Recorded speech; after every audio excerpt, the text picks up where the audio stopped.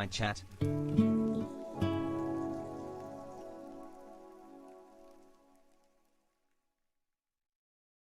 wish I could remember it, but it's been a while since everything was okay.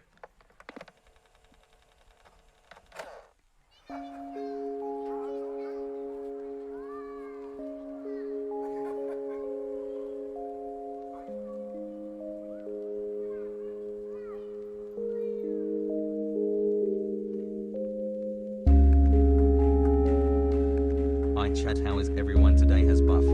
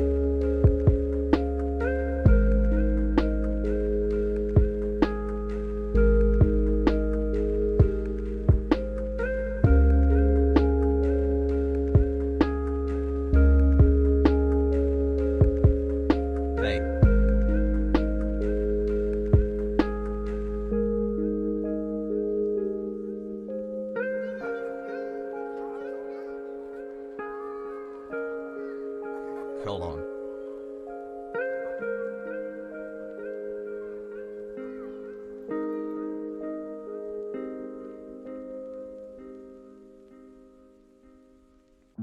I think I willed into existence the Arjan, Natalie and Aox stream. What an amazing night. Love this community. Can I get some trans rights in the chat? Hassle.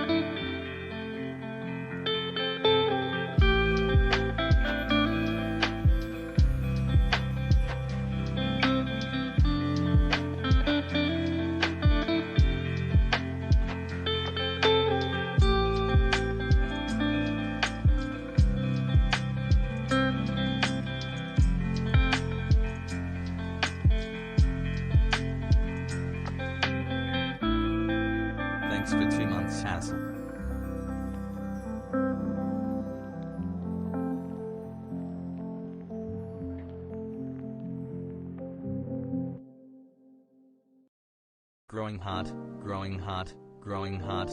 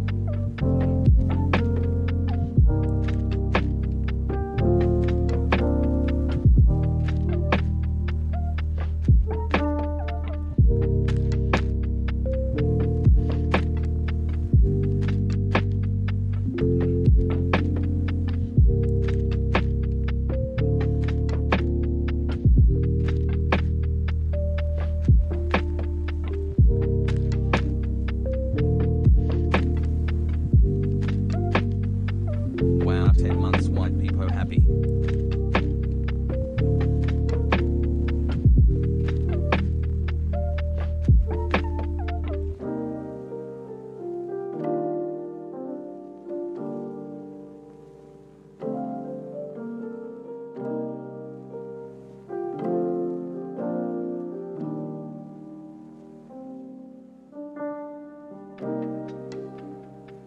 Chat looking like a whole snack today. Make sure to drink some water, cuties.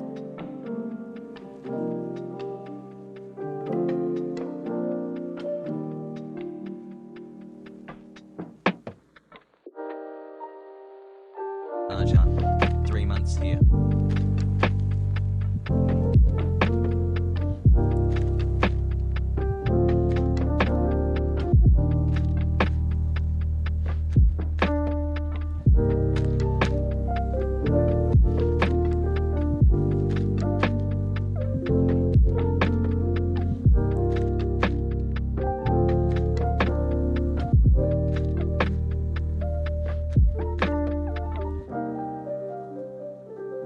Hello chat, hope you are all doing okay, nodders.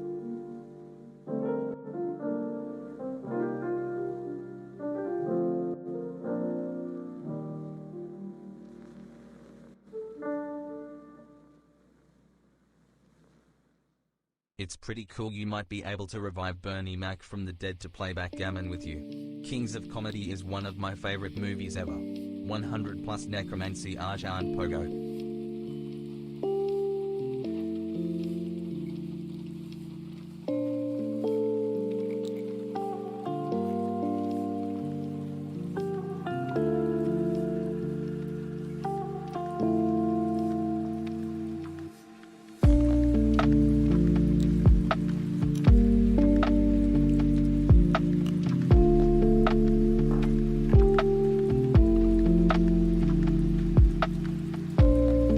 Has raid.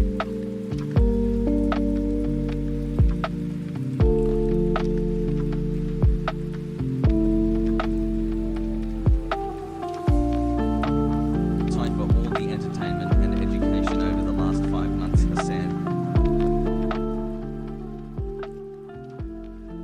What's going on, everybody? I hope everyone's having a fantastic evening, afternoon, pre-noon, no matter where you are in the world. I'm Hasan Piker, and this is the HasanAbi broadcast coming to you live from sunny California, Los Angeles. We are live once again, boys, girls, folks, MBs. Hope everyone's having a great day. It is Saturday, November 28th, 2020, 11:23 a.m., and I am a little late, and I apologize. A little late because I was spending a little bit of time with my family in the morning, you know. I did do a 13 or 12 hour big boy yesterday, so after that I needed to decompress. As far as personal news goes, I did not work out this morning. I slept in. I am wearing the same hat, yes. And obviously last night's experience was incredible, and we are going to talk about that in a little bit. What time is the Jug Meat AOC stream? Yeah, it's you missed it. Can't stop hearing your voice even at the French Canadian radio this morning. Hell yeah, dude. That's sick. So are we at, is that where we're at now? That like, French Canada, even in French Canada, they are talking about me. I guess we must, we must talk about the French Canadian plight. Quebec needs to be independent. That's what happens when you invite XQC? No, that's what happens when I play with the leader of the NDP. God. People are so Twitch brain, dude. Oh, that's great. Oh, man. Oh, you were joking. Okay. Don't do the French accent. We are Quebecers, not French. What's the conflict with XQC? I'm fucking canceling him, dude. I'm sick and tired of him. I hate him, dude. I'm tired of this. Yeah, I'm canceling him, dude. XQC's fucking canceled, dude. Yeah. There it is. Yeah, I said it. It's over. It's done. Yeah, he's fucking done, dude. Force an XQCD. Imagine leaving Canada to go to fucking Texas at the heart of the COVID spread. Canceled. Anyway, all jokes aside. Bro, you get Corbin on with them at the same time? Yeah.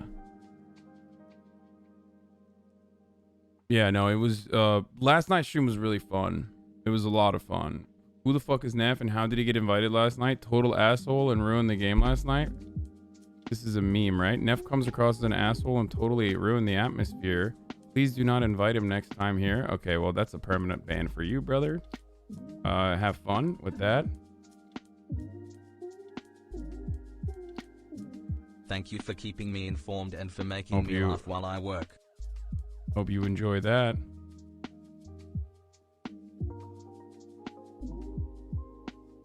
No, he wasn't joking. He kept saying it. He said it like 3 times.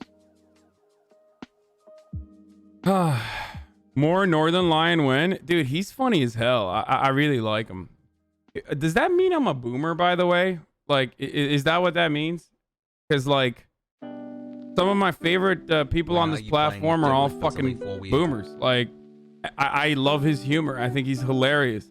I was looking at, like, I don't know how I found this, but I stumbled across this subreddit and they were talking about it. And his audience is fucking hilarious too. His community is hilarious. Like, they were really funny.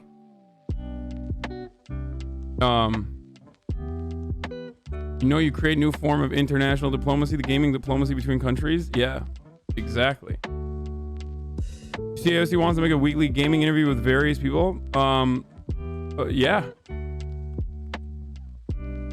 On Jugme's tweet, be honest, how am I doing so far? Someone replied with your parliament collab about muting him. Pretty good. Yeah. Help me, Hasan, I am working.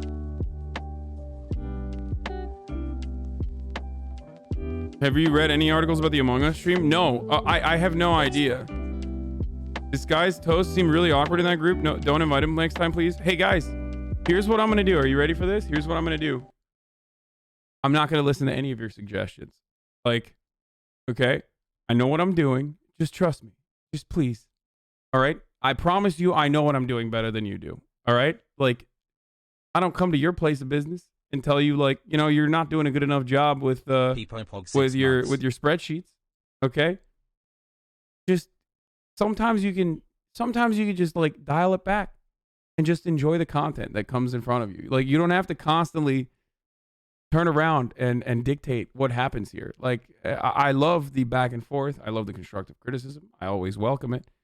But, like, so many people just, like, come in here and they're like, nah, dude, like, here's what you're doing wrong and here's what you should be doing.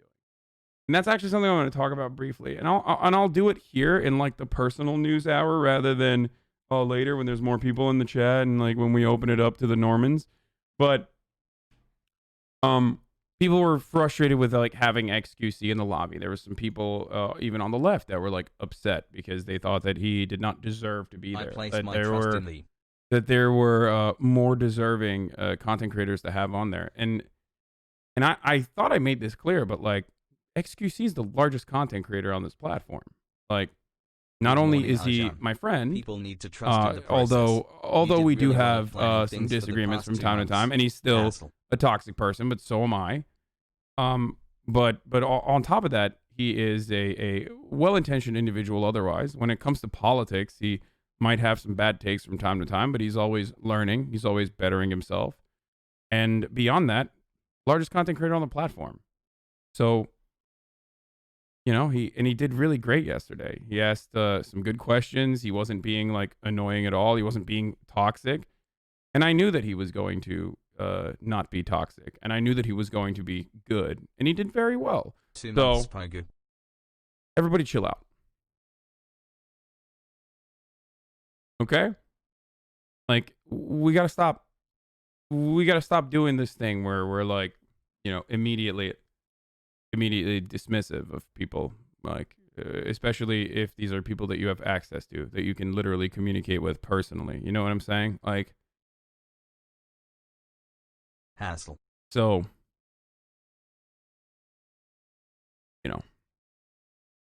I'll always repeat this. This is a very famous talking point on the left, but it's like, it's a very famous talking point on the internet, but it's not my job to educate you is not a thing that a Nazi will ever say.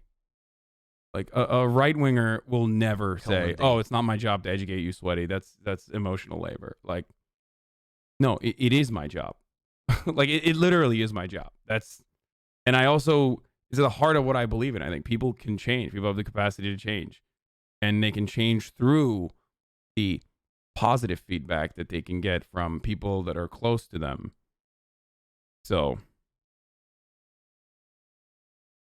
somehow 11,000 people need to hear the lesson 100 people need. I'll explain this once again. So first of all, there's a lot of you who are already aware of this because you yourself are now a part of this community because you maybe even came here with a difference in opinion, and then you started developing a positive attitude about my worldview.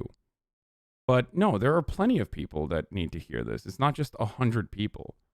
Like, it's absolutely not just 100 people. This is a fundamental part of my worldview, that everyone has the capacity to change, and that we should do everything we can to help people arrive at these better conclusions, and do it through positive reinforcement rather than negative. Now, that doesn't mean that there is no room for enforcement.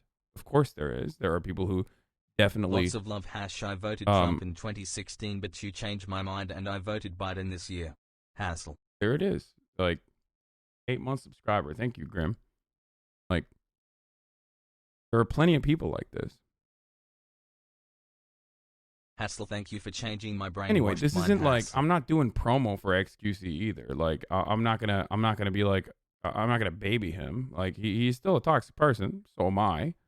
And Arjan? it's just that he's demon souls today. He's doing all right. Arjan? Answer me, Arjan. Don't wall me, Arjan. 6 months, Pogo. Arjan? Why is your voice so fucked up? Are you okay? Sikuno was really cool. He mentioned how you kept checking in on him and I kinda melted inside. You're a good person, Mr. Hasan Pecker. Don't let the haters ever keep you down. You're doing amazing work. You inspire everyone. Thanks, Never man. stop. Thank you. Does Pogo trigger you? Serious question. Did you smoke several cartons of cigarettes last night? You sound like corpse. My voice is always bad in the mornings. When I first wake up, my voice is always like this. I don't know. I hate video ads. Thank you for the 77 big ones. Holy crap. Came here a couple months ago as a liberal, but now I'm a progressive. I try to educate my close friends about progressive politics. Thanks, brother. Exactly.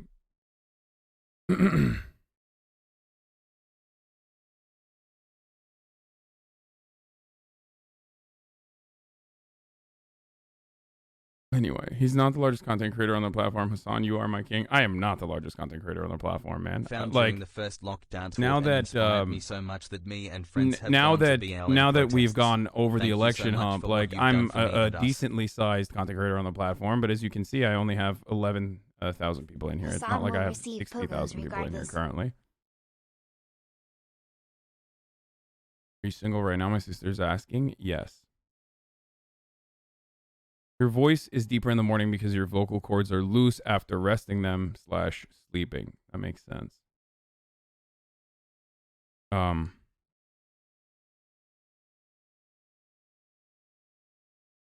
Good one, Hasan. One day after faking your gratitude to your viewers, you turn around and tell us to fuck off with your suggestions. I fucking knew it. What's next? Not finishing Yakuza 0? Well, if you think that we are going to finish Yakuza 0, well, you have another thing coming for you.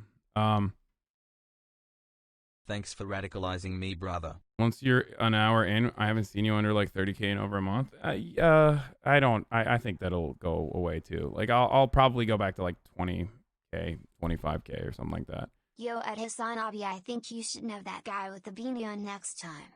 He made some cringe jokes and hasn't finished DS3, I heard. Hassle. Anyway,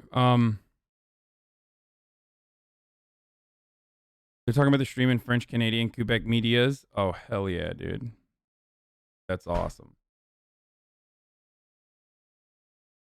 I think if you have a large enough platform, you should try to be inclusive and educate. If you have less access, you have less responsibility. Expecting people to also be like champions of progressive causes in the same way that I am is also a ridiculous expectation. Most people are like XQC. I'm not an old frog, but the growth of your stream since I started watching your political most people are like XQC. They are not exactly in touch with what's going on in the world, and there's nothing wrong with that. They're just like, our goal is to bring these people in and educate them as best as possible.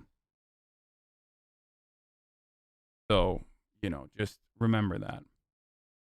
Hasan, I voted for Joe Exotic in 2016, but seeing for difficulty getting a PS5 finally convinced me to vote for the only person who will give subsidies to gamers, Andrew Yang. Okay, shut up, dude. Crusader Kings 3 when POGO. Anyway, so we are going to today we're gonna do some fun stuff. I'm gonna obviously cover the news a little bit, and then after my news coverage, 8 months. After my my news coverage, I'm gonna do some quick news coverage. We'll even look at the articles if people have written about it or whatever. Seeing AOC face off in friendly match of Among Us. Love you, man. That's Keep sick. up the good fight. I'll open the door to the Normans. I'll welcome the Normans into our home in a second. Okay, people really think we can have a revolution I watched without you for doing so long before subbing or even following because I was afraid I'd end up on some list. Yeah, I'm gonna welcome the Normans into the stream now. Okay. Hey Hasan, what did you think of Jagmeet? Up here in Canada he's a sort of polarizing person, but that being said I like him, just interested in an outsider's person's perspective. Well, hello, daycare is open immediately after a crazy 12-hour like your hat. journey yesterday. Doing some light news reacts and then immediately diving into mandatory. Dude, you're eating an ice cream sandwich? It's before 12. It should be illegal. Passing out the snackies? No, there should be a legal law around it. Mandatory fun time. As it is the law. Get in now. www.twitch.tv/HasanAbi. How you Does do it this hit good why before don't you eat 12? seafood? He's eating What's an up, ice cream W? sandwich before 12. I mean, that's it can why. be gross, but what's up, dude?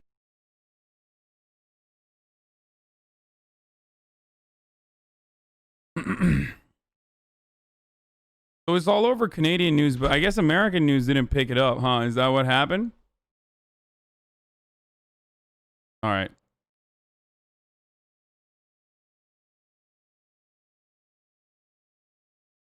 All right, go blast this so your Norman friends can come and join too. Okay, go retweet this so your Normans come. Your friends and family are also like, wow, I want to do mandatory be fun a stuff. Socialist, and yet you stream I doubt on a it, computer made through exploited labor practices. If you were a real radical, you would reject technology and return to monkey. Pogo. This is true. I am not a real radical. I am not an anarcho-primitivist either, by the way. If you thought that was the case, community. like, you Dog, are I know wrong. you get a lot of sarcasm this ain't it, buddy. You a real one. Oh, also, I will be doing, I will absolutely be doing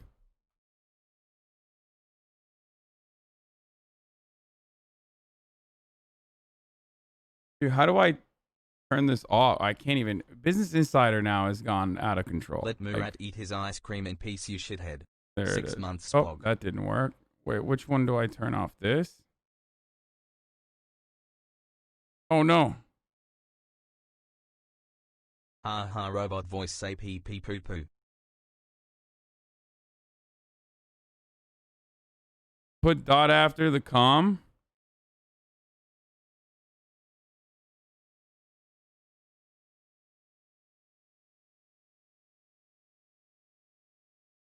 Done. We entered it. Hacker man. Representative Alexandria Ocasio-Cortez's stream Among Us on Twitch have raised $200,000 for food pantries and other groups. AOC of New York once again live streamed a game of Among Us just after posting a link to her Twitch live stream. Ocasio-Cortez announced she had raised $200,000 towards food pantry assistance, eviction defense, legal funds, and community organizations. AOC on New York on Friday once again invited people to watch her play Among Us and raise $200,000. You know, Twitch's power as a fundraising tool is incredible. I wish they had told me ahead of time. Like I wish if I knew her goals ahead of time, we could have done. NDP got 2,000 new volunteers thanks to the stream. No way, dude. These goddamn socials trying to raise money to feed the homeless. Forbes covered it. That's sick. Damn, I guess we're chopped liver now, boys. We're no longer getting mentions in the... Oh, I did get a mention. Okay, never mind. Company by popular YouTubers. Not even a YouTuber, man. Jesus. We're done now. This is great. Among Us is a deductive reasoning game. You forgot what you were going to do? What was I going to do? Twitch needs to get out a feature where politicians subscribe buttons are instead a donation button. No, you can't do that. Thanks for changing my mind, Hasan. 2016 I voted Hillary and 2020 I voted streamers Trump. And YouTubers. Twice.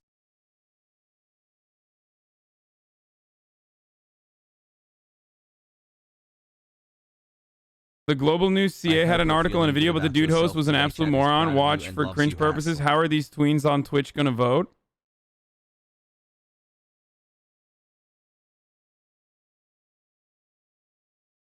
It's an impressive amount of new volunteers for the party. Hopefully the NDP can figure out some way to raise money because they are pretty broke right now, to my understanding. Hasan, please tell me this Bernie Monopoly stream isn't just a pipe dream. P.S. I'm sure you don't know yet, but I'm projecting all my hopes into you. Sorry. No, I am currently... I'm not going to watch this clip. I'm currently talking to... Did I say Alex? Are we tight like that? I don't know. I'm currently talking to Alex. Hasan, I love your about it's coming that sort of stuff. We'll figure it out. It's gonna be awesome. I think she's also expressed interest in like doing this more frequently. So yeah, I'm gonna stop saying AOC. I think it's weird now. I think we're tight now. So it's weird for me to.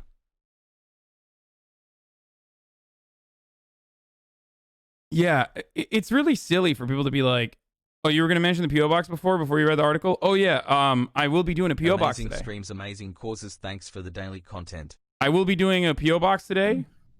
I will not only be doing a PO box today, but I'll also be doing OK Buddy today as well. So I feel like I have not given the attention to the okay buddy Thanks to you, Hasan. I'll be that joining the it DSA. deserves. Thanks for all It's you been a do, while. mothers. The Rise of Hasan vid. No, I don't want to watch that. I saw parts of it. It's like ugh. It's kind of ugh. I can't. Thanks Well, to you, you I own voted me. for Hugo Chavez I in guess I'm 2020. voting for I myself saw then. her standing on the body for a good 3 Yo, seconds. Hasan's pretty Yeah. funny. Am I gonna lie? I will Hasan is. offer you a one. Wow. Wow, it's over. I'm officially funny, dude. My It's stream done. poker. You guys done fucked up, dude. Sorry for the bit of spam, but I feel like this is important. Have you seen Second Thought's tweet chain on the shadow ban of his CIA video? It's only about 1 hour old. It's going to be an important thread. We need to talk YouTube private media. This thread was prompted by YouTube shadow ban of my new video, but it's really just a minor inconvenience. The whole story involves the YouTube, DHS, and the CIA. Dude, this was his best video, by the way. This was Second Thought's best video. We watched it yesterday, and I loved it. Unsurprisingly, it is instantly demonetized. Fine, I'm used to that. But follow that, both intensely disappointing and honestly fairly alarming. Usual comments first. Hi, clicked as soon as I saw the notification. Views were slightly disappointing, but par for the course on a demonetized video. Yippee. Later in the day, some of my patrons reported something odd. The video no longer appeared in their subscription feed. Not only that, but I started getting comments saying subscribers hadn't been notified and that they had come to my channel to see I had a new video. They couldn't see it. People started reporting that they could no longer find my video. They tweeted to YouTube, and the response was, "It looks like your video was recently uploaded. Note that it'll usually take a few days for newly uploaded vids to appear in the results. If it doesn't show up after a week, these tips should help." This was an obvious lie and an insulting one at that. I've been uploading videos to YouTube for years. I've produced over 200 videos for the platform. I know how it works. Yeah, I mean, yeah, it does show up. Like, it doesn't take a week. Also, that's crazy. That's so disrespectful when they say stuff like that. Like, it's so disrespectful when they say things like this. Like, you're basically just making fun of someone's intelligence. Like, you know how they, with their monetization, they do that too, where they're like, oh, well, you know, your video will be able to get monetized. Like, if you're in the news sector, like, timeliness is incredibly important. You can't wait you can't wait for a video once it gets clapped before it's even out. If this is your primary source of income. Check this dono. Is zoomed in. Is this one? Check this dono on NMP's channel, baby. The haters are Can go spreading. chat. How's it look? Hasan is the nephew of the host of the Young Turks named Cenk, who is Oh, this known camera to is deny delicious too, isn't it? genocide and receive What is this? funding from the Qatari government. His popularity on Twitch was astroturfed by communists and Maoists. It wasn't organic. But okay. Wait. By communists and Maoists, it wasn't organic. But okay. Wait. His popular on Twitch was astroturfed? What does astroturfed mean? My popularity on Twitch was astroturfed by Maoists and communists. Like, that's so good. It's got to be a troll. What does astroturf mean? That's so funny, dude. I don't know. I don't know if it is. I don't know if it's if it's someone who like legitimately has a grievance with me or someone who's trolling.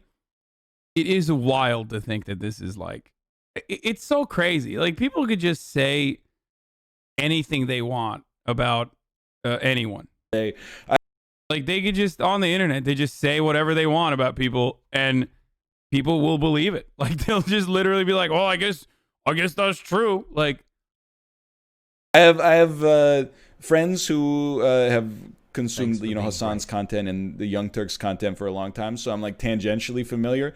I turned on his stream today, and he was talking about like CIA coups in South America, but I had to like try to get his attention to get an invite to the Discord because he was handling it. So he was going off, and I was like, "Excuse me, Hasan. I don't mean to bother you." And chat's just going like every 10 seconds there's like custom Keck W's coming out. I'd really like to get invited to the Discord, please, so I could. Anyway, He's got, you know what he's got? He's got good streamer voice. Like, he's got good streamer. First of all, I mean, he's bald. Like, immediately, like that's how you know my dude is a streamer for a while, okay? But he's got like a good streamer timing. He's got good streamer timing. He's got good charisma. I like him. He's funny. But wait, is the promo communist potluck not gonna happen then? No.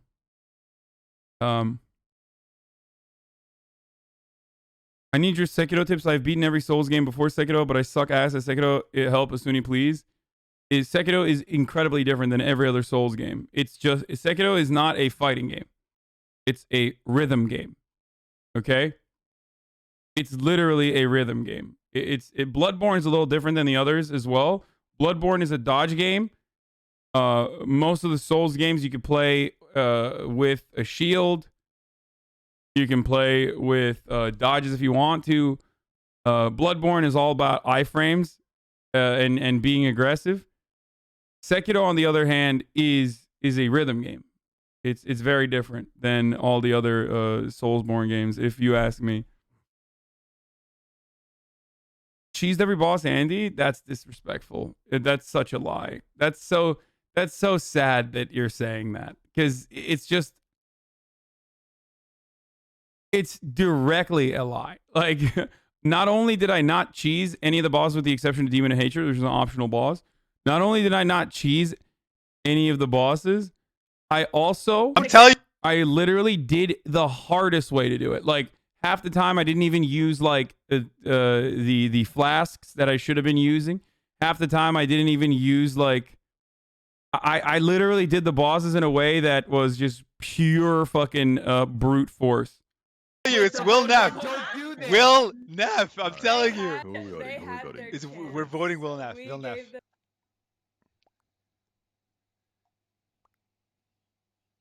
What? Yeah. We won, boys and girls and children of all ages and non-gendered folks. There's still another one left, right? There's still another one left, right? Oh, there's one more? Oh, wow. Yeah! Yeah! The dream team! Nobody listened. Nobody listened. I said it was AOC. I'm telling you, it's... That's crazy. Oh, man. He's a lot of fun. He was actually good, which is a little sus. Corpse through, but still cool moment. We're voting Will Neff, full endorsement from Jugmeat. Yeah. If you've already talked about this, but did you know that Alana, who was in the game last night, is in Cyberpunk 2077? 4 months. The first streamer I've watched regularly. I do. My quarantine life a little bit more exciting, Hassel. I do.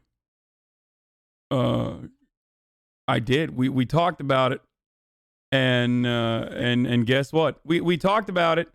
And she shut me down pretty hardcore with the Santa Monica studio stuff. I was a little scared. I was a little scared of talking to Alana because, like, every time I asked a question to her, like, it felt like she was just like, shut the fuck up. Shut your fucking mouth. I mean, I couldn't do an Australian accent, but you know what I mean? Like, I feel like she was just like, she shoved everything I said back down my fucking throat. I was like, I'm so sorry. So I just stopped. I just stopped asking her everything after that. I was like, all right.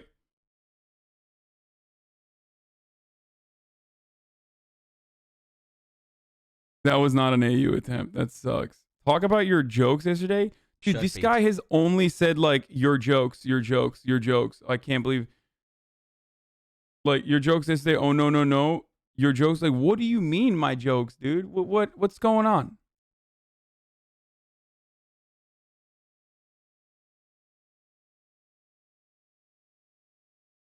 You only started working there recently? Why do you guys know that?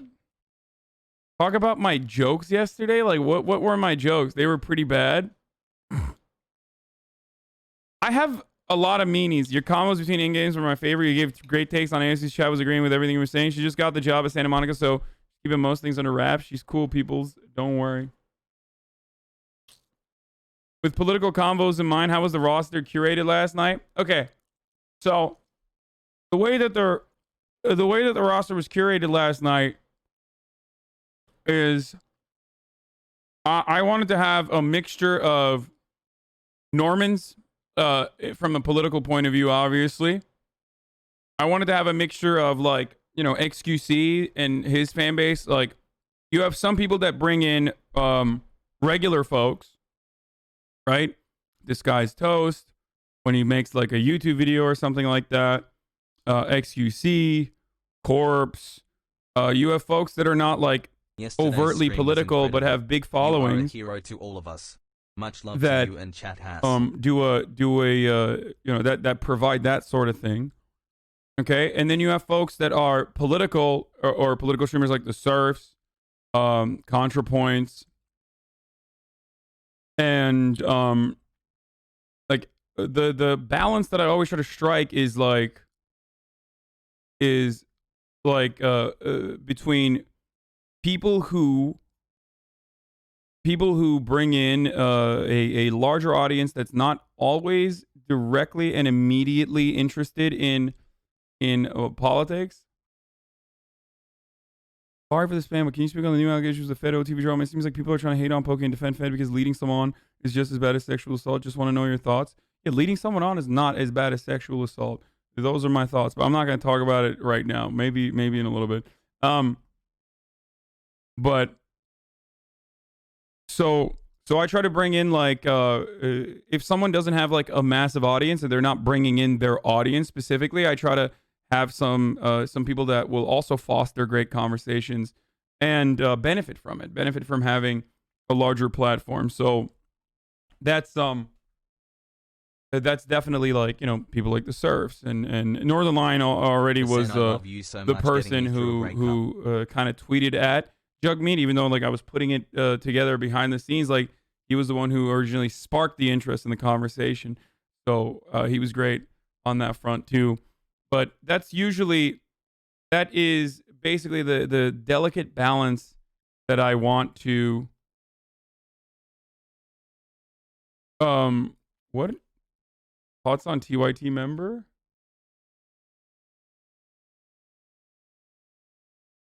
What? What the fuck is this? This person is not a TYT member, dude. I mean, he's a member, but he's not a he's not a reporter. Like, he doesn't work for TYT. He's just like a fan of TYT and I guess myself. What the fuck is this smiley face game? We really haven't had any wins, so what's the purpose? I think $200,000 raised in a matter of hours is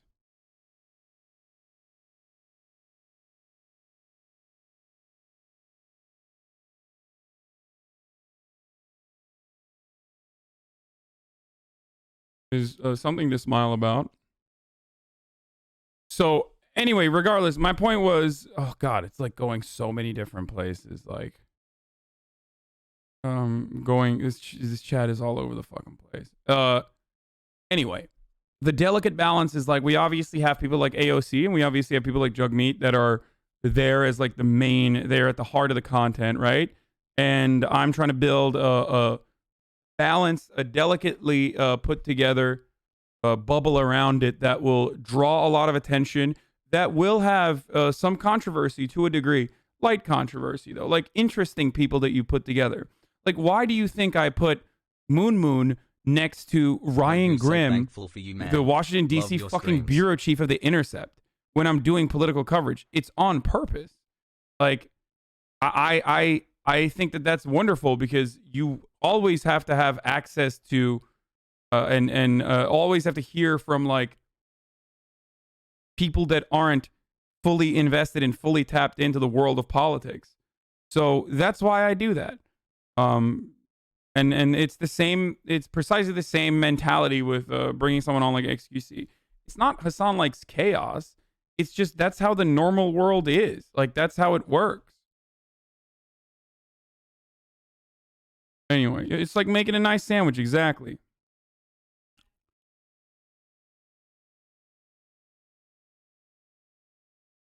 The way I discovered your stream was when you had Moon on and when he was showing you on a stream. That's also the other part of this too. Like, I opened myself up to discovery as well. Conservative friends to shut up about voter fraud.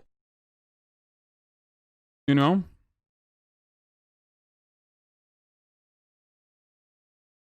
Like, I think that people get too caught up. I think people get too caught up in me saying that I'm a himbo, that they like legitimately think that, you know, all of this stuff comes together by pure luck, and that I'm not putting a lot of thought and a lot of effort into the sorts of things that I try to put together. And that's not the case. Of course, I'm trying to be as thoughtful as possible. So yes, it's all deliberate. Okay? Anyway.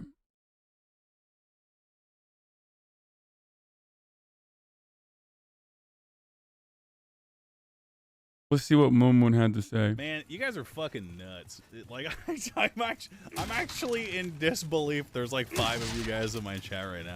Just unfollow me, dude. That's crazy. I say unfollow me because I will literally not ever agree. Dude, this guy's been going crazy. Hasan's take on humanizing the JP video. Dude, I'm never going to click on it. I promise you. I don't know why you want me to look at this meme so much. With you, and I will always be offensive to you. And if you, because I will literally not ever agree with you, and I will always be offensive to you. And if you can get over that, that's fine. You can stay. But I'm going to continue saying things like you probably have sex with your blood relatives, like willingly engage in coitus, no condom, with your sister or your mother. Because there has to be some sort of inbreeding going on in your family, like historical inbreeding, that would justify you being so completely fucking insane. And if you're okay with that, let's hang out. Man. Fucking, that's John Souls, dude. Or Mr. Souls to you. It's Moon Moon. He's great. I love him. He's so funny. This is Heir to the Souls LLC. Someone else said it in chat, but if you did something with Fantano, I have done something with Fantano. 4 months, hey, Suni. Excuse chat was a bit annoying, but my mentality, dude, the thing is like, the funniest thing is like, people going into his chat to like scope out the of course, there's going to be fucking horrible reactions in there. There's 80,000 people in there. But, like, scoping out the bad takes there to just come back into my chat and, like, hysterically cry to me about, like, how fucking terrible XG's chat is. It's like, dude, like, shut up. Like, what are you expecting? Like, what are you doing? Part of the reason why it's like that is because my moderation team that is also moderating AOC stream as well, alongside like Aiden and his moderators, are clapping every fucking annoying chud. So they're going to the next largest fucking content on the platform to just spew their bile there. And not only that, but XQC's mods were also doing a pretty decent fucking job, like pushing back against transphobia and shit too. So they're literal children. Of course they're gonna fucking spam ridiculous shit. I've talked about this before, like, and his moderators did a decent job dealing with it as well. So, like, it's like looking at my chat in when I have like 100,000 people in here and being like, Hasan's opinion is absolutely reflected. Hasan's opinion is reflected by these like fucking psychopathic people. You know what that's like when you do that? You know what you sound like?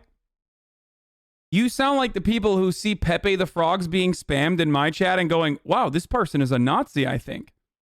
You sound out of touch. Like, you sound ridiculous. Like, you don't know how fucking Twitch chat works. You have to look at what the streamer is saying, what the streamer is doing, and how the streamer is dealing with it as best as they can. And you have to adjust your expectations, too. Like, but that's literally what that's like. When you're like, oh, I saw some Pee-Pee the Frogs I saw some Pee-Pee the Frogs in this HasanAbi in his chat, and I bet these people hold right-wing commentators up to the same standard of needing a perfect audience. No, they categorically oppose right-wing content creators, I think. Like, that's understandable.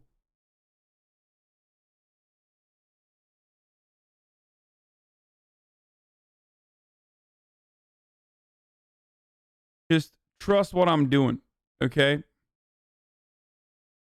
Just trust the process. Yep, love PP. Anyway, Marx Lenin circle shot a man Pepe stuff too. It's insane. Thanks for reclaiming the Hawaiian shirt. Yeah.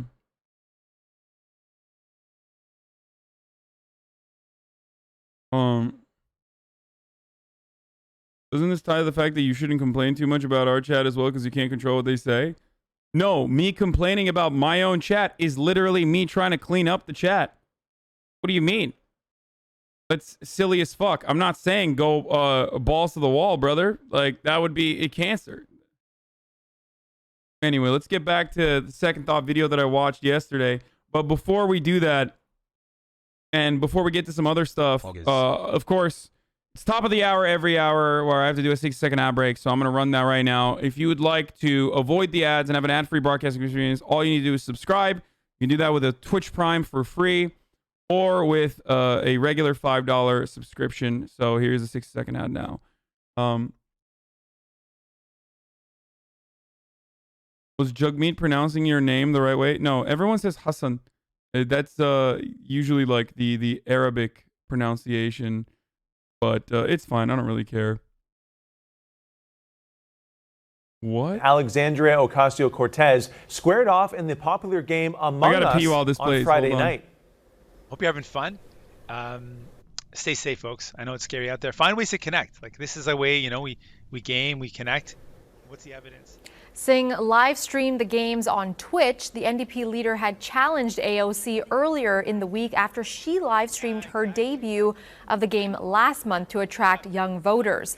That session turned out to be one of the most viewed events in Twitch's short history. I am way too old, apparently, Alia, because there's so many words in that segment. You have no idea what Twitch is, do you? Twitch, so it looks like you play Twitch and then you can show your video gameplay. Is that what's happening? Yeah, it's like a live stream video game platform. Okay, and very Among popular. Us is a game. Among Us is like one of the most popular games. Do you do that? Are you a video gamer? No, I am not. Okay. But I just know that this is super popular and among like politicians who are trying to really, get those young voters and young population. I see, but like Singh and AOC aren't. I mean, they're young compared to normal politicians or typical politicians. But I mean, I feel like they're too old for that game. Yeah, but you see what their aim is. They're trying to attract the younger demographic. Yeah, but the people who even play that game, can they even vote?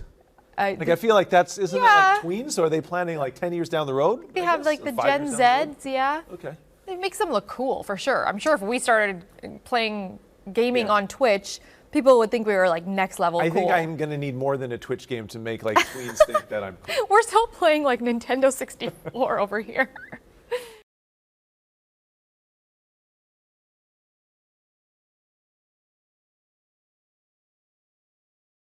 THX HasanAbi for the great takes hassle.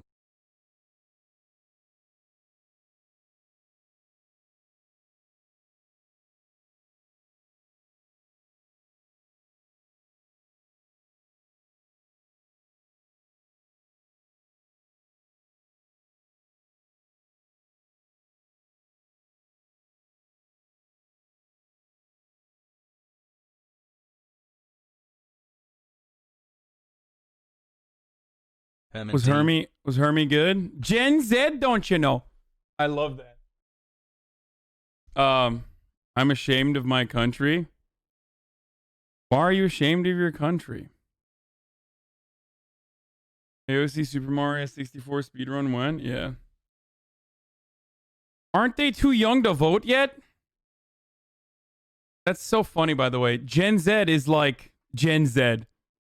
Is basically fucking everything that is like, what is it, like 23 or 22 and below, all the way to like, I guess 14. I don't know what it would be, but there's like, but the hilarity is it's like 23 and below, all the way to like 14. Okay, next election they're gonna be able to fucking vote, and a lot of people are still able to vote now. Like. It's so silly. It's so silly to like disparage people that are too young to vote. I mean, I'm not like Mr. Ageist, but it's dumb. These people have their whole lives ahead of them. 8 million different windows here that we're dealing with. Let's see. All right, we got the background on. This is wild. Okay. If you're able to either make your voting plan today or get someone you know to follow through with your the voting plan at iwillvote.com, you know, drop a little something in the chat and let them know that and let us know that you've either made a voting plan yourself or that you've registered someone to vote. Also, just huge shout out to the Twitch community. Mode only mode. Is there a way to mute ourselves? Yes, on Discord, near the bottom, next to your name, there's a little microphone icon. No. You can click it. Wait, this is from last time. Miss Jugmeat streamed. Here are the best moments. This is not even from this one. Oh, hell yeah. Federal NDP leader. Jugmeat Singh, Team W's Congressperson AOC. For the stream's voice chat, AOC and Singh talked about politics of their respective countries. Nearly 100,000 viewers tuned into AOC's stream at one point, with close to 30,000 watching Singh's stream at the event at its peak. Ocasio-Cortez also used her stream to fundraise for the eviction defense legal aid efforts, food pantries, and community support organizations. For the uninitiated, Singh did several dry runs of the game in preparation. Took him some time to grasp the basic mechanics. They bonded right off the bat. I think the way I was first kind of exposed to your work was when you had a super viral moment. Yeah, that's nice. Later in the stream, AOC President Jagmeet Prime Minister is the future, Singh said, declaring the Dream Team victory. Jagmeet Singh blew AOC's mind with public auto insurance formed by the CCF NDP governments. Ocasio-Cortez noted that Canada is literally next door to the U.S. but has vastly different policies. Nice. That's great. That's awesome. This is good stuff. When you ban someone, is it just from your chat or your entire channel? When I ban someone permanently, they just can't see the chat anymore. They can only see the chat from my stream. Can't believe Hasan had the honor of playing with esports legend Northern. I have such a fucking weird community. I swear to God. The demographics that Twitch attracts are killer for advertisers, help with building long-term brand loyalty, which is something good for progressives on changing the Democratic Party. Absolutely, brother.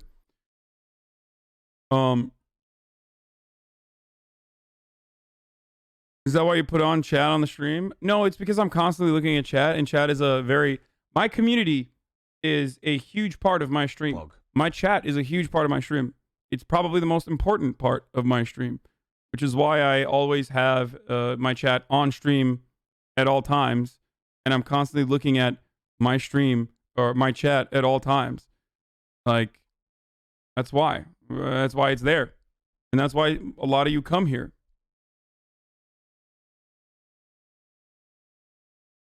Should have started discussion on healthcare, then it was silent. Lol, glad AOC said that stuff last night. Yeah, I tried to do the healthcare argument with Spedicy, but my man was just like, my man did not want to touch that. And I don't know why. I don't know if he's like a big, what is this craziness? What's happening? But to sum it up, be aware of the chat. The free speech is myth. We are not immune to propaganda. Okay, yeah, that's true. What do you think of the Turkish Grey Wolves organization? What do you mean? It's fucking terrible. They're like psychopathic, ultra-nationalist weirdos. I mean, what do I think of them? What do you think I would think of them? Are you out of your mind? Isn't he Irish? They got NHS? I think he's just apolitical. He's just Pepega. Is he? Oh, they aired it on the CBC? We're actually playing, everybody. This is NDP leader Jagmeet Singh playing the popular online game Among Us with U.S. Democrat Representative Alexandria Ocasio-Cortez. AOC, as she's known, is a bit of a Twitch superstar. AOC has found the body. Hundreds of thousands watched her live stream last month to get out the U.S. vote.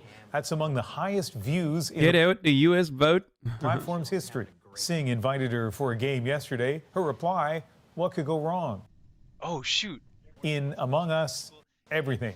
Astronauts try to find out which one of them is the imposter. I guess it turns out that I'm actually the imposter. Before said imposter knocks them off one by one or sabotages the ship. You just killed him right in front of me. Singh learned that on Twitch at least, even in space, You got me, okay? You got me. And I don't know why I keep on being the imposter. everyone can hear you scream.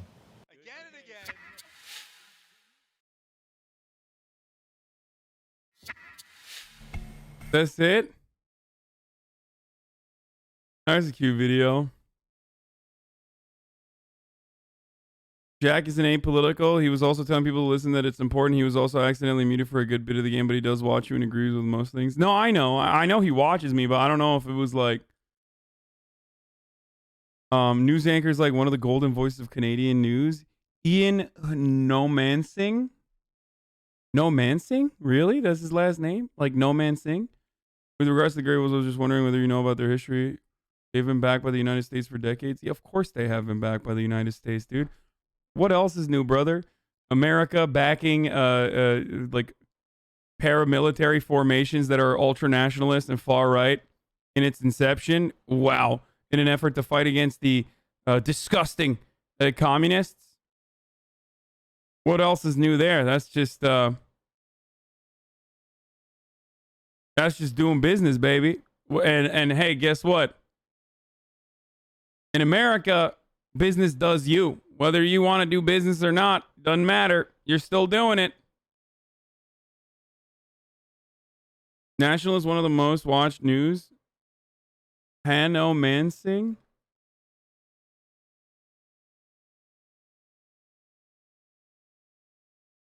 You know how controversial a boomer couldn't stream because she got a new computer? Small playlist from Themasius.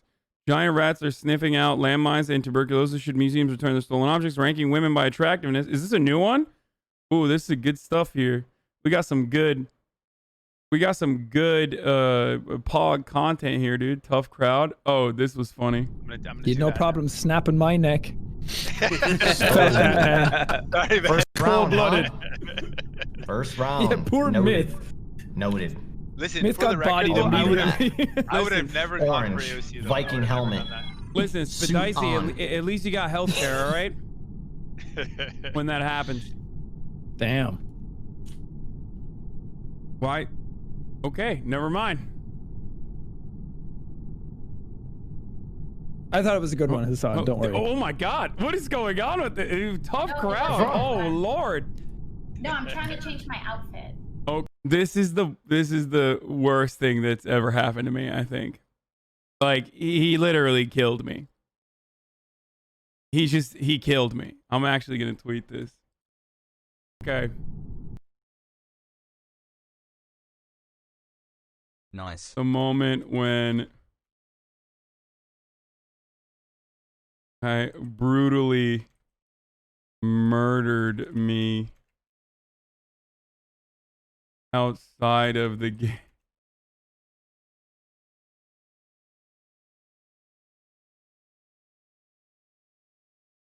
Yeah, he clapped my cheeks there. How do you like download this? XQC cringing into oblivion. But was that after I said that, or is it advanced?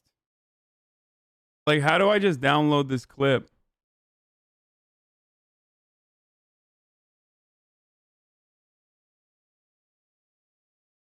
Secondhand embarrassment. Divide 725 between 20K viewers. Oh, Twitch clip downloader. I should just be able to do it. Like, you know what I mean? I should just be able to fucking my own goddamn clip, you know? It should be easier to do this. I don't like it. Anyway, whatever. I got it.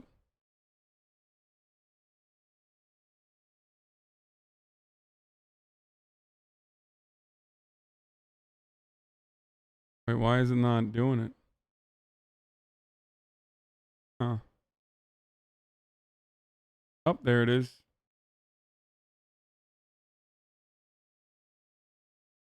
Uploaded. Boom. You guys and Jack might be a part of a new left-wing pipeline as opposed to PewDiePie's right-wing pipeline. I think Here, you want to hear something crazy? I suspect, and this is going to be a wild take, and maybe people are going to be apprehensive or even get mad at this. I think PewDiePie could be a part of the left-wing pipeline in the future. Ask Daily Dose how to download clips. Okay? I'm serious. 100%.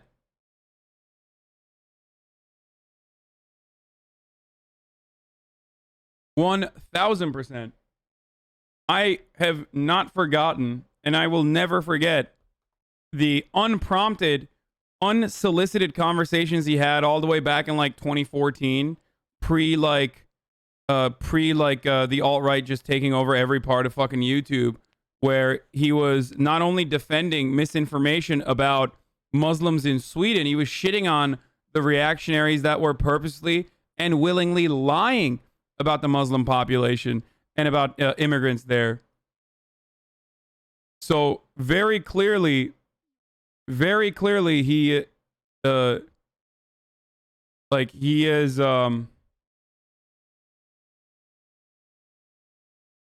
he's friends with Jack. 100% he is left, but most of his fan base isn't.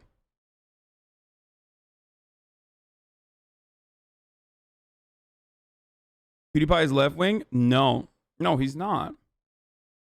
No, I'm not saying he's left wing. I'm saying you can change his mind. And you absolutely can. You can change anyone's mind. Like, there are very few people that there are people who make their money off of lying to others, right? And like even them you can change, but you have to hit them in their pocketbook. Like, you either have to pay them to shut the fuck up, or pay them to spout other things, or just shut off their money fountain, right? And I mean people like fucking Charlie Kirk and all those other people. But someone like PewDiePie is a fucking Norman in the political sphere, and they can absolutely fucking change their minds, just like their minds were changed to begin with. It's not like he fucking came to these conclusions on his own. Someone talked to him. He felt like he probably started moving away from the leftist principles that he may have believed in. He literally went on the kill stream. What the fuck? No, I know. But so many people here forget that there are people in this community who, just like PewDiePie, were also fucking radical as fuck. And pretty far right, not that long ago. I look forward to many more months. You know that, right? Like, there are so many people in here right now that were radicalized in a similar capacity that he could have been radicalized, that no longer espouse these beliefs, no longer have these beliefs, and have reformed and deprogrammed. So you're wild to assume that, like, just because someone has a big following, that they are not absolutely open to being radicalized in that way. And Breitbart made an article. AOC uses dark money website Twitch to farm poggers and win 2024 elections. That's a good one.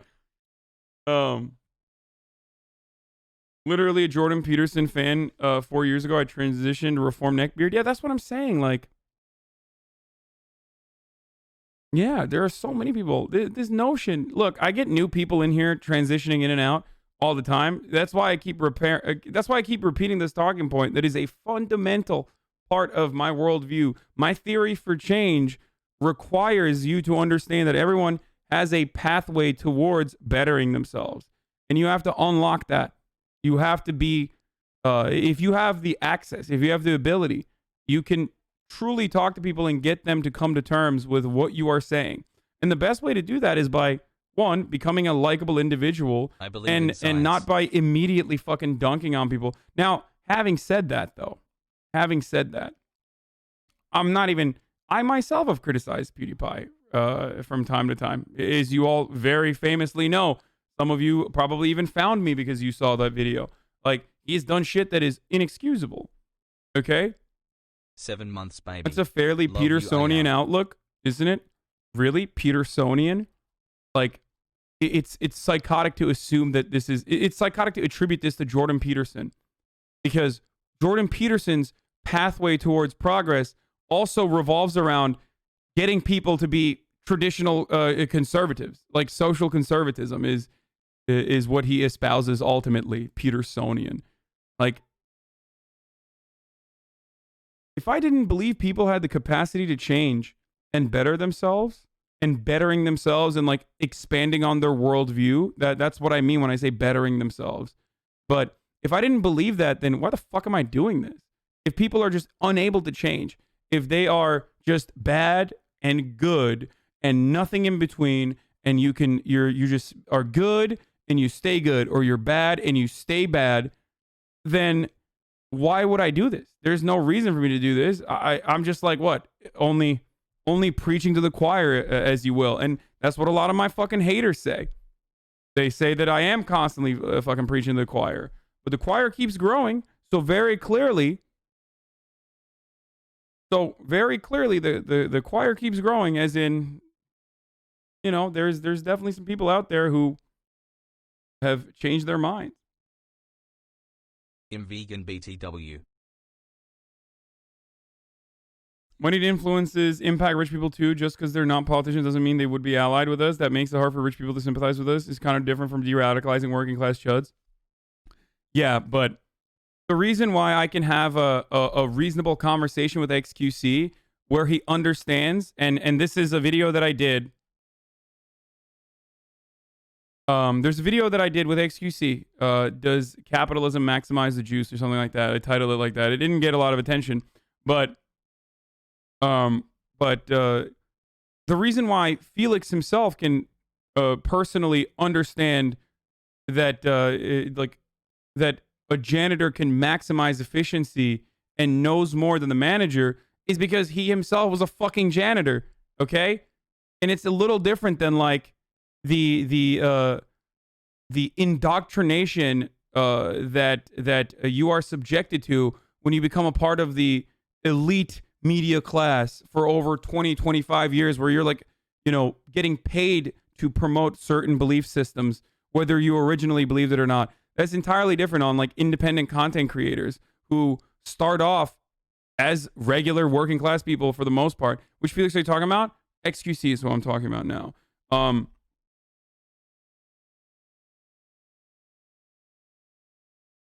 Like,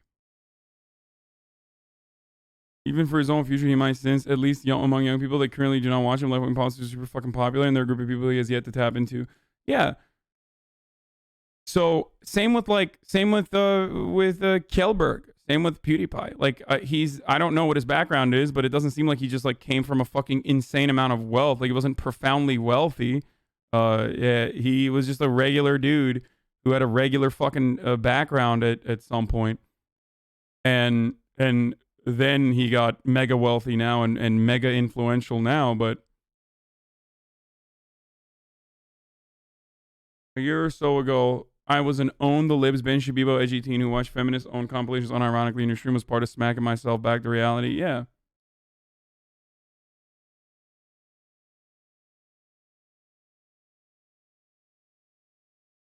Self-betterment and self-help have long been at the center of the left and labor movements. I concur. One of the objects of the labor movement for a long time, you can read about it in books like Jonathan Rose's Intellectual Life of the British Working Class and elsewhere, was to save people from drunkenness, prostitution, illiteracy, low culture, etc. Your first declamation seemed to me a smack of Jordan Peterson's gurudom. No offense intended. No need for recriminations or contra-temps. Okay, bro. Jesus Christ, dude. Put the fucking thesaurus down, brother. We get it. You read books, all right? Shut up, nerd. Anyway, the other, I mean, first of all, I'm a fucking degenerate hedonist, so obviously I don't have an issue with like you know, the pursuit of a pleasure as well and the avoidance of pain. So that's definitely at the heart of my worldview as well. But that's why I get mad. No, this is not a real article. This is a joke.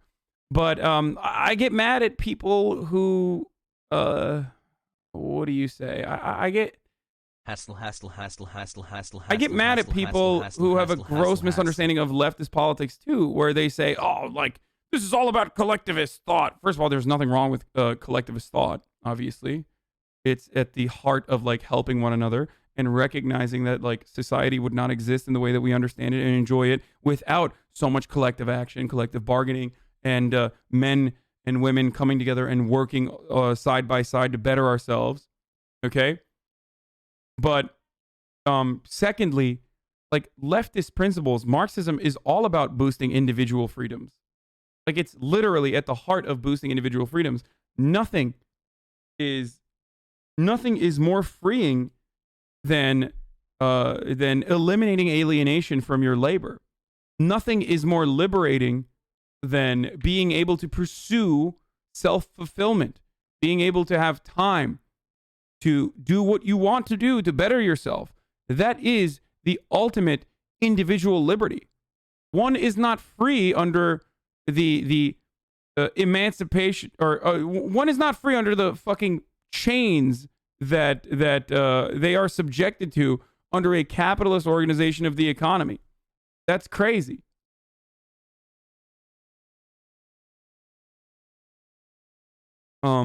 Yes, but there are things men are better at and there are things women are better at. Why is it wrong to acknowledge that? I think that's a silly thought.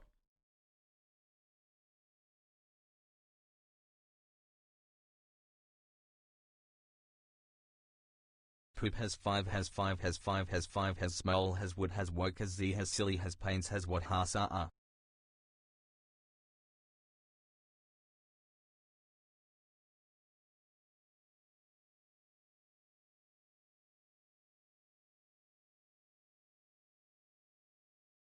Anyway. People are saying, I know Jack likes my accent. I know. He's lying, but it's fine.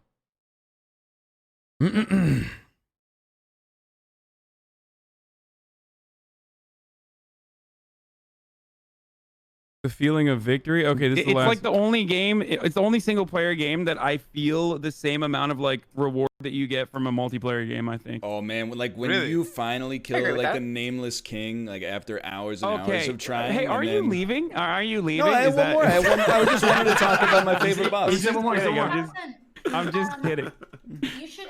No, I love this dude. He's funny as fuck, dude. Also, he looks like my Discord Avi. Look at this. Look at that. Oh no. What? That's so good. Oh, Jesus Christ. Hasan from another dimension? Yeah, Bizarro Hasan. Or me in like fucking 2 years, to be honest.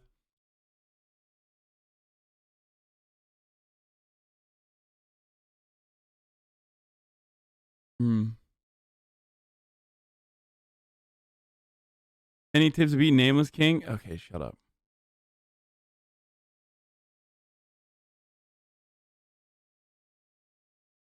I have a very similar background to PewDiePie. Rich parents and grew up in a big city. I would say he is or was a centrist elitist Democrat for Americans. I was the same in high school, so change is definitely possible. Sorry for... Yeah.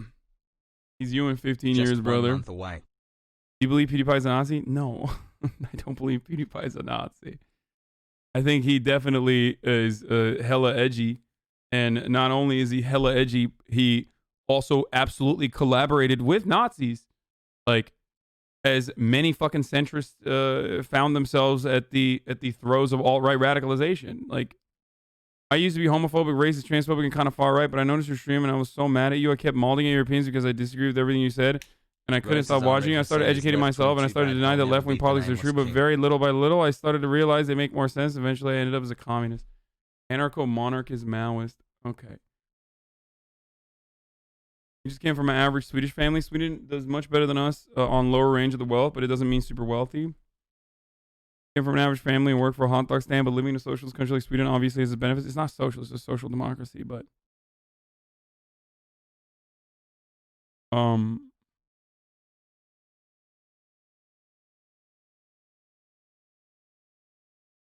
Evan forfend that I should read books and have a diction somewhat about that of the lavatorial teenage patois of the day.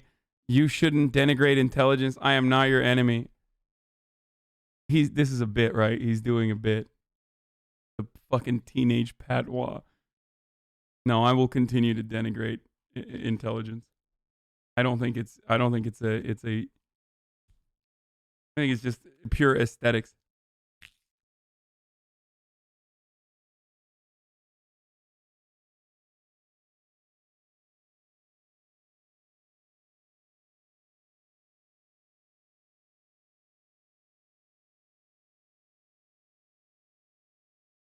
Anarcho-monarchist. Anyway.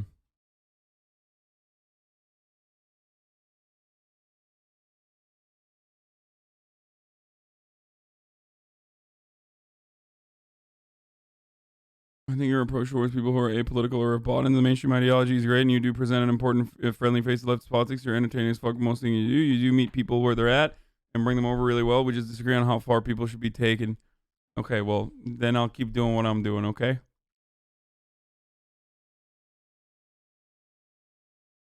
What is wrong about making money, or what you're arguing about this? Don't you make good money? Maybe not as pews, but you're still pretty high in the chain, no? This is a fundamental misunderstanding that people engage in with leftist politics. And even leftists themselves also cannot comprehend this. It's not about making money that is indecent. It's about how you're making the money that's indecent. And of course, there's always going to be, under a capitalist organization of the economy, as long as you participate in it, there's always going to be unethical forms of accumulating wealth. No matter what you do, it's virtually impossible. Like, not virtually, it's literally impossible to be devoid of any sort of generation of wealth under a capitalist organization of the economy that does not have any sort of unethical part of it. Okay? No matter what you do. But having said that, the difference is when you employ a fuckload of people and you exploit them for their labor, and I don't think PewDiePie does that. So I've never had an issue with that at all. As a matter of fact, this is something I talk about routinely with LeBron James, for example, or players unions and like basketball players that make fuckloads of money off of contractual obligations they have to like megacorps that they're doing branding for, or the league that pays them, their teams that pay them. Like, those guys are fucking workers still. They're literally workers. Like, it doesn't matter that they are making a fuckload of money. It's about what kind of value that they're generating for their bosses. They still have a boss. They're still making money for their bosses, and they're still beholden to their bosses. So it's same with like me and Amazon. You know what I mean? No matter what I do, I'm still beholden to my masters. Right? Like, there's still things that I need to do, contractual obligations that I need to hold. I love your streams, but come on, if you discuss the same thing like right now every day instead of ever just going a little bit further, it's kind of hard to keep watching. What? What do you mean? You've been here for 13 months. Discuss the same thing every day? What?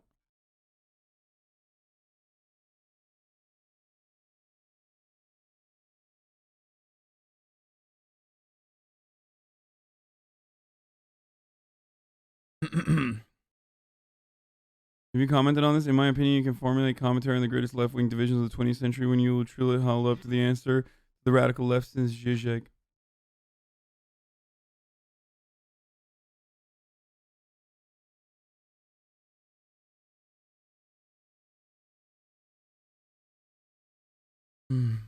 Anyway. Wouldn't LeBron shilling for Nike hold him ethically accountable for the slave labor, at least partially? Yes. But it's like saying I'm ethically responsible for, like, as I work for Amazon, I'm ethically responsible for the conditions of the people in the factories, or the conditions of the people in like the fulfillment centers. You know what I mean? Like, I'm against it, but I can't do anything. I mean, I do my best. Thank you, ASC. It was awesome chatting with you about how we can build a better world in Canada. things aren't perfect and we face many of the same challenges, but together we can do better. My mom always taught me when we lift each other up, we all rise. Grateful to all who joined us. Wonderful learning from you, Jugmeat. Thank you for reminding us that another world is not only possible, but just a few hours drive from New York City. Winky face. Raised going to 6 relief efforts here. Yeah, that was so sick. That was really cool. Don't you think you could pull more people over by restructuring clip channels, by unionizing them? Rise up, brothers. Look, man, if they want to fucking work alongside one another, then go ahead. I mean, they kill it.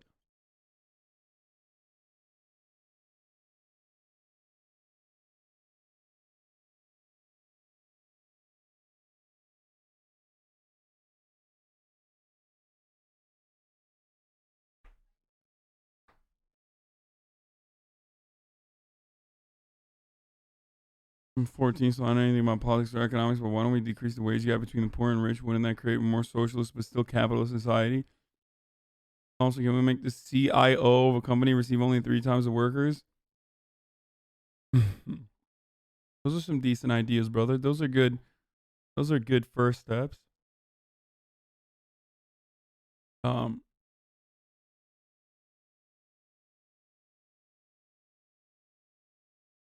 Okay.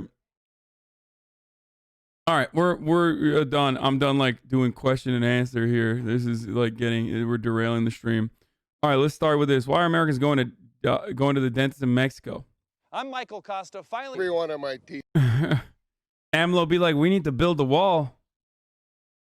These Americans, they're coming in. The American dentists are uniting to make sure that the wall is extra tall. So we stop these disgusting capitalist American pigs from running away from paying the American dentists. Mexican dentists are pretty poggies, lol. I went to one when I visited my family. Teeth in my mouth. Face. Not gonna lie though, dentists, maybe it's because of capitalism, but dentists are they're so like predisposed with selling you their dentistry. It's wild. It is a wild thing to experience where, like, if you've ever been to the dentist, they're like, it feels like they're more preoccupied with like trying to get you to buy into further dentistry. It's like, oh yeah, you like your teeth being fixed? Well, okay, here, let's do a yearly package. Here, let's do the platinum package. And it's like, what are we doing here? What's going on? Are you trying to fix me up, or are you trying to sell me more shit? It always feels indecent. Like, I feel as though if you're a dentist, like, you're not supposed, like, if you're a doctor, if you are someone who is here to help, if your goal is to save me, it feels weird that you're like, selling me. When I feel like you're selling me things, like, I just feel weird about that. Am I crazy? I don't know. I mean, look, I have some fucking brilliant friends who became oral surgeons and shit, like, from college. They're sick, and I think it's obviously important. But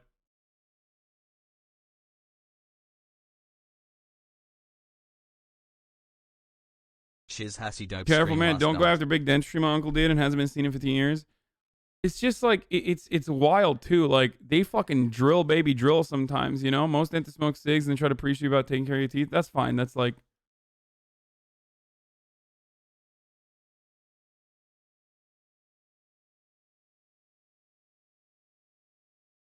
you feel like you're getting upsold like in retail, except it is for your health. Exactly. Thank you for putting this into terms that I could not. Exactly. That's exactly what it feels like. Yeah, if you ER doctor going, yeah, we'll stitch your wound closed, but let's first discuss my premium subscription plans. Or like the ER doctor's like, oh, by the way, before we like stitch your wound up, I also noticed that, like, you know, I also noticed that you were like walking in kind of strange. Like, we could do a knee realignment surgery. It'll only cost you another $20,000. Well, you should really do that. It's like, whoa, wait a minute, what the fuck? Like,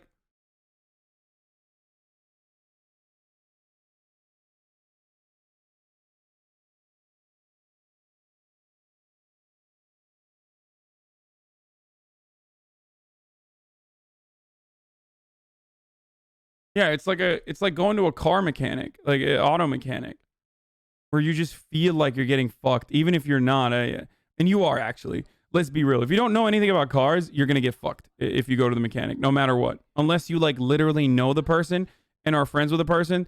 Anytime you go to the shop, like the mechanic is fucking you, like no matter what happens, and in like really disgusting ways, by the way, and not in the way that like the actual people who work at the dealership, for example, get paid. Like they get paid $20 an hour. They're charging you $300 an hour for the labor. It's nuts.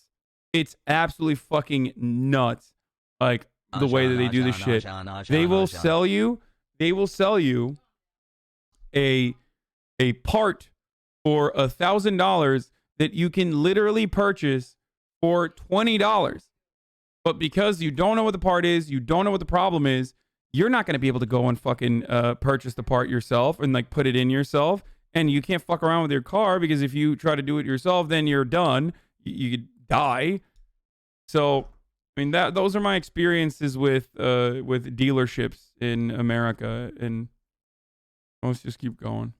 You're in America. So the knowledge of how to fix something is valuable, so the wage labor of mechanics are based on the knowledge they've gathered. So what is your take on this? I think you misunderstood what I was saying. The dealership charges you $300 for their labor and then ends up paying them $20 for their labor. Do you get what I'm saying? That's the problem. Like, if they were charging me $300 and like that the mechanic was charging me $300 personally for his labor, I'd still be getting ripped. Like, come on, let's be real.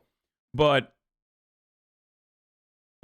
ultimately, like they're doing that and like they do. Oh, geez. My mom is like yelling in the background. They do that. Here's a couple different ways that they do it. Okay. And I know this from personal experience because Murat himself works on cars, is very familiar with how to fix cars, is friends with mechanics on top of everything else. And I am the exact opposite. So where I'm at in the world, I am a fucking himbo to the max. Like my level of knowledge over politics is the only thing I hold on to. I don't know how to do anything else, right? So I am the type of person who literally goes to the dealership. And last time I went to the dealership, they wanted to charge me to fix the car because it had a bunch of issues. They wanted to charge me more than what the car is worth. It was like $5,000 or something, like to just fix the car when the car itself is like around $4,000, like Kelly Blue Book value, right? So, and it was insane. And I asked around a little bit. I was like trying to figure out what was going on and what was happening there. And the parts themselves are like $20 to $100. They charge you like $1,000 for it. The hourly labor is around $20 for the actual mechanic, but they charge you around $300 for it, right? And then also on top of that, like the number of hours it takes to fix a fucking bolt or something is nothing. It's like 5 minutes. You can still charge an hour for it. That's understandable, even if it's a 5-minute process. But then they charge you 3 hours for it. So they're like expand on it on multiple areas so they can fuck you over 10 times. Right? Like, I mean, try to get your tires reoriented in a dealership. Something that you could literally do yourself or even take to a Jiffy Lube to do it for free in most cases if you know how to fucking talk. And you'll understand exactly what I'm talking about. Like, I've had to fix my tires a million times over. I had to change tires a million times over, so I'm very familiar with how it works. It's difficult to some degree, but because you're being charged by the book rate, stop crying. What? I don't understand why this is like a Why do you think this is a decent criticism? Mechanics are expensive because the price of labor includes facilities and tools. Most mechanics are $95 to $175 an hour, so you're just going to someone that's ripping you off. Yeah, no, absolutely. It's the dealership.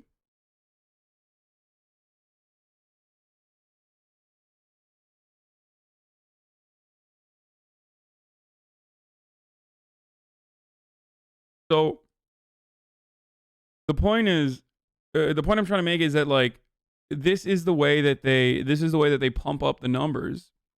So technically something that could cost at like a reliable mechanic that you're friends with, if they are selling to you the parts at cost, if you can just purchase them on the internet yourself, a process that could take like $500 very easily turns into a $5,000 thing. Like, it's literally just a 10x markup half the time.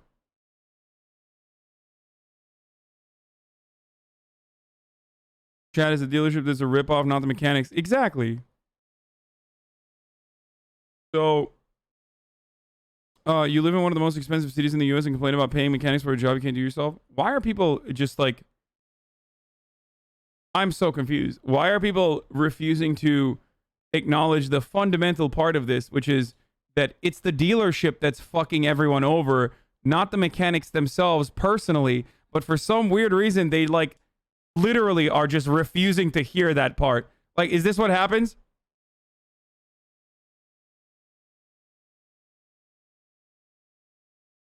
And then they charge $5,000 an hour, or $5,000 for the process that costs $500. Did you not hear the first part? Was that muted? When in the first part I was talking about how it's the dealership that charges this much and then still ends up underpaying their mechanics? Do you get that? Is that what happens? People are just like, la la la la la, don't want to hear you. La la la la la, don't want to hear you.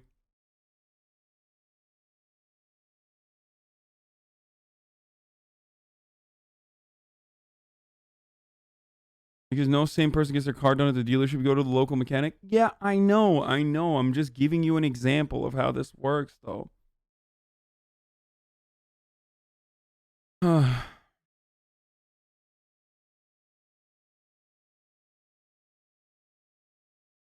So that's the way I watch your stream. Service managers and GMs are fucking shitty, homie. You're right.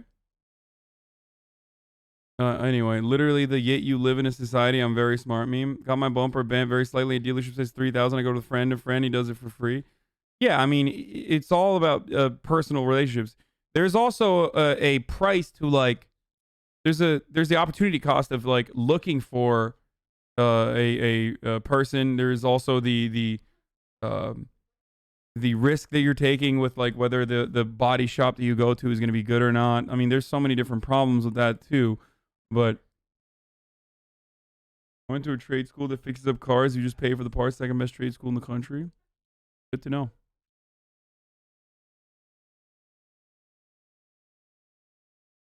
To consider that lots of vehicles also get service via warranty, which means the dealer eats most of the cost. People out of warranty pay a premium to cover the warranties of others.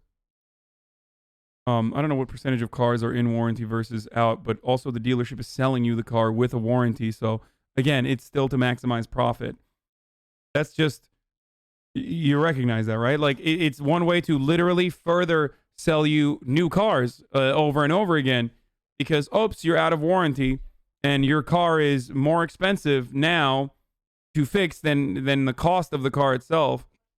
So just give us your car and, you know, we'll sell you a new one. Here, we'll give you an even higher price than the Kelley Blue Book value or the Kelley Blue Book value itself if you buy a new car from our dealership. Man, the rest of these people do. Fucking idiot, dude. In fact, those are pretty decent. He's Jack. Yeah, he's a gaming watcher, I think. He watches my gaming streams probably. That's probably where it came from. Okay, college, the profitable business of enslaving students. Dude, Jake Tran Keep up the great work. is the #1 content creator that confuses me consistently. Like, is he based or is he fucking crazy?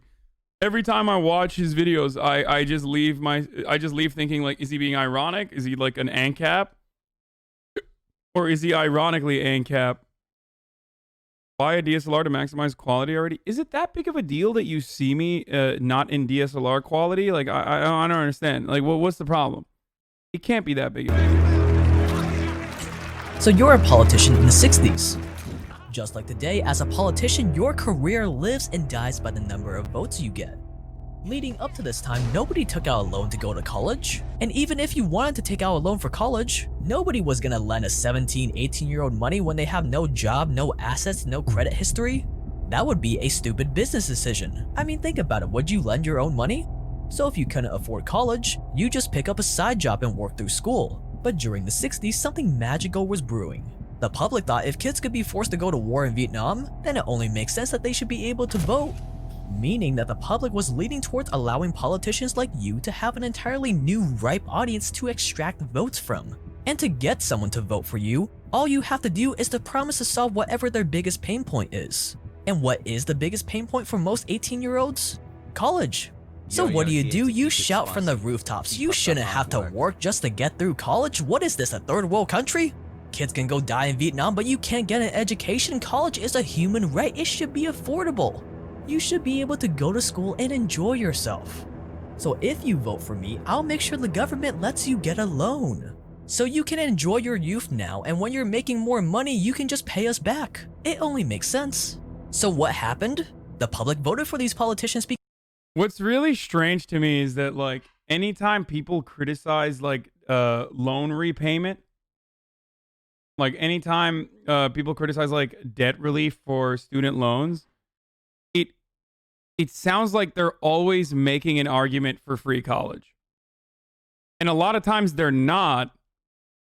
Like, there is truth to what he's saying, right? There's truth to what he's saying, but he's, like, saying it snarkily about, like, how, you know, politicians want to win votes, so they just, you know, target specific communities and say, oh, we're going to help you out. It's like, well, yeah, that's what you're supposed to do. You're a politician. Like, what do you mean? Are they supposed to benefit the special interest groups instead? Like, is that what they're supposed to do? Yeah, no, they're supposed to fucking literally help people that are voting for them directly. About America.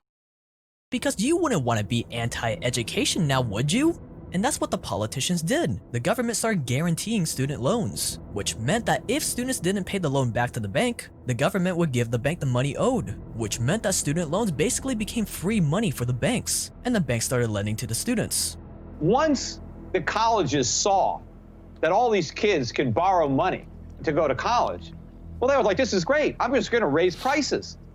So all of a sudden, tuition started to go up. I mean, for a long time, you can look back in the future, in history, college tuition used to be pretty stable. It didn't go up very much until the 60s. And what started out as everyone wanting college to be more accessible has slowly snowballed into perhaps the greatest scam in history. Education at this point is a racket. I mean, most people... Like, they're not wrong. Like, he's an ANCAP, but he's not fucking wrong. Like, I'm sorry.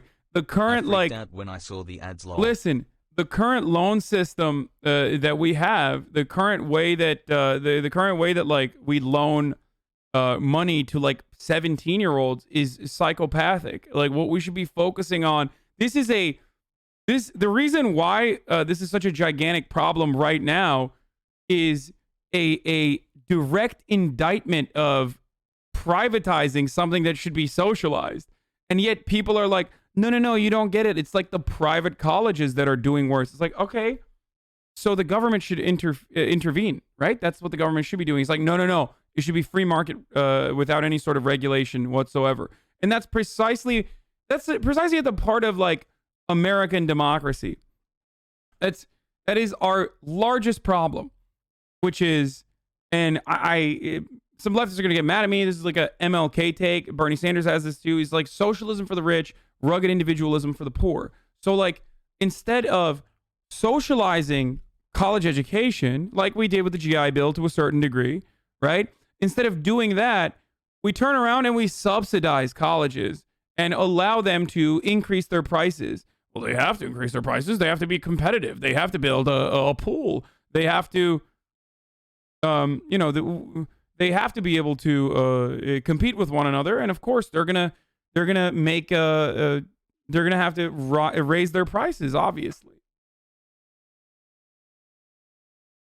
problem with most people who say college is a scam is they're also referring to the education. Yeah, that stuff is disgusting to me, and it frustrates me. Anyway, by the way, it's top of the hour every hour. Once again, a 60-second ad break coming to you right now. All you need to do if you would like to no longer see the ads and an ad-free broadcasting experience is subscribe. You can do it for free with your Twitch Prime, which is right there. It's a regular free subscription that Amazon gives you. Thank you, The Wandering Corpse, for the 15 months in Tier 1. Or you can subscribe with your Tier 1 sub, which is $5 a month. Here's the 6-second ad break. I'm going to continue the video right now. Will never recoup the cost of a college degree. I mean, where instead of universities churning out educated members of society, they're churning out cold hard cash. A money-making machine, not for the students or society, but for the administrators, the debtors, the politicians, the tenured professors, the board members, and their cronies. It benefits the bureaucracy. It doesn't benefit the kids. A $1 trillion racket that would make the mafia proud, and Fortune 500 companies very envious of you. This is the Great American College Racket, history's greatest scam. A higher education is the single best. Yeah, I think that he is like anti-college regardless. I think he seems like he's anti-college. Okay. It's how do you know all this and then turn around and be an ANCAP? Yeah. Investment that you can make in yourselves and your future. It's ridiculous. It is a racket. Education is my top priority, and by supporting this budget, you'll make it yours as well. We as a country are suckers to push it and subsidize it. And the price you pay for it, especially in the US, is debt.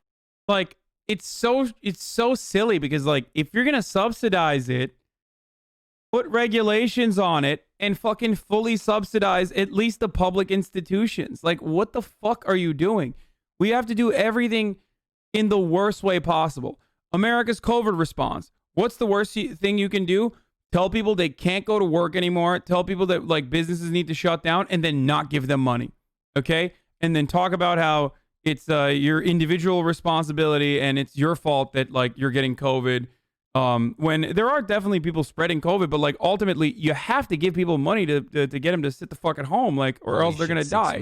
Same thing with this. It's like the worst of both worlds. Like, you can either let this shit go off of its hinges completely and be like, well, we're not dealing with it at all, or you can actually put price checks in place. You can actually regulate it. You can actually make the government with those subsidies, instead of directly giving those subsidies to the people, to the students, so they can, like, pump it back into college campuses.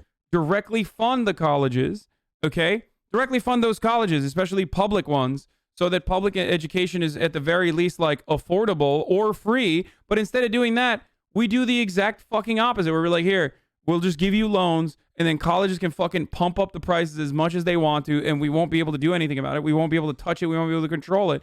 Like, that's nuts. And then, just like with every other industry on this fucking planet in America, colleges become a financial institution rather than one that churns out something specific, education. The primary function of for-profit colleges is now, or has become, being a financial institution. Same with Boeing, same with any other American corporation, where the main way that you make money is by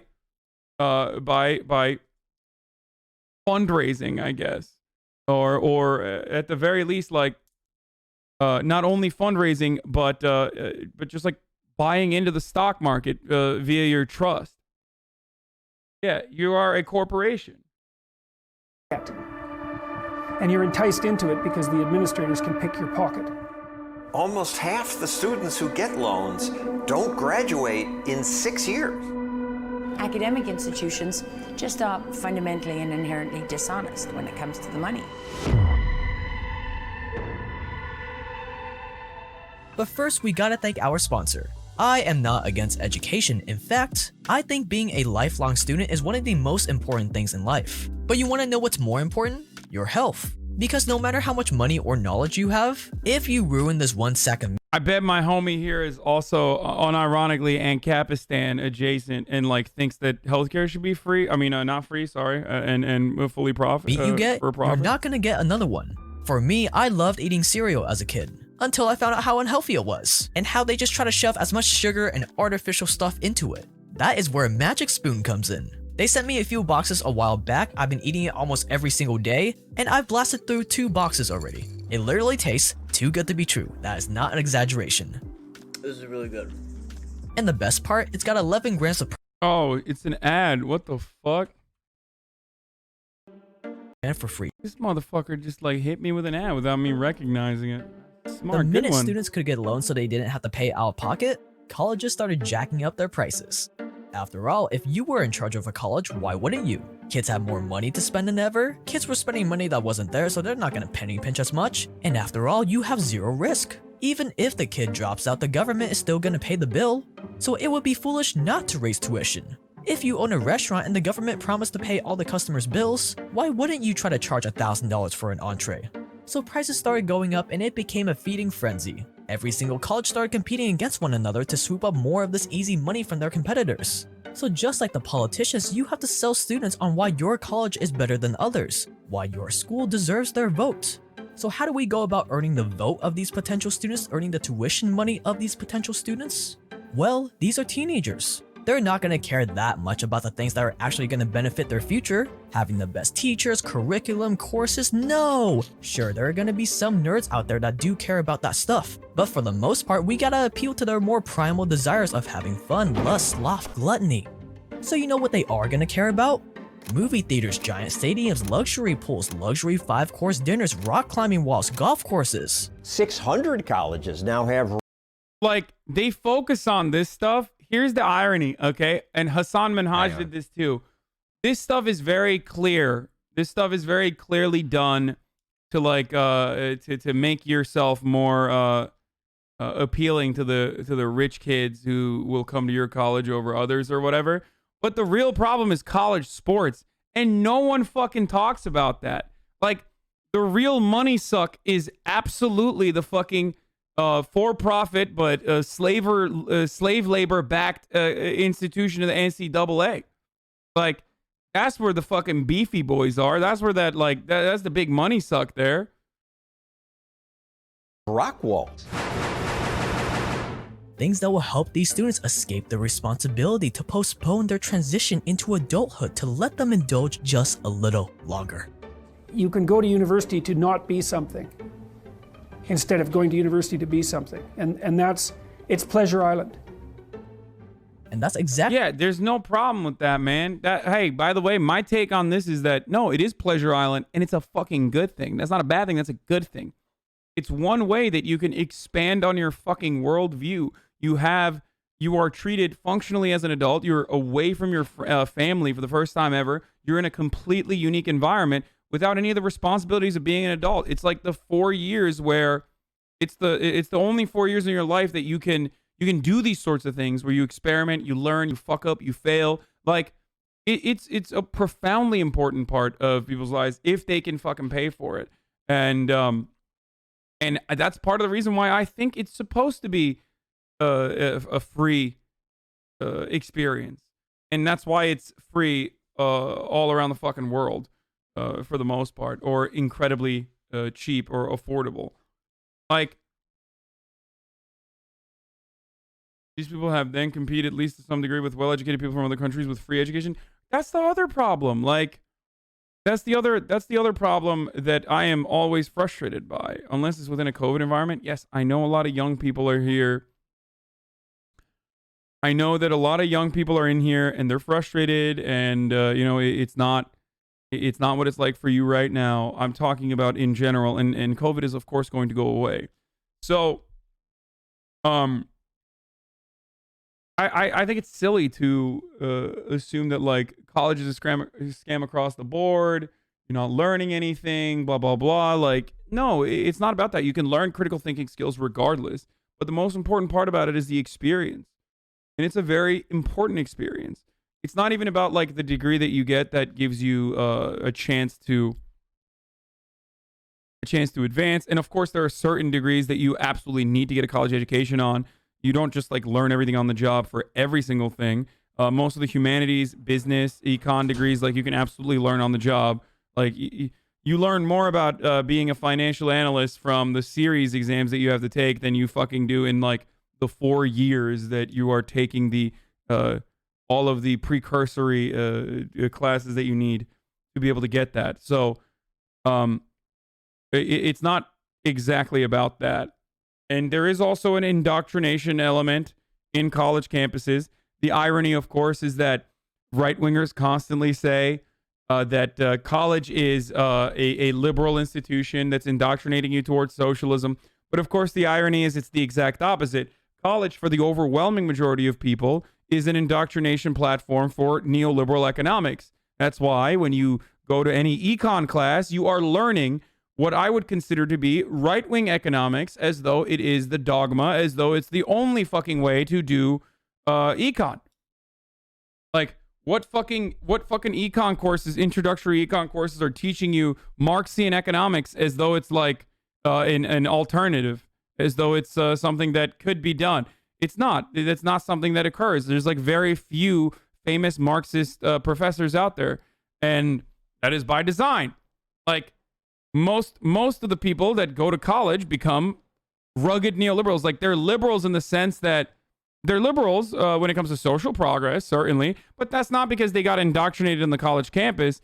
A lot of times it's because they grew up in a fucking diverse environment for the first time. They lived through in more formative years, between like the ages of 17 and 23 or whatever. They were around a very diverse environment that they would never in a million years be able to experience if they were to stay in their hometowns and never go to college.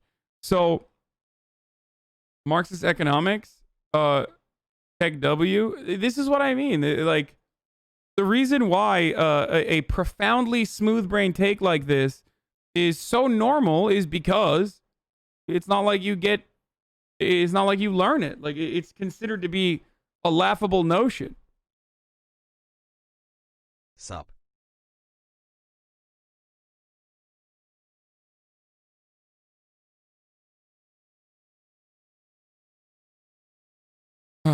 Anyway, even my college at Econ 101 and 201 courses shoving free market ideal as the most efficient market ever. Of course, that's like what they do. It's all neoclassical economists.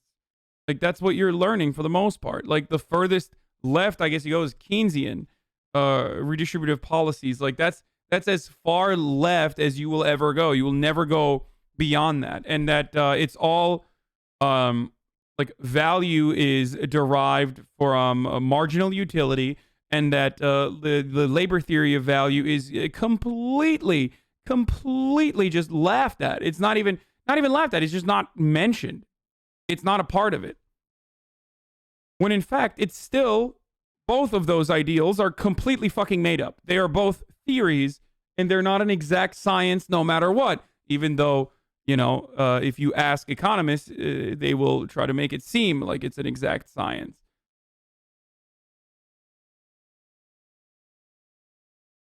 They don't laugh at it. It's just literally never mentioned. Exactly.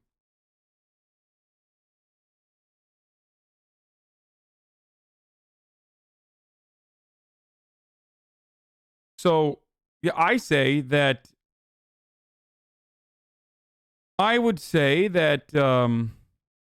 college campuses do absolutely, as every other institution that has been built by the accumulators of profit, an institution that legitimizes capitalism and reinforces capitalist dogma, certainly.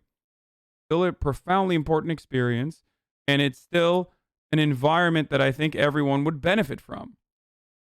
Exactly what colleges did. They started competing on who has the best amenities. Students will come to us and say, this is what sealed the deal. It used to be reading, writing, and arithmetic.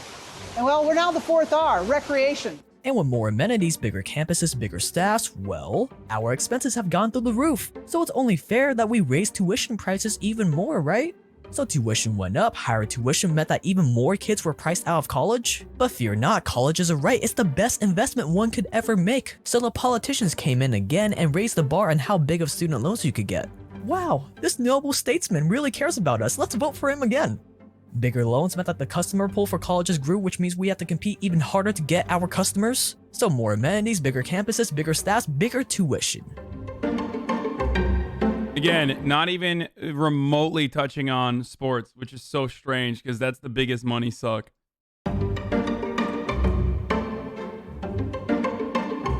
And the beautiful cycle repeats.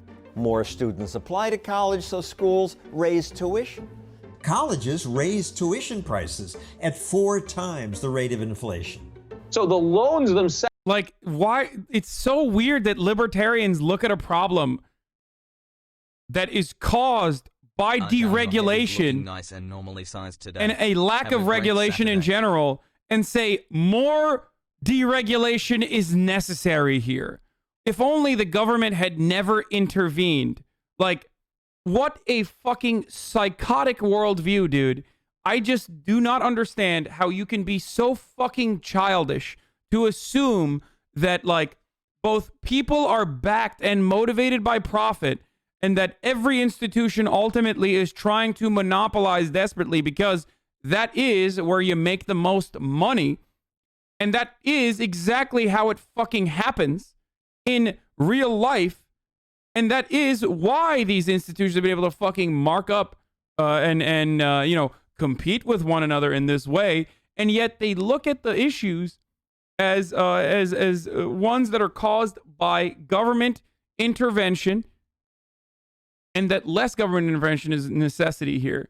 It's so weird. Like, elimination of subsidies is going to fix the problem. No, elimination of subsidies is not going to fix this problem. As a matter of fact, actual subsidization of education with the expectation that people that pay their fucking tax, or not even pay their tax, but like people of age, can go to free education, free institutions of learning, higher learning. That's what's going to solve the problem. But no, absolutely not, dude. It's what we must do here is just cut out the subsidies, which I'm on board with if we're going to do that, and allow colleges to keep pumping up their prices regardless. Themselves became the reason that people needed the loans, because the loans were why college was so expensive. And so now you needed a loan to go to college, but without the loan, tuition would have come down. Which brings us to today. The lifeblood of colleges and universities are entirely dependent on the growing $1.6 trillion of student loans. Without student loans, their entire business model as it stands right now with How your take about schools not teaching leftist economics different from right-wingers who dismiss all academia who disagree with them as a lie? I don't think you shouldn't learn neoclassical economics. I never said that. Fuck do you mean? I learned it. I think it's still beneficial to understand. That's the difference. I also am advocating for the neoliberal institutions of learning, of higher education. fall flat on its feet. In 2010, those same politicians complained that it's not right that these banks are making money off the backs of students and taxpayers. So instead of guaranteeing student loans, we're just gonna issue student loans directly from the government. Or in other words, the taxpayers are now directly backing these loans. No more greedy banks. But fear not, because if you are a student shackled in debt, after a long, hard day in your first world country, you can let it all out in your campus's cry closet. Yeah, this stuff is, this is reactionary as fuck, dude. I mean, this is so silly. Like, you're looking at something that is profoundly beneficial, that is functionally the most important thing for upward social mobility. Even if you're going to look at this from a purely neoliberal point of view, colleges are incredibly important. It is, education is the most important thing for upward social mobility, okay? Even neoliberals agree with this. So how the fuck are you like hitting the college campuses and crying about like the cry closet or like marginal things that you've seen to pad the deck with like anti-SJW trash? If you had a good enough argument, you wouldn't have to grasp at these straws. You wouldn't have to take this reactionary point of view about like some fucking dumbass college that did like some art project that you make it seem like this is how all of these institutions are. They're so laughable. They're so crazy. Okay? You wouldn't want to tug at the reactionary heartstrings that people have that look at this and go, this is fucking weird, man. That's crazy. As though like everything is this. This is what we are subsidizing. Like, shut the fuck up, man. Created by art student Nemo Miller, the closet is meant to relieve the stress of finals. Stuffed animals for comfort, lights, and of course a timer to keep track of how long you're in there for. But if you thought that was it for this racket, oh, you're so sadly mistaken. Yeah, dude, let's just fucking, let's abolish subsidies for colleges, but let's not put in any fucking regulatory checks to make sure that like college is affordable or free for those for the colleges that are taxpayer funded, which most of them are to a certain degree. And then you know, when our labor force can no longer compete with the rest of the fucking planet, we'll just go further and further reactionary and like shut off our borders, eliminate like H-1B visas and stuff, because you know them Indians and Asians are coming in to take our jobs. They're taking our coding jobs, like, you know, because no one has the education required, right? And we'll just be a bunch of fucking cavemen as the wealthy families continue on going to the top institutions, learning their shit. Colleges get to keep underpaying their fucking teachers. And, you know, the divide between the haves and have-nots in society is perfectly similar to old, like, monarchist governance. That's great. It seems great to me. Return to the Gilded Age. We're living in it, man. The level of inequality that we have currently is Gilded Age. Like, that's... What, like, we got the fucking Rothschilds or whatever, or the Carnegies and the who else are the fucking super wealthy people? Like, it's just all of the the Rockefellers, not Rothschilds, the Rockefellers and the Carnegies, like they're all here. Like we still got it. We got Bezos, we got the Waltons, we got our own, we got the Kochs. So we have that. The Vanderbilts.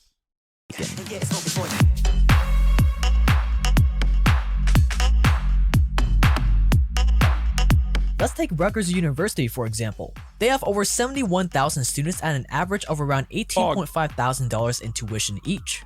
71,000 students times 18. Now, the second part about that, this is a gigantic problem, is that it's not just the tuition. Free tuition is not enough. You also have to offer free housing to students.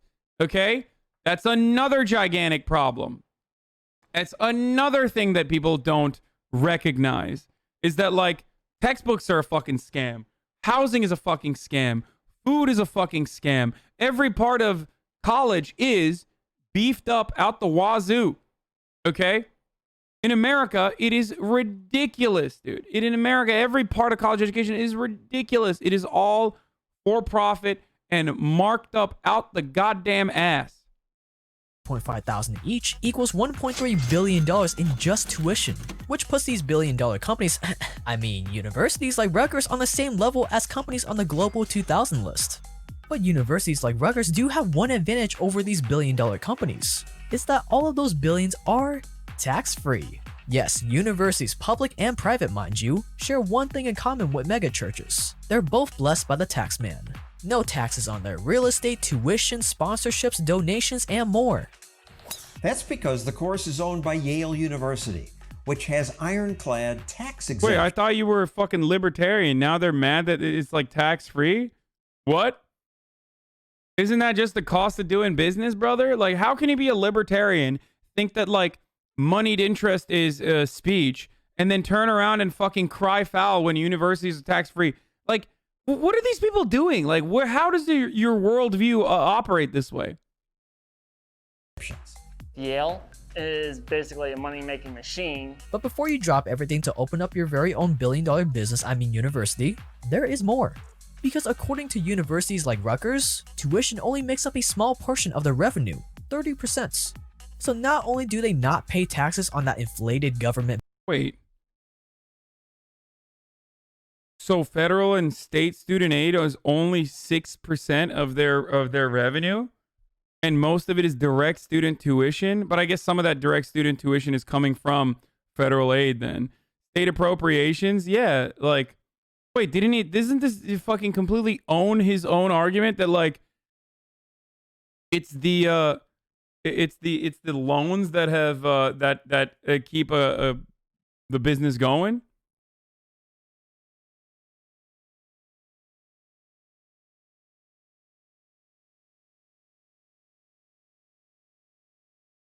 I'm confused. Also, patient care service. Revenue, 30%. So now... I thought he was saying...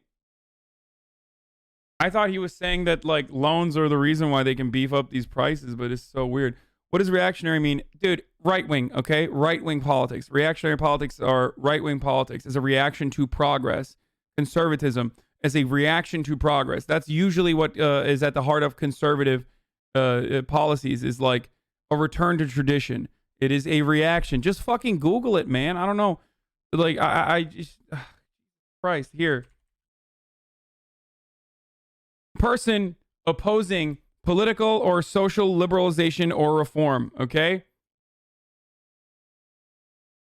A person or entity holding political beliefs that favor a return to a previous political state of society they believe possess positive characteristics that are absent from contemporary society. That's what it is. It's a traditionalist point of view. Reactionaries are inherently conservative because they want to conserve the way that societal development. They want to curb back societal development, and they want to conserve.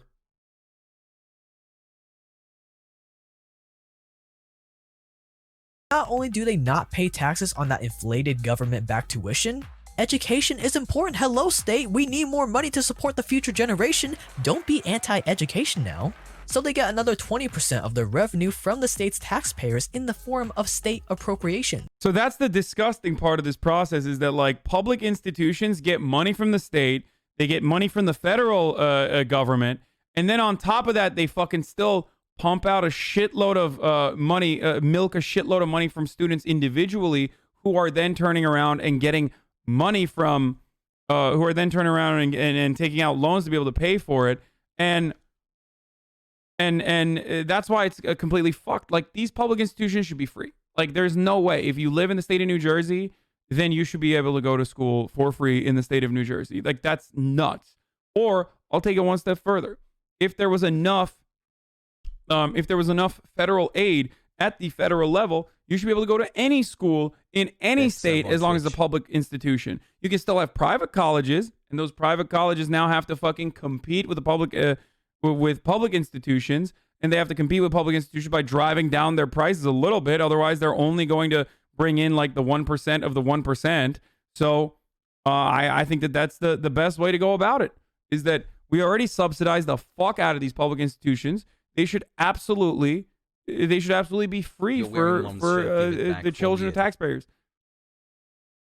Another 20% of the revenue from the state's taxpayers in the form of state appropriations. A very cordial term for literally free money from the state government that they took from the taxpayers, which comes out to another nice $900 million. But wait, there's still more. High tuition, tax exemption, tax subsidies, that's not enough. We need more money to educate our youth. So since 2012, colleges have turned to foreign nations for foreign gifts at an estimated $12 billion. The countries that are donating the most money to American schools are countries with terrible human rights records. And that's just the gifts that are declared to the IRS. Since 2012, Qatar donated... Terrible. Dude, I love this take. These are the terrible countries that are abusing human rights records. Which country, Palestine, oh my God, which country has a worse track record than America in this list? Like, not even China touches human rights abuses of America, even with all the fucking horrible cultural genocide that they're doing to the Uyghur Muslims. Like, it's like, are you fucking nuts? Like, even Saudi Arabia, that's currently engaging in genocide in Yemen at this moment, right now. Okay? Saudi Arabia is currently, at this moment, doing genocide in Yemen. Okay? And it is still, first of all, they're doing it with our weapons that we sold them and with our go-ahead. So there is also that element there.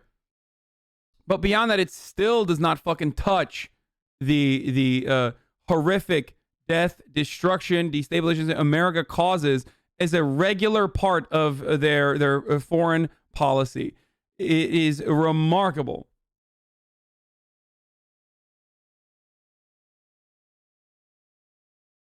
$2.9 billion, China $1.2 billion, Saudi Arabia $1.1 billion. What strings are attached to the billions of dollars that are flowing from foreign governments to American schools? Yeah, I wonder how much Israel's how much Israel has donated, but why they didn't put that in there, I wonder. but they put Saudi Arabia. Both are fucking allies of the United States. Both commit human rights abuses. I wonder what led him to put fucking countries like fucking countries that are giving like $4 million, like Venezuela, in a list of countries that are giving $1 billion fucking dollars to America. I wonder what led him to add Venezuela on there, and what led him to avoid Israel and not Saudi Arabia, which also is a country that is doing human rights abuses. They put fucking Palestine, brother. Are you kidding me? A great documentary out called Covert Cash that goes over all this foreign money. So, you open up your college for business, you have all this tax-free money pouring in, you can't just let it sit there and collect dust now, can you? So what should you do with all this money? Because all we care about is getting rich. Well, what you shouldn't do is to use all that money to lower tuition prices, because that would make it real. Because we gotta keep milking this house of cards for everything it's got. Yeah, Americans only recognize Palestine as like an independent nation exclusively when they're propagandizing against it as a bad brown country, which is hilarious. And also it's just so fucking, Israel's not doing genocide. What the fuck is wrong with you? Israel's not doing genocide.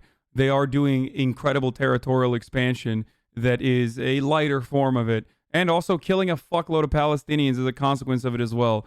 So while it's not the same as like what Saudi Arabia is doing in Yemen, it's still gross human rights abuses, and they're supposed to know better and do better than a theocratic monarchy that was also backed by the British and American governments, like Saudi Arabia. So what you should do is to hoard that cash and use it to start a hedge fund. It's pretty funny saying this, by the way, when like, you know, we don't, is it confirmed that it was Israel that executed the nuclear scientists in Iran? Like, you know, a country with a nuclear stockpile that they refuse to acknowledge, turning around and executing a scientist on a foreign nation's soil is pretty remarkable, because they consider Iran to even have nuclear scientists to be a threat to their existence. Well, what about fucking Iranian existence and what that says about Israel having a nuclear stockpile that ranges from 80 to 400 nuclear warheads? What's up with that? What about the fact that Israel does have a nuclear program? You know, that's great. Really remarkable stuff there. Kind of hypocritical. Ban Mitch website. He's got horrible, racist, and shitty takes. Fund. Invest all that cash into assets like real estate, stocks, commodities, natural resources, private equity, and more, so that your money doesn't just sit there and depreciate in value. Israel is doing ethnic cleansing. Yes, you are right. Territorial expansion is ethnic cleansing. What Israel is doing in the West Bank is absolutely could be considered as ethnic cleansing. What they're doing in Gaza is, of course, just routine maintenance of the largest open-air prison on the planet. Israel literally touts itself as a Jewish state. They refuse to grant democratic voting rights to a population that they occupy and rule over. What would you call that? An apartheid state. An apartheid, a theocratic apartheid state. That's what you would call it, and that is what it is. Anyone who says that is fucking anti-Semitic is a clown, and I don't give a fuck about your take, because you're wrong. You would never, ever, ever in a million fucking years ever make that same consideration for Saudi Arabia, for example. As a matter of fact, you fucking probably criticize Saudi Arabia all the goddamn time, and yet, you're not considered an Islamophobe.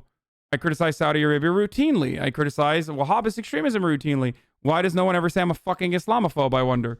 But the moment you criticize Israel for exactly what they're doing, something that they fucking promote, something that they're proud of doing, building out a theocratic ethno-state with gross territorial expansion and so much death and destruction upon some of the most marginalized people on this fucking planet, Palestinians, boom, anti-Semitism. Fucking bullshit. Suck my dick. We call it a hedge fund, it would make us sound too greedy, too money hungry. The public would never allow it. So let's call it an endowment. Yes, endowments that support the teaching, research, and public service missions of the school. Jesus Christ, imagine saying that, dude. Yeah, Jesus Christ would be fucking very disappointed. at seeing the actions that Israel has taken against those who look and sound like him, to be fair. It's a lot more fancy cordial than those dirty hedge funds. The winners are rich colleges. Yale's endowment is $31 billion. Harvard's is even more. Harvard could afford to pay their $50,000 a year tuition for their 6,000 students. You know for how long? Not 10 years, not 30 years, not 50 years, 120 years for free. You can also use some of that cash to tenure professors. He's right. Tenured professors have the luxury of not being able to be fired for almost anything, unlike other plebs, short of abuse, sexual harassment, fraud, criminal activity, that kind of thing. It's a good, relaxing, honest living. Like this guy that only has to teach 5 hours a week, 30 weeks per year. You just have to teach 5 hours a week. Well, there's people who consider that a horrible burden. That's a scam that we're paying so much money for people like you to teach 5 hours. Yeah, well, I'm a whistleblower. Yo, that's so cringe. I wonder how much value he brings to the fucking company of the university. It's probably fucking research, but or paying grad assistants in the structures. Yeah. The UN recently recognized that Israel demolished a town in the West Bank. CNN even did an article on it. The town was Kermet Humza, left 41 children homeless. I did not even see it.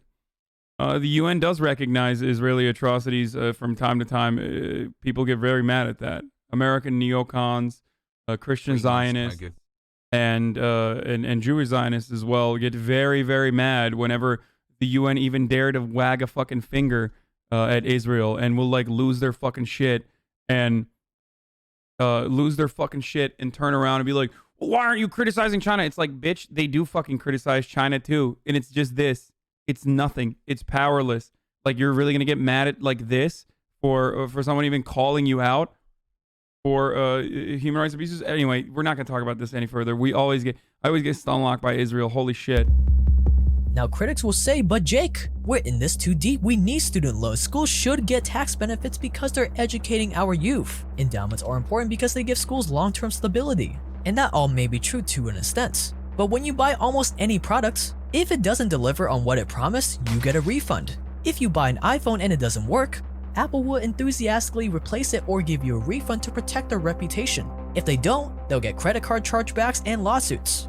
So if the promise of a degree is that it's the ticket to success in the world, why don't colleges and universities offer a money-back guarantee if you don't get a job in your field? If this incentive was in place, everything would change in an instant. Colleges would have to immediately... Dude, what kind of psychotic Ancapistan fucking take is this? I'm losing my mind, dude. Yo, ANCAPs are so delusional, brother. This is the most psychotic screed I've ever fucking seen in my entire life. Oh, why don't they guarantee a job? Like, dude, what is that going to be the first of all, how the fuck do you enforce that? Isn't that government regulation? If you're going to enforce government regulation, why would you do it in the fucking most brain-dead way possible? Chargebacks on credit cards are literally due to Federal Consumer Protection FTC regulation. That's what I'm saying. Like, even the ANCAP is like arguing to fucking do chargebacks on your college education. How do you enforce that? Oh, you enforce that by fucking government regulation. Good luck. Prioritize only the most effective degree. Of course, that's why whenever you fucking argue with ANCAPs or argue with lolbertarian, like right-wing lolbertarians, like the argument literally whittles down to, well, there'll be a Yelp review and the free market will decide. Because, again, there's no such thing as a fucking rational actor, and that's why the supply-demand curves are fucking theory. That's it, okay?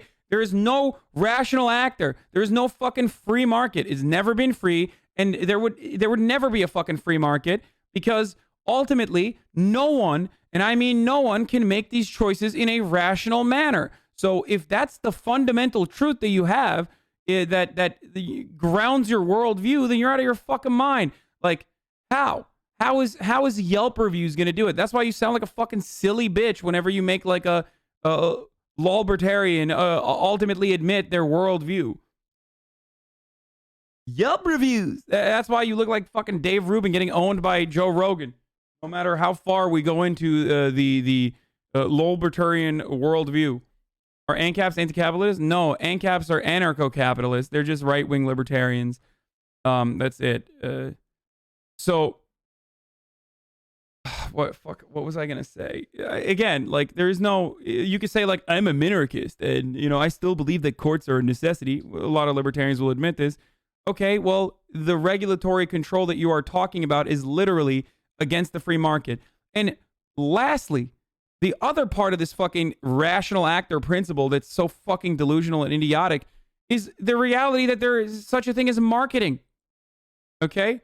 There is such a thing as marketing. There's a multi-billion-dollar industry that propagandizes and markets to consumers that literally stop you dead in your tracks from being a rational actor, whatever rational actors are. Okay? So it's not going to work, brother. That's never going to work.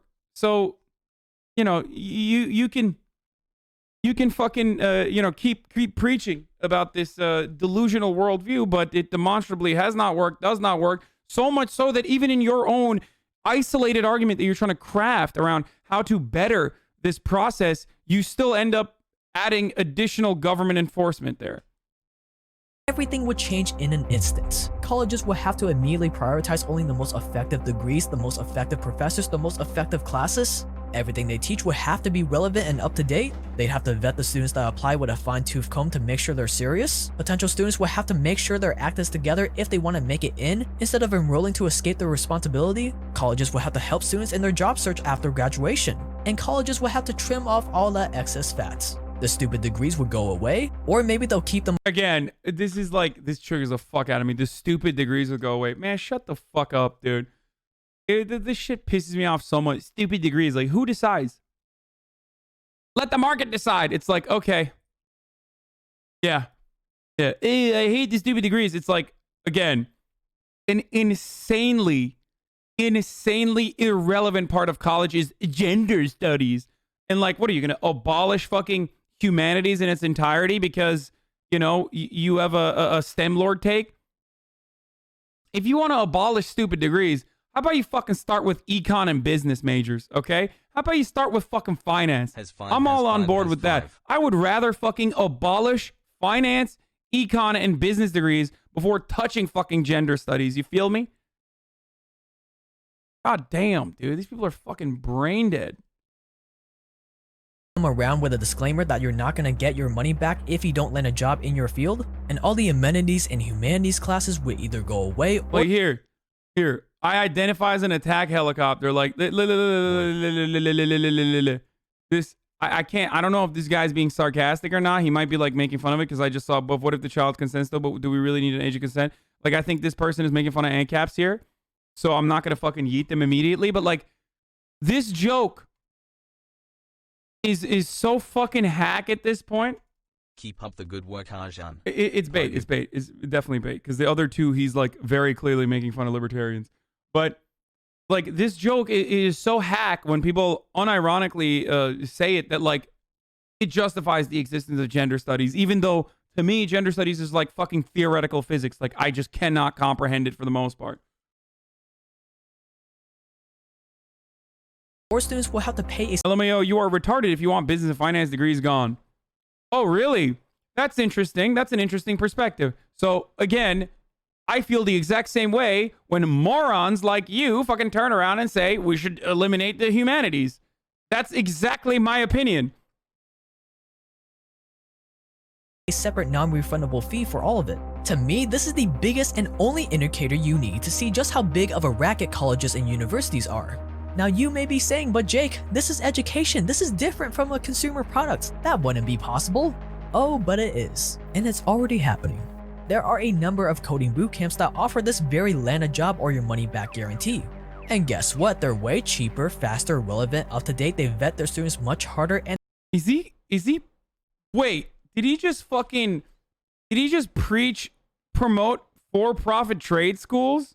And they help, and guess, there are a number of coding bootcamps that offer this very land a job or your money back guarantee.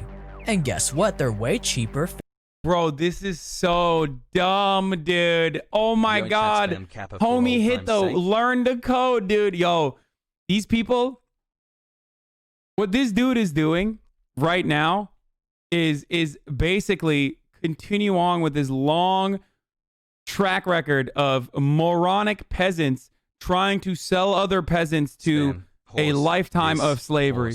Okay? Like, it is such... It's such stupid fucking peasant mentality to be like, learn the code, like just so you can be a part of what, tech serfdoms? Is that what the goal is? Because I get why fucking I get why fucking Amazon, Facebook, Silicon Valley tech monopolies and oligopolies want to promote the learn to code mentality, because you know they want some fucking code monkeys that they can also underpay, like every other fucking industry out there. But like, what does this fucking take that like everyone has to learn how to code? This is so idiotic. It's so fucking idiotic, dude. Just learn to code. Hey, go to a for-profit trade school. Go to a for-profit trade school to learn how to fucking code. Great work, dude. Great fucking take, dude. You really solved all of our problems. Faster, relevant, up to date, they vet their students much harder and they help students with their job search. Why? Because with colleges and universities, the incentive is to jack up prices, get you in debt, keep you entertained. Money is on the line if they don't do any of that. But with something like this, there's an incentive to be effective. How is it that these people who are so profoundly skeptical of the way that the current fucking industry of for-profit colleges operates, right? How can you be so profoundly skeptical, actually identify certain problems accurately, and then miss the mark in its entirety in your fucking solutions to the problems that you, to some degree, correctly laid out? Oh God, it's fucking great, dude. It's like people who fucking talk about rent-seeking behavior who then turn around and fucking promote a goddamn code camp. Like, Jesus Christ, dude. This is some real fucking... This is just textbook Ty Lopez shit, dude. I mean, come on. 1/3 of all student loan debt exceeds $100,000, and borrowers now leave school owing on average about $34,000. Let's say you've never gone to college and don't plan on it. Why should you care about any of this? Shouldn't we just let these dumb kids suffer and drown in debt? Well, there are superficial reasons why you should care. As student loans pile up, it pours over into other areas of the economy that affect you. They can't buy cars, houses, which slows everything down. Wait!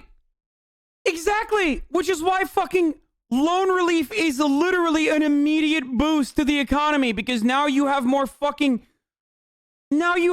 cash to purchase those things. What the fuck? There is no way. This is literally at the heart of debt relief, okay? The argument for debt relief relies on exactly what he is referencing right here. What the fuck, dude? But there is a much bleaker reason why you should care. When this many young adults are shackled in debt, do you think most of them are going to stay positive? Do you think that breeds a lot of trust in the system? In the idea that America is the land of the free when they're buried in debt? Or do you think they'll grow resentful, bitter, entitled? At HasanAbi, let's go. When average citizens feel betrayed or left behind by their own country? When the young generation, the generation that are most likely to fight in some kind of revolution or uprising because they don't have much baggage in life, feel that the system is broken? Call it fear-mongering. But this is how nations fall. But the puppet masters know all of this. They're aware. They know exactly what's taking place. They know this is unsustainable. They know they are charging an arm and a leg. Which brings us to the next scam. College is now so expensive, kids think they need government to afford it. And they don't realize that the only reason it's so expensive is because of government. Yeah, like, what will actually happen in the absence of student loans, but with no regulation whatsoever on prices, for example, is that colleges will magnanimously lower their prices. This is how it works, because I'm a baby and I have a baby brain. Yeah, that's what it will be like. That's how it will work, I think, in my baby brain world. Like, no, it's just, sorry, it's simple. It's simple economics, you see. It's economics 101, brother. If you come from a family where you are making less than $125,000 a year, the family, that you in fact are able to go to a state university for free. In recent years, the next big thing politicians have screamed from the rooftops is that even though it's our fault that college is this expensive, this time it's different. We're just gonna give you free college because it's your human right. So vote for me, please. I'm kidding, they don't actually admit that it's their fault. Because much like the Federal Reserve, the government has a seemingly strong tendency to act as both the arsonist and the firefighter. If you think education is expensive now, wait till you see how much more it costs when it's free. So what's the solution? I'm gonna get a lot of hate for this, but I'm not a fan of straight up forgiving student loans out of thin air. Because although universities and the government have created a very perverse system, nobody pointed a gun to your head and forced you to take a loan. Nobody told you to base your decisions off of which college has the most sex appeal. I think a step in the right direction would be to let students declare bankruptcy just like any other debt and take out the consequences that come with that. But the counter argument does have a good point. Getting people in debt for hundreds of thousands of dollars when you're 17 is crazy. Exactly. Your brain is. When I was 17, I was a wild person.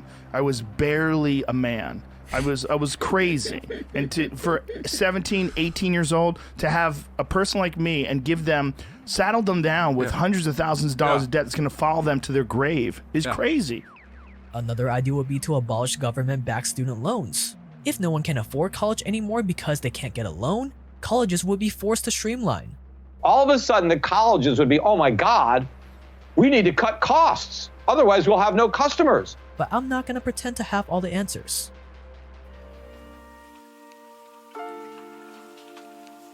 So why is the college racket possibly history's greatest scam? It has some steep competition after all. Because like, I don't get why people think if the government didn't give out loans, they think colleges would lower tuition. The loans would just be taken over by private industry.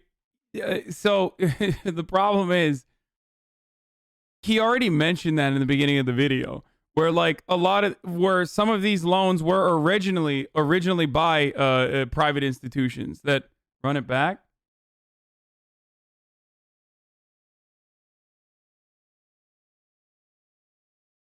You don't even have one answer? What?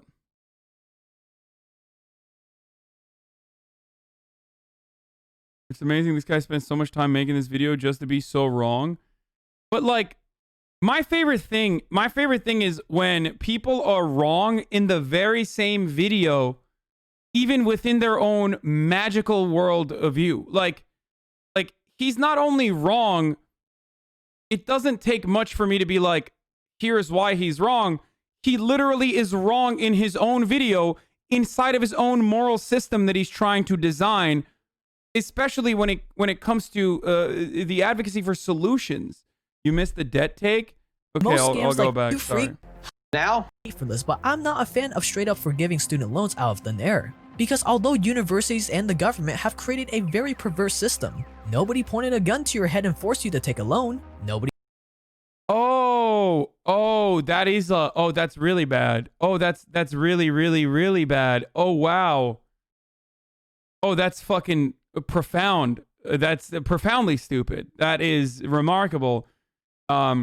Just get a job, forehead. Why is it that every conservative, why is it that every single fucking conservative, when like pushed to the edges of their worldview, just literally have the most baby brain takes? Are you homeless? Just buy a house, stupid. Oh, nobody put a gun to your head to fucking take on all this debt. Just don't go to college. It's like, oh, never mind. Sorry. You're right. Can't pay for healthcare? Just don't get sick, stupid. The fuck? Yeah. Ben Shapiro, is your house underwater? Just sell it. Further back? What the fuck do you want? Here, is this? We're just gonna give you free college because it's your human right. Wait. And they don't realize that the only reason it's so expensive is because of government. If you come from a family where you are making, you in fact are able to go to a state university for free. What does he have a problem with this? Wait, what does he have a problem with this?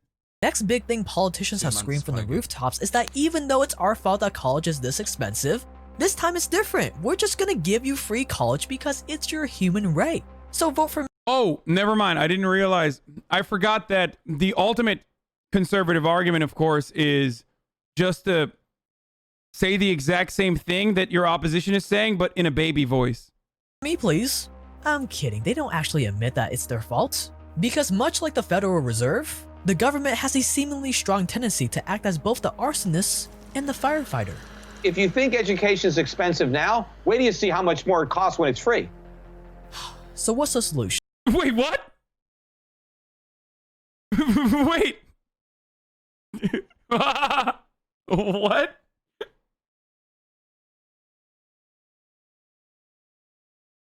What is he? What does he mean by this? Like, is he trying to say that, like, universities, like, unshackled by the burden of, like, what, charging whatever kind of prices they have, are going to beef up their prices so that your taxes are going to rise or something? Like, what is he trying to say? I assume he's trying to say that, like, universities are going to be even more costly when they are funded by the state, but you already admit that they are funded by the state right now. It seems to me like what universities need is dramatic restructuring. I think, like, you need to do neoliberal capitalist speak when you talk about these things, okay? Like, what we need to do is eliminate redundancy and maximize efficiency in these college campuses. Like, they already have a lot of sure, there's a natural barrier of entry. You can't just, like, prop up a fucking institution of higher learning like that. There's a lot of capital that needs to get pumped into it, and the government is handling all of that. So what the government should do instead is eliminate redundancy and enforce some sort of regulatory check to ensure, like Bain Capital would, for example, to make sure that these college campuses aren't fucking going buck wild with their spending, and also going buck wild with how much they charge. Now, of course, that's not neoliberal at all. No one would ever. Price controls are not going to be considered something that's neoliberal ever. But conservatives don't want people to educate themselves. It shrinks their voter base. I don't think this person is, like, operating like he sells a scam course. 6 resume secrets that ethically force companies to hire you. What? Discover the exact proven resume tactics I use to get my $40 an hour laptop lifestyle dream job at 19 years old.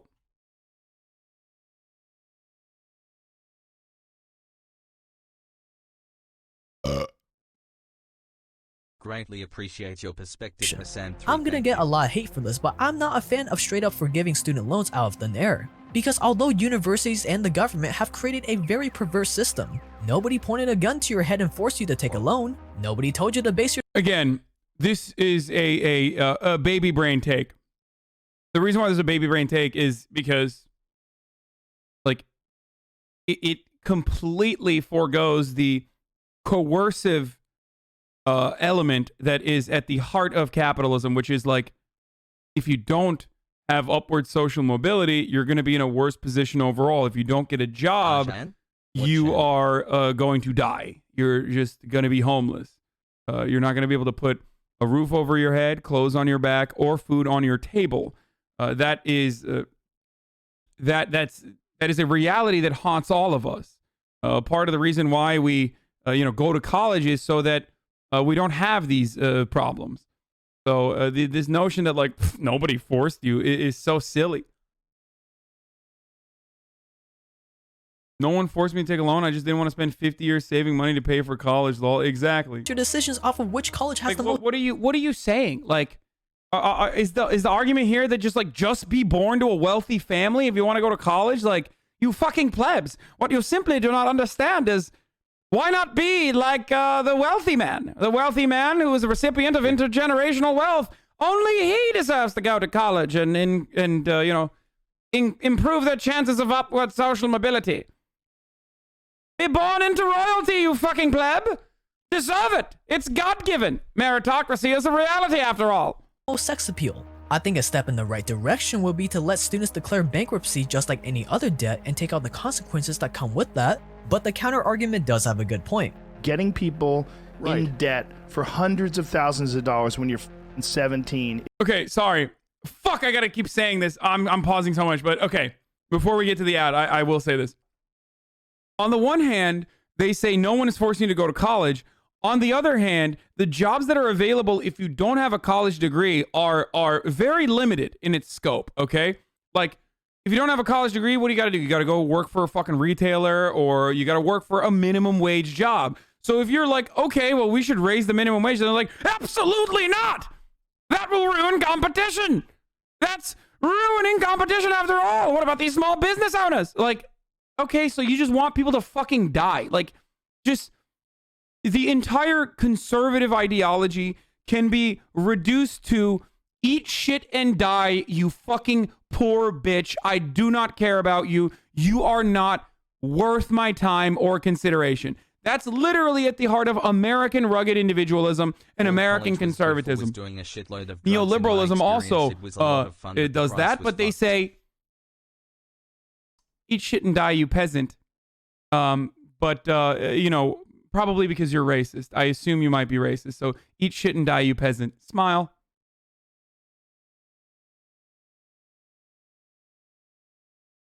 Is crazy. Exactly. Your brain is... When I was 17, I was a wild person. I was barely a man. I was crazy. And for 17, 18 years old, to have a person like me and saddle them down with hundreds of thousands of dollars of debt that's going to follow even just learn to code means being a code monkey supervised by a college graduate. Yeah. Them to their grave is crazy. Another idea would be to abolish government-backed student loans. If no one can afford college anymore because they can't get a loan, colleges would be forced to streamline. All of a sudden, the colleges would be, oh my God, we need to cut costs. Otherwise, we'll have no customers. But I'm not going to pretend to have all the answers.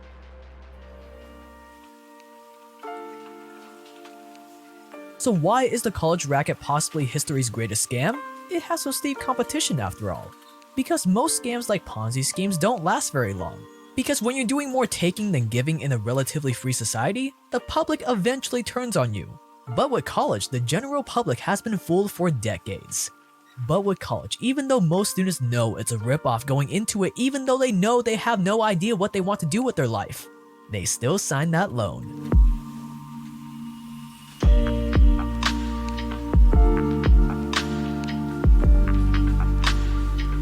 So what do you think the solution is? Let me know. Okay, this was a Garbo video, but a very good one, very fun. A very fun one, despite the fact that it was a Garbo vid. And Capistan, I can always sell my son to live. The funniest part about like look, he's a bit of a grifter, but like he has his own grift that he's designed, so at least he's like making some money, I assume. Like he has to be, right? So he has that going for him. But the people that like sit there and go, yeah, this is fucking sick. Like, yeah, no, I'm gonna be a Bitcoin millionaire too. Like, those people are not going to be the factory owners under Ancapistan. You are going to be biomatter. You understand? Like, you're already being fed the slop. Like, you're going to be fucking biomatter, dipshit. Under an Ancapistan worldview, you don't magically become the factory owner. All right? You become the fucking slave. You are the peasant. You are the slave. You are the indentured servant under the Ancapistan utopia. So, what the fuck are you... What is your mentality here? These robots are replacing humans.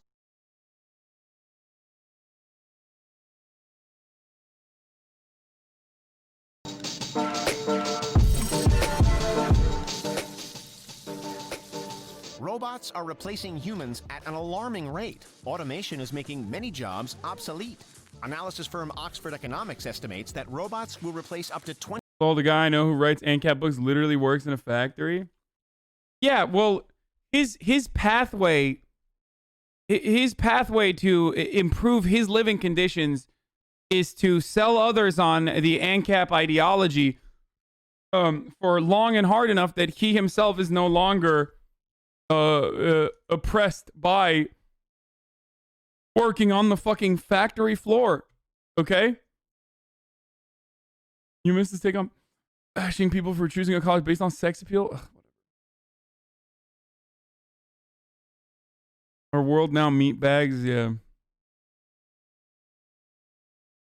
What is this, perfection? Conservative ideology can be reduced to eat shit and die, you fucking poor bitch. I do not care about you. You are not worth my time or consideration. That's literally at the heart of American rugged individualism and American conservatism. Neoliberalism also it does that, but they say, eat shit and die, you peasant. But conservative... Good cut. 20 million factory jobs by 2030. But it's not just factories where robots are taking over. In the future, the vast majority of jobs will be performed by machines. Only jobs which require more compassion, creativity, or social intelligence will be... Oh, that's the funniest irony, is that, like, automation is taking the place of menial labor, right? Like, meanwhile, conservatives are bashing fucking humanities and the arts while simultaneously advocating to build like tech serfdoms, or potentially even worse than that, like trade schools that that literally cultivate yet another fucking generation of like easily replaceable automated labor. So what they're ironically doing is like straight up trying to fucking eliminate the only fields in which you will be able to have a job in the future. As automation and artificial intelligence makes so many of these jobs obsolete. Will be exempt from automation. Today there are robot janitors, robot chefs, robot concierges, robot maids, and even robot nurses. These androids are becoming more advanced every year, and some cost hundreds of thousands. I got one of those Postmates ones, by the way, like that little box. That little baby box that like it drives around on its own. Like Postmates once delivered it to me with the little robot thing. It was crazy. Thousands of dollars. Here's a look at 8 robots that are replacing humans. Today's teens are learning about childcare with the help of robot babies. In the past, high school students had to care for bags of flour or eggs. That practice is now obsolete. There's no need for a bag of flour now that there are lifelike animatronic babies. The Real Care Baby 3 Infant Simulator requires feeding, burping, rocking, and diaper changing just like a real baby. If you forget to change or feed the robot, it knows. And you will know too, because it won't stop crying until you fix the problem. The robot infant can even sense the temperature. If a student fails to properly dress the infant for cold or hot weather, the baby will, you guessed it, cry. Everything a student does or doesn't do to the robot baby is recorded in an internal computer. So there's no way for a student to cheat. If the infant isn't properly cared for, the... What is he doing? Dude, I love that. I love that this is the least consequential and perhaps the silliest use of robots. But that's the one we started off with. We got to watch this again. The teacher will know. Does or doesn't do to the robot baby is recorded in an internal computer. So there's no way for a student to cheat. If the infant isn't properly cared for, the teacher will know. The Real Care Baby 3 Infant Simulator is totally wireless. Users wear an electronic ID on a wristband that ensures the robot detects their presence. Wait a minute, that's a gay couple, brother. Hold up. Hold up. They got 2 dads. That baby is actually not going to be all right, okay? They got 2 fucking dads, baby. That baby's not going to do all right. This baby's taking the jobs away from hard-working eggs and bags of flour, and it's a black baby too. There's so much wrong with this. The babies are so lifelike that it's difficult to tell them apart from the real thing. Robot babies come in a variety of skin colors. There are 5 ethnic groups available and 6 distinct skin tones to choose from. If a student loses his or her robot baby, they will get an F and have to cough up all their hard-earned cash. The Real Care Baby 3 Infant Simulator can cost as much as $1,000. But maids used to be something you only saw in cartoons. They may not be as advanced as Rosie the Robot from the Jetsons, but today's robot maids are more than capable of performing difficult tasks. The smarter machines get, the lazier people get. Aeolus Robotics has designed an intelligent robot maid that can mop floors, tidy up, and even move furniture. The unnamed robot maid can also fetch its master a drink from the fridge. Yeah, no, this shit is so not advanced at this stage. Like, there's no fucking way, dude. No, like that's not an area that we're not there yet. Don't have to worry about the RoboMaid bringing you milk when you want a beer. It's smart enough to remember your favorite drink. Aeolus's robot servant is even equipped with an alarm system for home protection. There's no need for a guard dog when your robot butler can scare the burglars away. Each Aeolus robot is equipped with an artificial intelligence system that allows it to adapt to your daily schedule. It can even remember where lost items were placed and tell the difference between similar-looking items and human faces. Slightly more troubling is the fact that every Aeolus robot maid can connect to an information-sharing network. The robots can swap information on household objects and daily chores, but what if they are secretly planning to overthrow humanity? Aeolus Robotics hasn't revealed an exact price for the robot maid, but the company says it will cost less than a family vacation overseas. Boston Dynamics robot dog isn't cute or cuddly. In fact, some might say it's downright creepy. It's so terrifying that it even Offline TV is folks, offline TV is brainwashing us. Offline TV is brainwashing our children. They're brainwashing us by getting us to be on board with this shit, brother. They want robotic dogs to take over and kill us all. Inspired a Black Mirror episode. Don't worry, this robot is not going to go berserk and hunt you down. At least, we hope not. Spot the robot dog is not a pet or a toy. It's an advanced machine that can climb difficult terrain. Oh, fuck. I forgot to run the ad at the top of the hour. Jesus Christ, nobody reminded me. Top of the hour, every hour, 6-second ad break, folks. If you want an ad-free broadcasting experience, you can subscribe for free with the Twitch Prime or with a regular $5 subscription. Here's the ad. And even sense danger. Spot can be used in a variety of ways.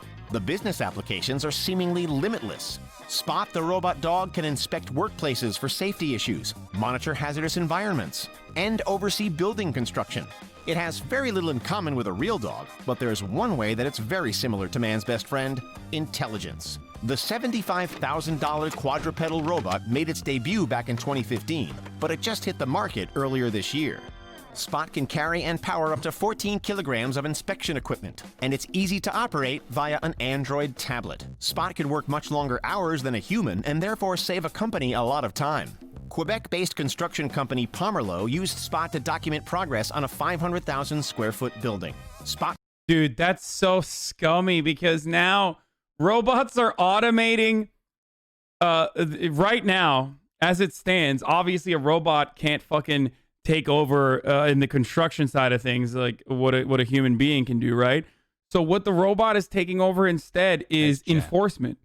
Like, it's literally becoming a slave master, which is precisely what you would have expected from a future dystopia, which is why I always fucking say that the Matt Damon movie, what's the fucking called again? God damn it, it's my favorite Matt Damon movie. I'm forgetting it now.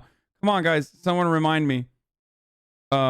Elysium is one of the greatest future flicks of all time. Elysium is so perfectly representative of our future under an Ancapistan dystopia. We are getting there right now. Took thousands of photos of the site each week, saving the company 20 hours of work per week. If you want to buy one today, you can. And despite its hefty price, it's actually quite affordable. Similar tract inspection robots can cost $250,000 or more. Moxie the robot will make you feel better if you're sick. This robot nurse is proving to be very popular with patients in some Texas hospitals. So, like, in hospitals, for example, not this, but the carriers that you saw, because I remember I posted about, like, the Norwegian hospitals and how they have, like, these robotic carriers and shit, and it looks really cool. Apparently Hasan is the best. They are being used in American hospitals as well, but the problem is, like, they are literally taking the jobs of lower level employees that work inside of hospitals, like good paying jobs that normally would go to like hospital janitorial staff and stuff like that. Hospitals. Despite its advanced intelligence, Moxie still can't perform all the same tasks as a human nurse can.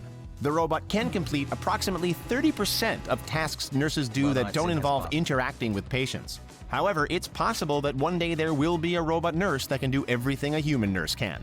Moxie was designed by Austin-based robotics company Diligent Robotics, and the friendly robot is making life much easier for human nurses. Moxie is equipped with a robotic arm and a set of wheels on its base. The robo-nurse can be programmed to perform a variety of tasks like delivering samples to the lab and prepping a room for new patients. In reality, Moxie is more like a nursing assistant than an actual nurse, and not advanced enough to administer medication or hook a patient up to an IV. Diligent Robotics recently raised $10 million in funding to ramp up production and deliver more robots to more hospitals. Japan is a leader in robotics. Artificial intelligence is a part of everyday life in Japan, and the Japanese government has invested hundreds of millions of dollars into robots. Yeah, when I think about a future utopia where everyone's happy and the less fulfilling jobs have been automated, I think of Japan. Oh, wait, never mind. If you want to look at what the future looks like, even with automation and even with all the technological achievements, if you want to see what a hyper-capitalist dystopia looks like, just look to Japan. Look no further than Japan, where people are fucking offing themselves and their work culture is completely psychopathic. Robot research. In Japan, there are robots in nursing homes, police stations, and supermarkets. There's even a hotel chain in Tokyo that is run almost entirely by robots. When you check into the Henna Hotel in Hamamatsucho, you will be greeted by humanoid robots at the front desk. The lifelike androids will help you scan your passport or pay your bill. The robots that work the front desk of the Urayasu location aren't nearly as welcoming. At this Henna Hotel, you will be greeted by a pair of robotic velociraptors when you check in. Henna Hotel executives were so preoccupied with whether or not they could, they didn't stop to think if they should. These robot dinosaurs bow to visitors and even occasionally sneeze. These traits are an attempt to make the Roboraptors more appealing, but we still think they're creepy. Henna hotels have helpful robot concierges and even robot fish in aquariums. Tapia, an interface robot, is installed in every Henna hotel room. The cute robot assistant operates various features via voice command, including the TV, air conditioner, and lights. There's also Unibo, who is a helpful concierge that can be found in many Henna hotels. He's incredibly knowledgeable and can help guests find nearby restaurants and attractions. MIT has developed a robot that can kill viruses and microorganisms in mere seconds. The state-of-the-art robot janitor uses UVC light to make things spick and span. MIT developed the robot janitor with the help of Ava Robotics, and it's capable of disinfecting an entire warehouse in only half an hour. Using a robot janitor to clean a large space is far more effective than cleaning everything by hand with cleaning products. UVC light has proven to be effective at killing viruses and bacteria on surfaces, but it can also be harmful to humans. Luckily, the MIT robot janitor requires no human supervision. This incredible invention has already been used to disinfect the Greater Boston Food Bank, and it's likely that the machine... UV lights only disinfect, but what's gonna happen when you know, you actually have dirt and shit? Like you still have to clean it. I mean, disinfection is good. Disinfectants are good, but like... will be used to clean schools in the area as well. If you order a cheeseburger at Dodger Stadium, there's a good chance it wasn't made by a human. Flippy, the burger flipping robot, does a lot more than just turn over hamburger patties. The robotic arm can also prepare French fries, onion rings, fried chicken, and even pizza. Automation is making many low-wage jobs obsolete, so it's entirely possible that Flippy could be making your Big Mac or Whopper in the future. Miso Robotics, the company that built Flippy, is pitching the RoboChef to major fast food chains like McDonald's and Burger King. So far, only Cali Burger has opted to use Flippy in its restaurants. The In-N-Out clone has signed an initial contract with Miso Robotics worth $11 million over 5 years. Miso Robotics has over 1 million reservations for Flippy, and the robot chef was recently installed in Chase Stadium, home of the Arizona Diamondbacks. Miso Robotics co-founder Ryan Sinnott says that Flippy can save on food costs, labor costs, and improve a restaurant's real estate footprint. Amazon isn't the only company working on delivery. What does he mean, improve a restaurant's real estate footprint? Wait, what the fuck? Oh, it means smaller store? Oh, okay, never mind. I misunderstood it. Labor costs I get, but the smaller kitchen, yeah, that makes sense. Is that even true?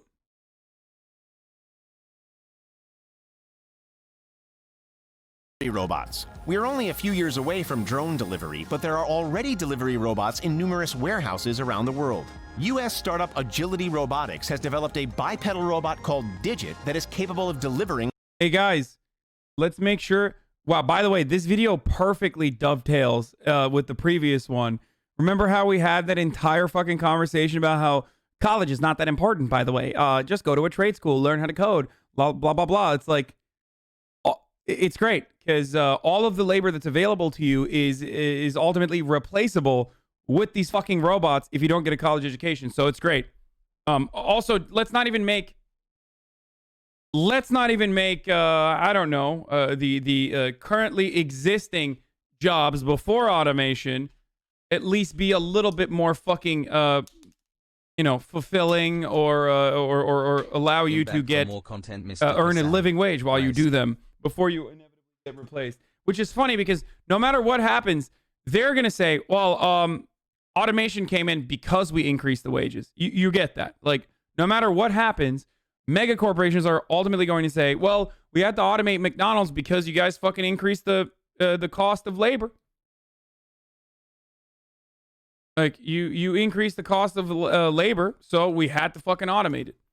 That's ultimately what's going to happen. But the reality is, as soon as it's technologically proficient, or not proficient, as soon as it's technologically feasible to do so, automation is always going to substitute human labor. Like, the real part of coal mines, the real reason why fucking coal mining is losing jobs is not necessarily because of, like, you know, gross soy boy liberals who are trying to stop our beautiful coal miners with hard cocks and black lungs.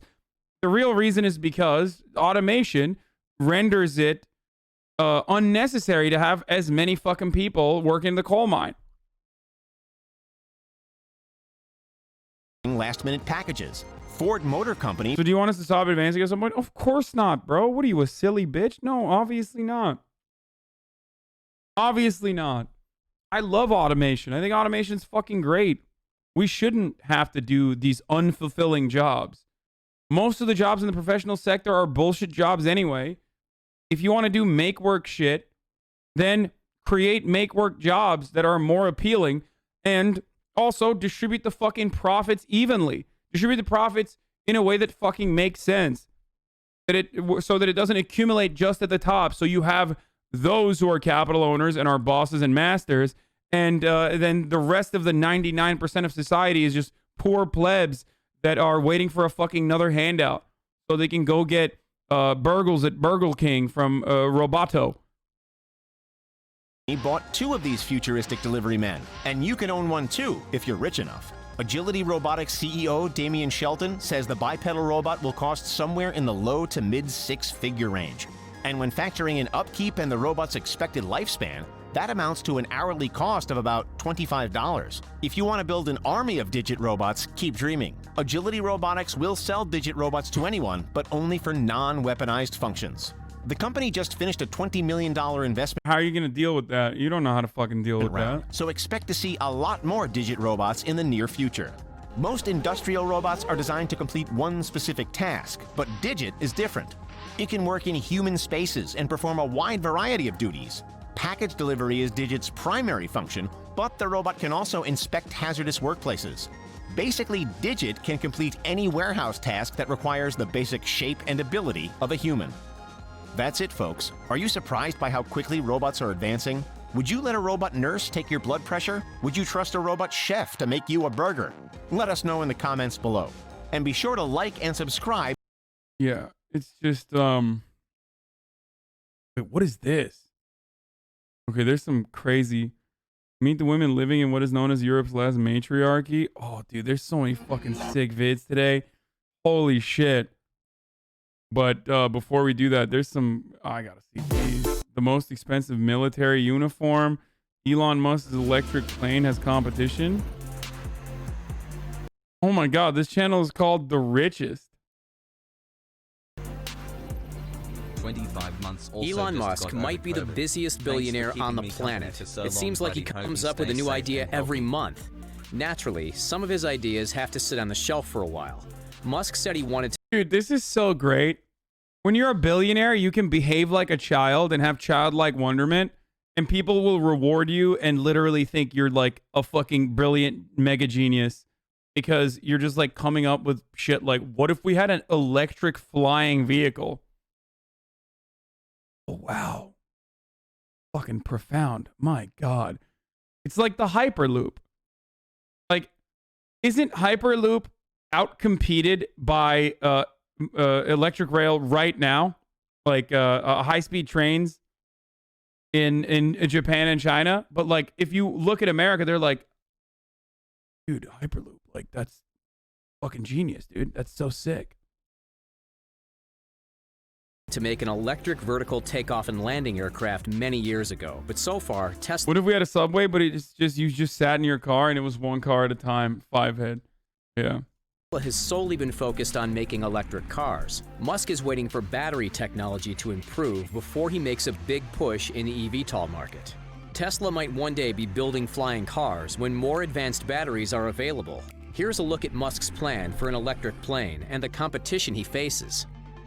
Elon Musk hasn't really had any time to work on creating an electric plane in the last decade. He's far too busy with his duties at Tesla and SpaceX. A hectic schedule isn't the only reason that Musk's plan for an eVTOL remains on the drawing board.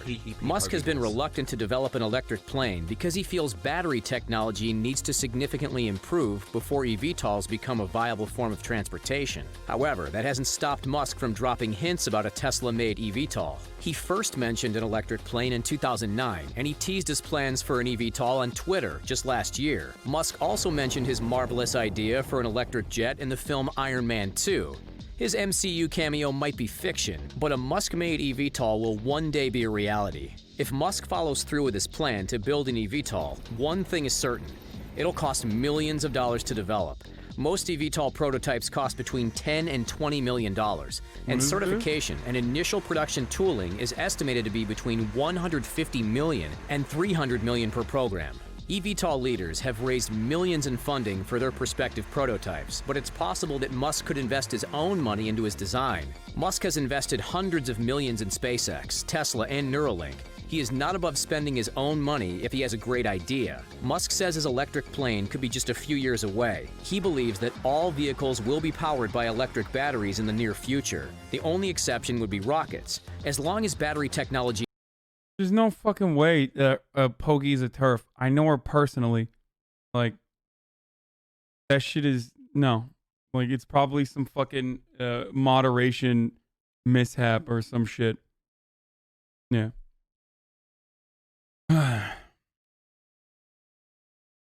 Keep your positive energy up, bro. What you do is great and important to people.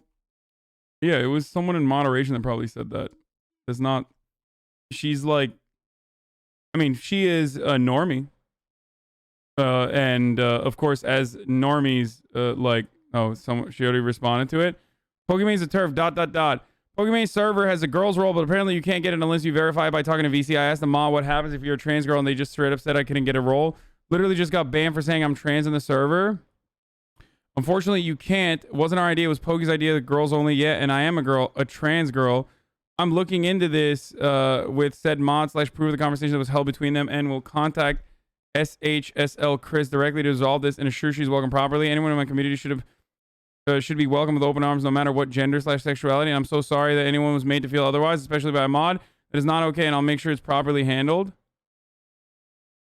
It's not just a problem with one mod. Yeah. Oh, God. Discord. Oh, fucking literally nuke Discord, dude. I'm going to nuke mine just for funsies. Oh, God. People are... Look. She unmodded Plux since then. There you go.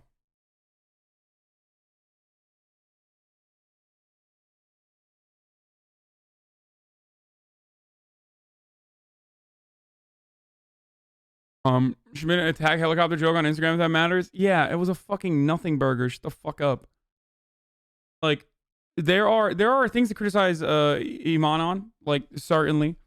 But this is not one of them.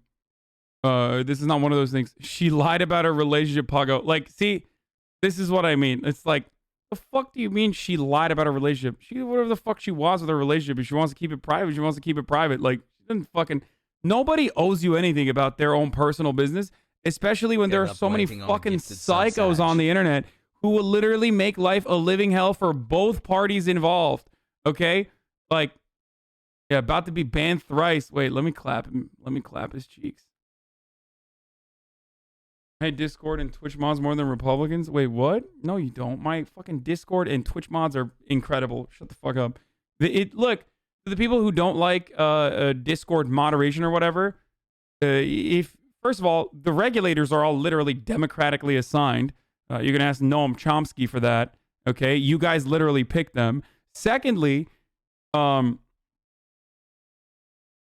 do you call it? Secondly, if you are fucking complaining about the Discord mods, that means you just don't want a Discord, because I'm not going to fucking deal with it. I don't want to fucking deal with it. They are the ones who are at least stepping up to deal with it as members of the fucking community. You understand? So you're going to get clapped up.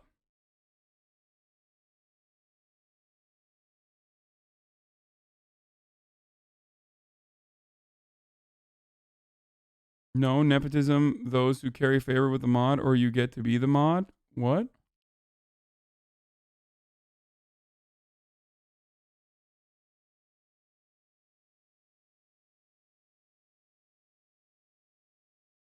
I mean, to play devil's advocate, I feel like any verification process is going to be transphobic. I feel like the only system that works is like your Discord where you say your pronouns. Yo.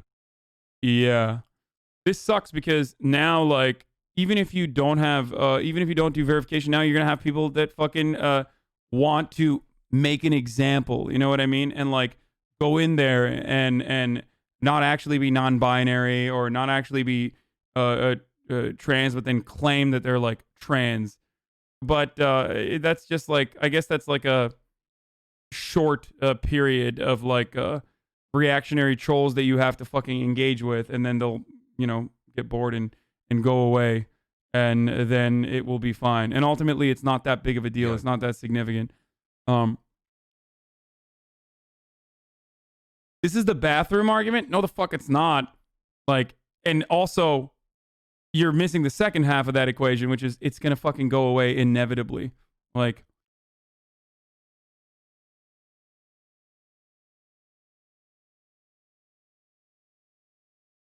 it's like it's like those people who it's like those trolls who are cisgender who claim that they're fucking trans and then go and like compete in like a workout competition or something that is just fucking bait, basically, or cannon fodder for so much transphobia. Like, they do this shit just so they can fucking fuel additional transphobia. You know what I mean? Like that one fucking rapper who was like, oh yeah, I'm a woman and I'm gonna go compete in like the fucking competition or some shit. 50-year-old man with a huge cock showering girl's room who identifies as a woman. So here, that's the thing. Like, that's not real. Like, you're making up a fucking story in your mind, and that's what's frustrating. Like, if someone is a trans woman with a penis, by the way, huge cock. I mean, guys, what?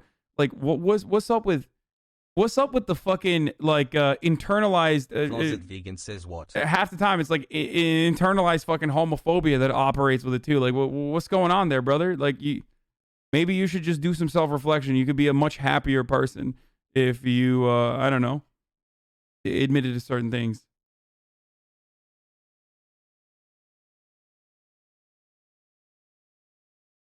Anyway.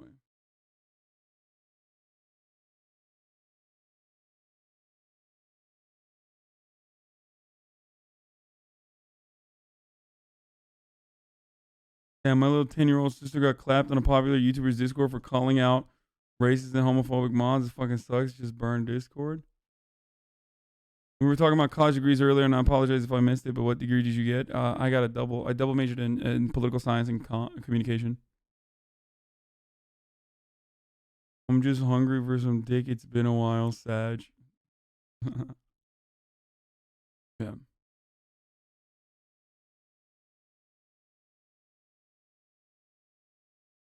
All right. This is a fucking. I don't want to talk. I don't want to do this anymore. I'm gonna Pre-op trans woman. I don't change in the rooms, and if I do it in the stall. The fuck? I also have a home gym for this reason. Yeah. It's so funny that people are like, it's so funny that people are always like, oh yeah, what if someone has like a fat cock? It's like, first of all, like, even with cisgender people, like, are you all that fucking comfy with like being naked around other cisgender people? Like, what are you talking about? And then to add, like, if you have gender dysphoria to top it off, like, you're probably not going to want to fucking be naked around people regardless. Like, it's just such a fucking silly, extreme argument to harm the overwhelming majority of people that operate normally.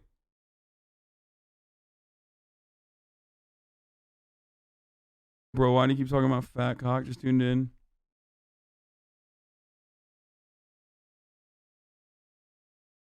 What about trans women who like women? What about them?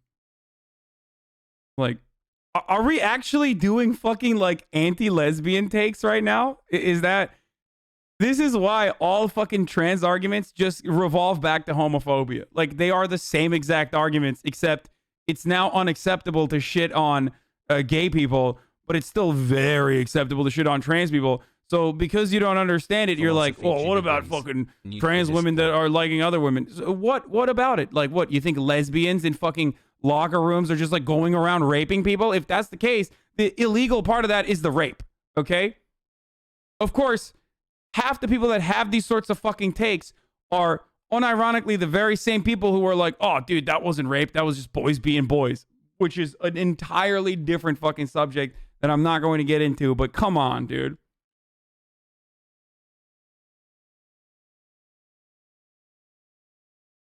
Like, I shower and change back when the Equinox locker rooms are open in the West Hollywood Equinox.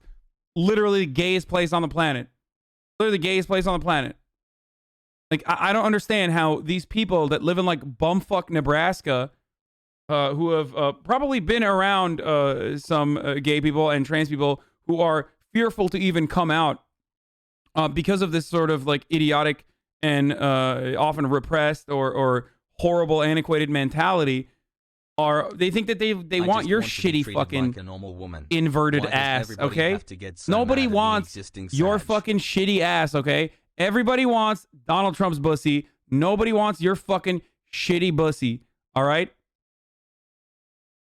Shut the fuck up.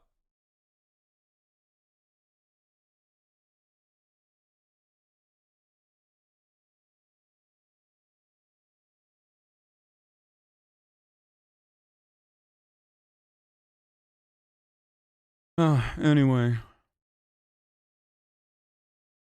Bro, you dodged that question. What if the cock is fat, though? Like, I don't know how to answer that question.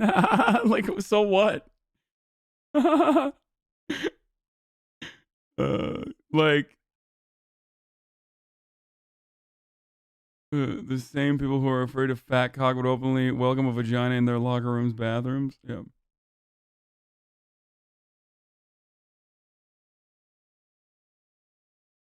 I'll take whatever slipping pussy I can. Okay. Go back to Elon Musk. I don't want to battle my internalized homophobia. What do you mean? Dude, you should battle your internalized homophobia and let it out. You know? Suckle on those fat ones. You know what I mean? Suckle on the big fat weenies.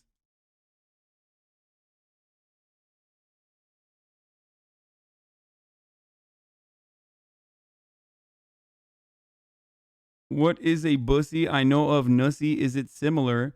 It's so funny that you asked this question with peepo hey on top of it.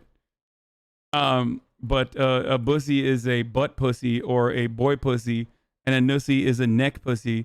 It's just anything with a ussy and a letter in front of it just means like it's just something that has been turned into a vagina or looks like a vagina. Okay. Can I get the address of the gym where you take showers? Asking for research purposes, thanks. Don't be creepy, motherfucker. All right, we're done. We're moving back to Elon Musk, our Lord and Savior, the most brilliant person on the history of this earth, on this planet. improves, we can expect to see Musk's eVTOL prototype in 3 to 4 years. Electric vertical takeoff and landing vehicles, or eVTOLs, are sometimes referred to as flying cars, but in reality, they are small electric planes that can hover and travel short distances. There has been tremendous progress in the eVTOL market in the last 5 years. Most of the prototypes that have been revealed so far are unmanned, but Japanese company SkyDrive, which is a startup that's partially backed by Toyota, made history this past summer with a successful piloted test flight. SkyDrive's SD-03 prototype took flight on August 25th at the Toyota test field in Toyota City, Japan. The piloted eVTOL prototype circled for about 4 minutes before landing safely back to the ground. Shortly after the successful test flight, SkyDrive secured $36.6 million in additional funding, and the company hopes to have safe and secure flying car operations services. So what is this, like a fucking tiny helicopter? Isn't that what this is? I'm so confused. Is available in 2023. SkyDrive is unique in the world of eVTOLs, as most other prototypes are autonomous. It's extremely likely that Musk's eVTOL will be self-flying, as Tesla is on the verge of producing fully autonomous cars. Musk's plan to have an eVTOL prototype in 3 to 4 years hinges on one thing: batteries. According to Musk, a futuristic zero-emissions jet would require a battery pack with a density of at least 400 watt-hours per kilogram. If battery density could reach 500 watt-hours per kilogram, that would be even better. Improved battery density is simply not enough for Musk. He wants better batteries to be produced in volume. An experimental battery made in a lab would not suffice. The Tesla Model 3's battery has a density of around 250 watt-hours per kilogram, so clearly more work needs to be done if Musk's dream of an electric jet is to become a reality. In layman's terms, battery density is the amount of energy each kilogram of battery can hold. When he appeared on Joe Rogan's podcast, Musk explained that a higher battery density is required to overcome gravity. Musk wants his electric plane to go as high as possible, so a greater energy density in the battery pack is vital to overcome gravitational potential energy. Musk says that the energy an eVTOL uses while cruising is very low, and that his eVTOL will be able to recapture a large amount of gravitational potential energy on the way down. Therefore, reserve fuel is not necessary. The initial takeoff phase is the challenging part. Flying and landing should be a piece of cake. We don't know what Musk's eVTOL would look like, but there has been plenty of speculation. Tesla fanboy and UK-based industrial designer Tom Abbott Davies posted a mock-up of a Tesla Model V eVTOL concept on Twitter earlier this year. The stylish design even caught Musk's attention. Quote, "Looks pretty cool," wrote Musk. Elon Musk is losing the eVTOL race. There's no doubt about it. He doesn't even have a prototype yet. Musk could come from behind. What is this video? I'm done. We're not watching the rest of this. Are you fucking kidding me, dude? Oh God, we just got fucking debated like big time. Like dude, Elon Musk's simpery has gotten to such unimaginable lengths that they're giving him credit for shit he hasn't even done yet. That his fans have like made fucking fan art over. Like that's so crazy. Like the thing that I get very triggered by with Elon Musk is that like he's good at hiring the right kinds of people. He struck gold with PayPal. Okay, like it's great, good job. You know, his father gave him an affluent beginning as a humble Rwandan mine merchant, a mine owner. Okay, so like it's great that he got the best humble emerald farmer, exactly. So, or was it cobalt? Whatever, it doesn't fucking matter. So it's great that like he struck gold. All right, I'm sure he worked very hard. I know he's South African. Mines are not in South Africa. I think they're in Rwanda, if I'm not mistaken, or maybe is it? I don't know, or Zambia. All right. None of this matters. The point I'm trying to make is I don't care about his fucking background all that much. What I'm trying to fucking say here is he got a good spawn point. He maximized on it and it's great for him. But now, like, he's hiring the right kinds of people and no one ever is like, wow, Elon Musk is brilliant for hiring the right kinds of people. And they're just saying that he's like sitting in the fucking room, like drawing out schematics or some shit, or like personally fucking hammering prototypes and putting them together. Like, that's not what he's doing. Like, you just want to imagine him as a Tony Stark figure because you're a baby. Like, you have a baby brain And in your baby brain, you want Elon Musk to be like Tony Stark, like when in fact Tony Stark will be a fucking defense contractor and a horrible person overall. Something that they even kind of talk about in the MCU.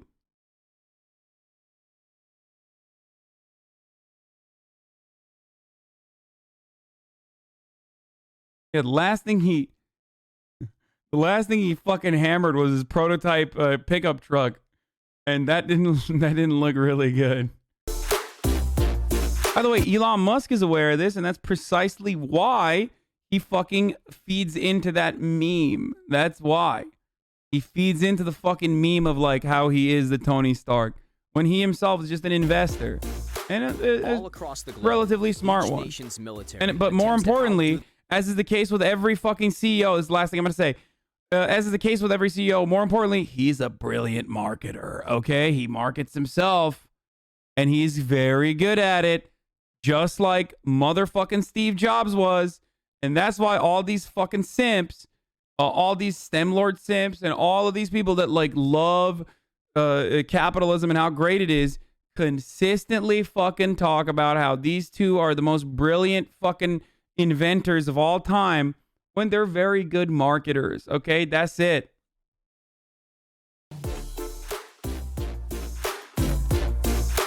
All across the globe, each nation's military attempts to outdo their rival when it comes to outfitting their soldiers. As such, they can spend an absolute fortune on their country's military uniform, as well as the incredible equipment they use on the battlefield, many of which looks like it was made in a sci-fi film. Today, we're going to look at the most expensive Brother, that's not military, brother. That's NA cops, brother. You see that? Boston police, baby.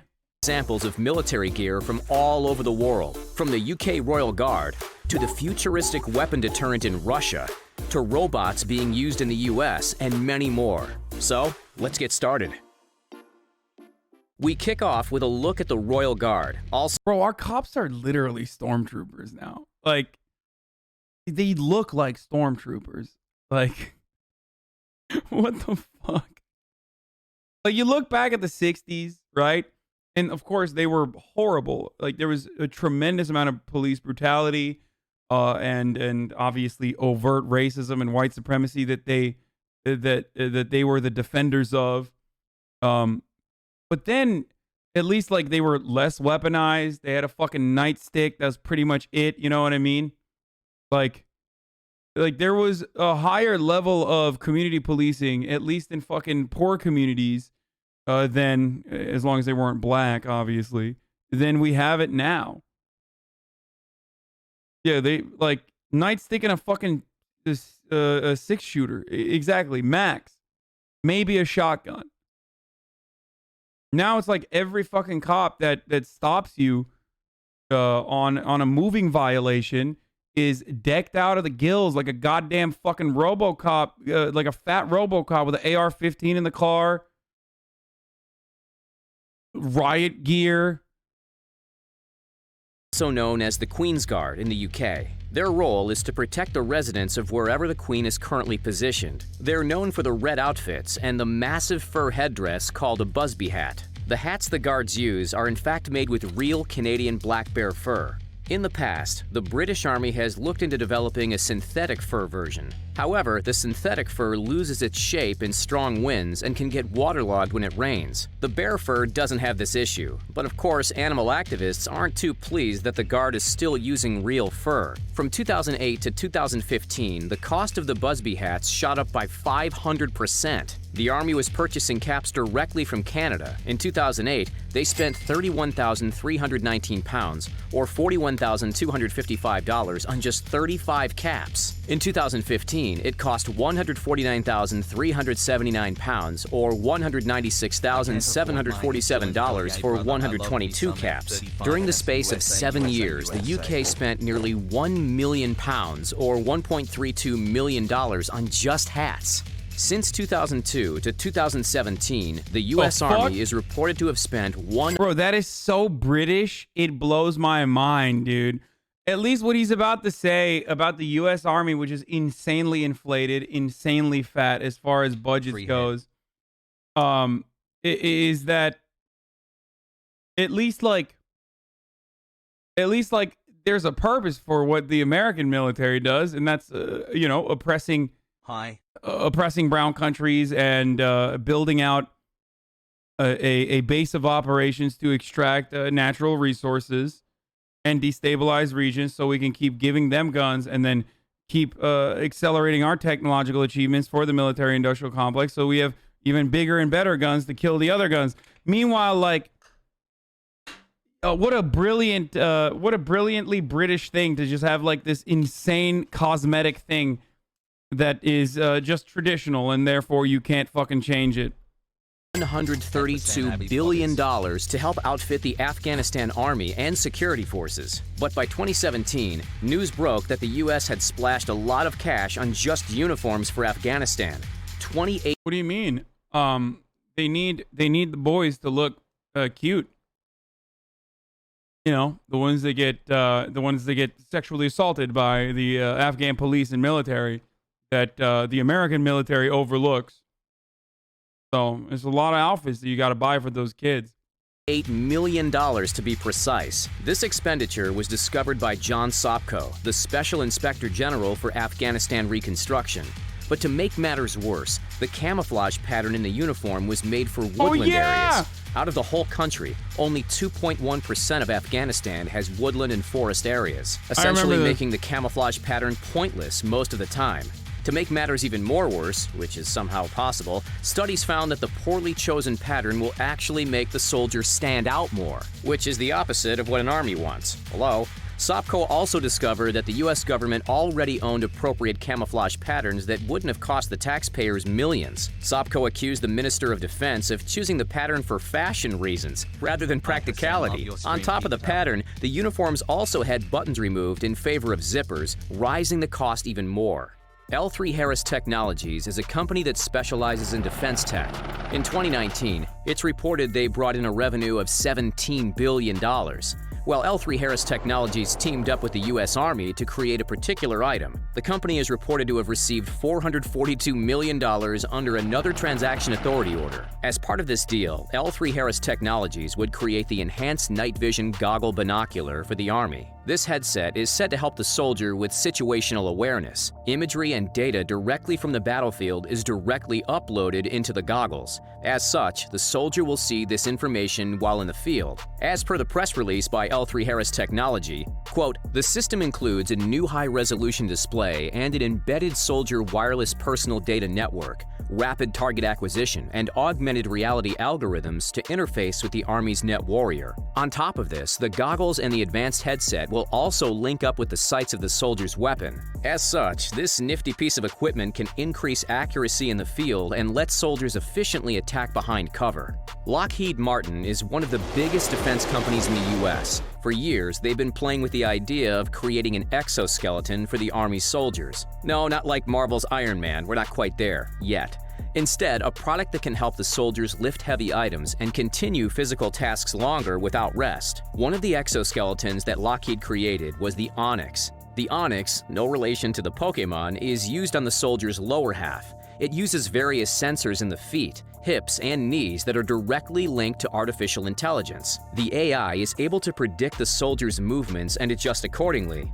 In a trial, a soldier was given a 185-pound bar to squat with. They managed 25 squats. The following day, with the Onyx attached, the soldier made 72 squats before the team asked them to stop. Essentially, the Onyx manages to reduce the energy used in various physical tasks. In 2018, Lockheed Martin was provided a 2-year contract by the U.S. Navy to develop... Dude, this is literally Metal Gear Solid, dude. Oh, God, that's so... I mean, it's Death Stranding. Is it Kojimbo?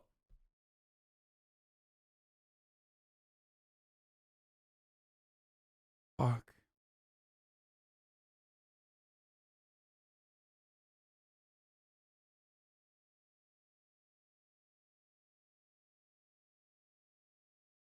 This is that shit in the walking simulator Death Stranding? Yeah, I know. It's literally a technology in Death Stranding, yes. I hate how the chud part of me thinks that's so fucking cool, but I know it's a complete waste of money. It's not a complete waste of money. It's actually cool as fuck It could be incredibly beneficial for people with disabilities. It would be profoundly impactful for like I'm all on board for like tech humanism or whatever the fuck it's called, like technological modifications and shit. The problem is, unfortunately, this is just to, you know, make more money or kick in doors of fucking brown people's homes. That's the problem that I have. Like, or transhumanism. Is that what it's called? Yeah. Up on next to the tune of 6.9 million. The long-range acoustic device, or LRAD, has seen a rise in publicity this year. It's a sound system that can also be used as a sonic weapon. When being used as a weapon, it directs high decibel noise towards a target. The sound is said to make the target extremely uncomfortable. It's even been claimed it can induce pain in the target. Current LRADs are big, cumbersome devices that take up a lot of space. In 2019, Chinese scientists were developing a handheld version to make it more portable for law enforcement. The device is said to cause targets' organs to vibrate, leaving the target with extreme discomfort. Also, first started its use in Afghanistan and Iraq, and then slowly but surely made its way to the American police force. Very cool.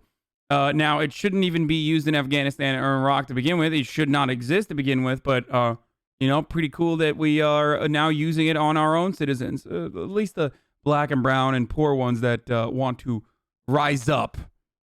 So, pretty tight. Pretty tight, pretty cool, pretty tight. Love this. All right. In 2019, authorities in Newport Beach in California decided to replace their rusted tsunami alarms along the Balboa Peninsula. In their place, they're going to install 3 LRAD devices with a cost of $200,000. As such, if there is an incoming tsunami, the authorities can still use the LRADs to advise citizens, but they can also be used as a deterrent in riots. Yeah, that's what they say. They say, oh, it's just like a PA system. Yeah, fuck off, dude. LRAD is the brand name, kind of like a Band-Aid. Okay, whatever. Yeah, it's a long-range acoustic device. That's what LRAD is for, because the military fucking jerks off to acronyms. They're like, oh, give me another acronym. I love that shit, dude. We need to be tactical in our use of language. LRAD, bring in the LRAD, brother. This is a long-range acoustic device. 2015, it was announced that the UK government was looking to outfit the British Army with a project called the Future Soldier Vision. One of the companies involved in its development is Systems Engineering and Assessment, or SEA. Their parent company, Cohort, signed a deal with the Army in 2015 at the cost of £11.2 million, or around $14.8 million. The FSV project is said to modernize the British Army. The kit features a smartwatch that will aid in communication in the field, as well as keep track of the soldiers' biometric data. There will be a smart glass attached to the helmet that will provide an up-to-date heads-up display on their surroundings. The helmet will also feature a camera that the unit's commander will be able to look through for tactical... Again, dude, it's like, notice how every single technological achievement is creating an ease, creating an ease of process for further manipulating the on-the-ground grunts, basically. Like, you get that? Robotic dogs? Oh, well, that's good. That's a good managerial tool. Now you don't have to have the managers on the ground. They can just, like, fucking engage in the enforcement from overseas if they even want to. It's great. Now you can fucking look at someone's HUD directly from wherever the fuck you're at. And that's how it works. Yeah. Information. In order to protect the ears of the soldiers, the helmet will also have bone-conducting headphones. The helmet is essentially a computer rather than just offering protection. The customizable segmented armor also has sensors to aid in survivability and provide situational awareness. In not too long, the US could soon be regularly accompanied by a robot when in the field. The modular advanced armed robot... Meanwhile, you're sending over this poor fucking soul, okay? This dude who probably, like, left his hometown, okay? Left his fucking bumfuck hometown, joined the Marine Corps because, like, you know, his brother was addicted to fucking opiates.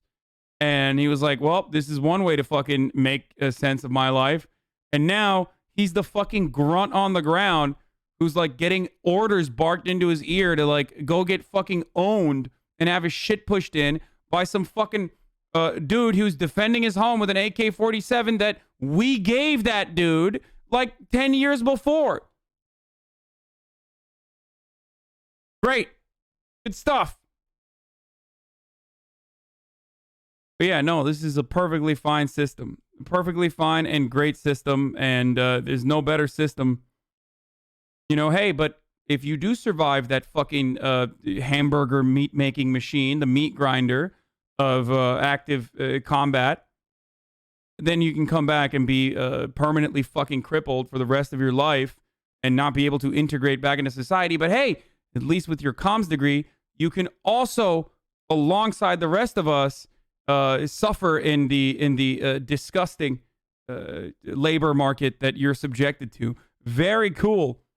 Hey, but that's patriotism, brother, because you get $5 off apps on Applebee's on Wednesday mornings. So, hey, thank you for your service, brother. Thank you. Yeah. Anyway, here's an ad, probably for joining the U.S. military right after I said this. Let's see what happens. 6-second ad break. Robotic system, or MARS, is currently being developed by the British-based company Kinetic. The MARS was created for reconnaissance, surveillance, and target acquisition. Its battery can last up to 12 hours at a time. The MARS can also go up to 7 miles per hour and travel up to 3,280 feet away from the person controlling it. The robot is typically mounted with an M240B and M203 grenade launcher. However, the MARS can be configured for non-lethal missions as well. That's why I get hella fucking bent whenever people are like, Hasan hates the military and our veterans. It's like, bitch, POGO. I hate the military and our veterans. I'm the one who doesn't want them to fucking get brutalized. I would go so far as to say every fucking chud-ass veteran that's like literally advocating for further war for no reason other than the military-industrial complex's bottom line. Those people fucking hate the military. Those people hate the fucking veterans. The politicians that would never dare step foot inside of a conflict zone are the ones who absolutely despise the veterans. I want veterans to not have to subject themselves to these horrible fucking conditions. That's why I have plenty of fucking veterans in here, by the way, regardless of how much I hate the military. Oh my God, Hasan, he hates the military, brother. You don't get it. He said America deserved 9/11, brother. Fuck you. Oh, shit. Yeah. Uh-oh. I got a present.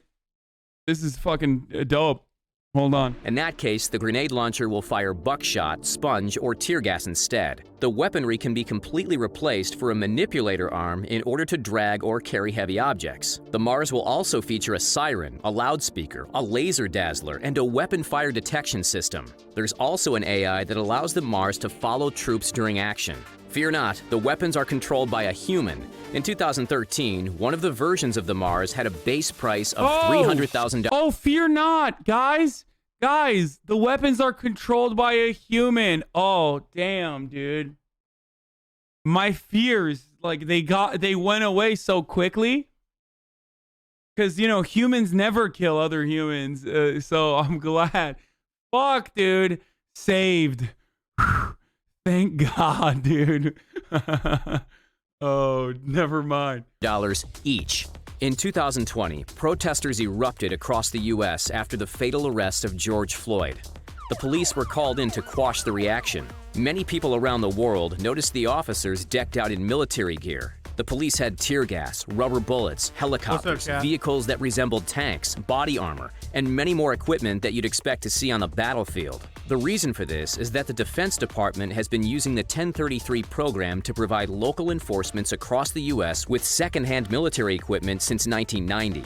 Also known as the LESO program, 8,000 police forces benefited. A third of the equipment sent is said to have been brand new. The cost of the equipment handed over is reported to have amounted to an astonishing $7.4 billion. In 2013 alone, $449 million worth of gear was transferred. As such, it makes the police in America one of the most expensively equipped agencies in the country. The most commonly requested item as part of this process is ammunition, with rain gear, medical supplies, sandbags, and various other items also being commonly requested. In 2004, the U.S. Army grabbed the attention of the public on the announcement of the Universal Camouflage Pattern. At the time, the conflicts in Iraq and Afghanistan were underway. As such, the Army was using two different patterns in the regions, one for woodlands, the other for desert. Looking for a pattern that could be used in various climates, the UCP was created. As then, the pattern would actually be good value for money if it can be used in many varied areas. What really grabbed the attention was the pixelated design. The cost of this pattern came to a startling $5 billion. Almost immediately, the UCP was a colossal failure. It didn't help blend the soldiers into the terrain. In fact, it made them stand out more. Fearing for the safety of their soldiers, the U.S. Army began providing soldiers with uniforms that used a pattern called multicam instead. Joined the military during the economic crash in the late 2000s. Unable to get any meaningful employment, I joined the military at 26 and got out at 30 simply because it was the only option. Not a good one, the only one. Our system is a fail. Yes, it is. There are plenty of people like you, brother, especially in this community, so don't worry. There's also incredible organizations that you can be part of, Left Flank Vets, About Face. There's a lot of anti-war military veteran organizations. So, why'd you say controlled by Charlotte Clymer?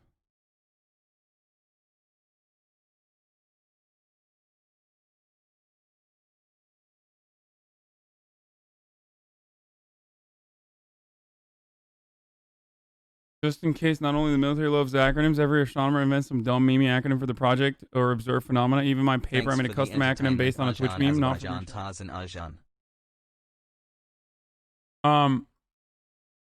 Charlotte Clymer is the worst. Hold on. Let's keep going. 2014, the UCP was officially discontinued and the search for a new pattern was underway. The following year, the operational camouflage pattern was selected. It's still being used today.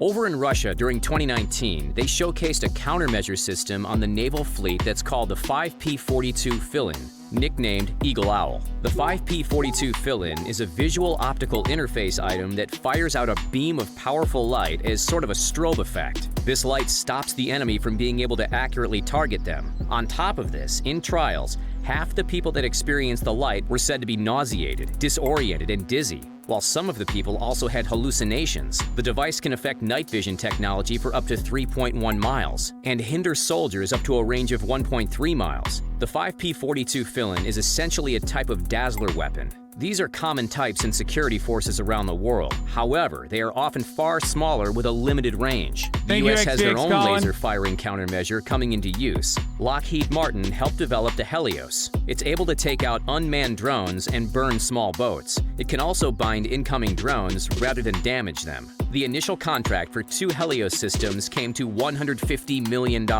with further options amounting to nearly $943 million. And that's it. Which of these uniforms or equipment impress you the most? Let us know in the comments. If you like the video and want to see more, please like, share, and subscribe. All these The scandal cost $260 million with the items to be auctioned. Okay, this channel has some sick fucking videos, dude. Like, they're gross, but they're really good. But before we do P.O. Box today, I got finally I got a package from the YouTube in the mail. Oh, I wonder what this is. Here, right? Oh, okay. Oh, yeah. Chill.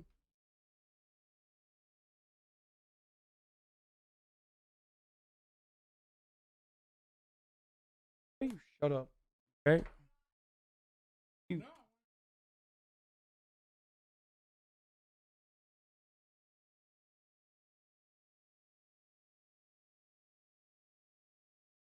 That's what I was thinking.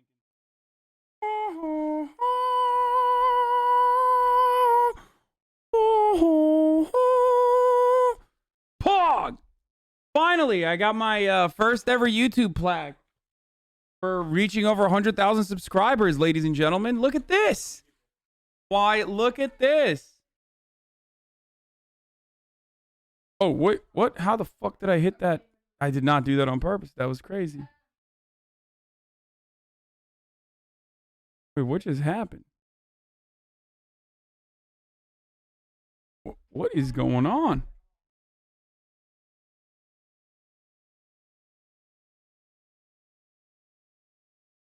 Okay, this is very weird. Anyway,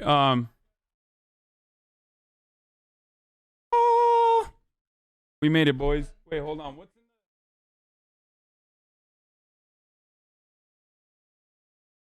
some 100,000 subscribers? Just how far have you come? If each of your subscribers were a light year, they could take you from one side of the Milky Way to the other. That's far, and it's why today we're so excited to celebrate your special journey with you. Not only have you brought a unique voice and style to the world, you've also created valuable connections and built a community along the way. In that spirit, YouTube is proud to present. This is an automated message. This is not like a direct message from Susan Wojcicki. But in that spirit, YouTube is proud to present you with the Silver Creative Award, which celebrates your hard work and incredible achievement. Congratulations on this amazing milestone. Just one of many that we hope to follow in the future. After all, there are countless others out there who have yet to discover your passion and dedication, whether they come to your channel to learn something new or just for a laugh. A whole new audience is waiting for you to inspire them, just as growing community continues to inspire you. We can't wait to see what you do next, and we'll be with you every step of the way. Yours sincerely, Susan Wojcicki. I know for a fact that this person does not know who I am, even though we have met in the past before when I used to work at the Young Turks. And also, it's hilarious that they write this blanket template. I find it really cool. We are honored to take part in recognizing your achievement and want your experience to be exceptional. This award was inspected and packaged by the great care of Rick. Your award was damaged during shipping. If you have any questions, please contact us. Cool. It's a very nice paper, though, and it has an automated signature, like a printed signature of Susan Wojcicki.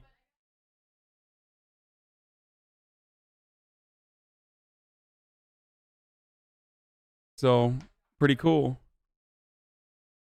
Why doesn't Twitch send something like this at Twitch? Twitch sends me first of all, Twitch is way nicer to me than YouTube is, like, without a doubt. See you guys on Daily Dose. Oh, what is this?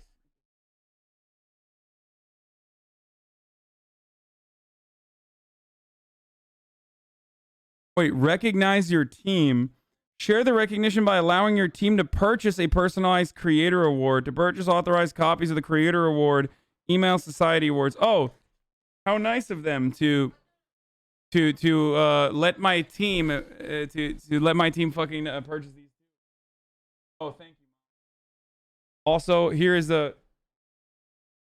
award for being Mother of the Year. Here you go, Mom. For you. Yeah. Thank you, Mom. Without your chicken tendies and tender care, I would not be where I am. So, thank you. I'm gonna need some honey with this though. Like a lot, like a couple packs of honey. Wait, how many is in here? Wait, what is this? Directly This from is not. What Steve sauce is YouTube. on He is this? friends with Tim Apple. Oh no, I don't want it then. Here, take it. No, it's perfect. I would rather have regular tendies then. Like tendies that you make then. Yeah, no, for sure. There's no reason. It's not worth it. The calories are not worth it. We're not wasting food. They're gonna eat it. They're gonna eat it. Yeah. I'm not gonna waste. I'm not gonna take in extra calories for chicken tendies that are unseasoned. What are you, crazy? When they can eat it themselves? Brat, listen, if I'm gonna fucking feed myself with breaded tendies, like they need to be. It's supposed to be delicious. You know what I mean? If you're gonna have a fucking cheat meal, make sure that it's worthwhile, is what I'm saying. Also, they're gonna eat it. You don't have spices at home? No, it's not the same. Like they have no hot sauce on them. Murat doesn't eat. What do you call it? Murat doesn't eat spicy food. He doesn't like spicy food, so I guess he ordered them and there's no spice.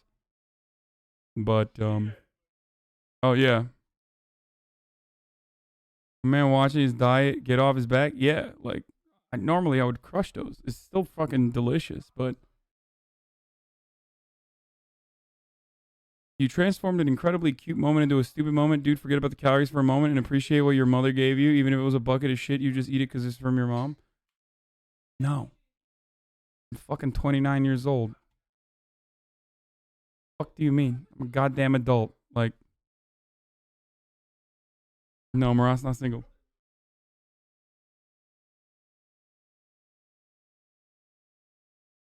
Weirdo. Okay. Have you had Howlin' Rays? No, I can't have Howlin' Rays because it's so... Yeah, she didn't make the chicken tendies. They just like got chicken tendies and they were going to give me some of the chicken tendies that they have. But like, I'm not going to eat a high calorie meal that is not...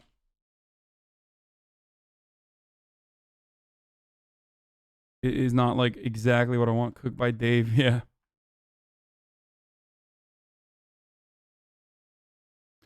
Use a calorie tracker? Yeah, I do. You still live with your mom, though? There's nothing wrong with living with your mom, brother. Awesome. Anyway, hold on. There is really good videos on this. This dude has, like, the craziest videos. I love it. I don't know why I can't change the direction of my scenes.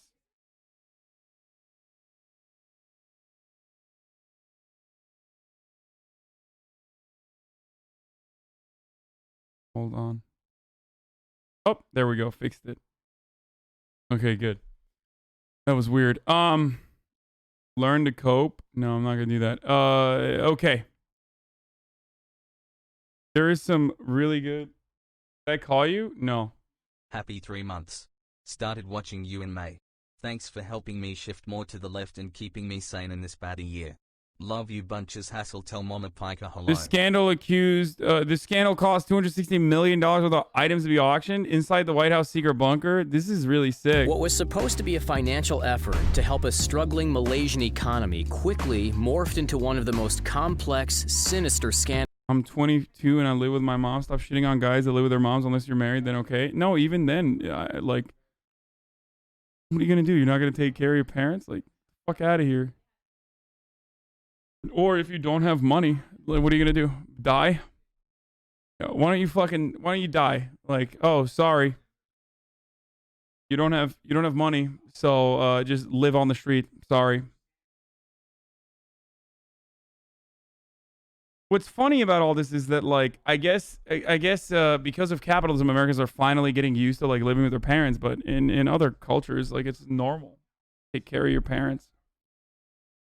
Or to have them take care of you.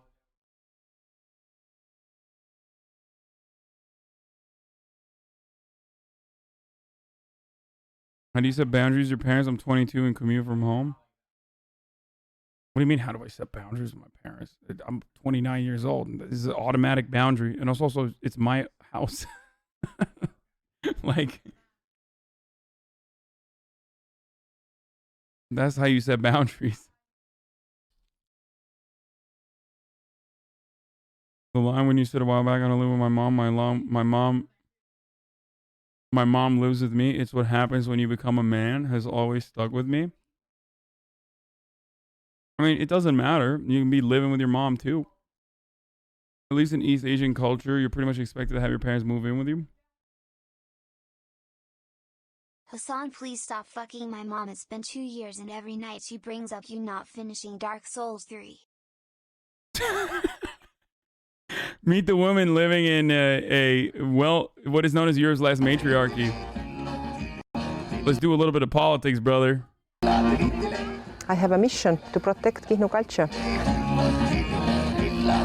You know, it was always kind of this very magical fairy. Okay, what is this music though? This shit fucking slaps, dude. Matriarchy, patriarchy. They got some good ass music, dude. They got some tunes. Anthony Fantano gave this a fucking light 8 out of 10. God damn, I love throat singing. Fairy tale kind of island.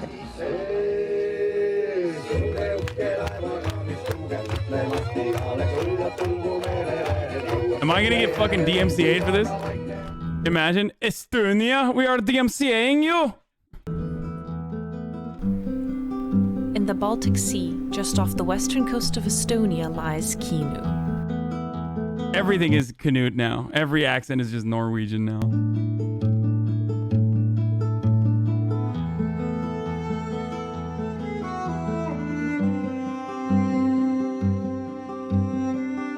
This small island of 700 people is often described as Europe's last matriarchy, where men are traditionally out fishing and the women are left in charge.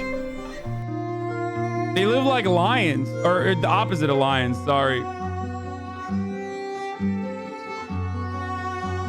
And men very often, even nowadays, they are working somewhere else, not in the island. They are, maybe some men are long-distance sailors or something. They're Bloods. Yo, these ladies are Bloods, dude.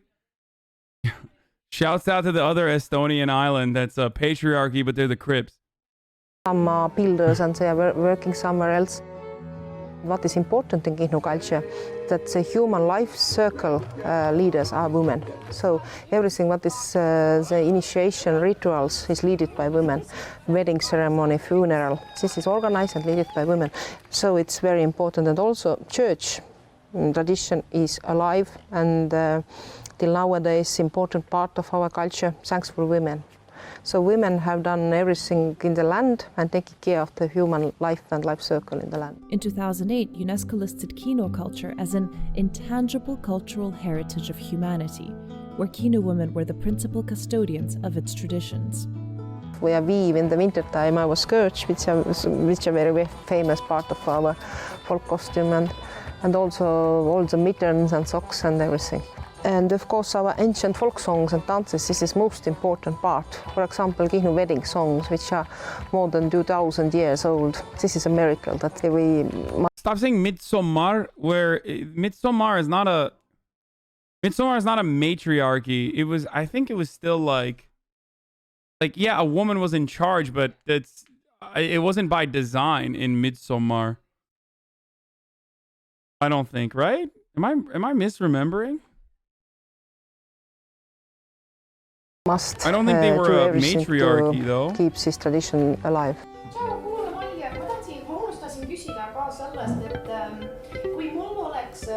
I am originally from Vancouver, Canada, and I came to the small island of Kihnu, Estonia, because my grandmother was originally from Kihnu, and she escaped during the war.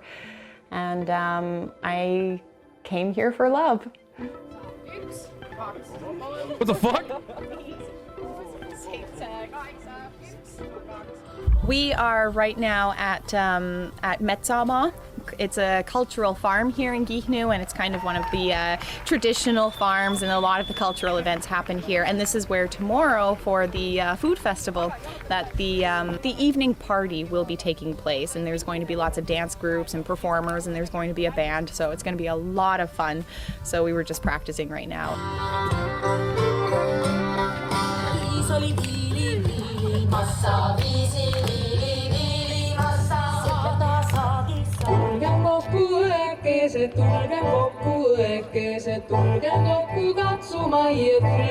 It's really a cottagecore hose listening to Death Grips. I love it. Oh, that's so funny, dude. Dance God, too, it's which is kind of brain dedicated poison. to sisters, and the name of the dance is Uhastundinut, which is born from one, and it's basically kind of a love story to my own sisters that I tend to miss a lot. The sisters that I've made here on the island with the dancers, and it's kind of a little ode to women in a way, to how we all connect together.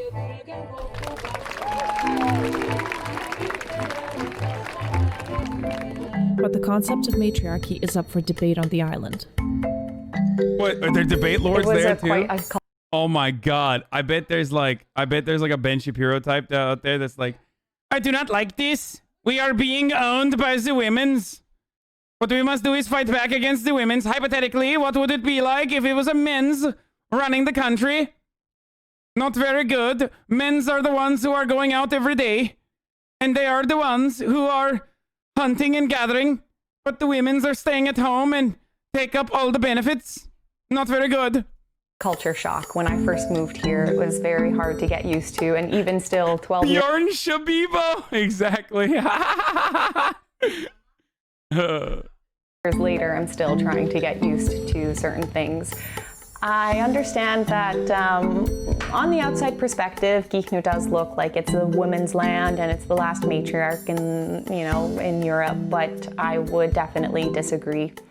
I think there are certain families here, yes, that are led by the women, and the women here are insanely strong women. They do everything and they're amazing at what they do. They're hard workers, they can take care of the family, they can work on the field while at the same time they can go do the handicraft and singing and dancing. They do everything. But the male opinion here is what matters the most. If a man says... Well, so even in the fucking matriarchy, it's not still a matriarchy. What? Never mind then. That was... Brother, that seems like false advertisement right there. That's what he wants to do, then that's what is done. And I think that's where a lot of my time, my struggles and my arguments come into play, because I didn't grow up that way. Wait, so she went to Europe's last matriarchy and was like, this is not total female domination. She's like, no. We need to make this a real... We need to make this a real matriarchy. Oh, that's funny as fuck. So what is the role that men have here in the island? Men bring income, good income. Better income is better, or you can manage then better. I myself think that Gihnu is very patriarchal society, because we are everybody, all women take care of the men, and men is much more privileged than the women in the family life. Still, women on Gihnu Island are working hard to keep their tradition alive. So I do different projects which are helping to protect culture, survive islanders. So it's not only one thing, but it's many things, like language, like folk costumes wearing and traditions, like singing and dancing tradition. Very important is wedding tradition, and it's question in the modern world how to protect the tradition, how to keep the tradition alive. Gihnu means to me, it means to me my grandmother. And the way I connected through her and with our great aunt and the relatives that we used to visit when we were little kids.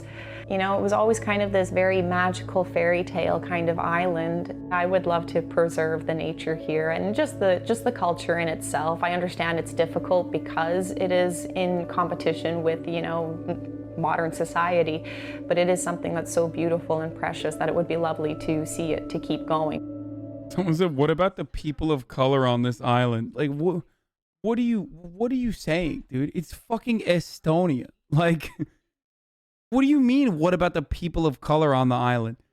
Like, depending on what time frame you're looking at, they are the people of color, okay? Like, they're technically Slavs, right? That's depending on what part of...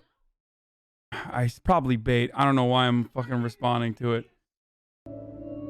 The biggest challenge is connected with work. It's so limited, it's so difficult. Nowadays it's very much connected to work with tourism, but it's very seasonal. It's a short period when the they're not Slavs, they're Finns? Okay, my bad. I fucked it up. They're Finnic. Okay, so they're not POC. That's it. There's just... No one will say Finns or Finnic are POC.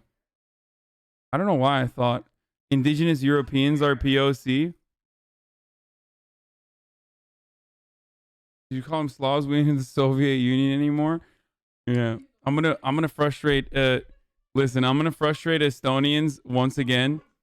Last time I shit on Estonia for being 1.4 million strong and being able to fucking put together a fully online voting process.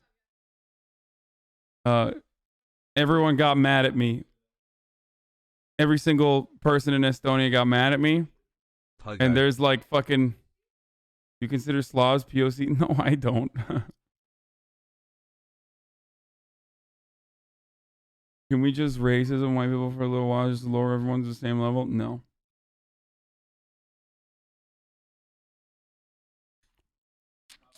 I'm dreaming also that maybe for the next generation we have enough opportunities to find work. These used to be called China Swedes because apparently they're not white enough. Wait, what?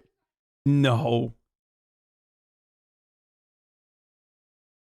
Finnish is the only Scandinavian language rooted in Turkish. Wait, really? Estonians are basically Finns, not Slavs. None of the Baltic countries are Slavs. Lithuanian and Latvian are Balts.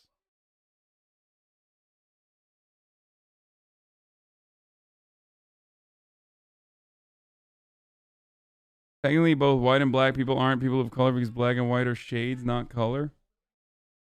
I'm Slavic. You kidding, bro? We're white. I know Slavs are fucking white. You dumb. I'm saying that depending on the time and place, Slavs were also not considered white at a certain point in time by certain cultures.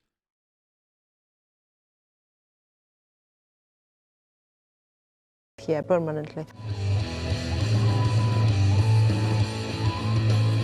Benjamin Franklin considered Swedes. Wait, I thought it was Germans that were swarthy. Benny Franks, old Benny boy, thought Swedes were swarthy too. Prunism is created by a Finnish dude. What?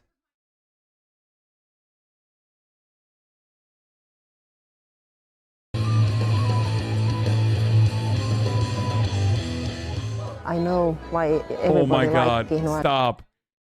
Phenophobia is the hostility, prejudice, discrimination, or racism directed against Finns, Finland, or Finnish culture. Sweden, during the 1960s and 70s, there was a significant influx of Finnish economic migrants into Sweden. Between 1950 and 1980, the number of Finns in Sweden increased from 45,000 over to 300,000. Attitudes towards Finnish immigrants were quite negative in Sweden. Derogatory expressions and Finn-igen, yet another Finn, or Finn-jävel, equivalent to Finnish bastard or Finnish devil, were commonly used. An anthology, Finn-jävlar, was published in which 15 Finns in Sweden would describe their lives and their lives of their parents in Sweden. In Swedish, the slang for pimple was finne. How can you be racist against a country that doesn't exist?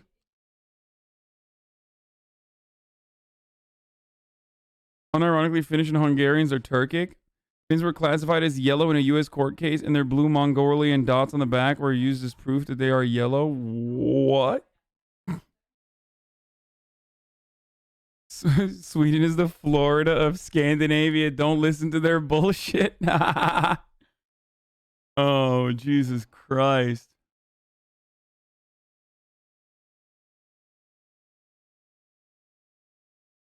Finland doesn't exist, though. My boyfriend was Ukrainian, and it's crazy how a Ghanaian girl, every European is just white, but he made distinction between Slavs and Caucasians. It was wild. Yeah. Yeah.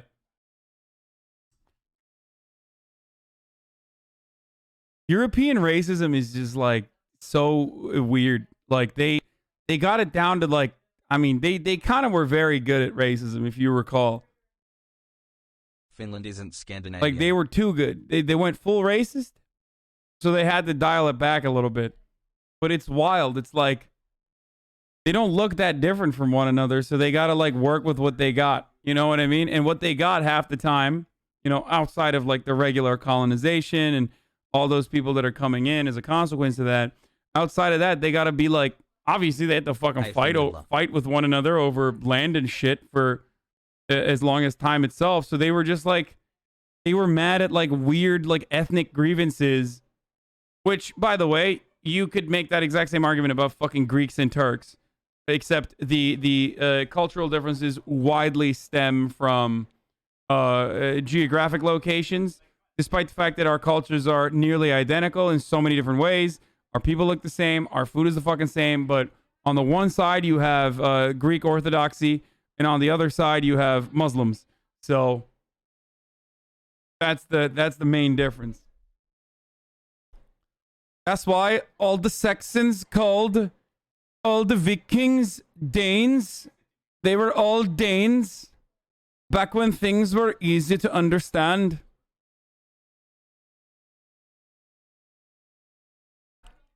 Before we move away from Estonia, I think it'd be beneficial for you to help everyone learn a little bit more of Estonian language. One of the most used phrases is 12 months instead of a year. Look up how to say 12 months in Estonian so you can learn. What is that? That's going to be some racist shit, isn't it? Let's see. 12 months in Estonian.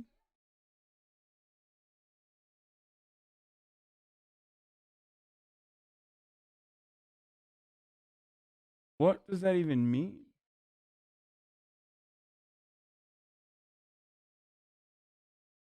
Video contains a phrase that sounds...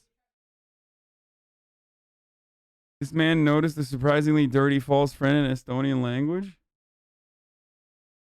What is this? I don't want to say it, but what does that even...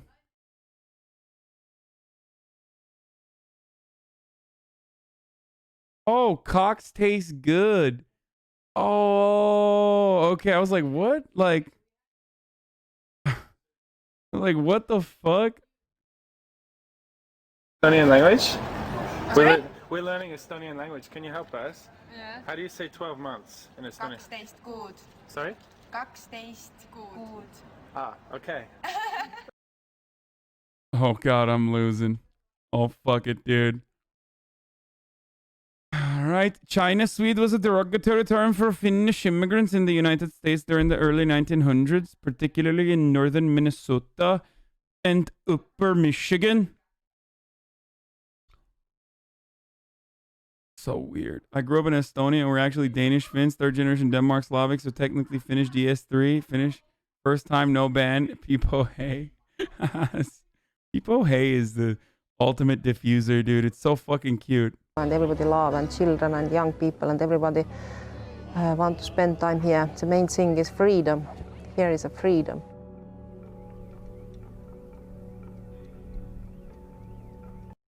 This is very good. Tampaman says neighborhood feral cats are scratching and peeing on his vehicles. What? This one's crazy. I don't want to watch this. Okay. Women. Oh, okay. This is women's. Thank you, Hasan. Okay, this scandal cost $260 million worth of items to be auctioned. Stream has really helped me with my mental health. Your highly informative and entertaining take on videos has put a smile on my face. I live in Minnesota and I've never heard about any of this anti-Finnish sentiment. It makes a lot of sense though because the emphasis they put on Swedish ancestry they have. Yeah.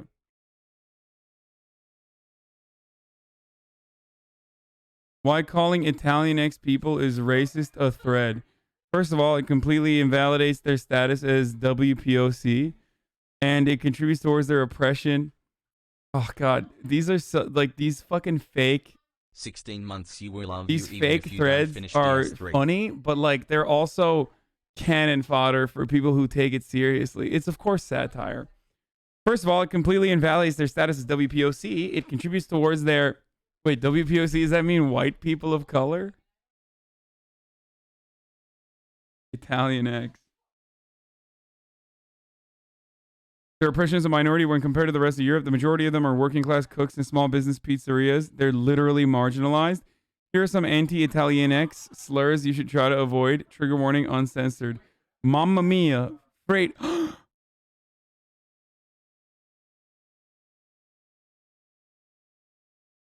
I can't believe she wrote it out.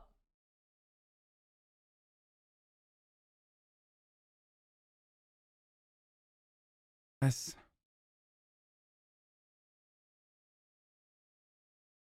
I might get banned. I'm gonna keep going. Luigi. Maria. Mafia. And worst of all, Pee-pee. Basta people. Please listen to the Italian X community. This is really serious and people don't pay enough attention to it. There are also phrases and gestures people use as a joke, but they're incredibly insensitive. Like, I cook the pizza. Italian X cultural hand gesture. And I eat the meatball.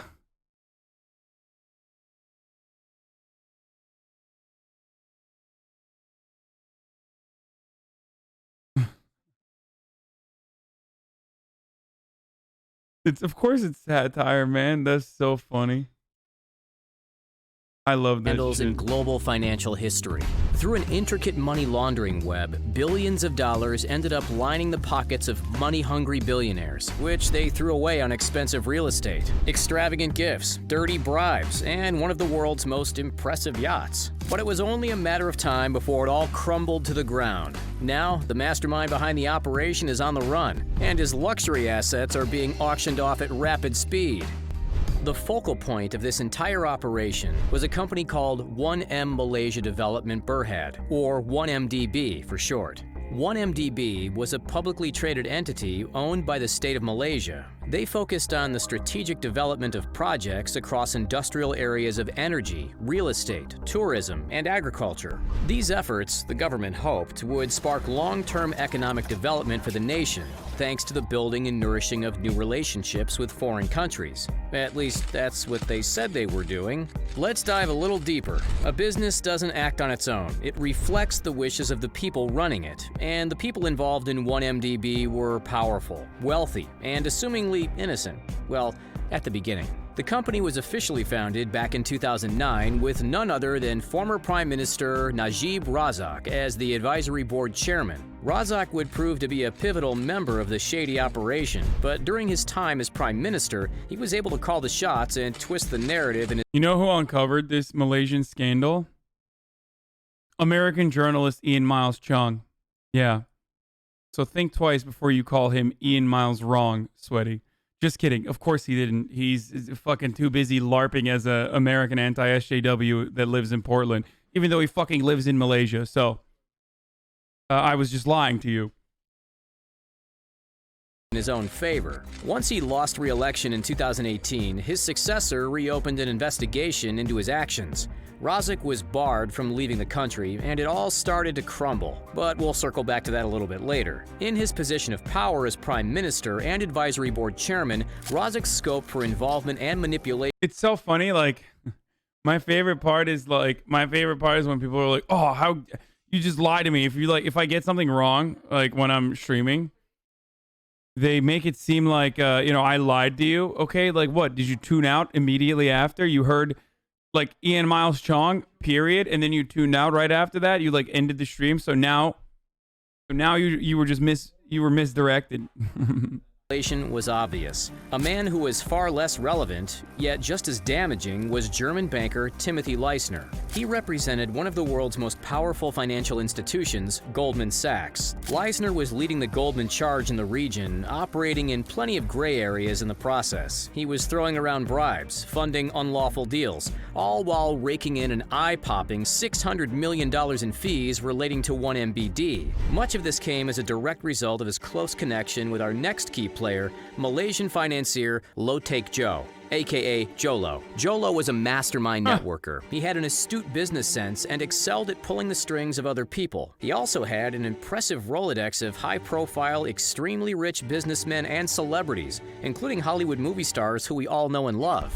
Jolo's connections extended to the government, too. He had ties with the stepson of Najib Razak, and that wasn't his only connection. In fact, despite not being actively involved in the 1MDB fund, it quickly became evident that Jolo was the puppet master, the MC dictating terms behind the scenes, and the common link between local government, international financiers, and a pivotal offshore private oil company, PetroSaudi International. In September 2009, 1MDB entered into a US $2.5 billion joint venture with PetroSaudi. One man, one of the good guys who worked at PetroSaudi at the time, was Xavier Andre Justo, a man who'd proved crucial in understanding the complex web of manipulation, bribery, laundering, and corruption. Why do you hate Shuon Head? Is it because of the racist shit she said or what? What? I don't know who the... I have no opinion on Shuon Head. I don't think I've ever talked about them. What? What's up, Gooba Nation? Gooby little boobies.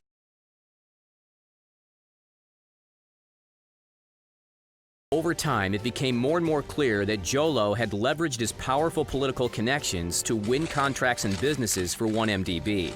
How'd he do it? One word: Bribes. Millions and millions of dollars worth of bribes. But let's swivel our attention back on Jolo, the operation's puppet master, the man who grabbed the dirty cash and used it to create a non-stop party lifestyle, unlike anything we've ever seen before. Lo was known for mixing business with pleasure, an enormous amount of pleasure. He threw lavish parties with high-end booze and superstar entertainment. Names like Psy, Alicia Keys, and Kanye West would perfect at his birthday gatherings. He also formed close friendships with members of Arab royal family. Just to give you an idea of this guy's fascination for the high life, he would drop hundreds of thousands of dollars on the regular to throw Las Vegas parties, one which featured Britney Spears spectacularly leaping out of a birthday cake. If you were trying to impress celebrity crushes like Paris Hilton, Lindsay Lohan, or Miranda Kerr, Lo dropped millions of nights of debauchery and extravagance. According to a recent tell-all book called Billion Dollar Whale, Jolo may have had access to more liquid cash than almost anyone else on Earth, and it showed. The so-called Asian Gatsby splurged on $35 million private jets, equity in music labels like EMI, artistic masterpieces by Jean-Michel Basquiat, Monet, and Van Gogh, a penthouse in New York's Time Warner Center, and the infamous Viceroy L'Ermitage Hotel in Beverly Hills. He once sent 23 bottles of Cristal to Lindsay Lohan's table at a Manhattan nightclub on her 23rd birthday, and why did he want to fuck Lindsay Lohan so bad? That's so weird. All you need to do for that is, you know, convert to Islam, brother. Revert. And be Turkish. he even helped finance Leonardo DiCaprio's movie, The Wolf of Wall Street, another celebrity he's been closely linked with. But all good things must come to an end. For Jolo and his co-conspirators, the beginning of their end came in January 2015. Eyebrows had already been raised in the year prior when an inquiry was launched by the Malaysian government. What? I never had... Whoa. I never had sex with Lindsay Lohan. No. You misunderstood me. It's because, like, there's a weird fascination that she has with, like, fucking Turkish culture. And she's even said, like, the world is 5 or something. Like, no. Ew, no. No, I never said that. You totally, that was, the world is more than 5. Sorry. It is a total fucking, no, it was a joke about fucking, oh God. It's government into 1MDB's operations, but when a series of crucial documents were leaked into the public eye, that's when the red flags multiplied. These documents, some 227,000 of them, expose the dirty deals done by 1MDB, the complex operations, the bribes, and the billions of dollars that changed hands. Who leaked this report? Xavier Andre Justo, the man who previously worked with Petro Saudi? While these documents said a lot, there was one particular startling fact. That dude must have pulled up some major fucking bootstraps. Oh yeah, brother. That's the best bootstraps you can pull.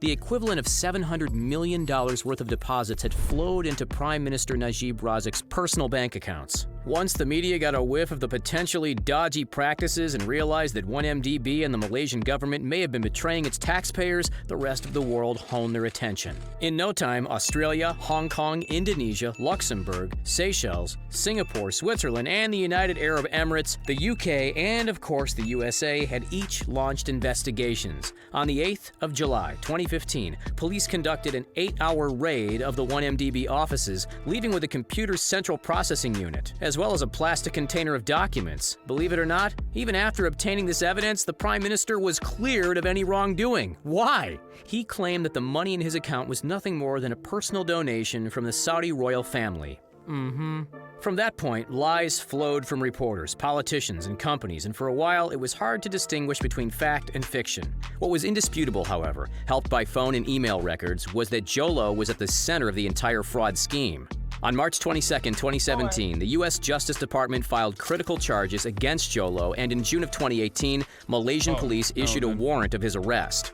But Jolo had vanished into thin air. Just 4 months later, after failing to find him, Malaysia reached out to Interpol to help with the search. When they couldn't find him, global authorities began seizing his assets, his many expensive assets. Why? to recoup the funds that blossomed from the embezzlement. And that didn't only include the assets in his name, it also included the lavish gifts he'd been given to his celebrity friends. Authorities seized a $3.8 million diamond pendant that Lowe gave to Miranda Kerr, as well as a $3.2 million Picasso painting that he gifted to none other than Leonardo DiCaprio. Leo was also forced to give back Marlon Brando's near-priceless Oscar. Jolo's prized asset, by far, was finally seized in February of 2018. This $250 million luxury super yacht, dubbed Equanimity. It's a whopping 300 feet and features a gym, massage room, grand piano, swimming pool, sauna, and luxury beach club section for socializing. It was costing the Malaysian... When you guys talk about drastic wealth redistribution, you're taking these people out of jobs. Today. I just want you to recognize that your words, they have consequences. And the consequences are the mega yacht salesman that will be out of a job if we don't have multi-billionaires. So just think about that next time you say, I don't know, eat the rich, or there should be a wealth tax. Government about $729,000 a month just to keep afloat. The purchase offers did come in, yet they were deemed too low. All in all, $4.5 billion worth of 1MDB funds vanished, and the Malaysian government was steadfast in recouping as much of that cash as possible, which meant selling the assets at the right prices. The yacht, the gifts, and his New York penthouse were all thrown to auction. While it took some time, eventually the yacht was sold to the Genting Group at the price of $126 million. Where is Jolo now? China, apparently, but that's just rumors. Where do you think he's hiding? Let us know. Don't forget to like this video. Where do you think he's hiding? Whoa, they have a how to Getty family become one of the richest families? Dude, what is this, dude? I am sucked into this fucking content farm aggressively, dude. Every fucking video is gold on here. How Joe Biden spends his millions? What? If we take the yachts away from the rich people as soon as they get them, the hat sellers will never do better. Think of it like a jobs program.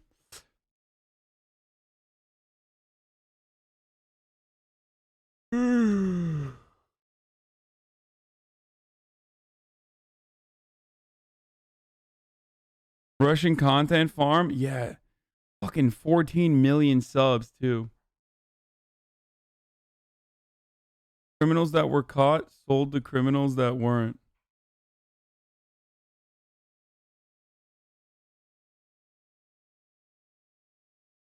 He's actually just parroting documentaries that are on Netflix. He leaves the Jolo fraud thing.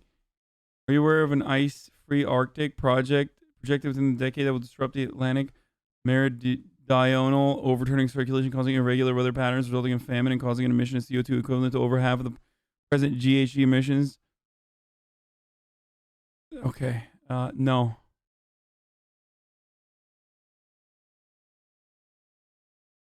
Oh, new article on a live streaming gaming website. This is cool.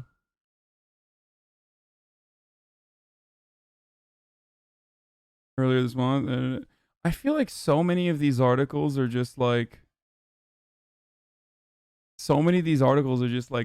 no different than the content farms, you know? Wait, how does this have 14 million subs and this video only has 37,000 views? Yo, Fabian Syndicalist, we've read those fucking remarks. That's why I said swarthy Germans. Okay? Yeah, I know Benny Franks was so racist that he thought the only people that were white, like actually white, were the Anglo-Saxons. And I think the French as well. And even the Germans were considered swarthy. Yes, I know. I am aware.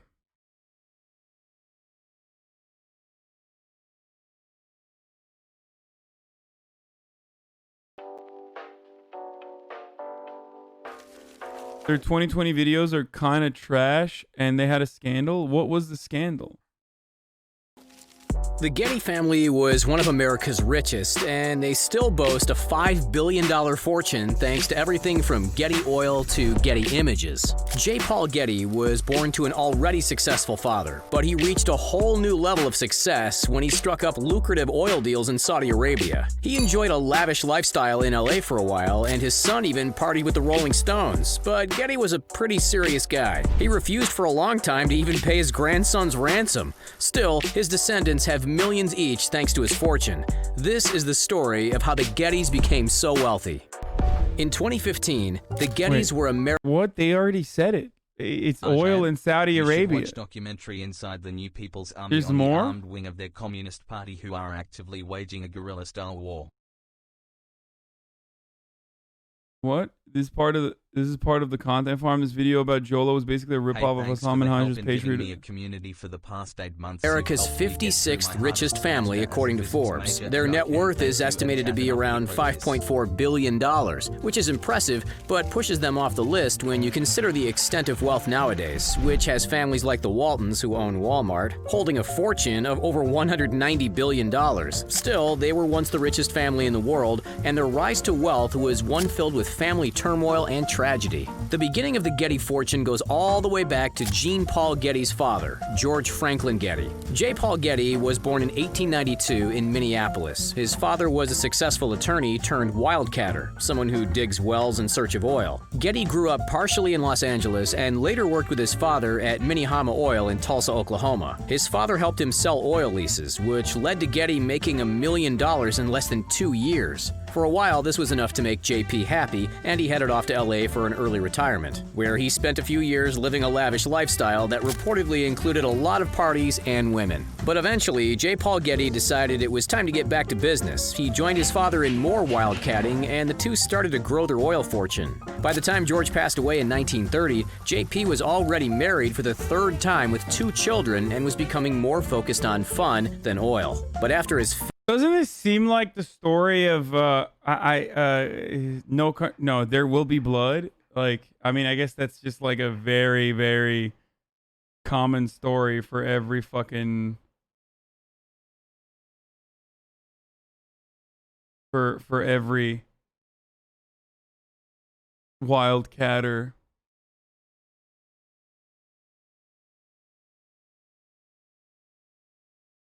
Fifth failed marriage and 3 more children, he was once again ready for business and ready to get even richer. In 1948, Getty beat out some tough competition and got a hold of a 60-year concession in Saudi Arabia's neutral zone. He now had 2,200 square miles of uninhabited desert to extract oil from.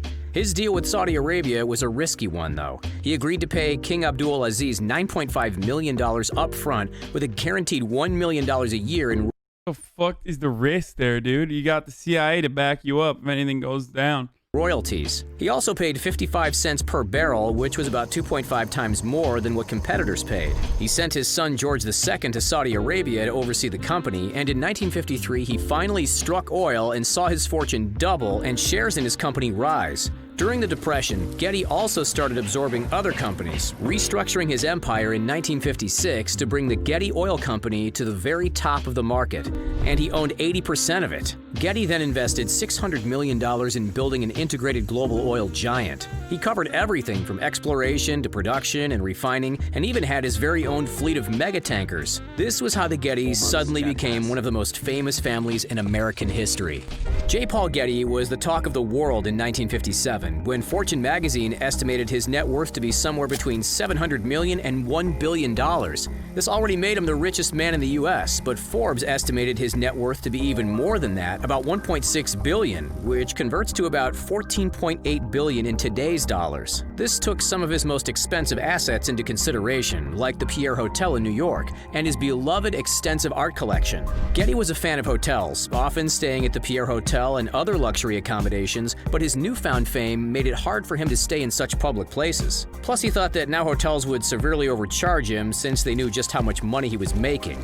It's important to mention here that JP was pretty stingy, so instead of sticking to hotels, he upgraded in 1959 and bought Sutton Place near London for about $840,000, which would be over $7 million today. The 72-room house was opulent and became pretty famous thanks to its even more famous owner. After Getty passed away, it would end up selling for $17 million. While living there, Getty would have lavish parties and apparently even installed a payphone for his guests to make phone calls, because no one mooches off a Getty. JP also hired his own security team, stationed Alsatian dogs all around his estate, and took his own safety very seriously, though he didn't do the same for the rest of his family, but we'll get to that a little.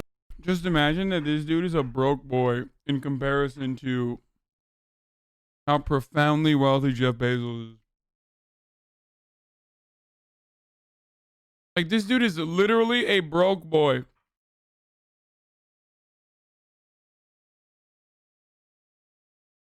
POG.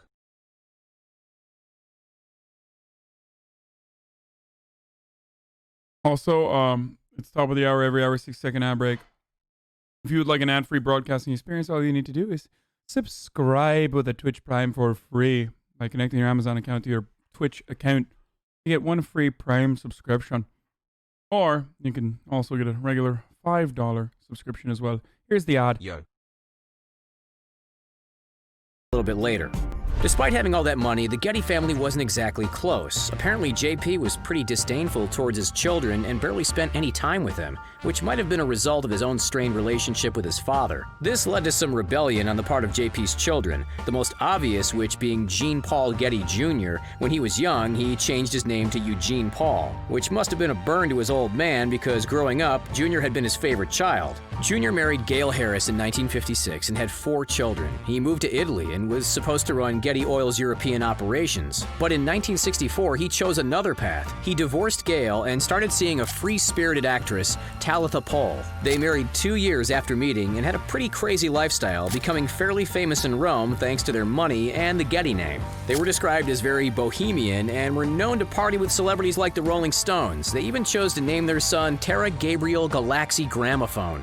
Family tragedies started occurring soon after. Talitha and J. Paul Getty's oldest son, George Franklin Getty II, who was an executive vice president at Getty Oil and a director of Bank of America and at Douglas Aircraft, both passed away of unnatural causes. Then, in July of 1973, Getty's grandson J. Paul III was kidnapped by a gang of Calabrian bandits. Wait, what the fuck does that even mean? What do you mean unnatural causes?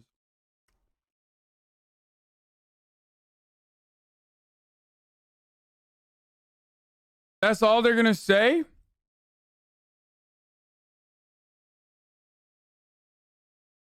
What does that even mean, dude? You can't say unnatural causes like that. He stabbed himself on drugs?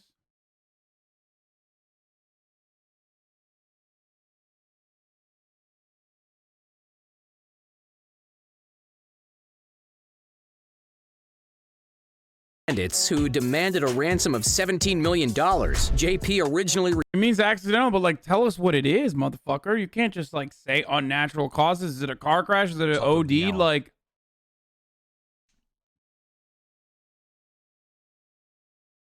I gotta look this. America and Getty II, who was an executive vice president at Getty Oil and a director of Bank of America and at Douglas Aircraft, both passed away of unnatural causes. The Getty episode was great.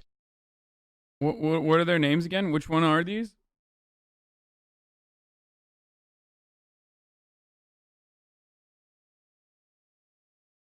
Dude, this is like the monkey paw, dude. That's what it is.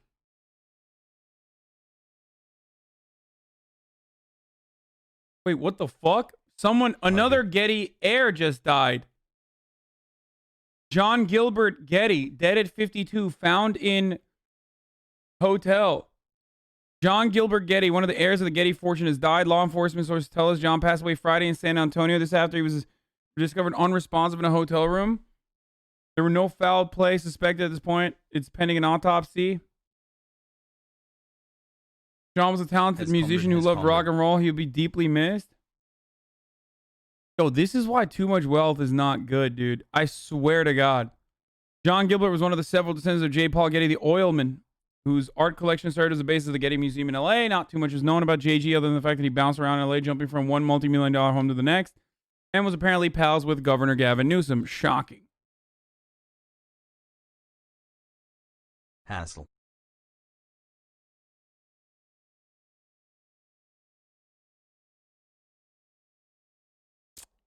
They aren't even that rich anymore. Yeah, they're only at 5 billion. They're broke bitches, dude. Some wild shit went on at Patty's. These people used to put in Rome.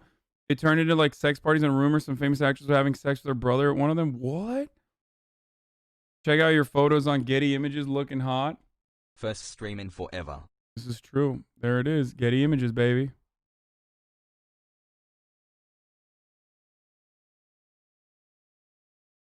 That's not even me. That's the funniest part about this is that, like, that's a party I'm at. That's me. That's not me. Getty Images. Who's this guy?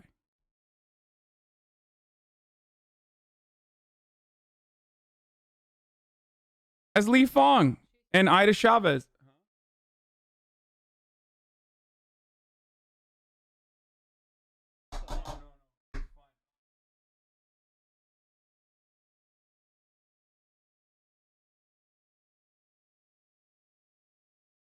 I will. Thank you. You look so good there. What happened?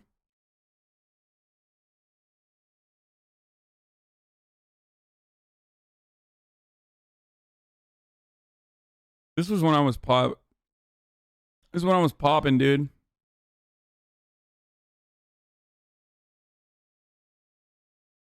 Take your $1. Saul.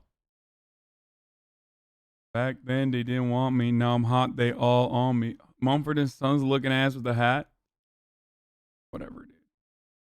At least say thank you. Then in July of 1973, Getty's grandson J. Paul III was kidnapped by a gang of Calabrian bandits who demanded a ransom of $17 million. JP originally refused to pay a cent because he said he had 14 grandchildren and paying one ransom would just lead to paying 13 more. He also thought that the kidnapping might have been staged so that his children could get their hands on some of his fortune. When it started to look like the kidnapping was more real and less of a ploy for his kids to get his money, let's just say they got a disturbing package in the mail, Getty finally agreed to pay some of the ransom. They made a $3.2 million ransom payment, $2.2 million of it paid by his grandfather, with the remaining $1 million loaned to his father by JP, who insisted it be paid back to him from his interest in the family trust. J. Paul Getty passed away in 1976, but by then he had a net worth of about $6 billion.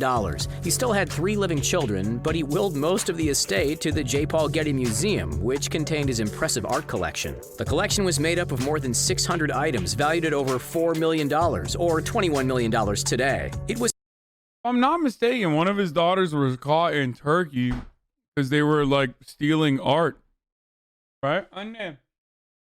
Didn't one of the Getty heirs get caught in Turkey when they were trying to steal art? Oh, it might have been Guggenheim. Never mind. Same shit. This is all they do.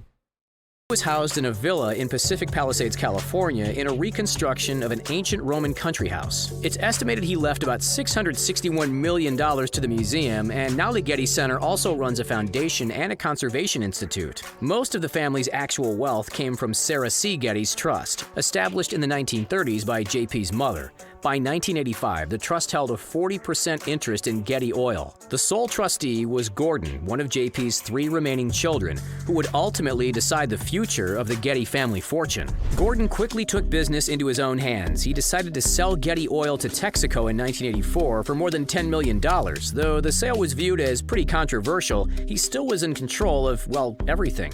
Gordon was being constantly sued by family members over the unjust distribution of JP's fortune. He responded by waiting until the sale was over to rip open the family trust in 1985. It contained $4 billion, $1 billion of which was used to pay federal gains taxes. The deal he reached with his family ended up with Gordon Jean Paul Jr. and George's 3 daughters getting $750 million each. The 2 dozen or so Getty family members alive today are left with the family's $5 billion fortune. But not all of the Getty descendants were happy to just take the money and retire. In 1995, Mark, one of JP Jr.'s sons, joined forces with Jonathan Klein to launch a new business venture.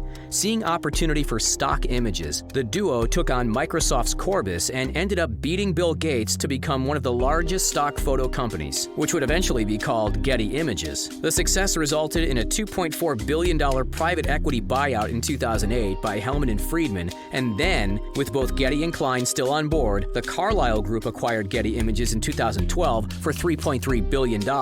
Most of the Gettys have since kept a pretty low profile, but not all of them. One of the Gettys' great-grandsons, August Getty Atelier, is only in his 20s and is the founder of a pretty successful women's clothing brand. John Paul Getty III's one son, Balthazar Getty, decided to become an actor. He's been in Lord of the Flies and Judge Dredd, as well as in TV shows like Twin Peaks and Hawaii Five-0. He's also a musician and in a band called Ringside. The Gettys, no matter how low profile they keep now, are still a point of cultural interest across the U.S. Ridley Scott's All the Money in the World was based on the Getty fortune and how JP's rising wealth ended up with him becoming more dependent on money and less concerned with his family. As for J. Paul Getty's motivation to become one of the richest men in the world, it all took tracks back to his father. George was pretty sure that his son would somehow squander his business and lose his fortune. JP worked hard to prove his father wrong and ended up creating one of the most successful businesses of his time.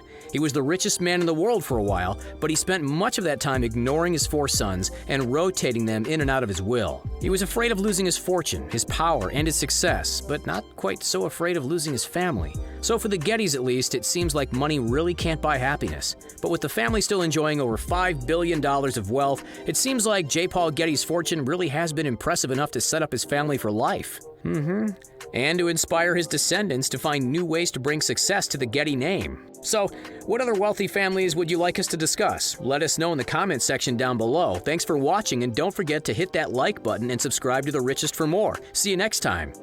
Okay, I love this. This is my favorite channel, you know.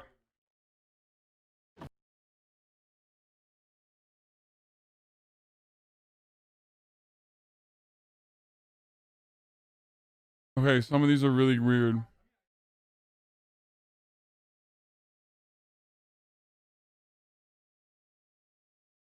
Okay, these are really, really weird. Wait, hold on. I don't wanna get clapped because of one of these, like. This is great. Oh god, all of these are like really fucking weird, dude. 10 bodybuilders that took it too far. Okay, some of these are. Okay, these are shit. Like, I think the really early ones are really bad.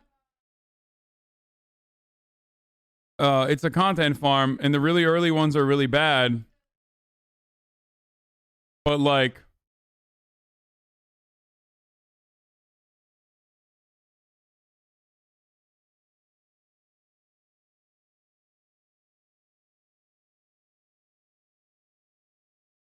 What the fuck? I am the last of the 90-day frogs. We all died out a long time ago.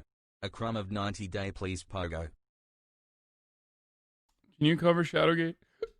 What? My mom is QAnon out and I need to... What?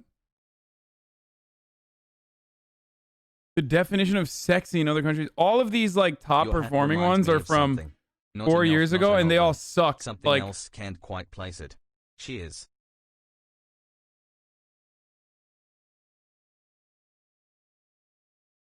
Okay, I'm gonna eat the sandwich in a second. Hold on.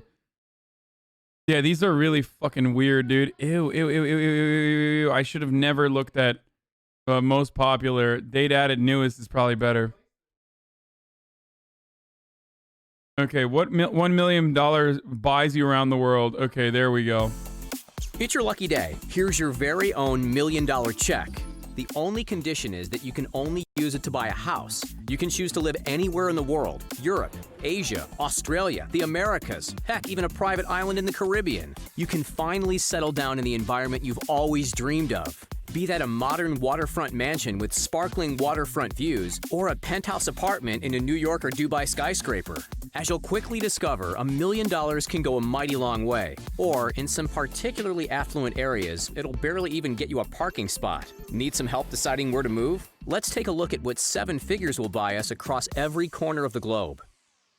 Kicking off our journey around the world is the city that never sleeps, a place home to over 8 million people, the bustling metropolis that is New York City. The Big Apple is one of the most expensive cities across the U.S., but on its infamous Central Island, the skyscraper-tastic borough of Manhattan, the prices get even higher and the apartments get even smaller. The median price for a one-bedroom apartment here is almost $1 million, so that's exactly what we can expect to buy. Choose from a one-bedroom, 640-square-foot apartment in the West Village that comes with a private terrace and gym in the building. Or go for this one, another one-bedroom straddling Murray Hill in Midtown. It's a two-story open floor plan on the top floor of the building, offering impressive views of the skyline from the outer deck. It even includes a dishwasher and a washing machine, which might not sound crazy, but it's rather rare for apartments like this that were built in the 1920s.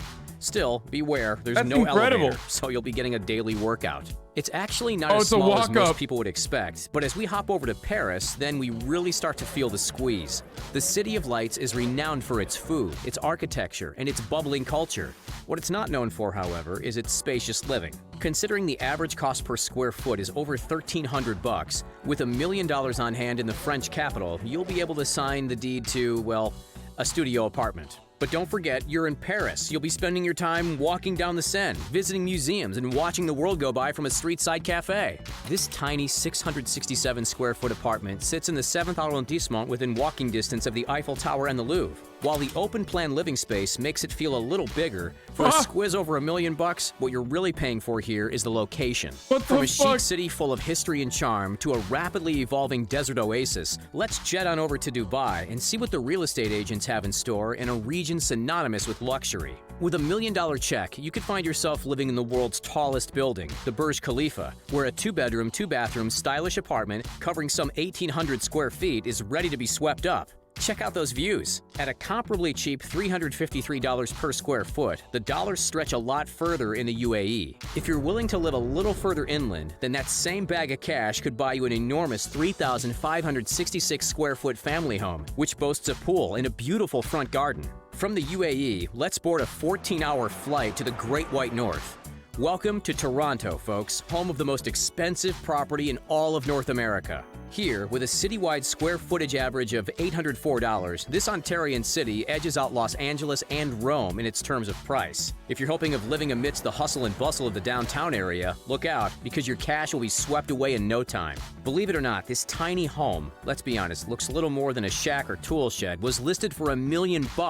The blueprint shows 2 bedrooms and 1 bathroom, with the property notably located smack bang in the middle of Little Italy. Of course, if you were going to buy this place, the value comes from the land on which it sits, not necessarily the house itself.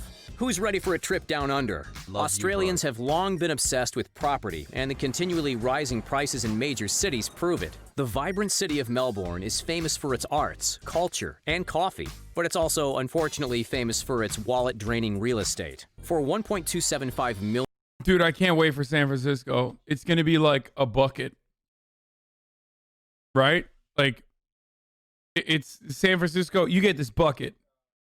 No, really. It's a bucket. $1 million bucket. It's very disruptive. Million Aussie dollars, just shy of $1 million American, you could sweep up this spacious 3-bedroom, 2-bathroom house in the affluent suburb of Caulfield. It features its own front and backyard, sits conveniently a 1-minute stroll from the tram stop, and just a quick 10-minute drive to the sandy shores of St. Kilda Beach. Keep in mind, however, that in Melbourne, and in fact most populated cities, costs can vary substantially. The median Melbourne house price of $881,000 could get you a tiny flat next to the ocean, or a 5-bedroom mansion on rural outskirts. As we spin the globe once more, 9,600 miles northwest of the Victorian capital is our next destination, Destin Point, near Pensacola, Florida. The average price per square foot around here is $215, almost 5 times cheaper than New York. With cash in hand, you'll be able to snap up a truly stunning beachfront retreat. Picture this, 1,850 square feet of living space, 3 bedrooms and 3 bathrooms, all renovated, and unbeatable views of the Gulf of Mexico. For the cherry on top, as part of a gated community, you'll also have access to 2 swimming pools, a hot tub, and a number of tennis courts. What's the drawback? It's a little further out from major cities, but hey, city living... Your neighbors are from Florida. ...isn't for everyone. All right, folks, hold on to your wallets because our next city is about as expensive as they come. Welcome, ladies and gentlemen, to the most exorbitant area not only in Europe, but worldwide. Nestled on the French Riviera, sporting a reputation for high-rolling luxury. This, of course, is Monte Carlo. On a broader scale, Monaco is the world's most expensive prime residential market, and none of its regions comes with prices as sky-high as the infamous Monte Carlo. At $4,924 per square foot, what can we expect for $1 million? Not much. You'll get a teeny tiny 377 square foot studio with barely half a kitchen. That's no bigger than a standard 2-car garage. But you'll be spending all your time on your yacht anyway, right? For that kind of money, we could live like royalty in a place like Arizona. The cactus-filled state is quickly gaining steam as a retiree's dream destination. Why? Because with $1 million, you can live in a truly astonishing mountain estate, just like this one. Situated outside of Tucson, this 4,560 square foot mansion boasts sweeping views of the rugged desert landscape, with barely a neighbor in sight. It features floor-to-ceiling windows, a decked-out games room, and an expansive... All right, fucking, I'm moving to Arizona, dude. Just kidding. Why the fuck would I want to live in...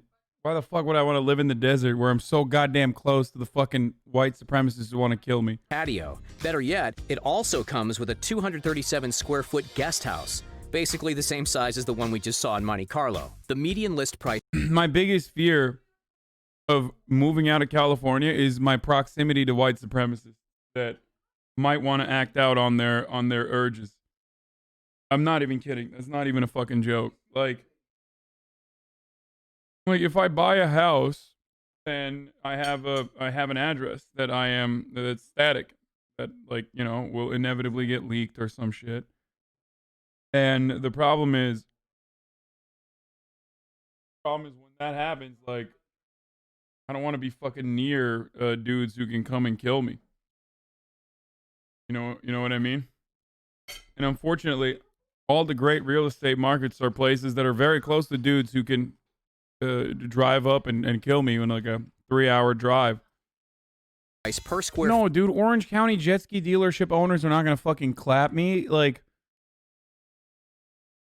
that's not gonna happen. Like the ones that are gonna act on like actual violent urges are not gonna be ones that live in fucking Orange County. Those dudes are like too rich half the time to do shit like that. I mean, people living in the fucking rural areas. Rural parts of the country. Foot in Tucson is $125, one of the most affordable we've seen so far.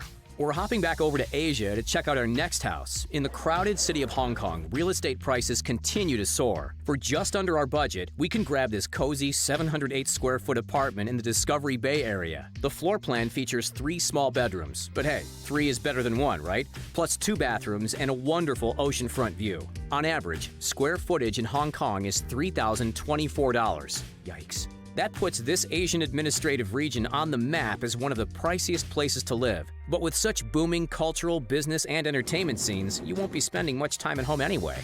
Let's look for something a little roomier, shall we? Straddling the border between Asia and Europe is none other than, any guesses? Yep, Istanbul. A cultural melting pot, this enormous city actually isn't too expensive property-wise. Picture yourself living here, in this captivating 5-bedroom villa which overlooks the sea. It's because the dollar is 7 liras, dude. It's in the highly sought-after area of Balıkesir, includes a private pool and direct access to a beach, and rests over 8,600 square feet of land. While the interior is spacious and full of amenities. Ne dedi? Balıkesir mi dedi? Ne diyor lan bu? What the fuck is Balıkesir? What? Area of Balıkesir. Ne diyor abi bu? Anlamadım. Neresi? Ne diyor abi? Beylikdüzü mü? Lan Beylikdüzü ne? Ne? Güzel bir yer mi Beylikdüzü? Bu adam çok desirable diye anlatıyor da o yüzden Beylikdüzü diyor. Villa... okay. Hi chat. Stay cute. Amına koyayım bir bok bilmiyorsun. Oğlum ben Türkiye'de yaşamayalı kaç sene oldu biliyor musun? Gerizekalı. Nereden bileyim amına koyayım Beylikdüzü'nü?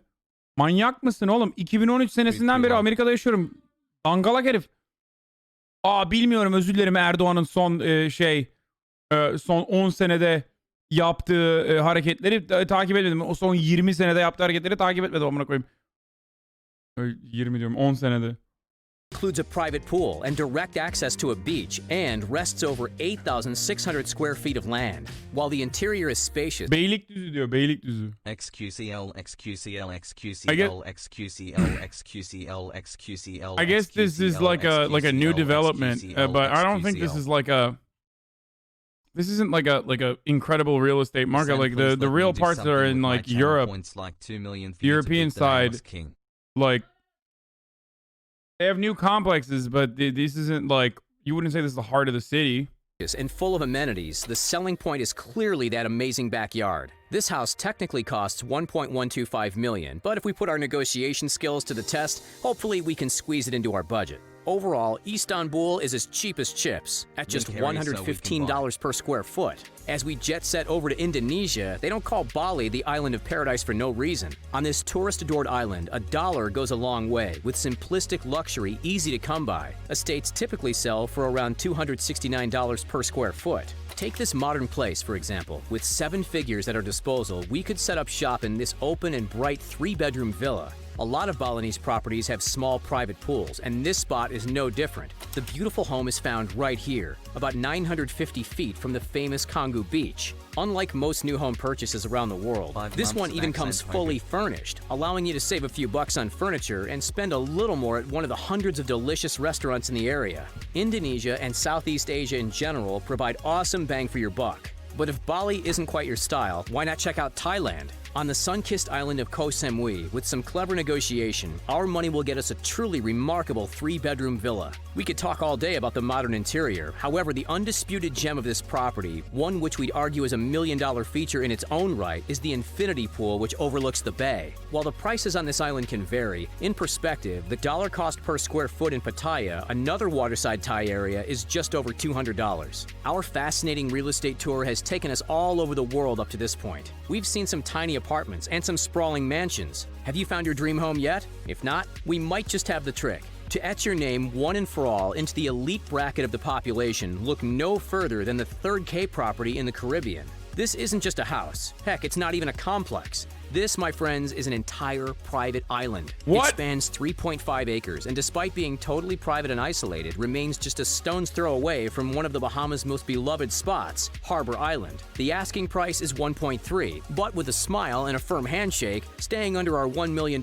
budget should be doable. So, for the moment of truth, tell us, where would you live? Let us know in the comments down below. Don't forget to like this video, subscribe to the Rich...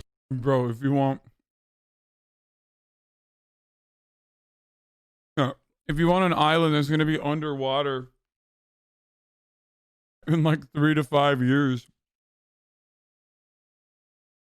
great investment for you is this $1 million island. Hey, you get to do your pedophile dreams. You get to live out your pedophile dreams, but just for 5 years. After that, you're fucked. You know what I mean? Wait, what is this? Mansions no one wants for even $1? Okay, I don't want to watch that. That's weird. Wait, yeah, that's basically evidence is gone too, though. Virgin built a levitating hyperloop. Yeah, that fucking sucks. Child stars who never saw a dime. Pablo Escobar owned more than 200 exotic animals. Inside Lionel Messi's $2 million soccer ball-shaped home. What? The story of the richest man that ever lived? Okay, this is sick.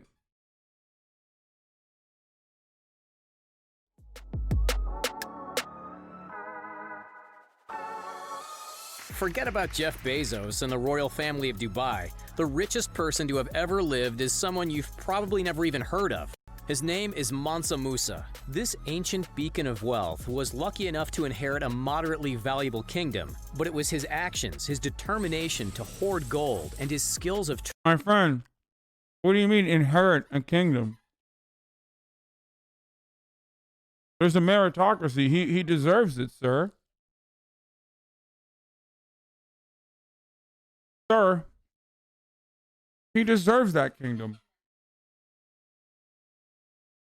He worked 7 gorillion times harder than everyone else to hoard all of that gold. You understand? Just like Jeff Bezos. Trade and expansion, which morphed his kingdom, and in turn himself, into a true symbol of elitism. Following his reign, Mansa Musa left behind a legacy of opulence. Now, nearly a millennium later, others have stuffed their treasure chests, yet no modern man comes close to the former wealth of this long-gone ruler. Let's dive into this ancient kingdom then, shall we? Mansa Musa was often known by an alternate title, Musa I of Mali. Put 2 and 2 together and his kingdom was, yep, Mali. The great Musa looked over the empire from 1312 to 1337. So about 25 years. In our modern world, Mali is the 8th largest country in Africa, with a population of just under 20 million people. But 700 years ago, it looked unrecognizably different. In the Musa era, Mali was utterly enormous. It spanned across what we know today as Senegal, the Gambia, Guinea, Nigeria, Chad, Mauritania, and Burkina Faso. Oh, and the modern nation of Mali too, of course. This meant that at the time, Mansa Musa's empire was geographically one of the largest in the world. If you had tried to walk from one end to the other, it's reported that you would have been on your feet for an entire year. Told you it was big. The empire itself lasted hundreds of years, from 1235 to 1670. But it was the efforts of Mansa Musa in his short reign that truly etched this centuries-old civilization into the history books. But why exactly is that the case? What separated Mansa Musa's leaders from that of the other rulers which came before and after? Well, even though his time as ruler may have been relatively short, his influence was profound. Musa came to power in 1312 and hit the ground running, quickly laying the groundwork to develop cultural centers. He imported famous architects from all across the Middle East and Africa and paid them to design focal points in what would soon become booming cultural and economical hotspots. For one, it's so funny when Americans try to say shit like, oh, well, we can't have healthcare here, man. Our country's too big. And it's like, motherfucker, your little baby bitch empire has been around for like 200 years. Okay? And the geographical location that it is over, like that it reigns over, is nothing in comparison to some of these other old-ass empires that have been around for hundreds of years, whether it be the Ottoman Empire or whether it be this. Like, these dudes are like, Americans fucked it up in less than, you know, in barely 200 years, dude.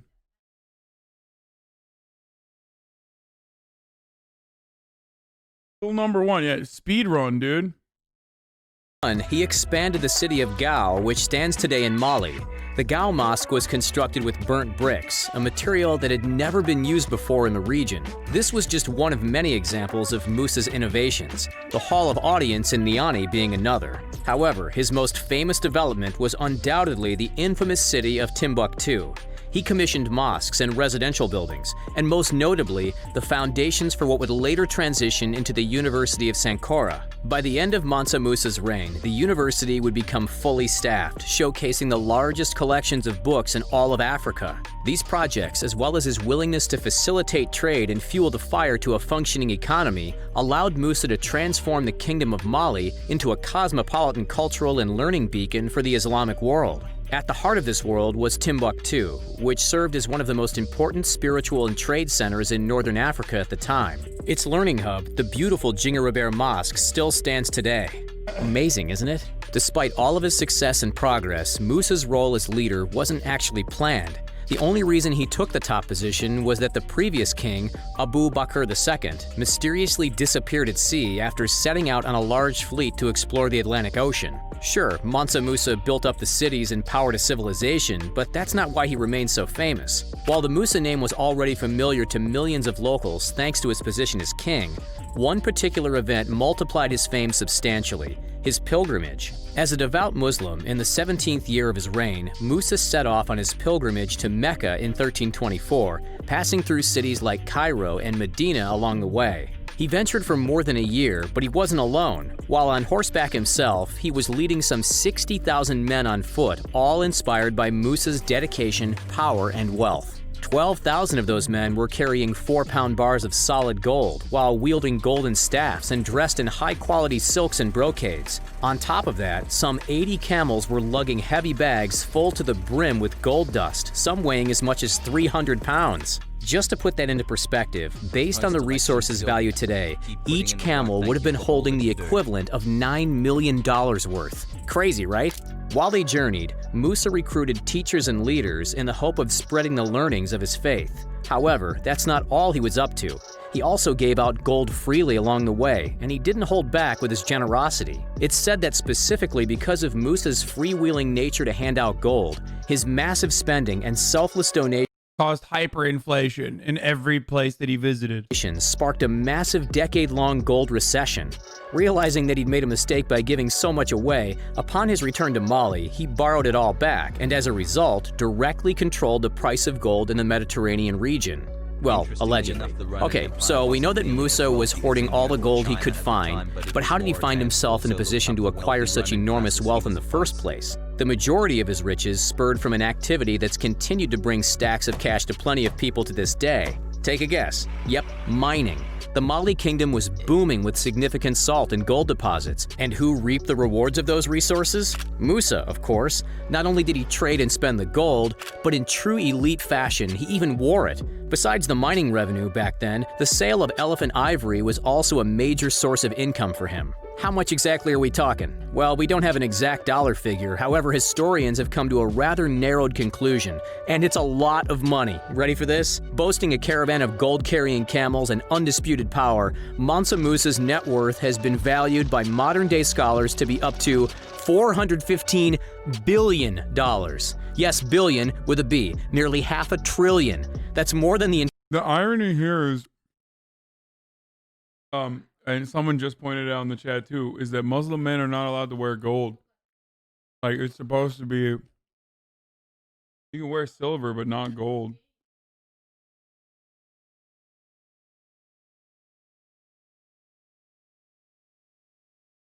So,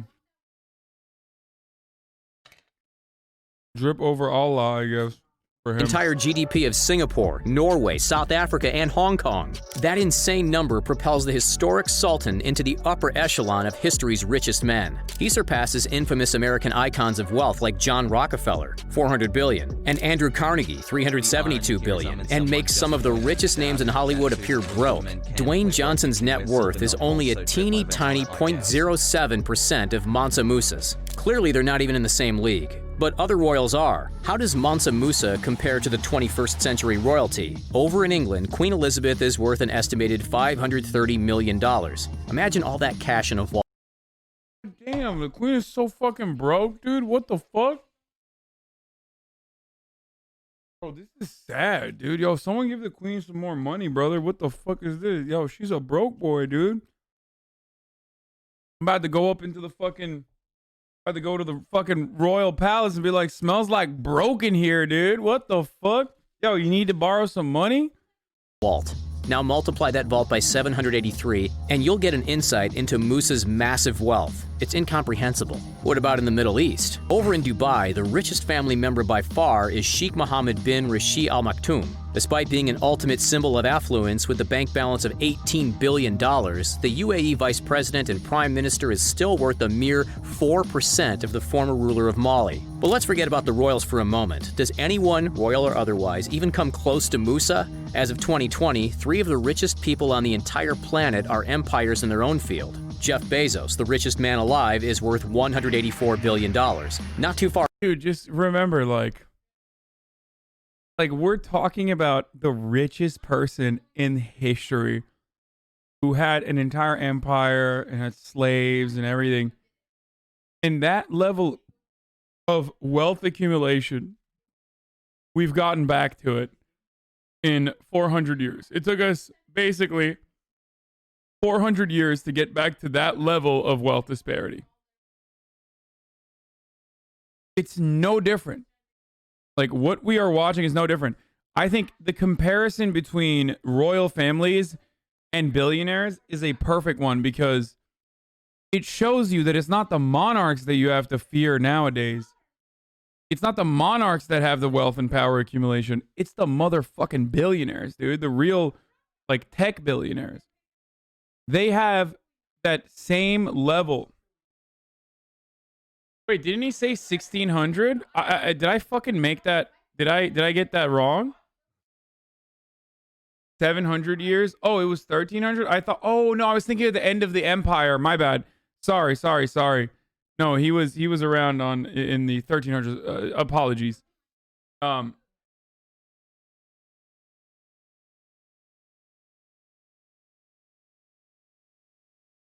I was thinking of the Mali Kingdom, like the end of Mali Kingdom, rather than when Mansa Musa lived. How much does the Vatican have? Surely it's more than the Queen? Probably.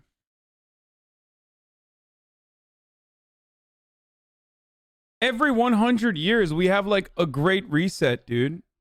Every 100 years, you get the Carnegies and whatnot, and then income inequality gets to such an unmanageable position that like you gotta fucking break it down and then rebuild it a little bit with like modest welfare state reforms.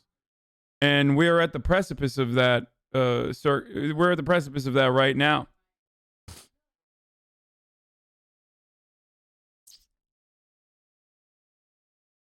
Far away is Bill Gates with $119 billion. Then there is the infamous Elon Musk, who, with Tesla under his wing, is now worth $92 billion. 184 plus 119 plus 92 is 395. Wow, so there you have it. Even if we combine the entire wealth of 3 of the wealthiest people on the face of the earth, their amalgamated pile of cash still doesn't stack up to that of the former ruler of Mali. Despite passing away not too long after returning from his pilgrimage, Mansa Musa's legacy lived on for centuries. His administrative talents to create a network of trade, innovate with architecture, and embrace education paved the way for the civilization to prosper. Of course, nothing will be remembered as much as his reputation for being a man of incomprehensible wealth, a man who'd throw around gold like it was nothing more than sand. Do you think anyone will ever be worth more? Let us know in the comments down below. Don't forget to like this video, subscribe to The Richest, and have a great day. Catch you next time.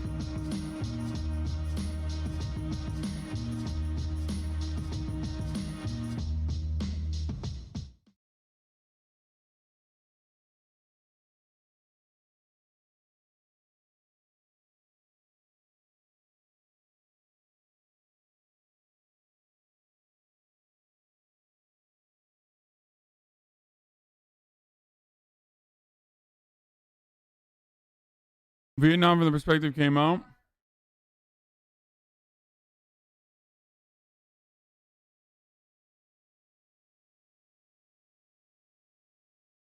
How the rich and powerful hide their money.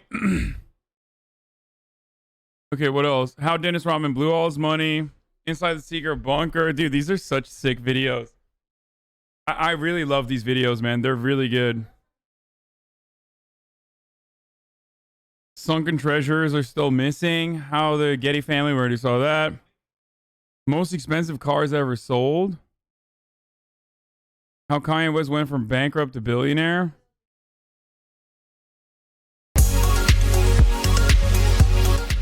If you owned a 1962 Ferrari 250 GTO, a 1935 Duesenberg SSJ, and a 1994 McLaren F1, your car collection would be the envy of every auto enthusiast in the world. I'm going to need the POBOX in a second. These cars are the 3 most expensive cars ever sold at auction. Each of these amazing automobiles has a storied history. The Ferrari 250 GTO is a racing icon, while the Duesenberg SSJ was once owned by a Golden Age movie star. The 1994 McLaren F1 is incredibly unique. This is boring.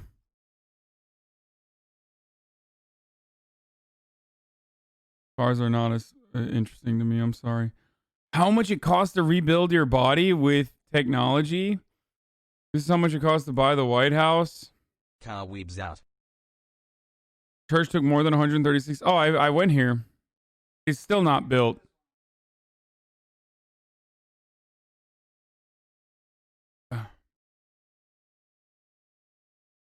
It's still technically not fully built. They're still working on it. Yeah, Sagrada Familia.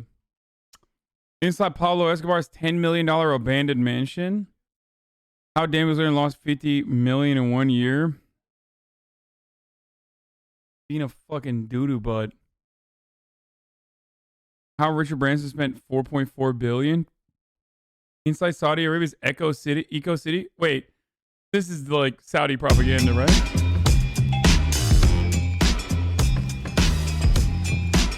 Saudi Arabia is planning for the future. I'm not gonna click on malarkey, dude. I don't care about how Joe Biden sends his money.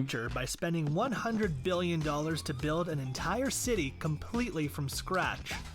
King Abdullah Economic City is one of the largest and most expensive mega projects ever, and the Saudi Arabia government hopes this oasis in the middle of the desert will help the country attract major investors, bring in new business, and help the country become less dependent on oil. Once completed, King Abdullah Economic City will span 181 square kilometers and be larger than Washington, D.C. The sprawling and luxurious megacity was even the inspiration for the Tom Hanks movie A Hologram for the King. Here's a detailed look at King Abdullah Economic City and its major features. King Abdullah Economic City, which is about 100 kilometers north of Jeddah and nestled along the coast of the Red Sea, was announced back in 2005. And since then, construction has been increasing at a feverish pace. The mega project is a joint effort between Dubai-based real estate company Amara Properties and the Saudi Arabian General Investment Authority. The city is inching closer to completion every year, but it will still be a while before the city is fully populated with 2 million people. Despite recent growth and interest from investors and various businesses, the city is still not finished. The original plan was to have the city computed this year, but so far King Abdullah Economic City, or CAKE for short, is only about 40% complete.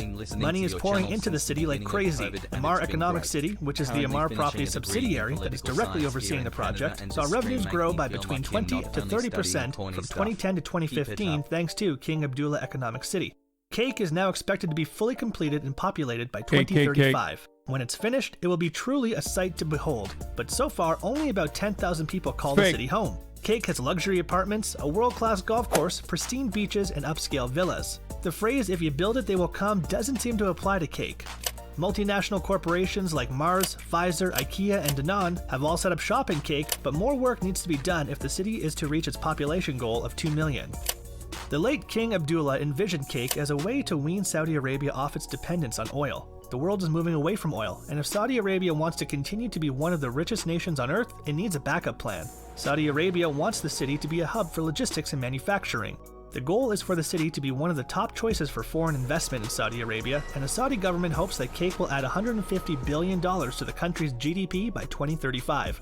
The city wants to attract young people who are forward-thinking when it comes to business and culture. As many as 1.3 million jobs could be created in the city by 2035, and CAKE wants to offer residents more social freedoms than other cities in Saudi Arabia. The total cost of CAKE has skyrocketed since the city was announced in 2005. CAKE was originally part of a $30 billion investment that would consist of 6 megacities, but CAKE was the only city that ended up being built. So far, $100 billion has been spent to build the city, but the final price tag could be even higher as Saudi Arabia wants CAKE to feature a megamall and a hyperloop in the future. One of CAKE's biggest successes to date has been King Abdullah Port. The port is located along the coast of the Red Sea along one of the world's biggest shipping routes. The world's largest vessels travel in and out of the port on a daily basis, and the port can currently handle about 4 million containers per year. Massive shipping containers are loaded and unloaded via state-of-the-art ship-to-shore cranes. King Abdullah Port was named the second fastest growing port in the world in 2018, and it's the 83rd largest container port in the world. King Abdullah Port acts as a gateway to the rest of Saudi Arabia as it is connected to the country's national highway network. There are also plans for a multi-modal terminal that will connect to the Saudi land bridge. The port will eventually have 30 deep-water berths, some of which will be as deep as 18 meters. Saudi Arabia wants King Abdullah Port to be the mega port of the future. Over $2.7 billion has been invested into King Abdullah Port to date. CAKE's 50 million square meter industrial valley is one of the largest and fastest growing industrial centers in Saudi Arabia.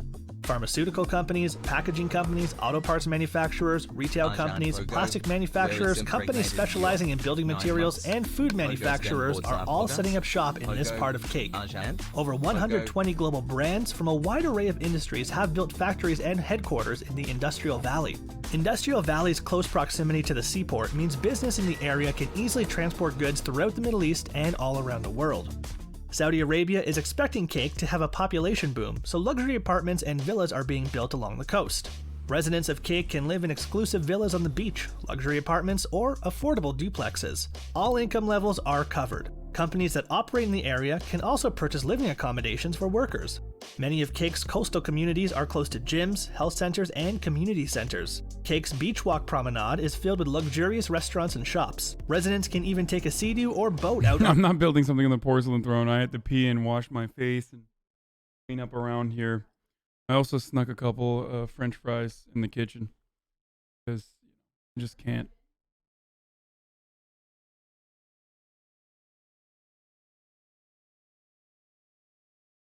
At HasanAbi, hello Hasan, it is I Husan Pekka here for my monthly yo. Yo.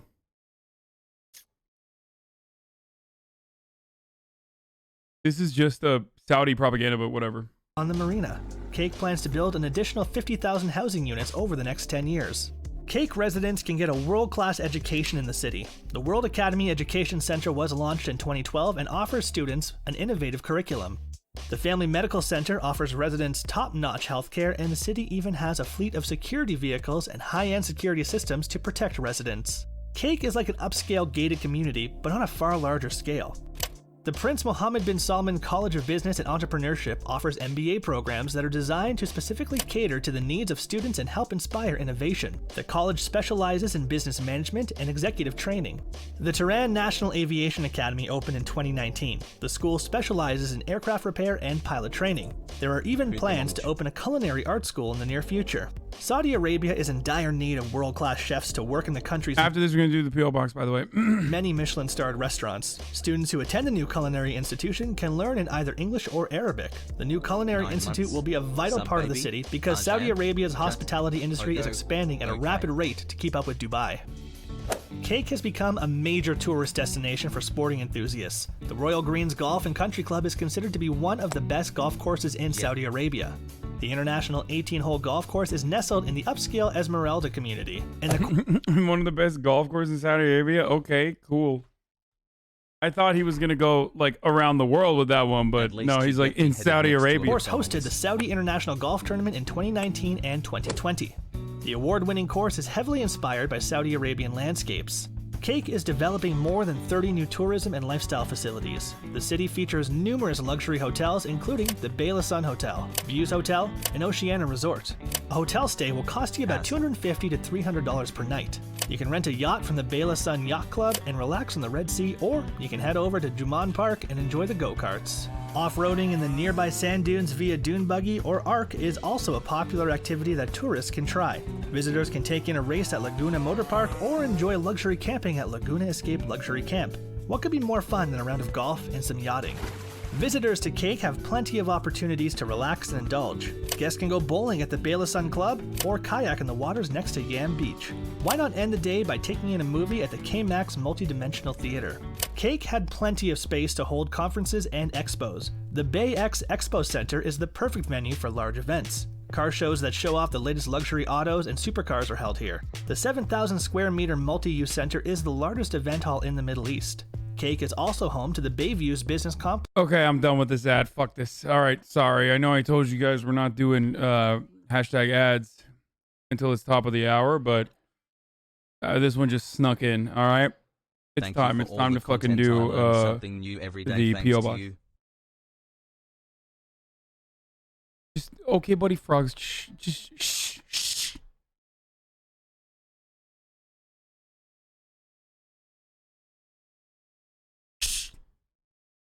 God, you're fucking children, I swear to God. As soon as I say it's time, you're like... you have to.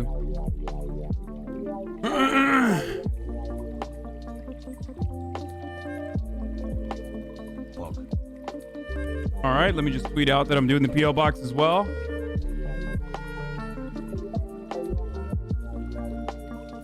Does this come to like the same? Does this come out to be the same time every week?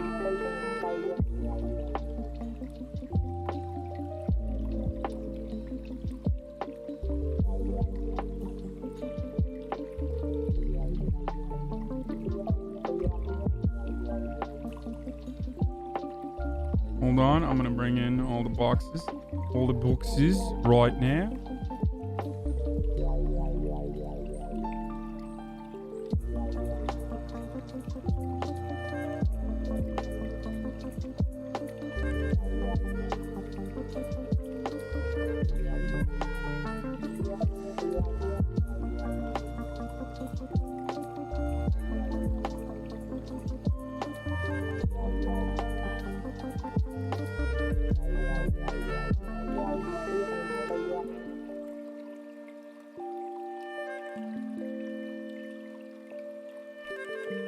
It's here, folks. Let's do it.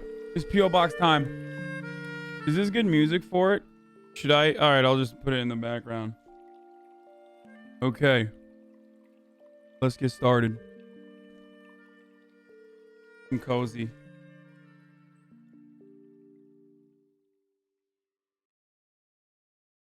I don't even know which ones to begin with. Like, we got...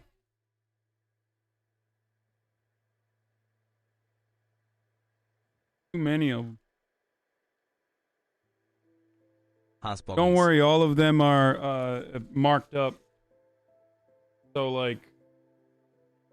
so no addresses are shown. Like, I drew over all the addresses. Why did the music stop? I don't know. But anyway. Love you, Hasan in chat 3. Wear gloves and a mask, mate, please? Brother, this is from like a week ago. You know that, right? Like...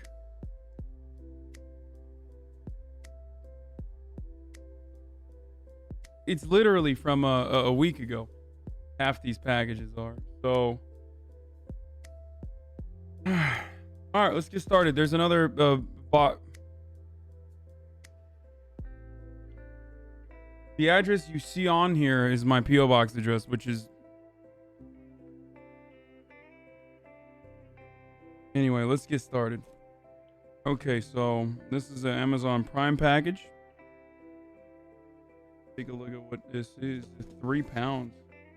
3 pounds Amazon Prime package. What the fuck is this? What? Biscoff cookie butter. Fuck the Republicans. Greeting from Germany from Doomer.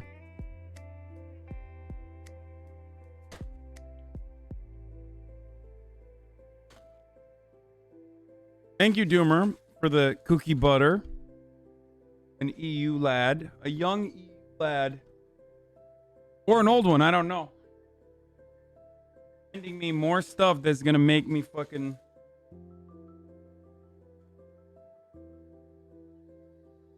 gonna make me a big... fat fatty. I've had something similar to this, I think, at Trader Joe's. Trader Joe's is cookie butter too, I think. Okay, this is from Rachel. Take a look. The people that send me, it's overwhelmingly girls that send me P.O. Box packages, I've noticed. Like, when I'm covering all the addresses, I look at the names, and it's literally just mostly girls. FFFF. Well, I don't know about the ones that send, like, Amazon packages, because I don't know what the gender is there, but... okay, what is this?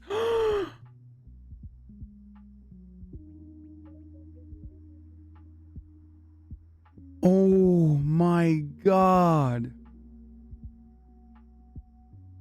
Hold on, I gotta read this note. Wow, this is beautiful. Oh my god, your handwriting is so pretty. Hi, Hasan, you just ended your stream, the one with AOC and Ilhan Omar, and I felt... okay, I can't read it. It's like too nice, the handwriting. Hey, King, this...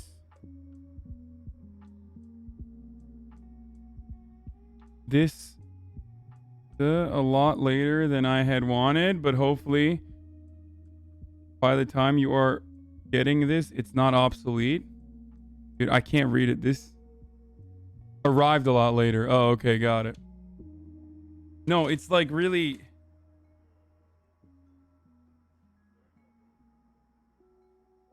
it's hard to read a little bit, the cursive. You just ended your stream, the one with AOC and Ilhan Omar, and I felt something to write you a letter. I started watching your videos on YouTube last summer when the Cody Co. Big Paul video came out, but I didn't start watching your stream until a couple months ago because...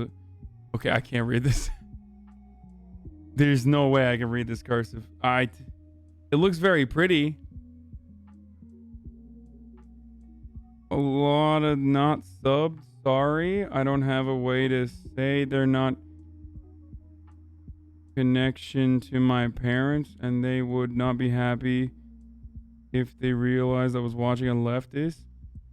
But a regular viewer and let me tell you, you are the fucking best. I literally have learned I've something my eyes because of my own. So proud of you. Okay.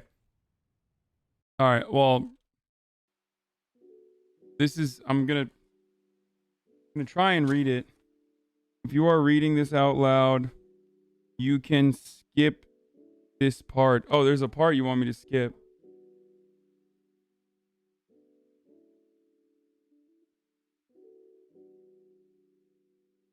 Okay.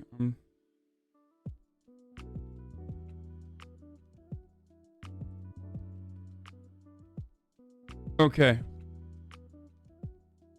I can't. I don't. Okay. Well, thank you so much for this. This is incredible. A way to commemorate a wonderful day. Pee pee poo poo. So, thank you. And thank you for the thoughtful letter that I will be reading, but after the stream.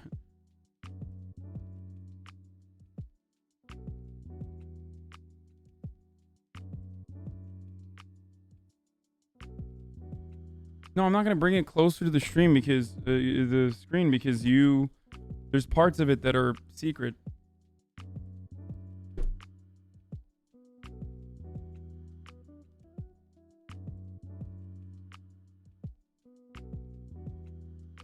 Okay.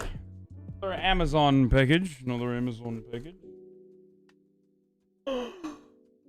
Oh my god.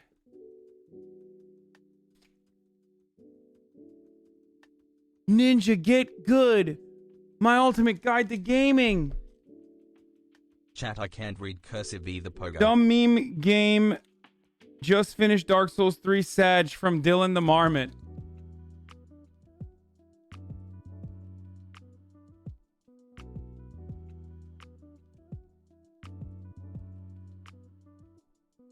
Pogo.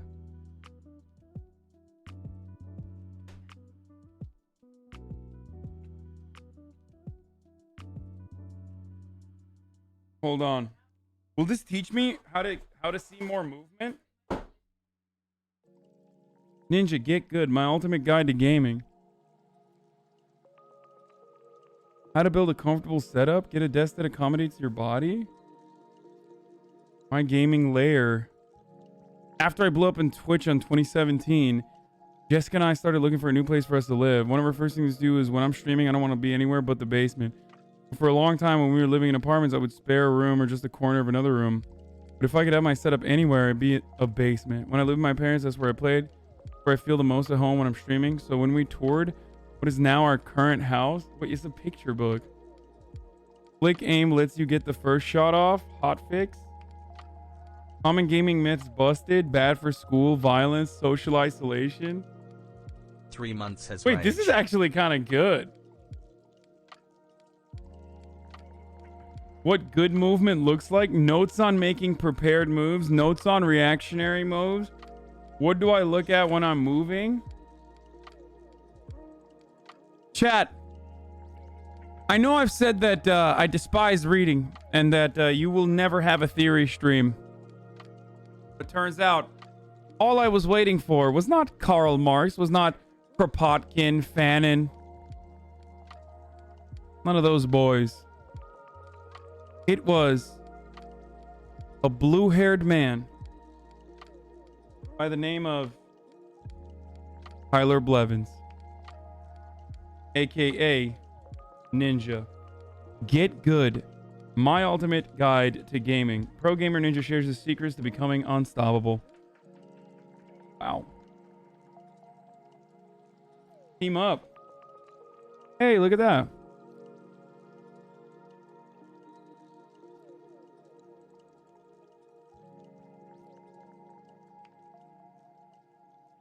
Hi. Oh, he teaches you how to be a good streamer too. Can the Tap Man encourage Dr. Lupo? Wow, this is a wonderful, wonderful book. The ups and downs of streaming, webcam breaks without a backup. Find your first sponsor. Your favorite game falls out of favor. Your first stream hosted by a partner streamer. You jump up. Oops, I shouldn't have said that. You fall back down. Become a Twitch affiliate. You get flown up. Wow. This is... Oops, I shouldn't have said that is the opposite, though. You jump back up, I think. It makes...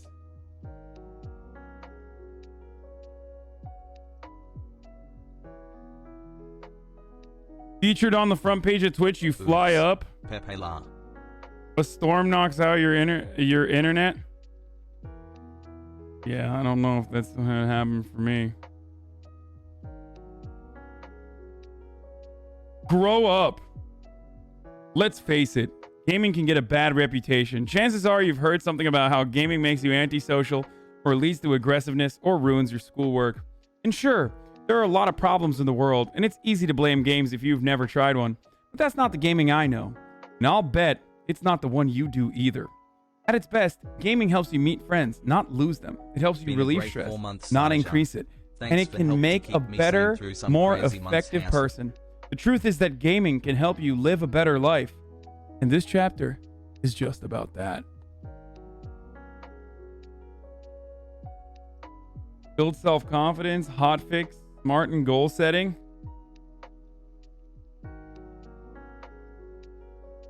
Sweet times at the Super Bowl, acknowledgements.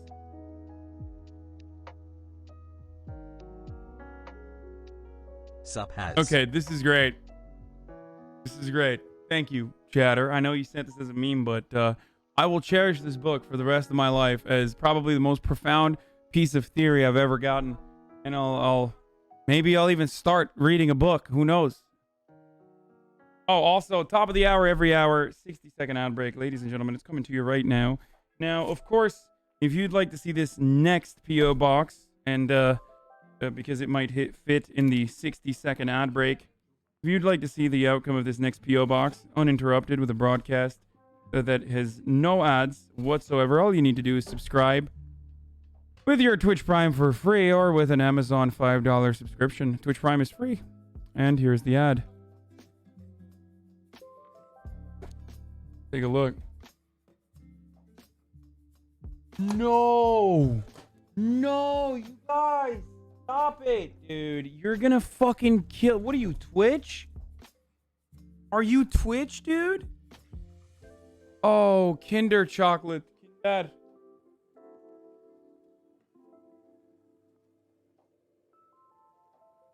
Fuck the Republicans. Greetings from Germany, Doomer. Oh, this is the same. My man is sending me... What is this? There's more. Shogaten originals. No Milka. My mom is like, do they have Milka? No, I know Germans have good chocolate. This is one area where they have absolutely conquered.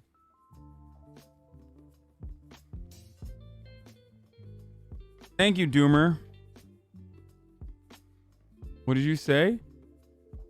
Your viewers just went up probably because of what you learned in the book? Yeah, that's better. Come on, you gotta take this off, man.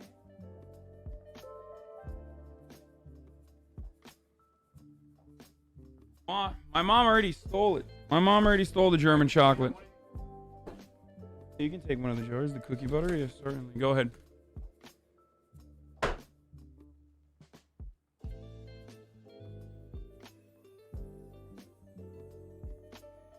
They're already fighting.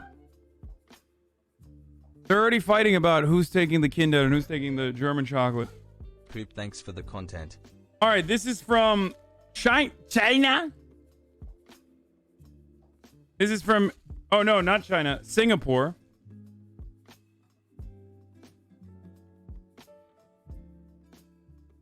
Oh!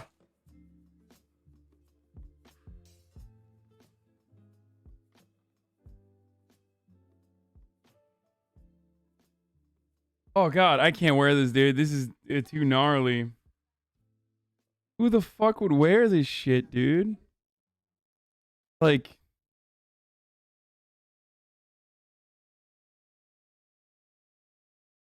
Okay, I'll try it. I gotta put it I gotta go away 1 second.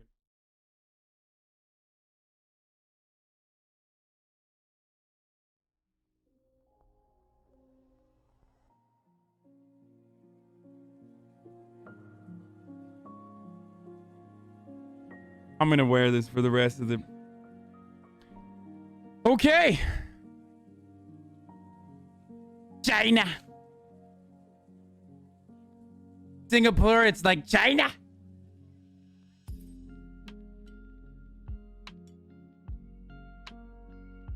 Libs owned. You know, many people are saying I'm losing my hair. Well, here's a solution. A beautiful hat that shows my beautiful hair. Collector's item in 20 years? Yeah. China.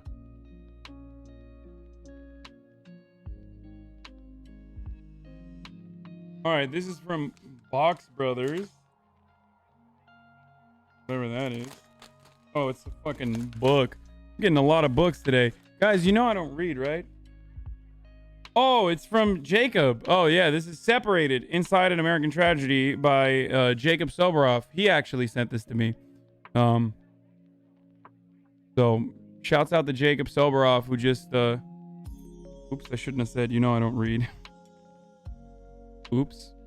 Also, probably should take the hat off, too. Jacob Soboroff, he used to work at the Young Turks a little bit. He worked at Participant Media, and now he is MSNBC. He's at MSNBC covering the camps. The concentration camps that we have here in the United States of America. That was the worst timing for that hat and also the things that I just said.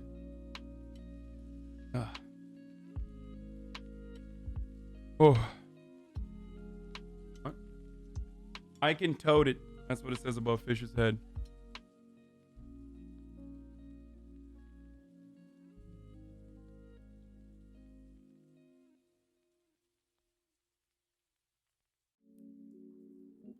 Oh god. Arjan, I've always wanted to ask, why is your voice on Urig story so much deeper? Has mods? Because I have a fake voice that I make up because I wanna sound cool. No, it's because in the mornings, apparently it's because you're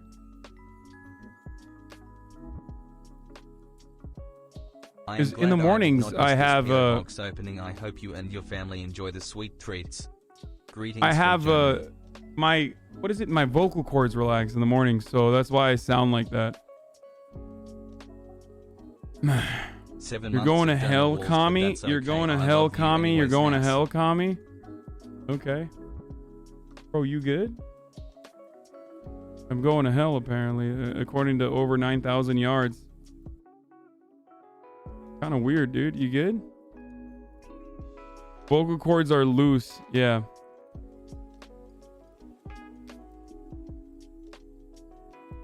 Yeah, I have a deep morning voice. All right, let's keep moving. Here, I'll time him out, but I'll keep him as a pet. Okay, this one is from Natalie in Chicago.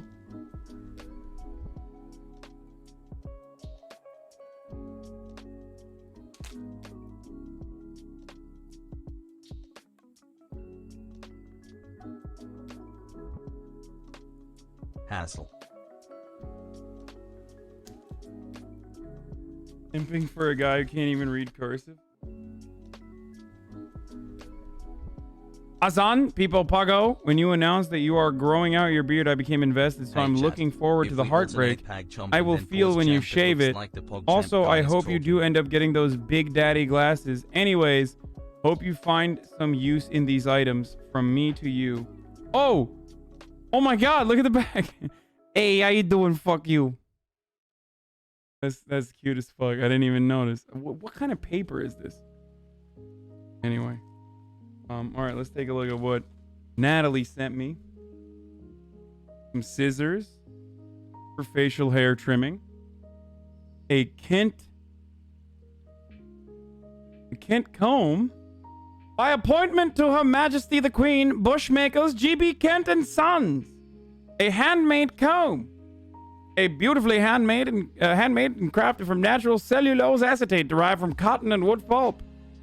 Since 1777. My God, they've been making combs for a minute, dude. An artisanal comb. Another Kent handmade comb. The world's finest brushes. Seco a mano y cortado con sierra para el tratamiento suave y sin raspaduras de cabello y del cuero cabelludo. Es parte de la gama Kent de cepilos de calidad. Para más detalles, vea el folleto. Did I say that right? Probably not. I mean, it's better than fucking Rick Scott. Hey, habla español. No, that was not Spanish. That was soccer. Me hablo español.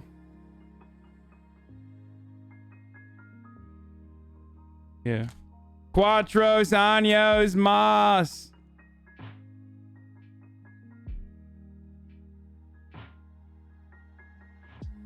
Q Brothers beard oil.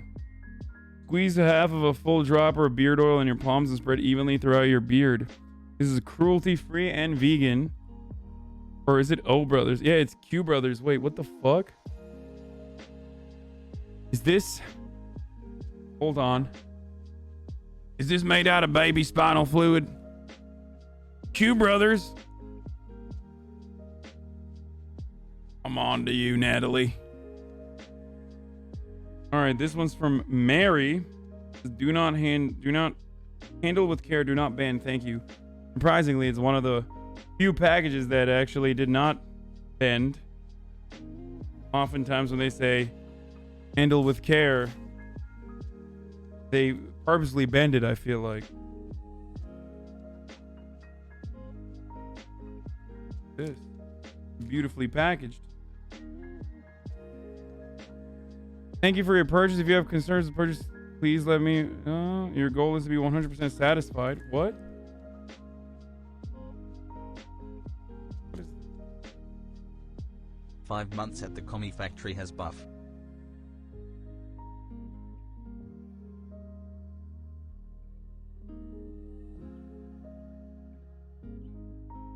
Damn, this is a incredibly resilient plastic. Ben niye burada oturuyorsunuz? Has to love you, chat and Hasan. Weird that you guys are just like standing right there. Wait. Oh my God, this smells incredible. What the hell? Oh my God, what is this? Wait, what?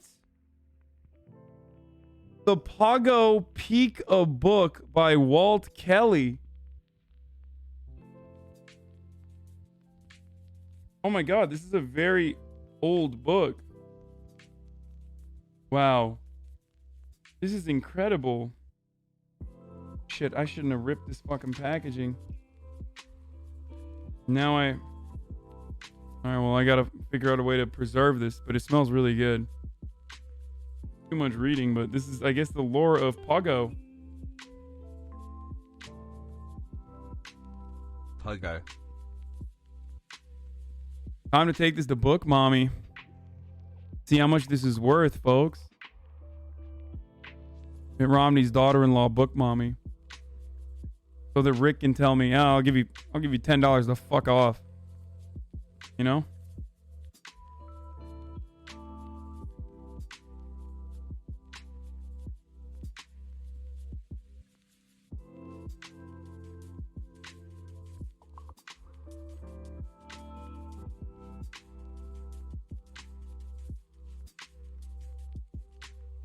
It was released in 1955. Wait, Amazon says $700. Wait, what? Wait, Amazon says this is $700? Really?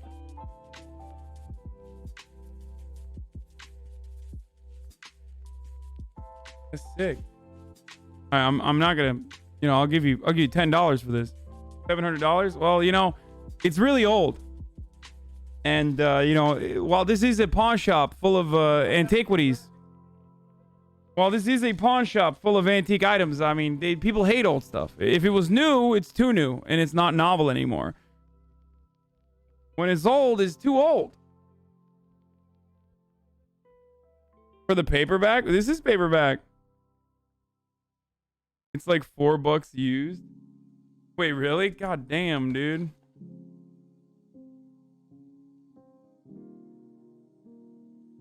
The paperback is actually $700. Well, this is paperback.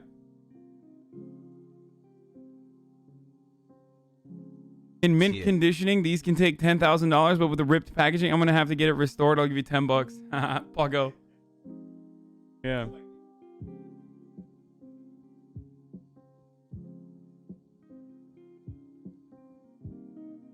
Yeah.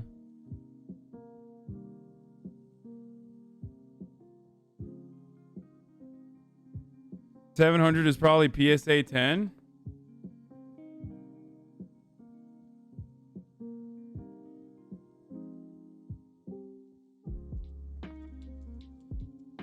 All right, let's keep going.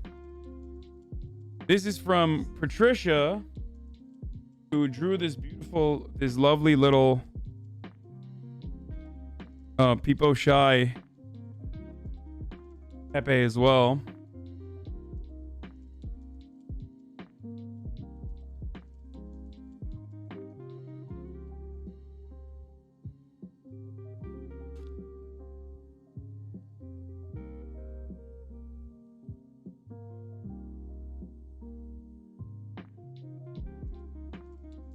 I decided to make you something a little more personal. Oh, bookmarks with fish.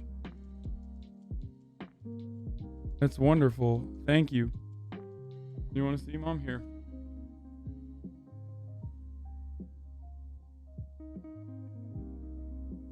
We are Lon Cesto de Tunas.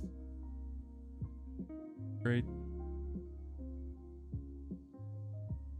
In regards to the print, make sure you store this in a dry place. Do not let this get wet. It is made of water-soluble ink. I sprayed a big bit of fixative, but still.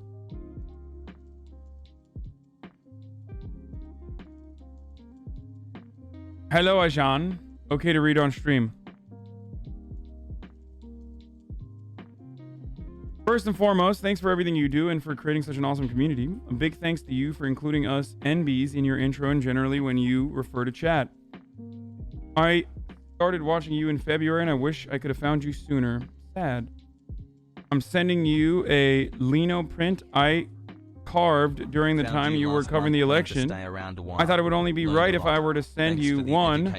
Of course, I didn't send you the one that's numbered and signed because you scam us, chat, so I'm gonna scam you back. Haas evil.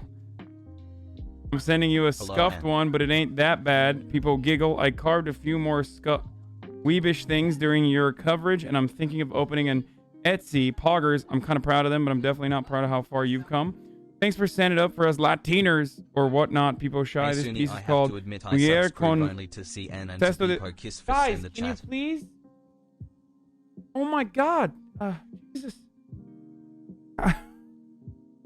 They're like having an argument over there. You can't hear from the noise gate, but like, I can't hear myself think. You're like very loudly having an argument right next to my ear. Okay.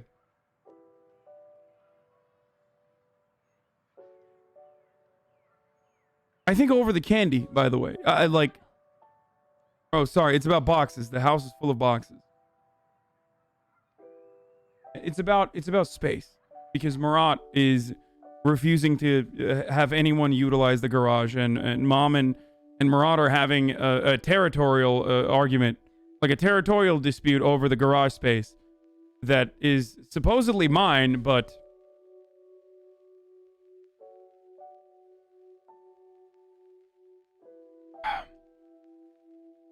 Won the argument? Marat. He always wins the argument. Because he just walks away.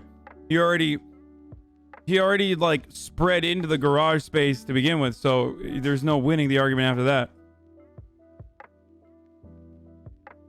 Okay. My birthday is tomorrow. Con cesto de tunas, which translates to woman with basket of tunas. No, not the fish, the fruit. How's tasty. I hope you like it. I don't want to burden you, Sag. I apologize if I ever made you feel uncomfortable with anything I said in chat earlier this year. I was a little too dependent on the parasocial relationship, not gonna lie. So I stopped having a tiny crush on you once you said the abomination of Last of Us 2 was good. Pogo, shame. Regardless, you're my streamer and I wish you and your family well. Sincerely, 17 Lightning in the chat. P.S. You ignore my spam on the rock creature and I saw you read it. Osri is a real thing. Of course, I don't believe rocks are living creatures, but the Puruas chilensis, referred to as a puree in Spanish, is a sea creature that resembles a rock, but is very fleshy on the inside. I just wanted to make you laugh. Why'd people said? PPS, Hassel. I love you, Hassel.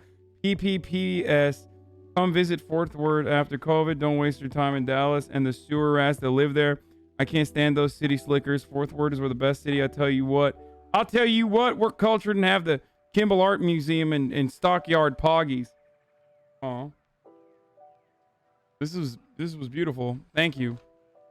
I'll tell you what. All right, I will make sure that no water touches this. It's a carving. It's really sick.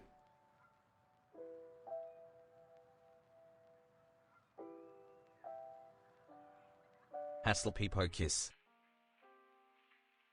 Tunas are prickly pears and Spanish cactus fruit. Give me their info so I can hit them up on local. No. Fuck you mean give me their info, dude? Yeah, okay. Yeah, you got it, brother.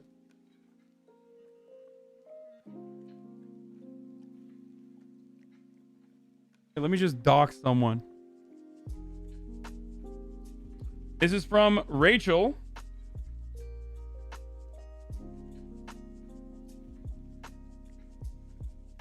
Dude, these are so hard to open, and I'm always so fearful that, like, I'm gonna fuck it up.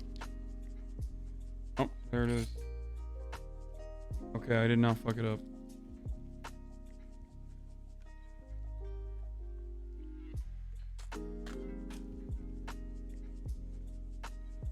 Okay, got it. Hi. That's it. All right.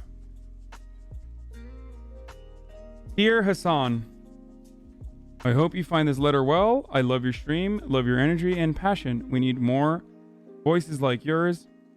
Anyway, when I saw you post a photo of Fiona with the I voted sticker, I had to paint her. I hope you enjoy this little painting. Your stream improves my day. Oh, Marat just left. Fiona was just here. I hope you enjoyed the little painting. Hope hope it improves your day, and I hope you can relax with your wonderful Norwegian accent and PS5. Thanks sincerely, Rachel. For being awesome. Little botany. Look. Oh my god. Oh, this is so nice. Wonderful. Here.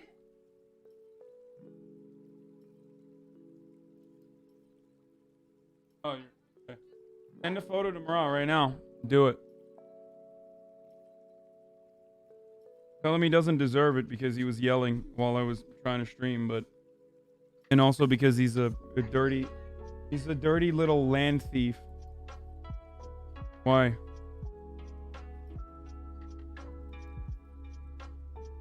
He's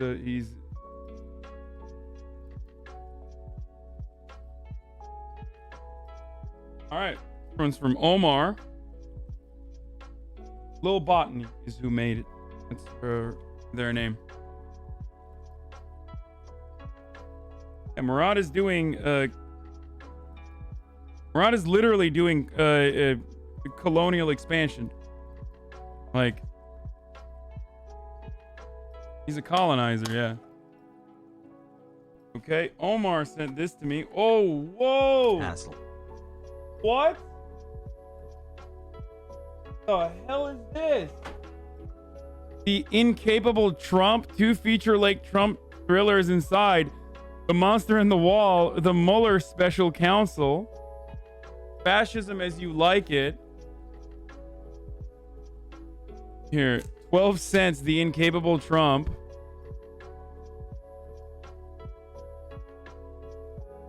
This is sick. They made it look like a old school comic too. The incapable Trump, the terror of old men. Trevor, it's them. The old men. They're attacking healthcare. It's too late for the people to stop us now. Nothing can stop us. Repeal and replace. Okay, I'm not going to open it. Do not open it.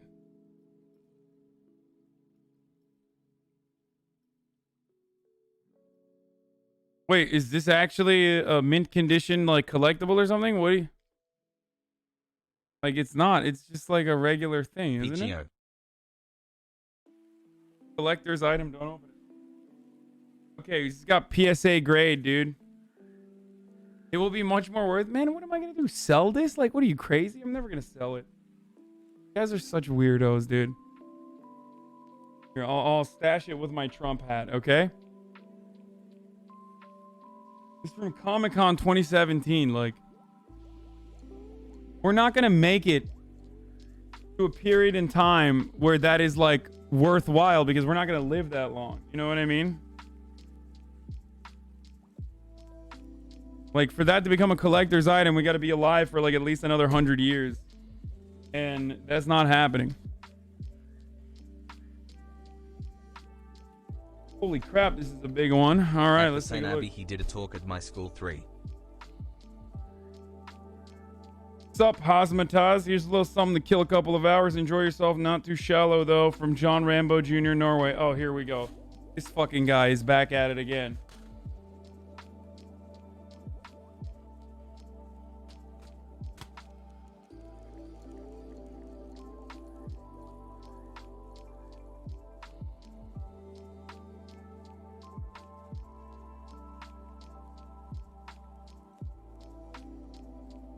Fucking John Rambo Jr., my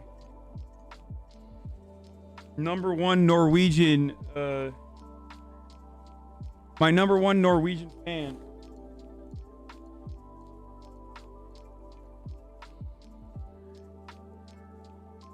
What is this, dude?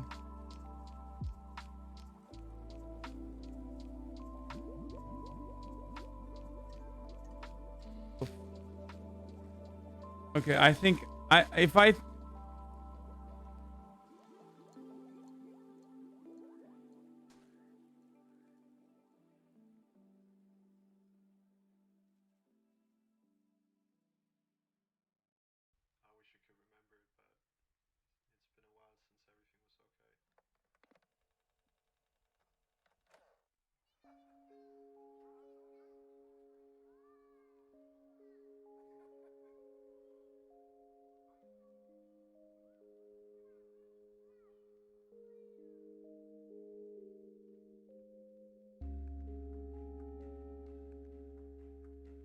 Is this a fucking fishing net, dude?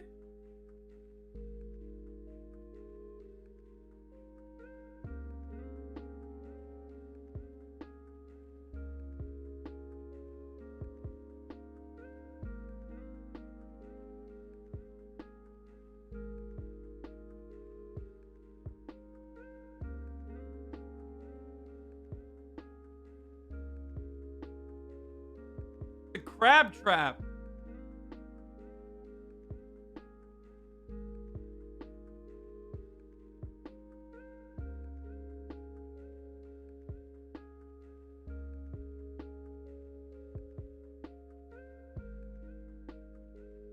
Dude, I fucking, this dude sends me the weirdest shit. I swear to God. At least it fucking works this time.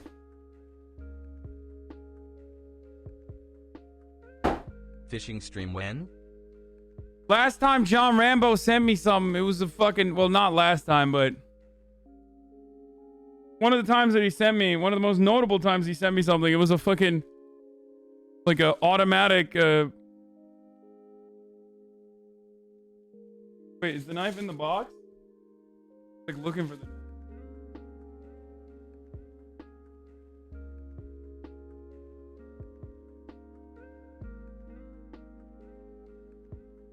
Good call.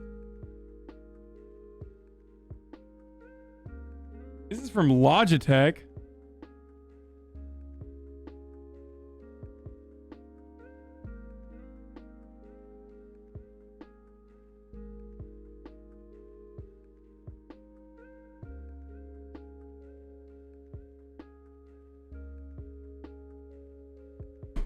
4 months.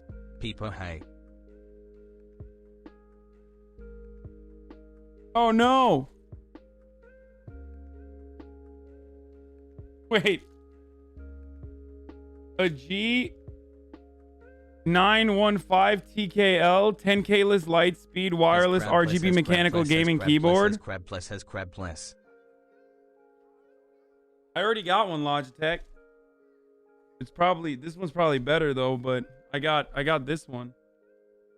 Just wanted to say super proud to see how you have evolved as a streamer and person. From way back in the days of 200 viewers playing COD on stream with dummies like myself, still got you on BNet to playing Among Us with AOK and Jagmeet to 30k. Solidarity. This is what I got already. I bought it when I was like looking for another keyboard. But maybe this is better. Is this better?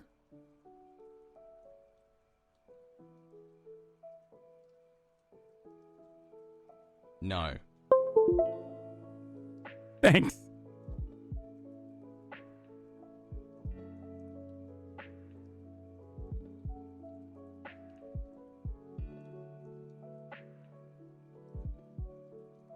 I don't know.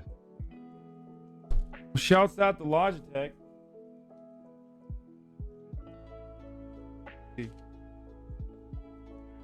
Yeah, it's like directly from... Or no, this is from Jane.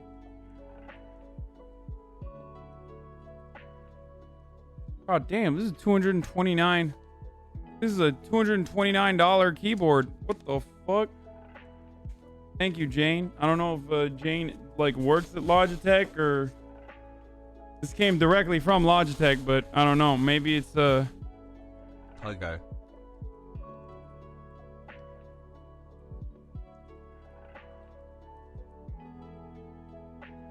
All right, we're finally moving on to our second bag full of stuff.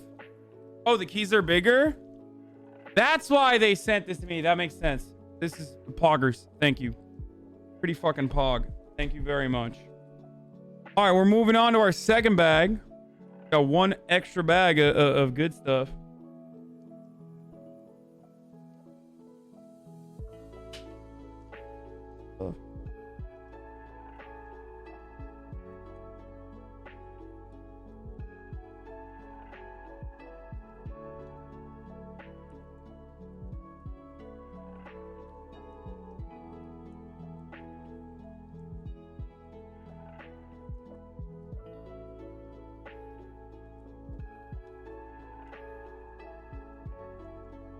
I like Neff better, just kidding, love you Hasan.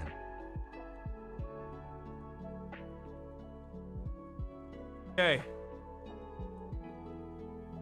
You want me to unbox the keyboard? Good heyday today, Hank. Rambo sent you an automatic what? You Becker said? He sent me an automatic snow shoveler, but it was like not work. It just didn't work. It was broken. Unbag the keyboard. Okay, I will. All right, it's time for an unboxing. But all right, we got a Logitech keyboard here. I mean, I'm just giving a free hashtag ad here, but Gamers Rise Up has buff. Got light sync RGB, ALMG, aluminum alloy top case, and precision engineered volume wheel. It's a G915 TKL 10K Lightspeed wireless RGB mechanical gaming keyboard. Flavor gaming.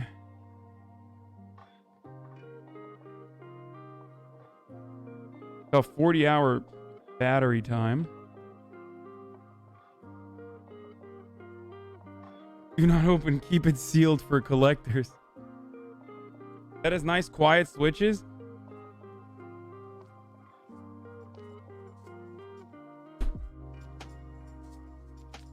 All right. What it looks like. Wait, it's literally the exact same almost as the one I have. But like maybe an upgraded model of the one I have? I don't know what I have.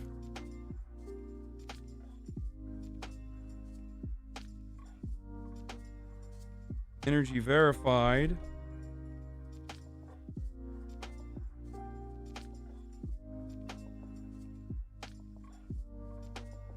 Comes with its cable and stuff like that.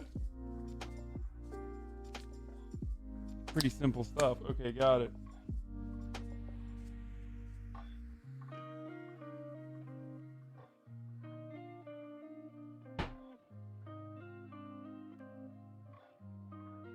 I'm not gonna use the sticker, dude. What are you, crazy?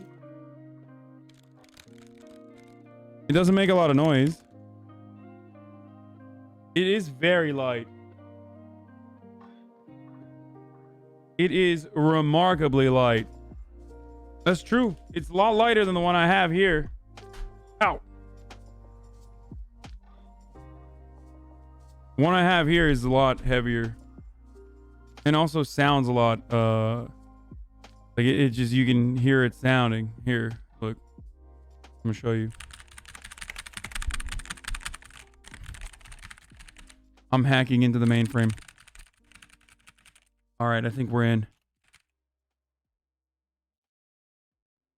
You know what I mean? Oops. All right, well, thank you, Logitech. I will test this bad boy out, and I'll give you guys some feedback.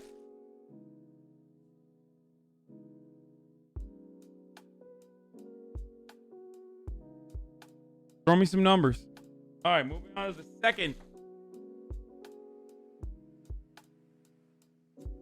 Thanks for existing, chat. Hassle. And what did you say? In 12 months you'd be or thank you, Jane. I don't know why I thought it was Logitech. All right, this is from Jennifer.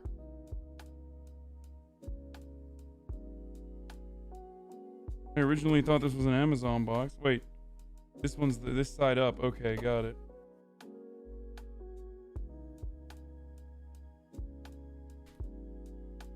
It looks like an Amazon box, but it's not. Or it is an Amazon box. Oh, Jesus. Open first.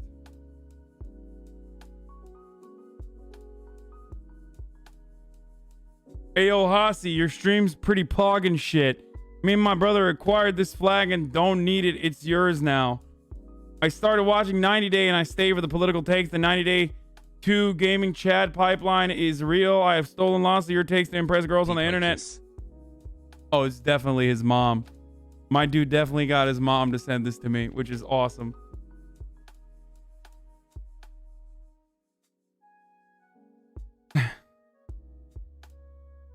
Or maybe it...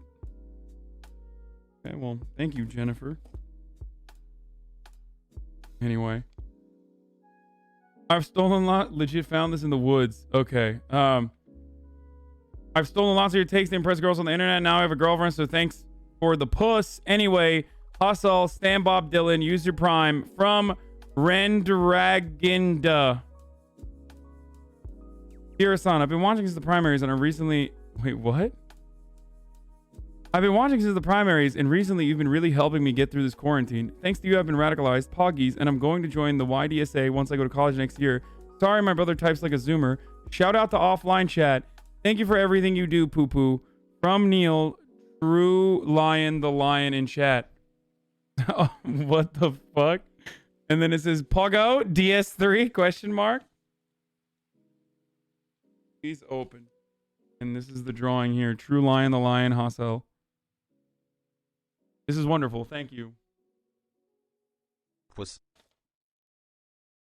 I know what this is, and a little terrifying. But now I officially have more Trump merch than fucking Trump supporters, by the way.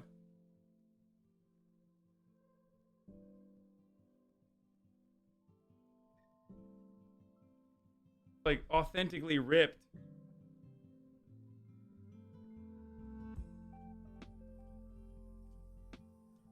I don't know what kind of, there's probably COVID on this. Like, I assume it's a stolen flag for sure. Respect. Let's throw it on the ground for now. But thank you. Yeah, they probably stole it.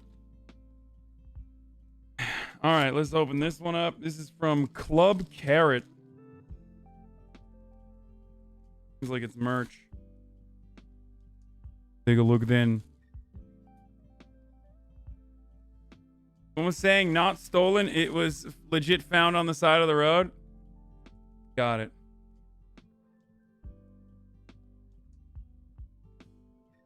Oh my God. Oh my God.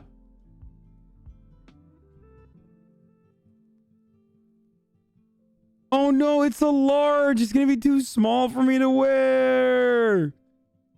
It's sick though. I'll still wear it. I'll wear it. I'll wear it regardless. I mean, I can't wear it right now.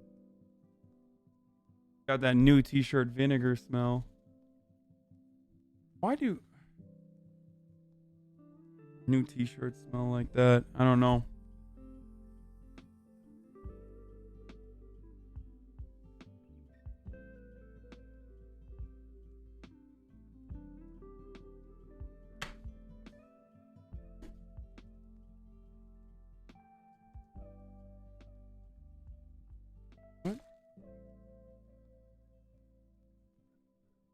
Oh, Jesus Christ. I know what this is.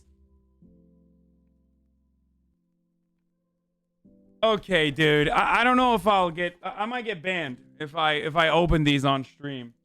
If I know what this is. I can feel it. It feels great on the bottom of it. Let's watch. Let's take a look. Okay, well, it's not... It's not TOS. Never mind. It could be TOS, actually. I don't know.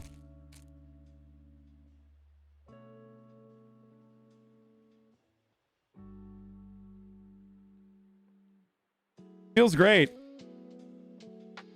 That's one. You sent me two.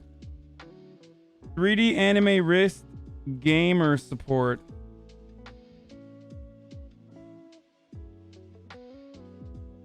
What the fuck? Okay, I definitely can't. 15 months of trying to be a better person and a leftist. Love the face hair too. Got a bra on. It doesn't look like it, but she does have a bra on.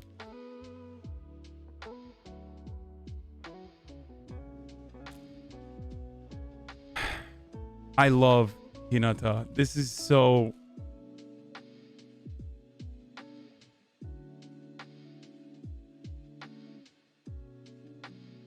This is... Maketa. You don't understand. This is actually... I'm gonna lose it to this. I'm just letting you know. Rule 34 Hinata coming soon.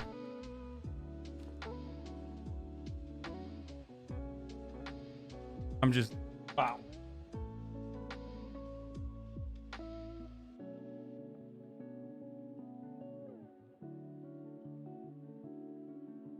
No words. Nope, mom is not here, so we're good.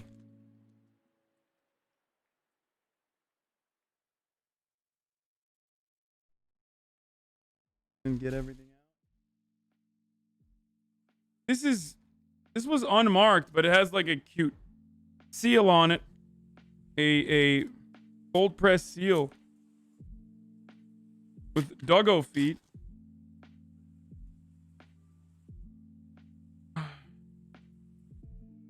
Jesus Christ, I can't read this. Dear Hasan, I apologize if my handwriting's a bit hard to read. What's up with the fucking cursive, dude? Look at this. Everyone's writing. This is a leftist meme. Like, this is literally a leftist meme. Hold on.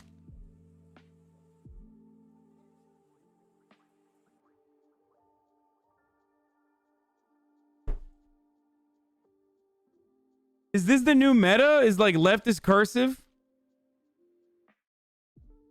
Yikes, dude. I can't.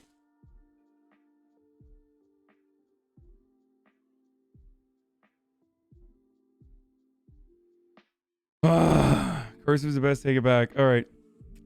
In any case, thank you for making politics a bit easier to understand for me. Plus, the amazing members of your wonderful chat, your YouTube frogs, and all the wonderful people who composes your community overall. You deserve all the support you have in your chat, and you are more than the controversy from your comments about 9/11. I hope you, your family, your friends, and your community stay safe during this pandemic. I wish I could hug you for all the time you've helped me. Smile. Even at my most stressed, keep up the amazing work, and I'm hopeful that change will be made under Biden, or maybe that's just the copium talking. Nick. Yes, I try to make you stamp in the theme that represented fish. RIP. I do hope you like it. Thank you. Aw. This is very cute. Thank you. Relatively level-headed, and your relatively level-headed delivery of various headlines allows me to feel admirable, and you'll relatively informed about topics, and I likely would not have heard about anyplace else. Thanks to your analysis of current events, I feel like I was able to gain a new appreciation of the potential system that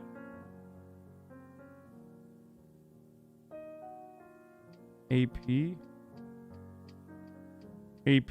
government never fully instilled in me. I like the importance of the Electoral College not paying any mind to the Constitution grifters and the position and negative implications of various forms of... Okay, I can't read it. It's too hard to read. Dude, why are you guys saying it's like reading someone else's cursive is kind of hard sometimes. I don't know what...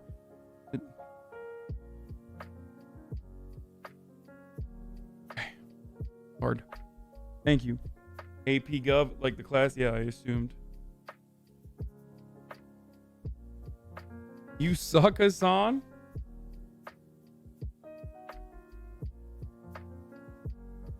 Bro, I know how to fucking read. I read chat all day.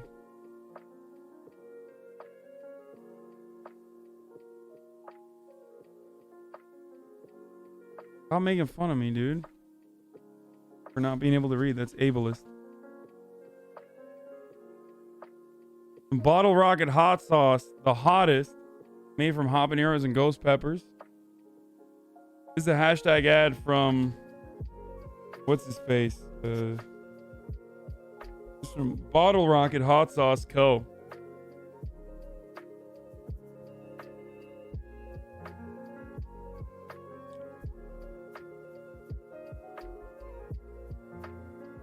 Really cool of you to rep dyslexia. I don't have dyslexia. Will does though. But it's just hard to read cursive sometimes, you know? Bottle Rocket hot sauce, verde, made with green jalapeno peppers. I'll read the letters post stream after the stream. One more time. Okay. And then this is the Bottle Rocket hot made with red jalapeno peppers. I love saying jalapeno.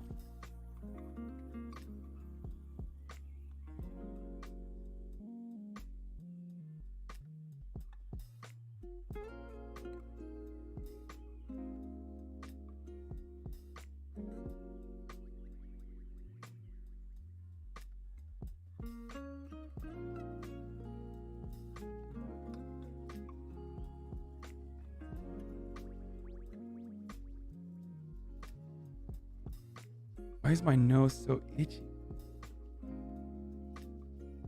It's pronounced jalapeno. Yeah, I know how it's pronounced.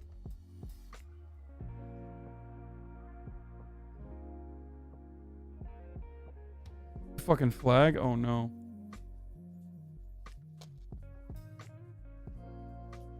Jalapeno. Jalapeno. What? Ricky, it's jalapeno. What? The fuck, dude? A gift message for you. Hello, Hasan. Freethinker10 here. You never saw my Okay Buddy song post, so I made a shirt of my second post ever for you. Hope you see this. Thank you for being an inspiration to learn more. Wow. This is the ultimate Okay Buddy post, dude.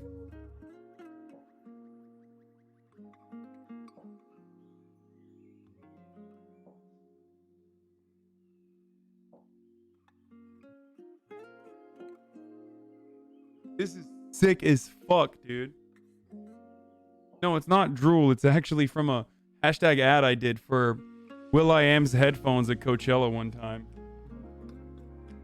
And like, it was just a good photo, I guess, that like a bunch of people redrew. where I'm eating the fucking headphones.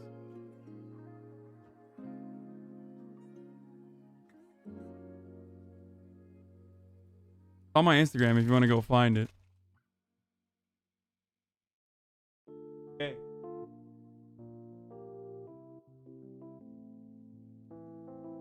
All right, we got 3 left.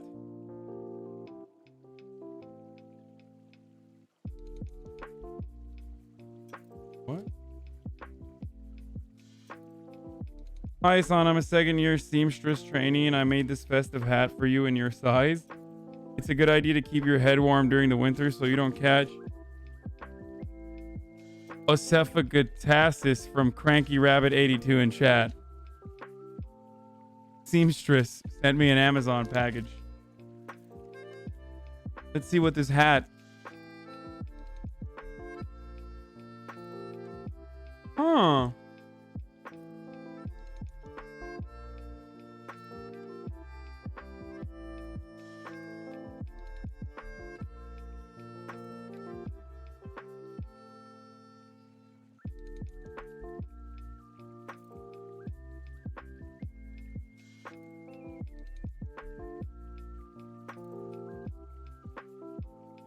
It's a little big, but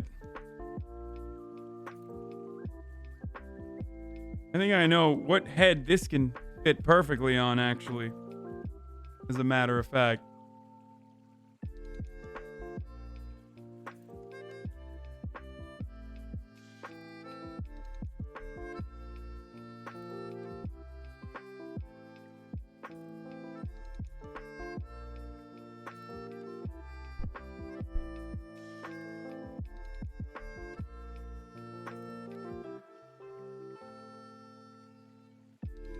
Merry Christmas, folks. Thank you to the seamstress for your wonderful many years in this craft.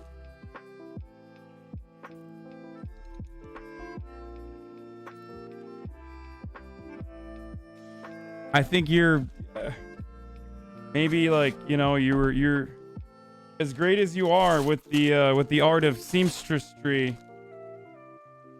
Fascism, What It Is and How to Fight It by Leon Trotsky. The historic function of fascism is to smash the working class, destroy its organizations, and stifle political liberties when the capitalists find themselves unable to govern and dominate. With the help of democratic machinery, the advanced workers must know that they will have to fight and win a struggle to the death.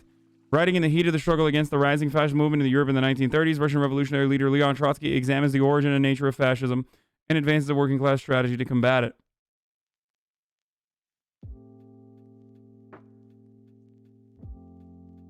I'm getting warm fuzzies from tonight's stream and this music. Much love, chat. Much I feel love, like Hasan. I feel like our Polish UK homie sent this.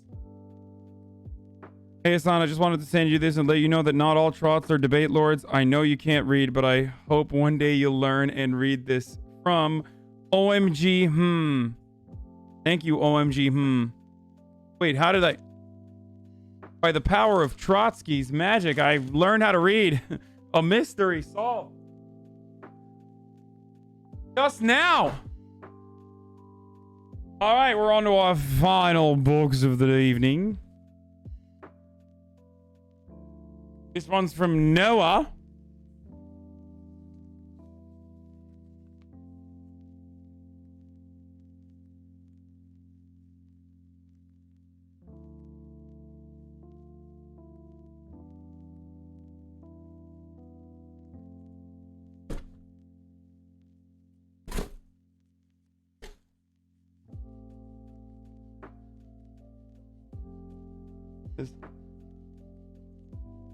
What the fuck?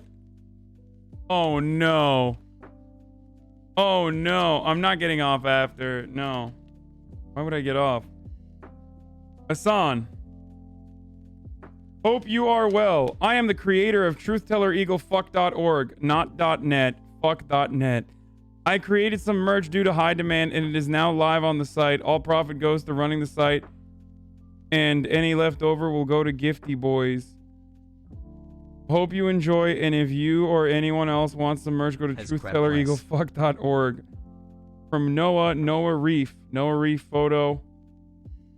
Thank you, Noah Reef.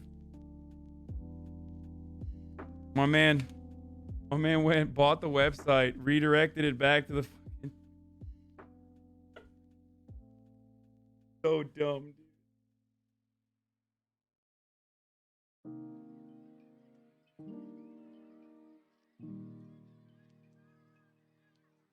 He went and he made his own merchandising.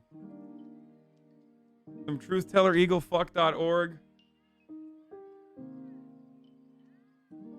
Website, we got B.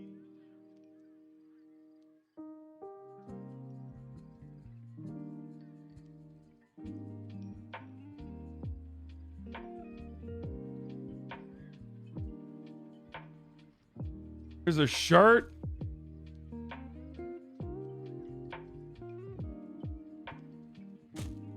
Motherfuckers got merch out before I did, bro. He got merch out before I did. Off of a meme. What is this community, dude?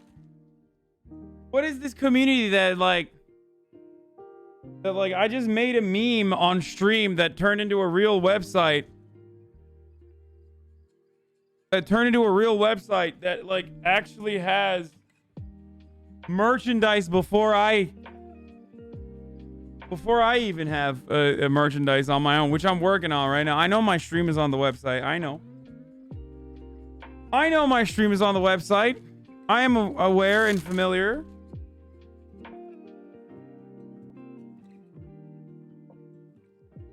He's even got long sleeve shirts, dude. It's embroidered and everything. This is hilarious, dude. Your stream is embedded? Yeah, I know my stream is embedded, dude. I keep staring at this fucking Hinata.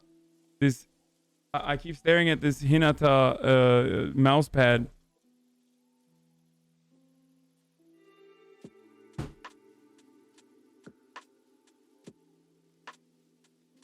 Pog.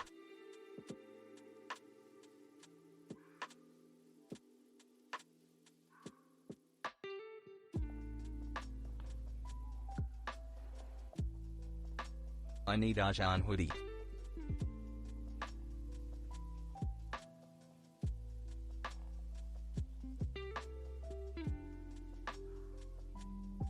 Speaking of merchandise is coming, so get excited on that. We're working on merchandise. It's coming soon. 3 going strong.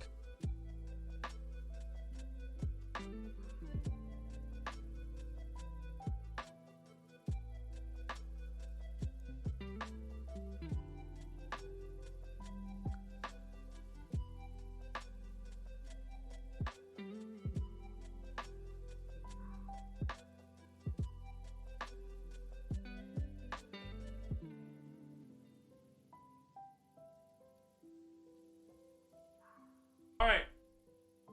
Now it's time to try these bad boys.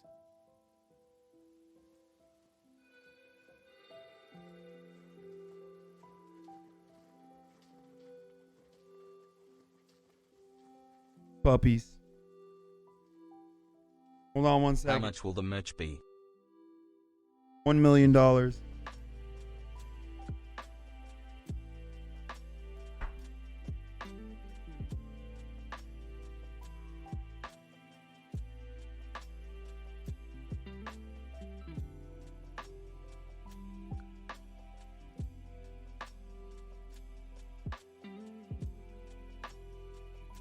Pee pee pooper.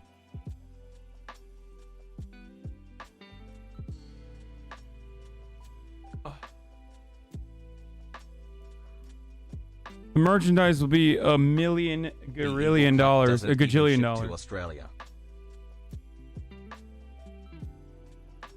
International shipping? Yes. I can't see the fucking screen when I have this microphone hat on. Okay. So first I'm going to start off with this irresistibly tasty cookie butter. Cookie butter is made with Lotus Biscoff cookies. Ingredients are Lotus Biscoff cookies, wheat flour, sugar, vegetable oil, contains one or more, soybean oil, sunflower oil, canola oil, palm oil, brown sugar syrup. Contains wheat and soy. Oh, nice. I'm a fucking soy boy myself, so. Like, I can't believe people... When I first had cookie butter at Trader Joe's, I couldn't believe it. I was like, wow, like, these people thought, you know, peanut butter is not delicious enough. Peanut butter is not delicious enough that, like,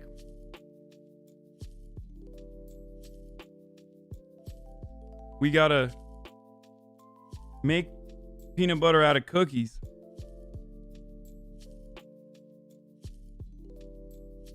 White people put sugar on fruit. That's true. They had to ruin it with cookie butter? No, cookie butter is delicious, dude. Have you ever had it? Whoever just said that they had to ruin it with cookie butter is fucking wrong. Cookie butter is delicious as fuck. I've had it before. I've never had this brand, but I've never had the OG.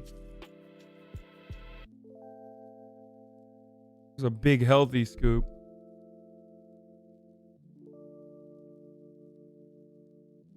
Oh my god. 2 tablespoons is about 170 calories. Wait, really? It's actually lower than I expected.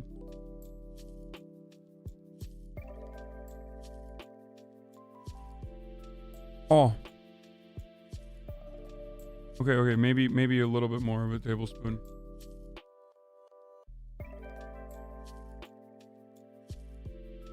The one I got at Trader Joe's is delicious as well. Here we go, chat.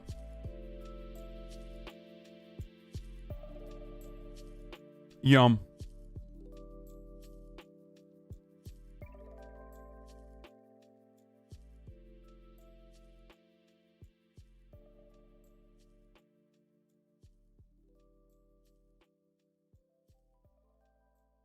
Hasan, can we please have some gaming time later? Yes.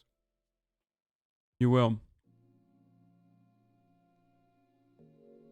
Read the description. Should tell you go fuck beanie. It's a beanie, you fucking himbo. I guess it's soft or whatever. One size fits most, unless you have a tiny head like Hasan. The hat is embroidered, by the way.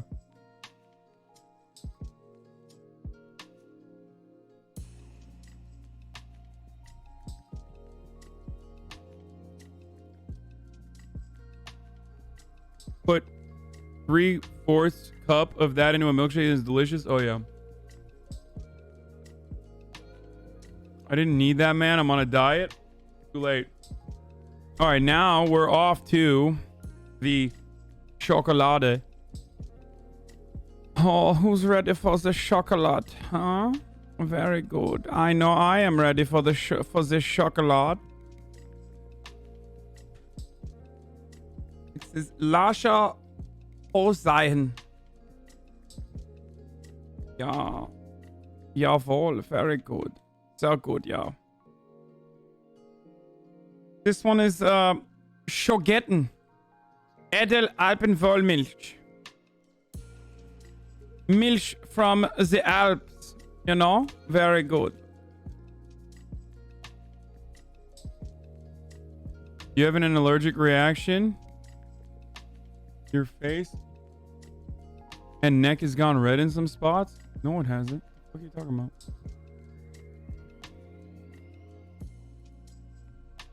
Where? Weirdo. Schogetten is meh. I'll be the judge of that, you know? Okay. Very good. It comes in these packages already broken.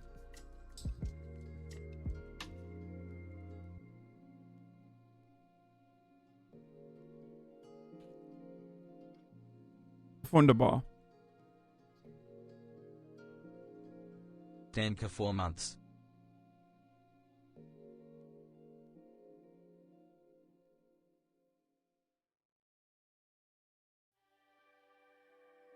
What is this? Oh, this is Jugmeat's behind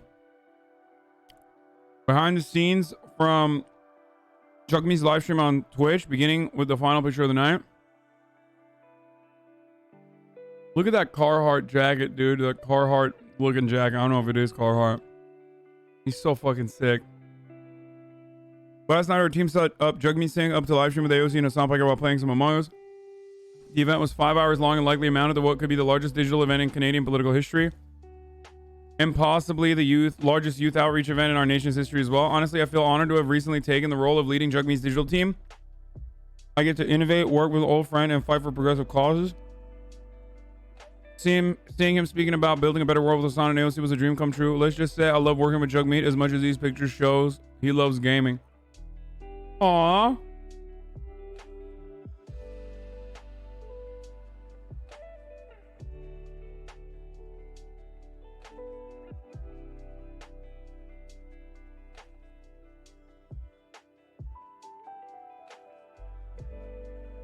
Okay. Now we're opening up the Kinder Schokolade. Pig taken right as he's lying his face off about not being imposter. Yeah. He was too good, man. Now, the Kinder comes in these little packages, you know? It's very good. These tiny little packages.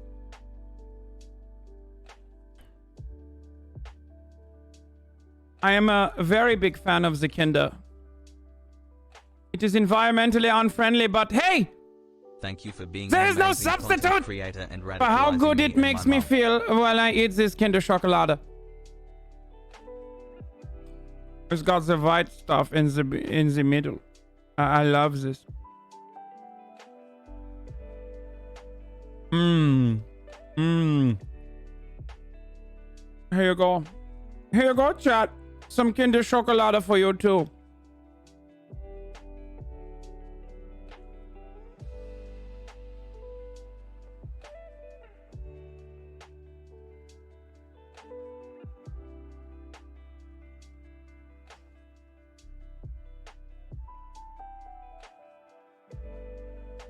You just said you like the kids?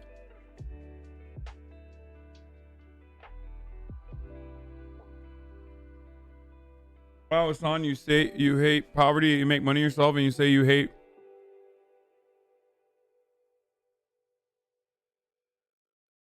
Not vegan, can't eat. Hasan, you fill me with so much happiness each day. Thank you so much for existing.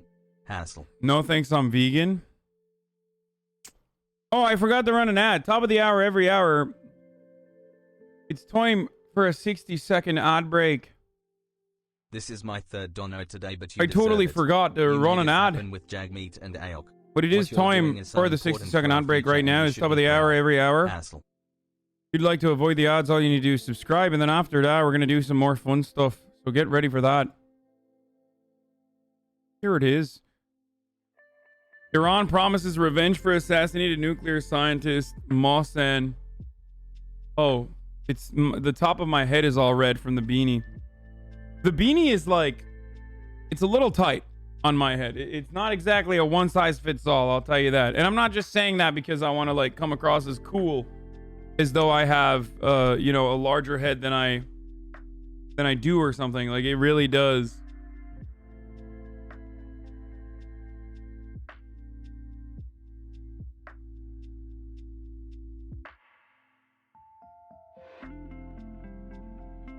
He might have sent me a child size for the memes or something, but...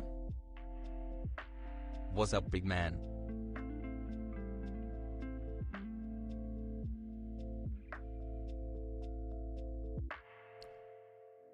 Hat's good, though.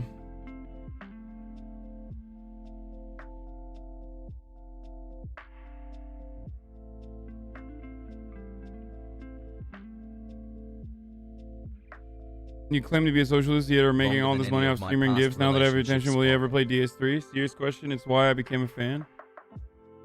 The Biscoff cookie butter is Belgian. Nice.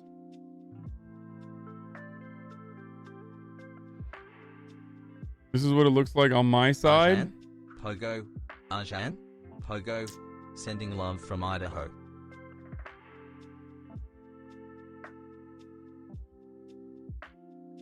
Praising companies like Biscoff and Kinder when you know full well the controversial human rights records of these companies. You claim to be thorough in researching, yet you haven't even followed through with something as simple as DS3.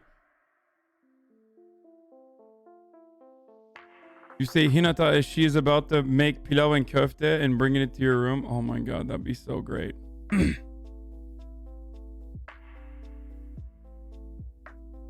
What is Truth Teller Eagle? Fuck.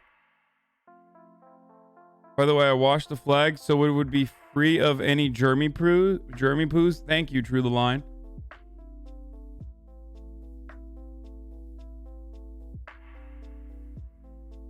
Will you watch Nate Robinson versus Jake Paul and Mike Tyson versus Joy Soanes Jr.? What? No. Fuck. Feel guilty for eating chocolate you didn't buy? No, I don't feel guilty at all. Okay, we're gonna do. I made a promise to everyone here that I was going to do something that I haven't done in a while. So it's time.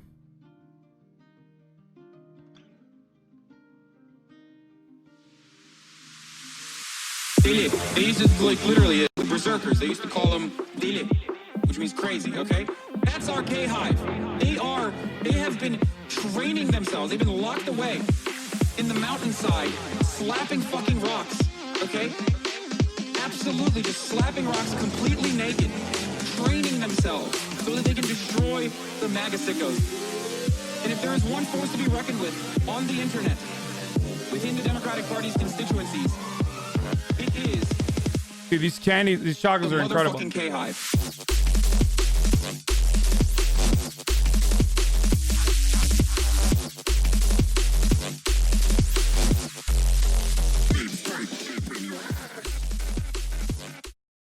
Welcome to K-Hop. Welcome to K-Hop. Welcome to Okay Buddy, folks. When you people don't talk to me that way. You're just a lightweight. Don't talk to me that way. Don't talk to. I'm the president of the United States. Don't ever talk to the president that way.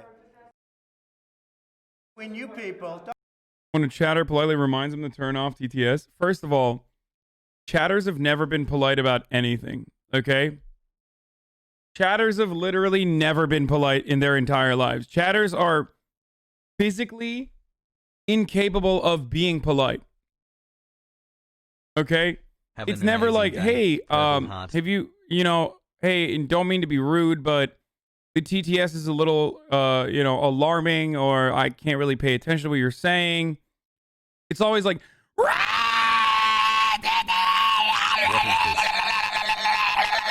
that's what you sound like every time you ask.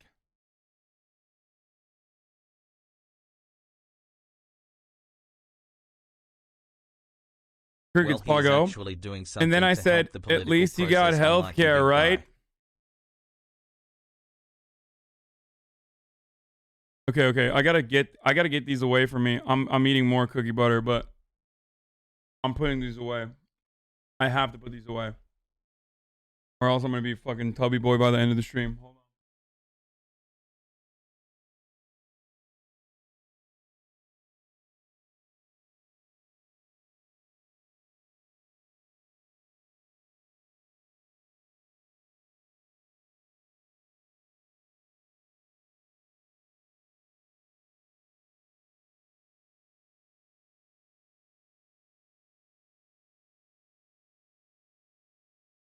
If you stack two lasagnas on top of each other, is it two lasagnas or one? It's one. Lasagnas stack on top of one another to become one big lasagna. It doesn't stack the other way around. I Photoshop was on as different cops until it was Disco Elysium on stream. Day 2 London cop. What is this phone? Why do London cops have like a Motorola?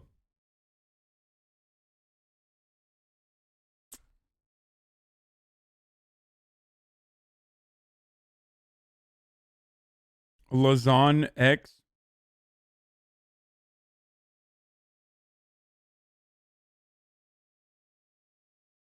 Wait, really? Incapable Trump 4 extremely rare? There's no way this actually means it's for $400.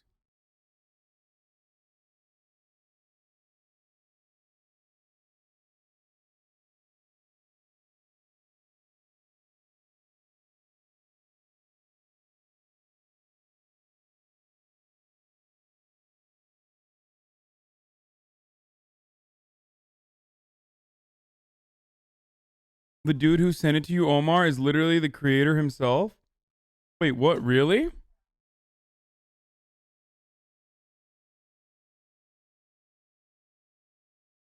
How do you know that?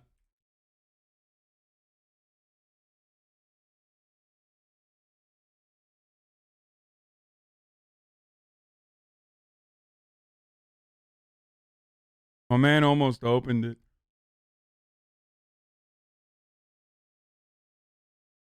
Wait, hold on. Really? How do you... Okay, there's another one that's also still for four... Oh my god, it's been sold for $400. What the fuck? I mean, I'm never selling it. This comic was written by Omar Mirza and Huram Metabi. Wait, this motherfucker actually sent me his own comic? Wait, hold on. It is, I think he did it. Wait.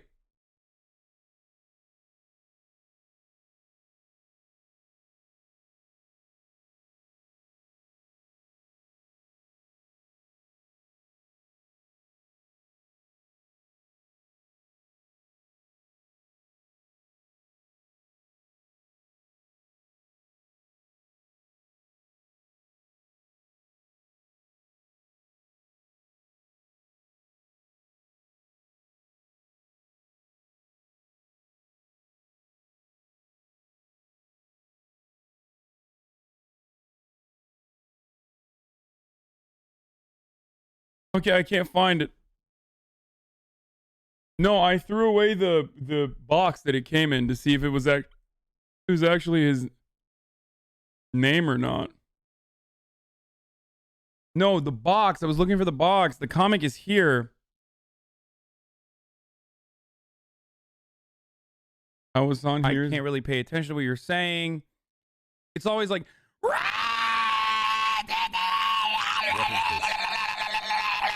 I can't really pay attention to what...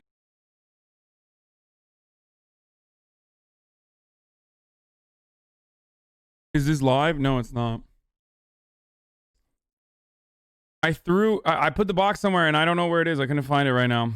I'll look at it again. I found Hasan's alt YouTube account. Turkey is legendary. Turkey is king. Turkey, but me. Cool Turkey, but me. Turkey, it's COVID. Corona, yes, it's me. Kill you, Turkey. No, you kill. Versus winner, Turkey. Can't believe you found my fucking YouTube channel, dude. I made a Trump pog. Why aren't you streaming the Mike Tyson fight? Dude, what are you, fucking insane? Why would I stream the Mike Tyson fight so I can get banned off the platform? Like, what a silly bitch move, dude. Hey, dude, why are you streaming the Mike Tyson fight, dude? One person says POGO in chat after Hasan makes a shit joke. Hasan, I hate the chat right now. I hate you guys so much.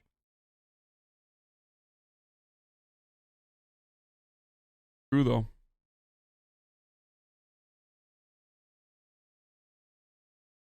Hasan Pogo Hasan. I love that it's one person when it's literally a sea of Pogos.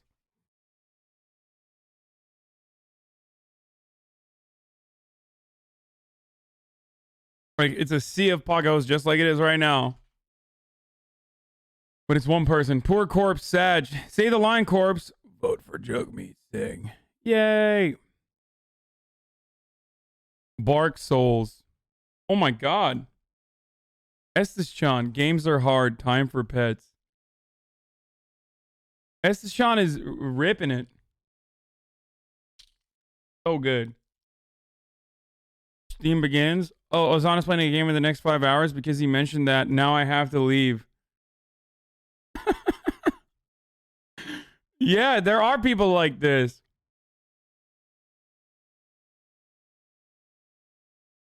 Can you sort by week instead of day? Yes, I'm gonna do that. I want to look at the same day first, and then I'm gonna look at the week. I want to get to as many fucking posts as possible. Can you guys chill out? Here. Day one of painting Hasan with some of his favorite politicians until he notices me. Holy shit.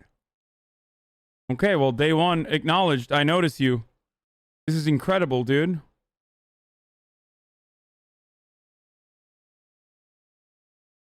This is wild. Some Turkish slander for Shazam Picker. Turks arguing about how Turkey's the best nation on the planet from their house in Berlin. Oh, that's funny.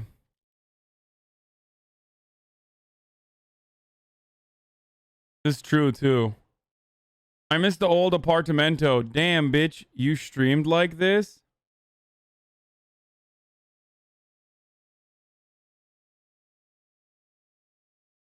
Damn, I look hurt back then. What the fuck?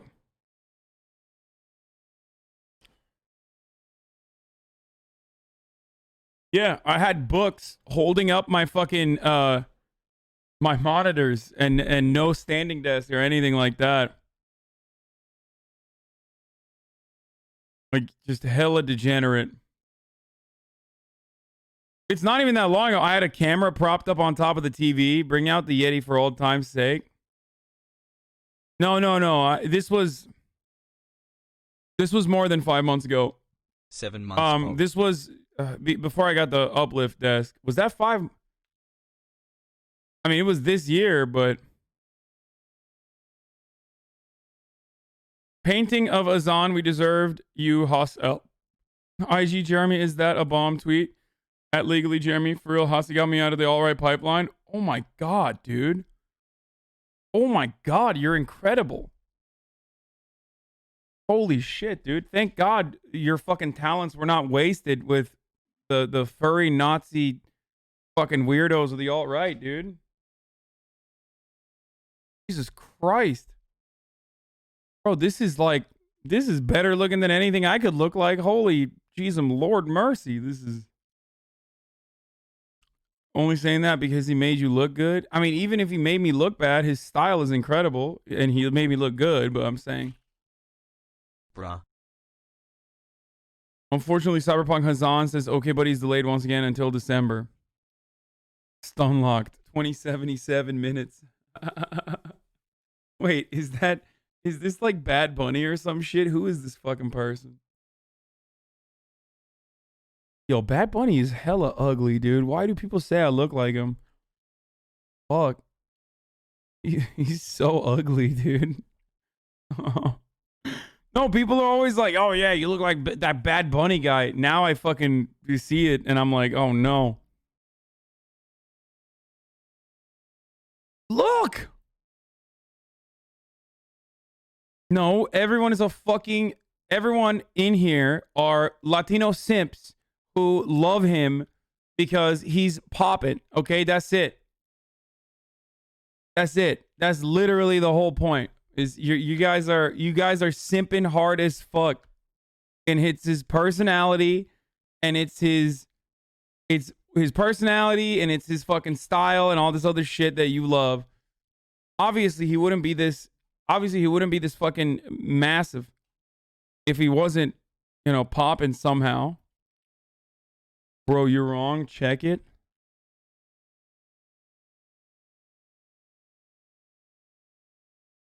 No, I'm still right. I still agree. I still stand by my statement.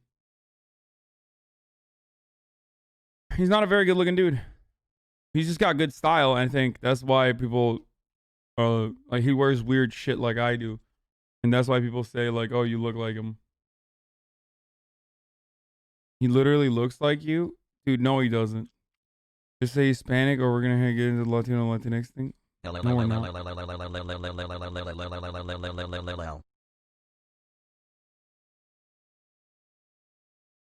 He wouldn't be hot if he wasn't Latino? No. It's just that he's a South American artist that's like super poppin' and has been super poppin' in fucking South American countries for the longest time. I was first acknowledged. I first fucking saw Bad Bunny at the what is it like?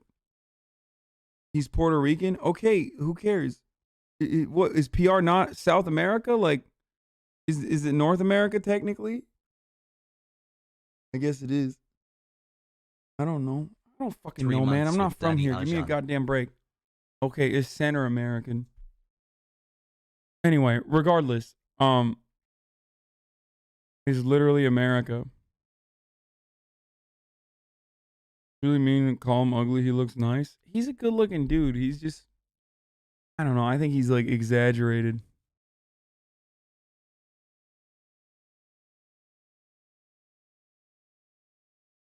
It's Caribbean. Okay, my bad. Anyway, regardless. None of those look like you. Wait, you changed this. You did something to this photo. This is not what he looks like. You like put my eyes on this photo or something, right?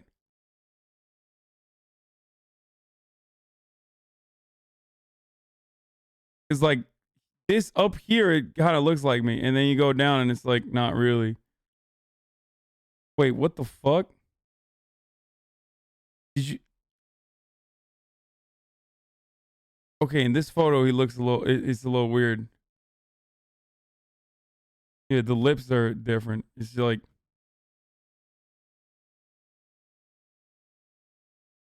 he's vaguely brown and wearing yellow tinted glasses. It must be Hossie. I mean, I think it's the yellow tinted glasses, maybe. I don't know.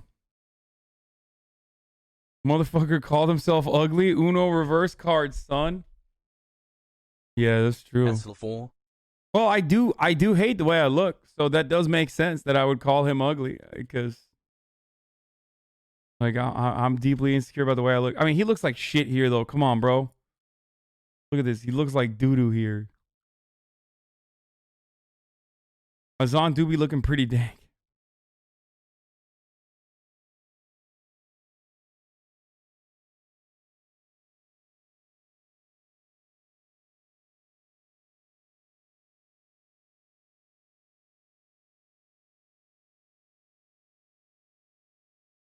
$39 Dav said you are photogenic. The fuck does that mean? Does that mean I look worse in real life than I look in photos then? Oh, fuck. His jawline's too round, soft to look like you my chiseled king. First time my dad saw Bad Bunny, he thought it was a Sacha Baron Cohen character. Same photo from another link. You look hot today, Hassel. Yeah, okay. He looks a little like me. All right, whatever. You guys got it. You got me. Day 4. This is Harley, an 8-month-old mutt. Her LAAS ID is what? Pit mixes like her have a hard time getting adopted. She's a little scared and her pig to go to the site, so I added some flowers. NFL. What the fuck? What is this? Been at shelter for 3 weeks?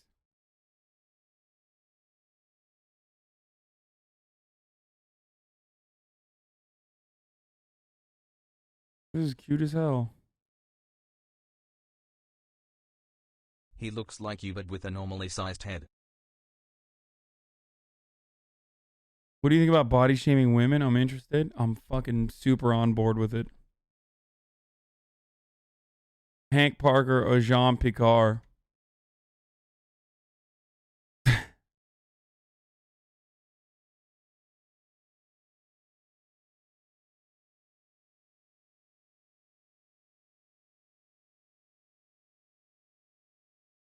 Okay, I'm not going to get a dog right now.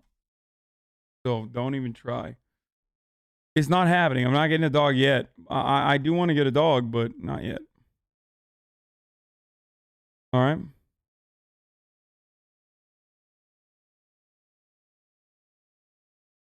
That's from a series of posts. Hasan tweeted he might be looking for another pupperoni.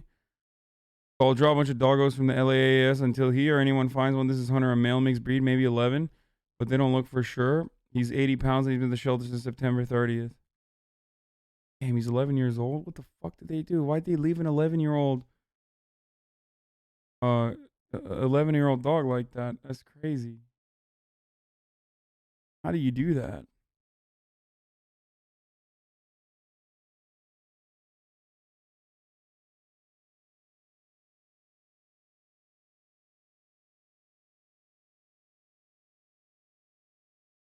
Do you ever think in the midst of the night in a cold sweat thinking about that Forsaken buzz cut you got a while back, which has perpetually fucked your shit up? What do you mean perpetually fucked my shit up? My hair is literally back. Like, it doesn't look too great currently, but my hair is grown back to the size it was, like, the way it was before I got the buzz cut. So no, I don't think about that anymore.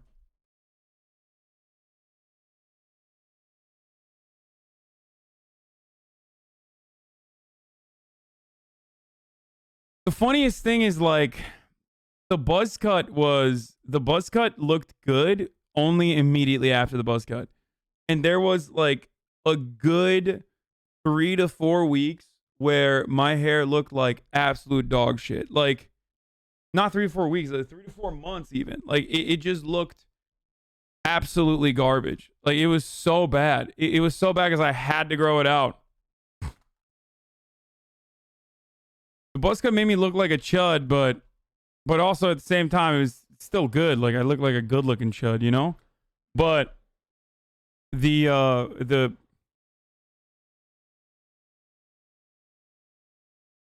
Hasan, it's been 8 months. Hello?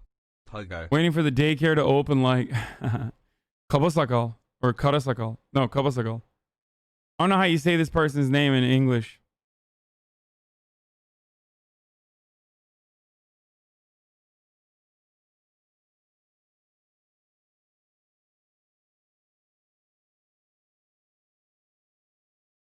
Bluto?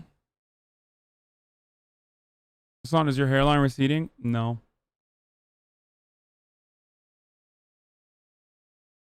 Not anymore. It was. I mean, it did. But it doesn't anymore. I take drugs for it. Posting a picture of the Norwegian Prime Minister every day until his son plays Skyrim on stream. Day 12. Lars Karwald. Yes, I know it's not in the correct order because I skipped one. Dude, there's been too many Norwegian prime ministers. Wall Street Journal reporting on what really matters. Viewers when Hasan say game time.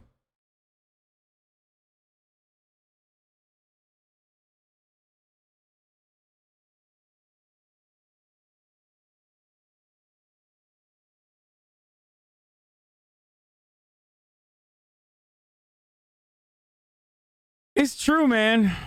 It's true. What are you going to do? I have, like, ASAP. No matter what I play, I have it.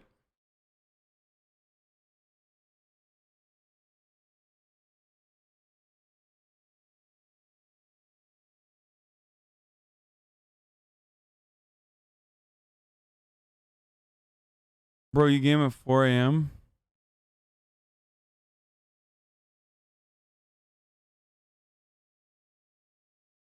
You understand that words can cause harm? You have said multiple times that you will finish Demon Souls, yet every time you rage quit within 45 minutes. Promises made, but not promises kept. Gaming when? Question mark. It's coming. I'm a little scared of going back into Demon Souls, but it's coming. It's coming soon. So, you know, people can start running away. What did you expect, Hasan? Hasan rarely does Okay Buddy, so now it's infested with low-quality, small-head HP memes. Hasan, that's why I don't do Okay Buddy anymore. I mean, I'm doing it right now. K-capitalist. Like, listen, capitalism is very good.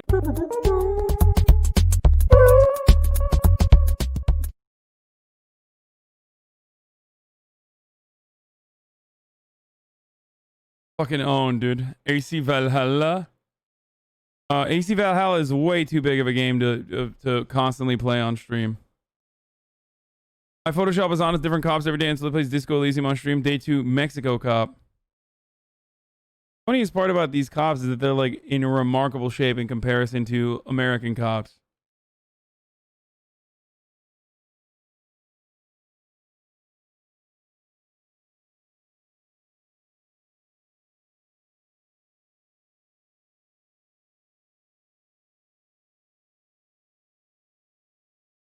Like, they're not even in great shape.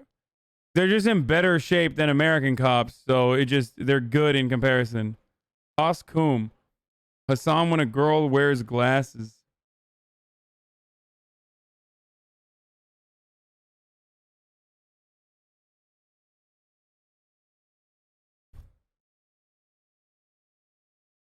Happy Thanksgiving, you leftist fuck. Whatever else you kids are doing on social media.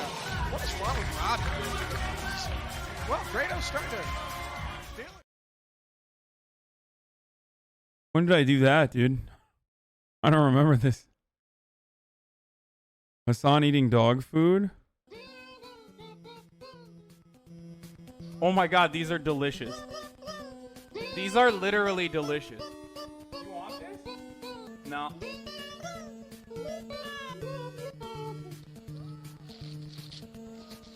Oh my god.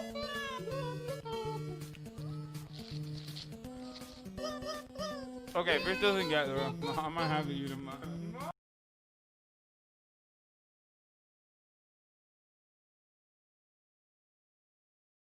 Play Steel MP4 for the old times? Maybe.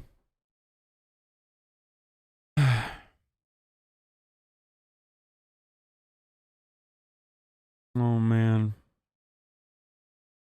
Other people spends 30 hours for 26 upvotes. Top post of the week.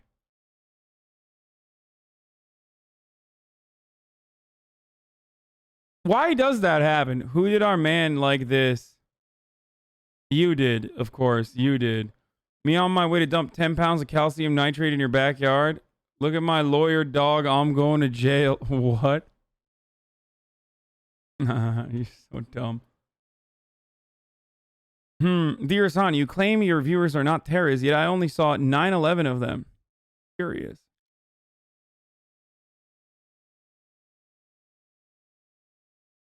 What drugs do you take for your hair? I take finasteride and minoxidil sometimes. Yeah, they didn't shrink his face on that one. That was his real face. Small head make me go haha. Actually putting effort into a post. The funny part about this is that, like, this is literally a low effort meme. Like, you're making fun of low effort memes by making a low effort meme. Draw me like one of your French girls, Jack Joseph Robinette Biden Jr. This is so dumb. Oh, the one fucking time I put my legs up. Finasteride will stop the further recession. It doesn't. Sometimes it helps you grow your hair back, but not always. Historically accurate reenactment. Hasan with his tendies. Bow bow. Every day. Hasan the polygamist. Gamers, gray names, mods, thirsty chat, Jeff B. Me in the middle. It's true. It's true. 11-12, never forget, no DMCA. I can't. It's like not good for me. It is not good. This is not good for my brain.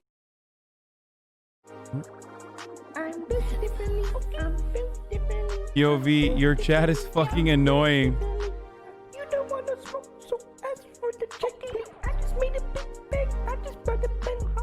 Hasan is not paying attention to me.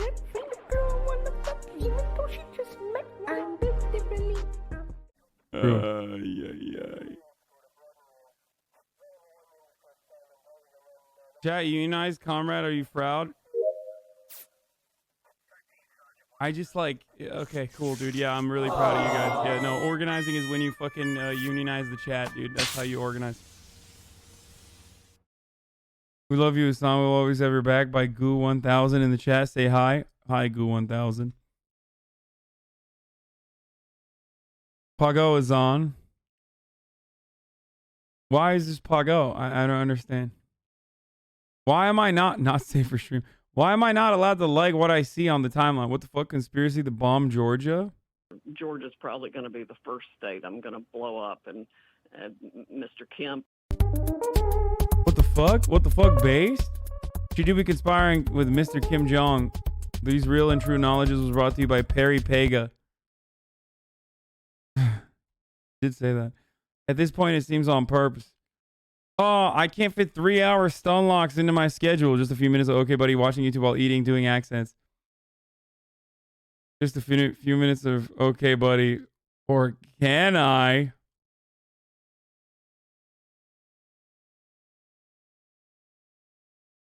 I mean, so 3-hour stun locks is it takes the place of just a few minutes of okay, buddy? Or are you admitting that I take way too much time on okay, buddy?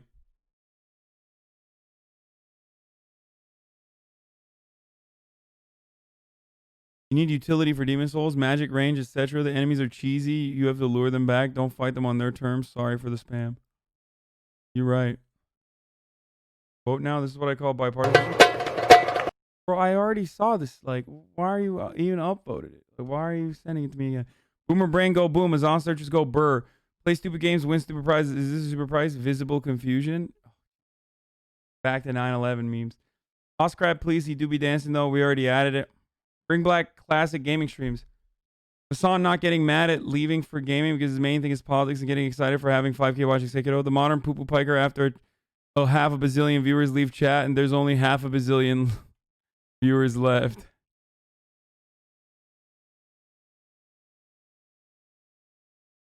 I mean, I used to be upset that chat would half when I was playing Sekiro as well.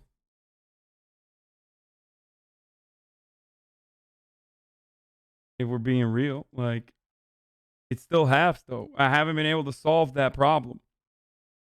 There has been, in the history of my gaming experiences on this platform, there's only been one time. What happened to Twitter mobile? What?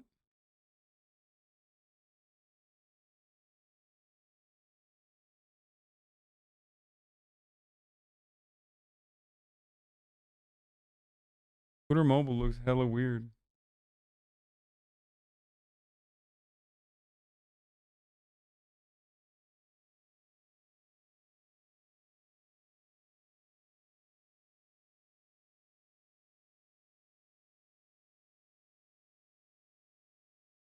Did you get fleets now? No, I've had fleets. I just never use them because they're whack. Man, you finished Outer Worlds with sub 1K viewers. The amount of viewers you have now is no small feat. I put effort in this video. Please watch. This is the kill test. I will stay for you, Hasan.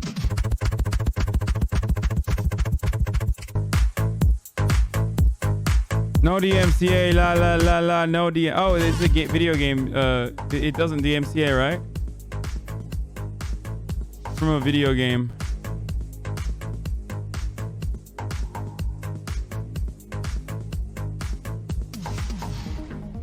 Wait, have I seen this before?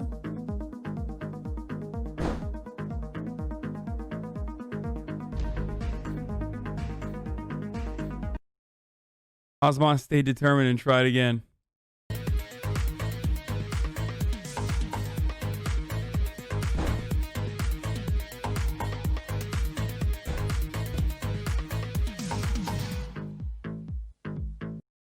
However, For this test, sir, it will not kill. and then This Hollywood competition has been exciting and dramatic. You've been at the epicenter of all of that drama. Nobody is questioning the strength of your character. However, the strength of your blade is such that we can no longer continue to test it. For that reason, I have to ask you to please leave the forge. You be your poop addiction, man. The poop has started. Low cost poop. Poop, make America stinky. Poop, poop, poop. Milky mommy, milky booby, milky milk. You happy? I did it.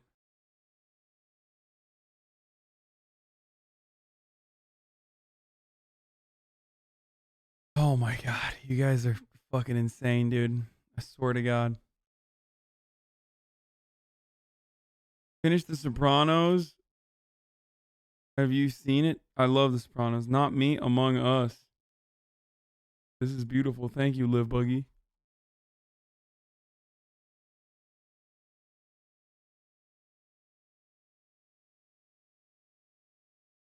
Did you see this? Not only did I see this, but I already posted it on my Instagram. And I sent it to Andrew too. It's so sick. Okay, but he posts video. Oh, Jesus Christ.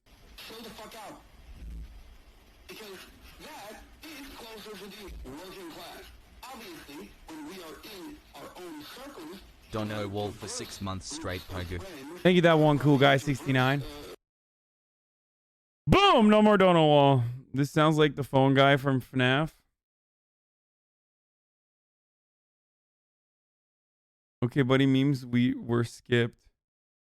POV, you are Azam mentioning healthcare bottom text. No, guys, you don't understand. Spedices from Ireland, which is a national healthcare program that allows anyone to go to the hospital with no financial impairment. Because he got yeeted off the ship, he would not have to worry about going bankrupt due to the financial debt, unlike Americans who experience 500,000 medical-related bankruptcies a year. Doesn't matter to me at all. Like, if they were just saying, like, you know, fuck the Republicans, motherfuck the Republicans. Dude, why are you sending me old clips from like yesterday? Do you plan on releasing this military designs of merch? If not, can you please release the images? That way I can get my friend to print it on a tank. Sorry for the spam. They are not my images. They are mass stupid art. And eventually I do plan on releasing them in some capacity.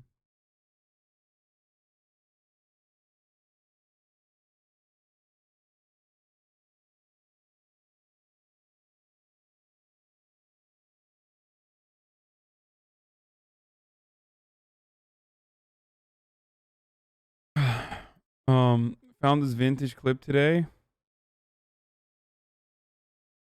What is this shit?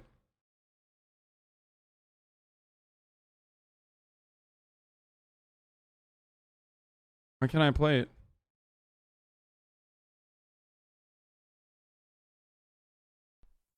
Austin smokes with Wiz Khalifa. Out here rolling joints for the gang. Yeah. And I didn't roll it fully. You did the Yeah. rest. I had to let him pause, lick his own joint. Here, it's not going through. But look, Exactly. That's the top one. Because of social distancing. Yeah, that's right. Yeah, you were very careful about it. Yeah. Link. Very careful about it. The bottom one's the password. I'm getting on Discord right now. Yeah, it's all good. If you. This is hilarious. This is the most white Austin has ever been. You know he was nervous as fuck, probably. Look, chat. Austin smokes with Wiz. That's it? It's peanut butter.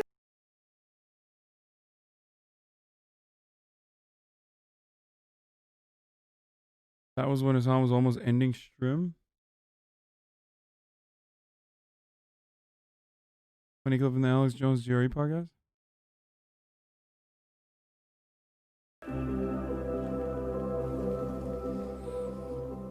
Your new studio is like an alien spaceship. Like aliens figure this out or something. But hold Yeah. please. But hold please. You're drunk.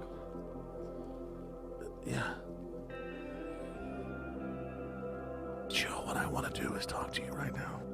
I want to just say, I love you. Look. I need you. Let me break down. Are you okay? Let me just tell you. Oh, Jesus. I'm biologically a girl. No, is that true? Yep. Come on. Yep. Well, how do we know? Joe, I swear to God, I want to have sex with you. I think you should settle down. There's nothing I want to do more than that. Let's not go down that road. So sexy. This is when it gets good. That seems crazy. I want to give you the big enchilada. My big enchilada. Don't give me one of those. You keep that shit away from me, motherfucker. No. Let's go right now. No. I'll get on my knees right now. Stop. You blew me. I'm really good at it. He's great. Oh, my God. What's the goal? Gay orgy. This is my version of a Make-A-Wish kid going to Disney World. I mean, it's a big gay hookup deal. Oh, Jesus Christ. No, I can't. Yo.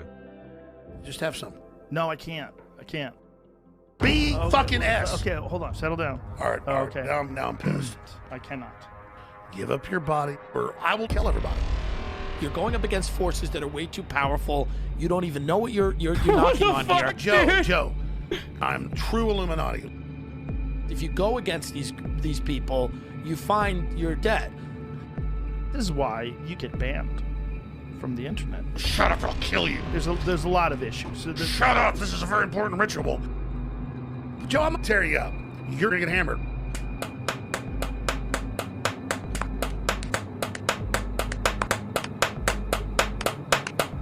I'm in charge, bend over. I'm getting hammered. Yeah! Well, you could be molested by worse people.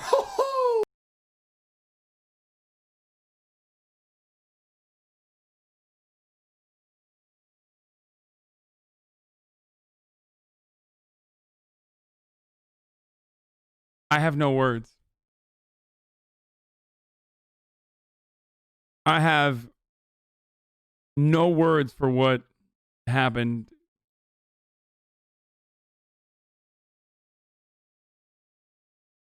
Damn, you really shouldn't have bailed on this interview halfway through. Man, this is not real. It's edited from that same interview. What do you mean? Hasan, you might want to take a look at this. She says that polyamorous. Hasan is a guilt fetish. Why are you guys doing this? Stop sending me clips from like 3 days ago, please. Okay, here. Here. Average Nick and Melina stream. No, Well, then you're not a good friend. I'm not supposed to be your friend. Yes, you are. You're supposed to be my best friend. Girlfriends and boyfriends are supposed to be best friends. You're way too needy, bro. Wait. I'm needy? Yes. I'm needy. Yes. Nick, can you do this? Nick, can you take me here? Nick, can you do this? Can you put me on a diet? Melina, can I do keto? Melina, can I do this? Are you kidding me? I'm needy. You're needy. Just make me some healthy food. No, I don't want a salad. No, Okay, Nick, can you please wake me up in the morning? I can't wake myself up. I'm a 30. you don't wake- I'm a 30-year-old woman and I can't get up on my own. I'm not 30. Damn near. I'm 24. Yeah, you're closer to 30 than you are fucking 15. Bitch. No. What the fuck? Oh, Chag is GM Onish Geary to install BTTV after asking, what does my streamer Sag mean? Like, okay, well, we're teaching. This is good stuff. Oh my god. Did it work? Oh, it's beautiful. You see it all? Oh my god. A whole new world. Oh, it's beautiful. Hello Arjan, look at what's happening to farmers in India. Can you see the ones that are moving? Can you see the GIF ones? Everything. Everything. There you go. Oh my god. Like, okay, well, we're You about to cry? What the fuck? teaching. This is good stuff. Oh my god. Nick has delightfully wholesome moment with Melina. Don't you miss how cold it is there and how we're gonna fire up the fireplace and make it cozy with like lights? The only thing I like about Norway is how happy you get. Because when you're happy, you're like more sexually active.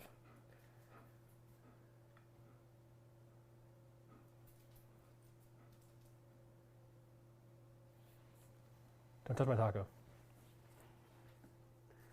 Why are they always cooking?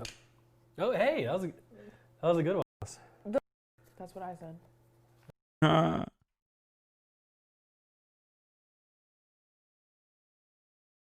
When Maya leaves for 10 seconds. Great. It's us. Fuck me. What? Are you happy? The cat's gone. You fucking happy?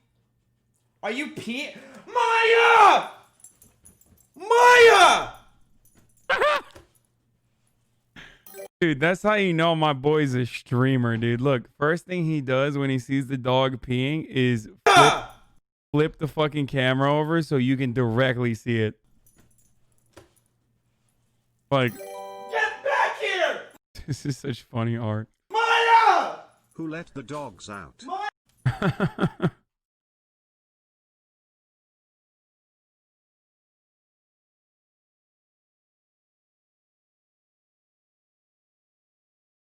Content skull. Clip unrelated. Rectful Season 1 Japan stream now live on the rewatch channel. I'm gonna try to stay up all night.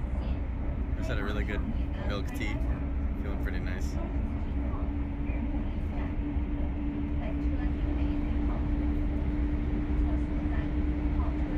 Working no buffer. Okay, cool. How is it not even buffering in the... I did it. I went somewhere.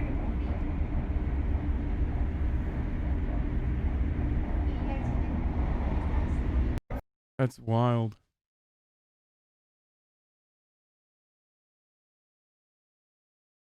Destiny shows Melina where he keeps what he keeps in his pocket all day. You're gonna say something to them? Yeah. These are completely new people that's never seen you before. Completely new people. Pretty much. Oh my god. Can you tell them what I carry in my pocket all day? You. Steve. What? Okay. Well, you're gonna. Cool.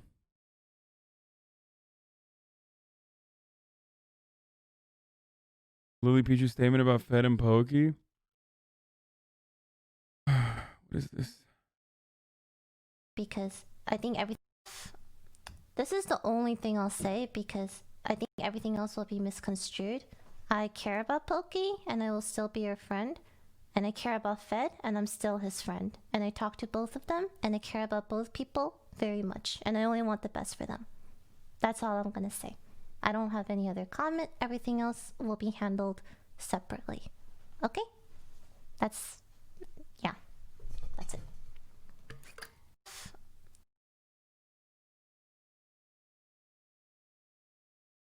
I don't know why people are like upset at this one way or the other. Ludwig reads a former professor's Wikipedia page. Arjan, your stream is helping me to cope with extreme anxiety from just getting back a positive COVID test. Like murder Thank you. mystery books Hassle. that were nonfiction based off real murders. Kind of like the serial podcast thing. I forget what it's called. Kind of like that. 18 Her class was months. sick. Hate working as a service worker and dealing with maskless customers. Love you, chat. She Keep died? doing your thinking. What? Damn.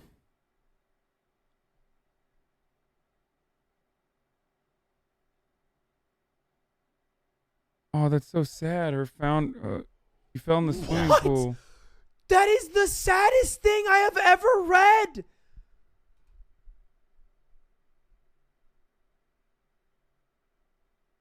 Christ. Oh my God.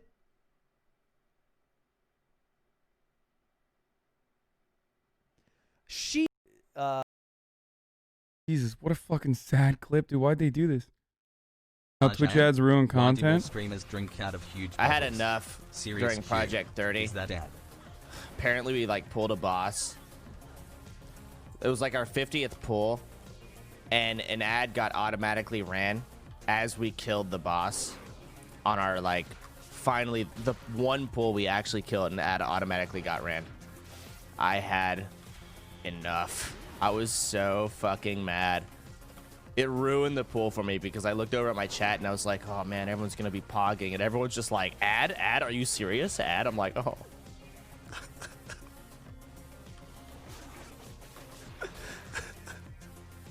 And that's why I do top of the hour, every hour, 60-second ad break, rather than run the ads automatically, folks.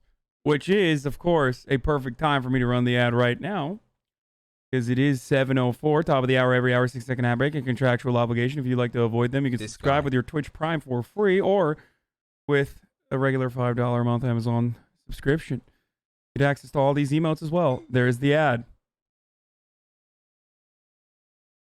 The ad rollout is really fucking absurd. You don't play games, though? Nothing will be ruined? I mean, I play...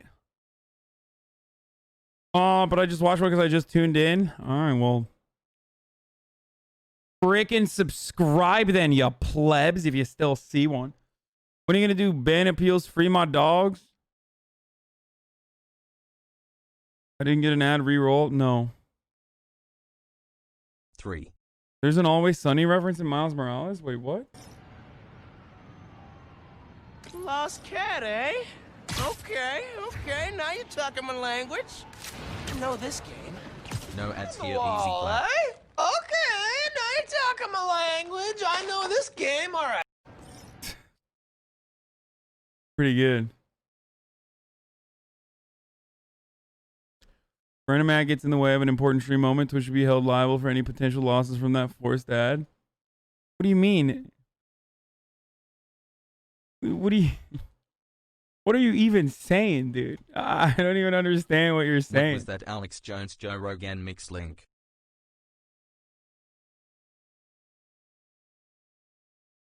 You actually usually run the ads at the bottom of the hour, though. Twitch should is a funny take because Twitch is not doing anything. Like, okay, good luck.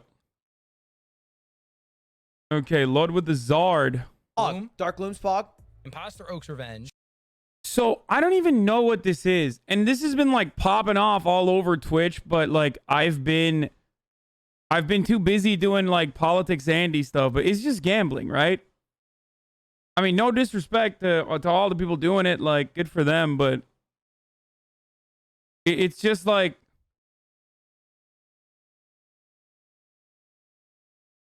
I got the ad, had to resub. It Check. straight up is. Okay. You don't have Pokemon cards? No, I mean, I did have Pokemon cards. It's just like loot boxes. It's like no different than opening CSGO loot boxes. It's the same shit. Most streamers don't really plan on reselling and make money off the content. Yeah. It's worse. They don't even sell the cards. Yeah, I know, because the reason why they do it is because you get like a fuckload of people interested in it. It's just like people just want you to open and find like Miskiff wasted 100K on cards this month. He didn't waste any of it, dude. Are you crazy? That's not a waste at all. Miskiff has been blowing the fuck up. One, it's a tax write-off probably, because it is literally on their stream. And two, it's not, that's not money that they're losing, because all of those people tune in, they subscribe, they fucking watch ads and shit. Yeah, he's like running ads with like 30K viewers and stuff. Like, it's not. Yeah, I think he'll be fine.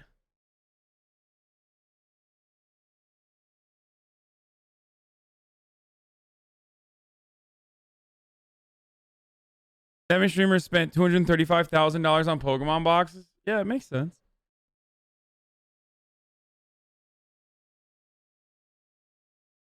There is like 200K for charity. That's awesome. A lot of millennials on Twitch, they're cashing in on that nostalgia. Sure. Side up. We wanted that. We wanted that. got a Charmander. Oh, let's go. There we go. Nice. It's a nice hit. Machop. Slow poke. Who's opening them? Eradicate. Sure. Mankey. Love that guy. Voltorb. I love that guy Voltorb too. Is going to be hiding. Oh, let's go! Let's go! Yeah. So what is it like? So there's a dude that like these vintage boxes even lose value 90% of the time when you open them anyway. Is this Yeah! Pog. Dark Gloom's Pog. It's worth like 1.2K, but they're not even gonna sell them. Like the middle guy, Shady Penguin, sold these packs to people and opened them on stream. Is he a shady penguin? Discount Keemstar is opening it. They sell each pack inside the booster box. Whoever paid for the pack gets the card. All they do is yell about how much the card is worth. It's not bad for the streamer. It's harmful to kids and younger adults. Roughly 2 to 3K.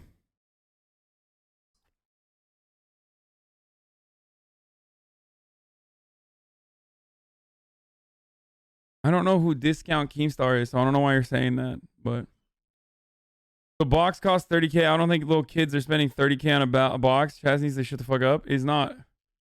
I mean, it's like it's not harmful. Wait, what is it? It's not harmful for kids, lol. No kid's gonna buy like a 30K booster box, and it's pretty obvious the new Pokemon cards are nothing like the old Pokemon cards. Yeah, it's simulated gambling. I don't think it's like, it's just the simulation of gambling. It's like playing blackjack on stream. You know what I mean?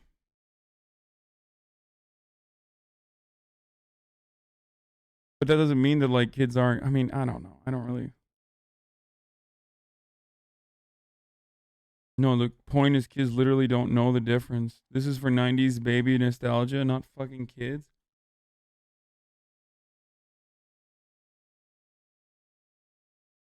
Lord gave away 3 of them. At least it's a physical item. Loot boxes are so trash because it's just pixels. He does the channel points gambling on top of it as well.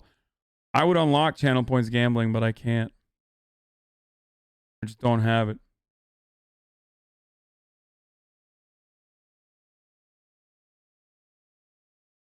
Hasan, Hasan, I have been organizing my digital pornographic collection for 3 days now while listening to your stream and seeing Aok and Jagmet on your stream in picture. Where is Wilnef right now anyway? I want virtual reality live. Vaticus lost his job because of Twitch? Did I actually lose my job, but am I getting debated? Yes. I was a full-time stream sniper, and now I'm just part-time. Oh. You know. I feel like I have so much free time now, midday, that I might as well come back to attending gym. You know? It's like, it's empty void. Midday. Where I don't know what to do, so I might as well just go to gym, I guess. On the plus side of things. Is it weird that I don't Did I react to actually lose anything my like job? Lupo or any of those people reacted to seeing that card? I'd probably summon a Meek Cool. Fucking black pilled, brother. Most of the prices they scream about are actually inflated. They say that card is worth 1,200, but the highest it ever sold was for 600. I don't know anything about these. Soda's feelings towards Maya. Fuck you, bird, bitch. Wow, it's fucked up. The song gets angry and finally tells chat how he really feels about them. Eat shit and die, you fucking poor bitch. I do not care about you. You are not worth my time or consideration. Eat shit. Classic. Classic, classic, classic. Very cool. A nice little... This was word for word what he said to me after I asked him if he changed at Walmart. I saw Hasan at the grocery store. The chatter was only saying he was excited to see Hasan finish DS3. Talk about how money changes people. Actually true. I'm going to try to do all the hate comment I think bother him the most so we can maul on stream. Ha Hasan, champagne socialist, don't pay editors, gaming people poof. Oh my god, I ship Hasan and Pokemon. Elon Musk is a genius. Trainwreck is the real socialist. Is that everything? Call me Fletch Dog. Thanks. There's more. You forgot the one thing that makes them all the most vegans. Destiny is the phase of the Twitch left. That doesn't make me mauled at all. Sell out Sanders plus nepotism. I know this is not the thread for me, but just because you're self-aware doesn't make some of those any less true. What? My man. I guess maybe he thinks like Elon Musk is a genius. I don't know. Based in true. True, I also saw him punch a homeless man outside Target because he was jealous of his normal size head. This is exactly what he said. This is definitely not taken out of context or anything. Dark Chameleon, Charizard, Dark Charizard, all in the same Pokemon pack. Oh, the first Dark Oh! Charizard! Honestly, that's a hit. That's a hit. Finally. We've literally had more Dark Charizards. I like the Dark Chameleon art. This is really but- cool to me. Wow. Oh my gosh. I'll take a Dark Charmeleon, easy. Zubat. Abra. A Charmander. Oh! Charmander, this is a hot pack. Bro, Let's get the trio. Let's get the trio. If there's a Charizard in the back, you just literally won Pokemon. You just 100% won. We got a Diglett here. Dratini. Okay.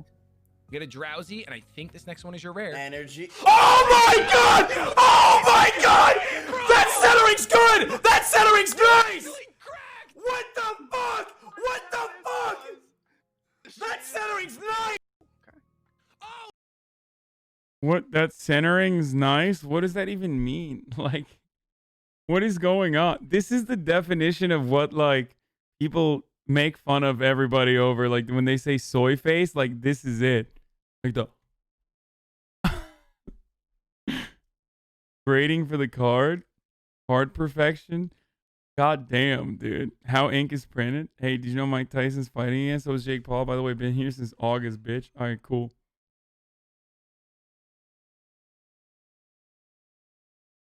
I mean, look, people want bubble gum. There's nothing wrong with it.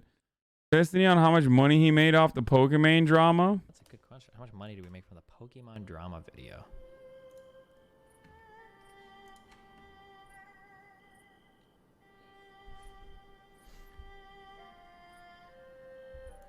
Yikes, dude. Oh my god. So much. Centering Dude, means- Pokemon. Shit talking Pokemon on YouTube is like printing money. Holy fuck. How enlightening.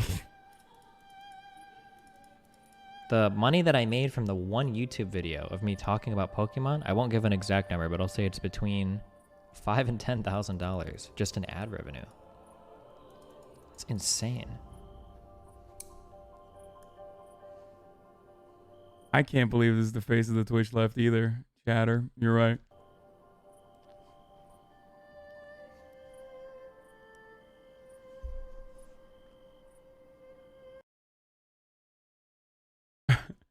Didn't he literally criticize Leafy? Like, didn't he literally straight up make like multiple videos about, not multiple videos about Leafy, but like shit all over Leafy? So what? Like, my man got him banned and now he's just taking over his slot. Good for him, dude. Hey. AOC stream today raised $200,000 for eviction defense, food pantries, and more. This was fucking awesome, dude. Okay, this is part of the reason why. Hope to see Sonic Fox on the AOC charity stream. I think next time I'll probably have Sonic Fox on for sure. But we did it, 200K raised in one live stream on a whim for eviction defense, food pantries, and more. This is gonna make such a difference. Yeah, this was sick. Yo, changes at the top of the week.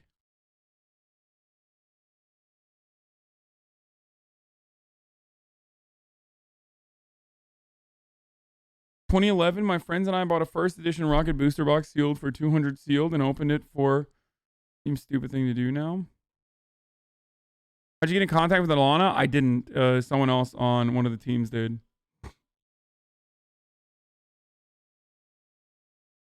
Yeah, top of the week is gonna be all like fucking pokey drama and shit, and I don't really care.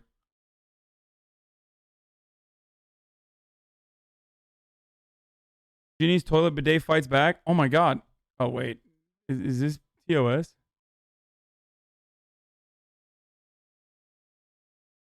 Alana's YouTube chat was filled with chuds. It's safe.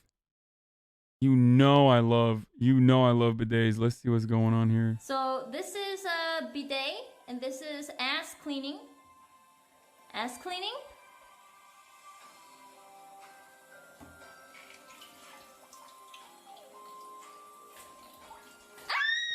Oh! What the fuck?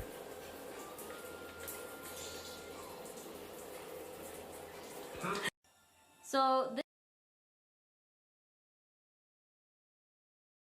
Dude, bidets are great. That's anti-bidet. Anish Giri does XQC impression. How have I never realized that you kind of sound like XQC? Like a little bit when you like start talking really fast. How have I not? I think it's a mix of accent, chat. I think it's a mix of different accents. Chat, I think chat. No, chat. Why are you laughing at me, chat? No, this is great. But chat, no.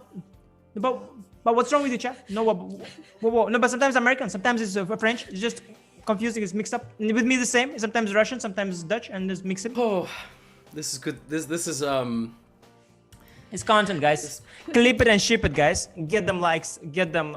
It's content. Anish, Thanks. Thank you for tier 1 there. Thanks for the sub. Thanks. Thank you. People in the chat saying not even close. That ass airs if his stream is safe for his son. In the puddle, my 10-year-old son wants to watch your stream. Should I allow him? Uh-oh. Somebody timed this fucking dumb dad out for 1 million seconds. Nice fucking question, asshole. Normally I like to tell people to listen to their parents, but in your case, hey, kid, your dad's an idiot. Sorry to break it to you. Anyway, I'll see you in the future. Definitely gonna be an Airs fan. Guaranteed. No, you dumb fuck. I curse constantly. How could you let your kid watch my stream? The other day, someone tweeted me a picture of like a 3-year-old or maybe 2-year-old, like diaper level. And this kid was watching my stream. Are you kidding me? That's like, why don't you just fucking do drugs while you're pregnant? You know? It's like right there next to that. You want in the puddle, my 10-year-old son wants to watch your stream. Should I allow him?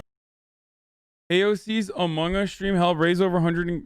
Wait, why did they remove this? Because they said it was politics? I thought it was like... What the fuck? I thought it was like allowed if it was like a political person doing a stream. Bro, they kept the other one up though. I wonder, this one had fucking 13,000 upvotes. Why would they do that?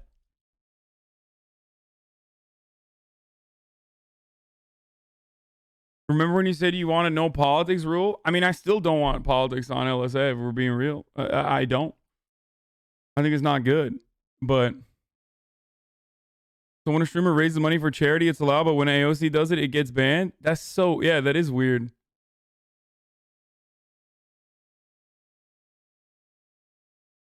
I guess maybe, listen, dude, listen. They're not wrong. I think helping the poor is political. It is an inherently political thing to do. So, like, raising money for food and housing insecurity is an inherently political thing. So they're not wrong. I guess. I'm sure there was a reason for it. I don't want to watch this. Guild Wars 2. Team losing monthly tournaments despite blatantly hacking. I don't care about that. AOC, aka AQC, starts slamming. We saw that. Blushy leaves lover host after being grilled. Who's Blushy? I'm Blushy. No. Hey, come on. Oh no. Guys. Get it out. Go Blushy. on. Blushy. Stab yourself in the eye. It'll work. Minx. Oh! I'm Blushy. No. Hey, come on. Oh no. Guys. I'm just trying to see, like, if I know any of these girls or any of these people. Yo, the Minecraft world is like, it might as well be like South American streamers for me. You know what I mean? You know how, like, if you look at the top Twitch streamers on the platform, there's always like at the top, there's always like 4 or 5 like Spanish speaking channels. And I'm like, who the fuck are these people? There's just always like 100K, 70K, 80K people watching, right? Or Portuguese speaking. And then there's also the Minecraft world. And those are, like, from where I live, like, from what I do, I am just as disconnected to the Minecraft streamers as I am to, like, streams that are in an entirely different language than I understand and speak. They're so isolated. Quackity is Mexican? Oh, I didn't know that. But, I mean, he's a Minecraft streamer. Is he a Spanish-speaking streamer? No. Tommy stays 90K for playing Minecraft. Yeah, there's always like Gauls, I think is one of them. At the top, like there's like a couple people where I'm like, who are these people? Like, what? One of the contestants was a Stan. Oh, that's so dangerous. Why did he do that? New uncommon Twitch. I've done my best to ensure there's no content that can get you in trouble. And for Didn't I streamers, watch please put your cam in the top left. Also, if you enjoy these videos, please consider subscribing. You can always change your mind later. Did I watch Enjoy. this already?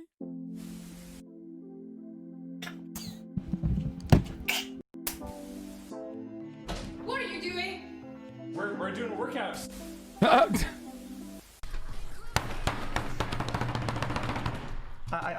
can't. That's it. I can't. Can't.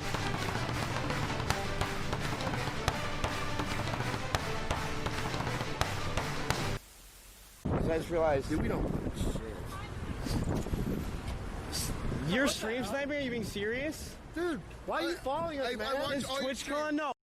Wait, is this? Oh man, is this TwitchCon Berlin? Like post TwitchCon Berlin? Fuck, dude. Oh, that makes me so. Oh, Jesus Christ, that makes me feel some type of way in my fifis, dude. Holy shit, that was so much fucking fun pre-COVID. Oh my god, dude. TwitchCon was so much fucking fun. Oh. This is in the Netherlands? Yeah, this is after Berlin. They went to the Netherlands. Oh, pre-COVID. Oh my god, pre-COVID. I don't even like fucking traveling, but TwitchCon is so sick. Like, I really, it's such, I totally get it now. Like, the first time I ever went to TwitchCon, I think it was TwitchCon Berlin, and I was like, I don't really get it. I still enjoyed myself. I still had a lot of fun. But then TwitchCon San Diego, I was fully immersed in Twitch culture, so it was a lot more fun because, like, I got to see all my friends. And now at this point, it's like, these are literally people that I spend hours and hours and hours on the internet with. And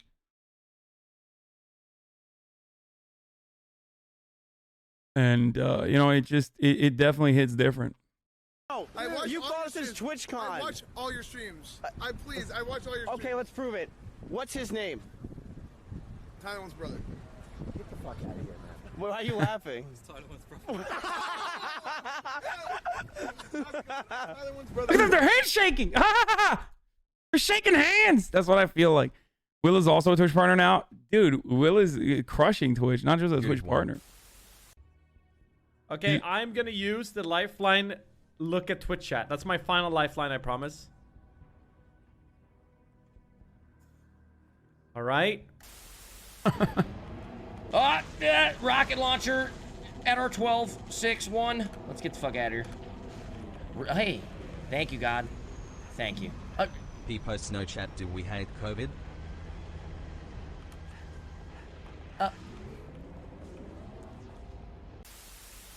Jenny. Nice. I'd make a good husband, Jenny. You would, Forrest. God, are you serious? But you won't marry me. God. You don't want to marry me. Why don't you love me, Jenny?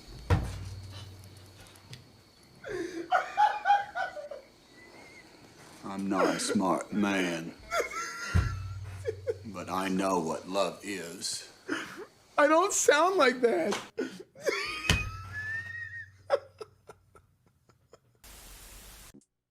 Yeah, I miss it. You've changed, dude, ever since that camera angle. Georgie! What? I said I wanted food like 2 hours ago. So cook it, bitch. I'm sorry, I'm eating. Oh god. Oh, you broke my headset.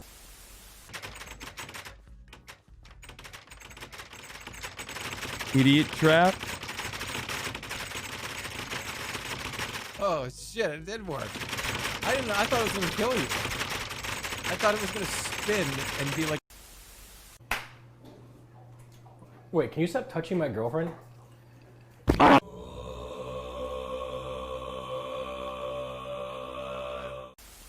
You let yourself starve unhealthily.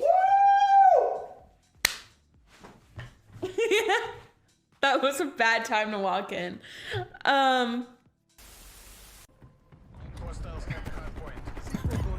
Bro, you, dude, Ace, you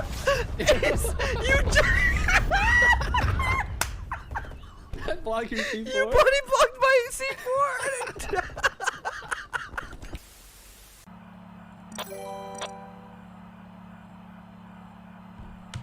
Well, that tells me it. What's this crosshair thing, dude? Are you sure this is right?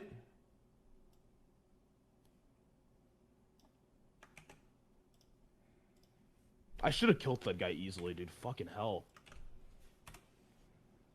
The fuck is this? This isn't a cheat, is it? What the fuck is this, dude? What's going on, Trent? Someone give me some dumb crosshair. What is this? Wait, what is the crosshair? I don't know what this is like. It's like Tekken or Tetris. I don't know what the hell this is. Tekken? Yo, someone help me out. What was this, dude? How do I get this out of my screen? How do I reset? Wait, who's he talking to? Who? Yo, someone help me out. What was Oh, I thought you said Hasan. this, dude? How do I get this out of my screen? How do I reset, dude? / reset crosshair. / reset. Oh my god.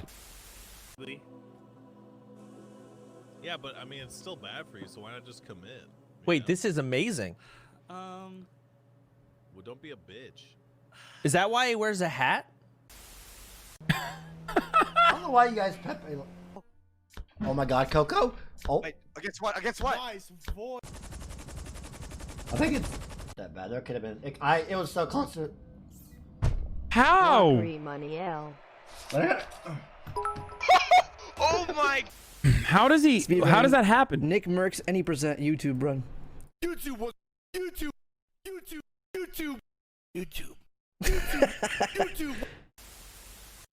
Yo, I fucking Nick Mergs is my favorite person that I've never watched. Like, he's so fucking like he's just self-aware, right? Like this is like he's just like He just reminds me of so many fucking brothers of mine from New Jersey. Like he just has huge New Jersey frat bro vibes. Like he's just classic. He's Greek? Oh, that settles it. Okay. Like if this was wait, he's not from New Jersey though. He reverse you gaming himbo. He's like had a rough couple months. Worst part about that is from fucking Michigan. Ordered some shrooms. Yeah, he just reminds me of like, you know, it's like his dad owns a diner in New Jersey. Like that's the great content. It's kept me going throughout these. And they got like a summer home. You know what I mean? At like what's it? What's one of those? Oh, Dearborn, really? His dad was a football coach. Michigan is filled with New Jersey posers, bro. He looks like he works at the pizzeria. Classic SAE that played played lax in New Jersey growing up. His dad was a football coach for a college team. Wait, what did the dono say? Everybody threw up hot cells. Had a rough couple of months, seizure, suicide. Said order some shrooms for some doing New Jersey. Heard they help with depression. It's a long shot, but fingers crossed. Thanks for the content. Keep me through these months. Oh, communist zoomer. Jesus Christ, man. Holy shit. Be well. Someone literally is like, no one fucking cares. Shut up, Dono. Chill out. People know chat. Do we hate COVID? Yeah, we hate COVID. All right, let's keep going. YouTube. So I want you to sit up straight. Let me think.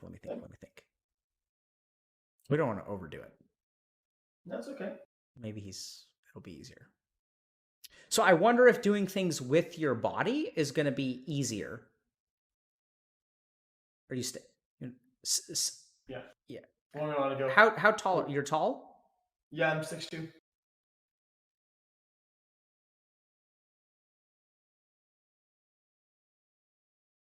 Okay. Sure, we can do something standing. So. Okay. He didn't say sit. Okay. Let's do something standing. He said sit up straight, and he stood up. All right. So it's going to be really simple. Let's just see what happens. Okay. Okay, sounds good. We're gonna. So that I was asking you to sit up straight, but you're standing now. So let's run with it. What does that mean? Sit up straight. I don't know what that means. Oh my god, she is pretty hot though. Maybe this is what my daughter's gonna look like. Why would you say that, dude?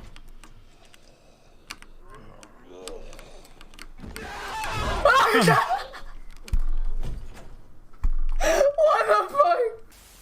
You do that?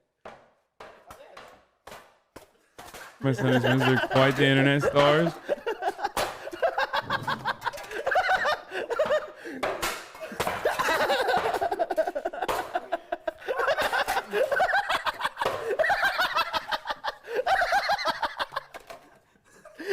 Double. Okay, no more.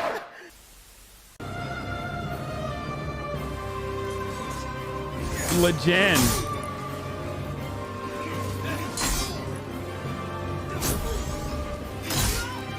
That's disgusting. That's disgusting. You think frogs are ugly as shit? I think frogs and turtles are fucking creepy. Shut your stupid.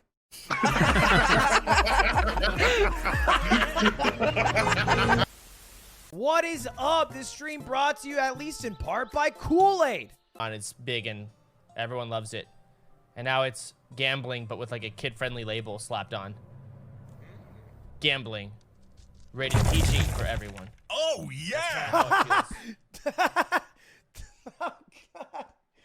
Oh, God. No.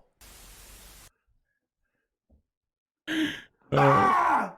It's him! Sup, y'all? It's me. It's your boy, the Great Turkey. It's him. Go on, pilgrims. Kill. Okay.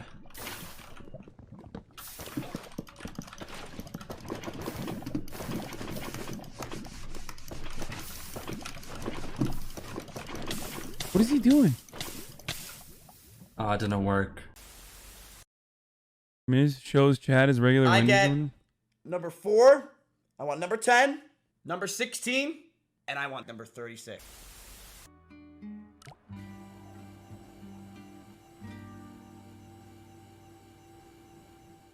Perfect. Gonna fall. Holy shit.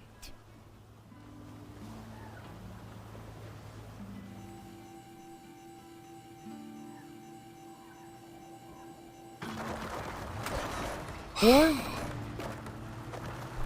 Wow. Oh my god. That was spectacular. What happened? What's that? Because you can see chat on the screen and he's You know that trying team's to down, catch it. right? I also know there's like 5 or 6 guys in this lobby. Desperate. For just a hint of love.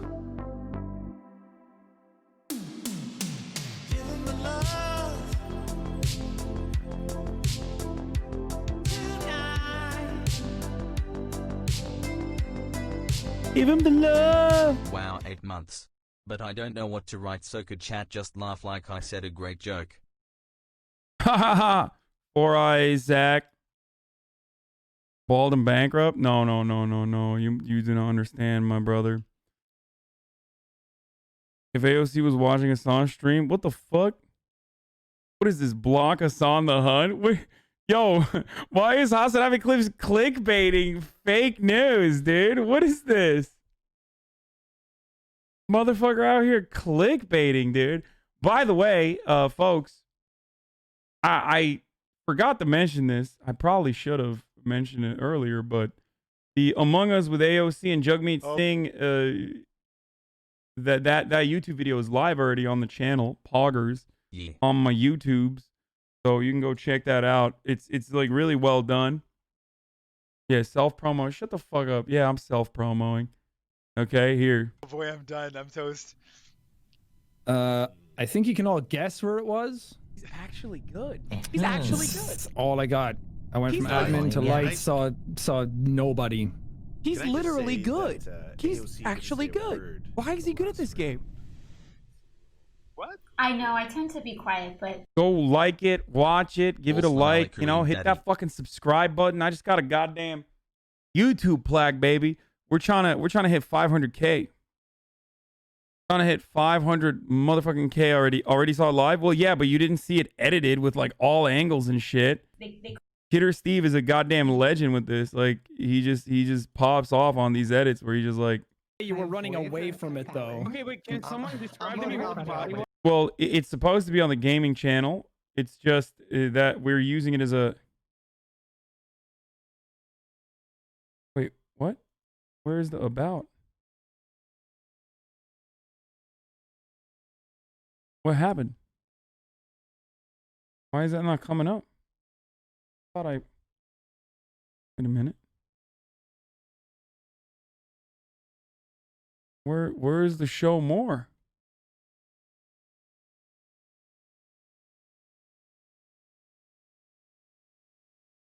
Did I not? Where is? Where's the body? Away from the body. Oh my god.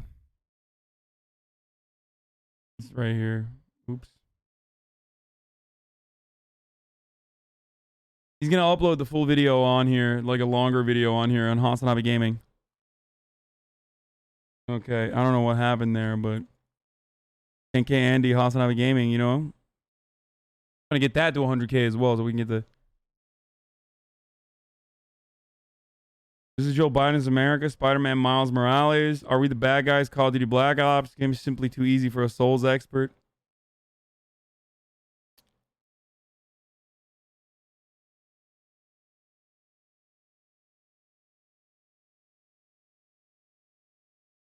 Bernie is waiting for you to help him with the Flame Lurker and Demon Souls. Have you seriously abandoned him in his time of need after everything is done? No.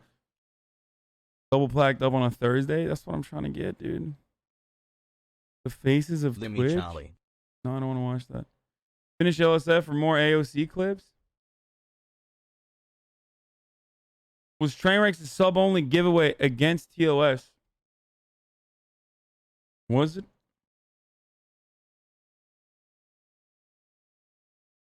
Do you think you're ever going to have AOC, Ilhan, or Jugmeet on to talk about politics? I mean, we did that last time. We just did that last night. I can't tell if you're like, yeah, and illegal too. What did he do? What did Trainwrecks do? Look at the lore. It wasn't 5K subs. The stats on stream were lagged. It was more like 9K all the way up to 29,000. Holy fuck. My man got 9,000 subs. Good for him. Holy shit. Did you see? Cash App put the 80K giveaway into sub only. I subbed in one and then unsubbed. How can you unsub? Now Alyssa finds out after 5X he's done. Have former candidate for Congress Jank on. I think I'm going to have Jank on soon. Nick Marks does it too, but he's good, lol. Check out this really wholesome Germa clip message. Hey everybody, real quick. Just want to say happy Thanksgiving to you all. Hope you had a good one today. I thought I was going to miss this. I thought I was going to get it out there too late. But I'm thankful for you. Let's just get it out there, right? That's why I made this video. I am thankful for you, and I had a great day. Hope you did too. Hope you ate plenty of turkey. Hope you had plenty of sausages, plenty of bacon, plenty of ham. All the things that we love to have during our Thanksgiving feasts. I had plenty of it today. I'm thankful for you. I'll see you soon.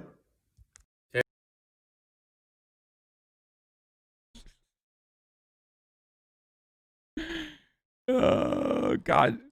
Damn, dude. Damn. I was just actually remembering German today. I just remembered he existed, lol. Bro, god damn, dude. What happened? That's got to give you a back pain right there, dude. That's a whole dumpy, dude. My man, I wanted to say bakery, but that's a cake factory, dude. That's where they bake the cakes in the factory. You don't have enough flour for that. Not enough flour in the whole wide world.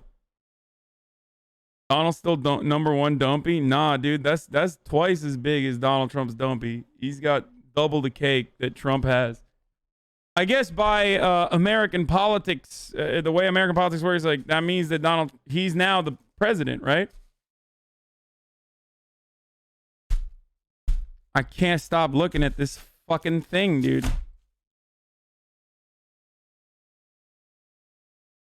Feels so good too. The way they do this. The way they've done this.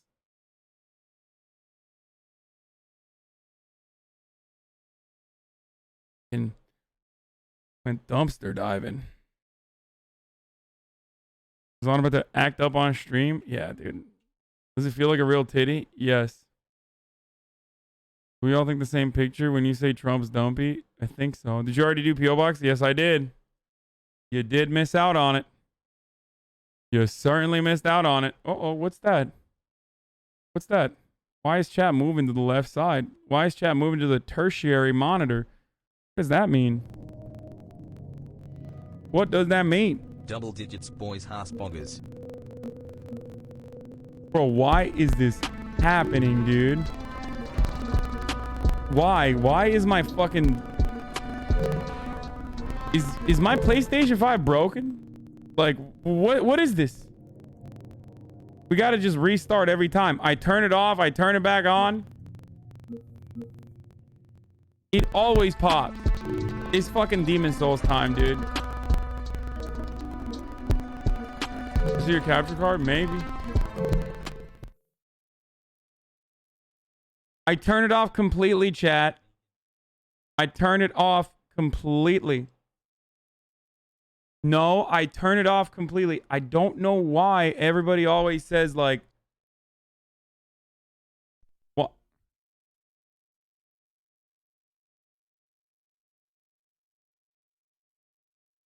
There's still a delay. Audio drivers and wizard shit. Update drivers. I did. Okay, crunch got fixed. Okay, I have to just double restart it every time. like audio desynced. You did restart. It fixed when you did a full shutdown last time. I think like every single time. I think every single time I turn on the PlayStation, I just got to double restart it. Because I just started it just now. The first time you got the crackle audio. The second time there's still a delay, but no crackle audio. And then the third time it just starts.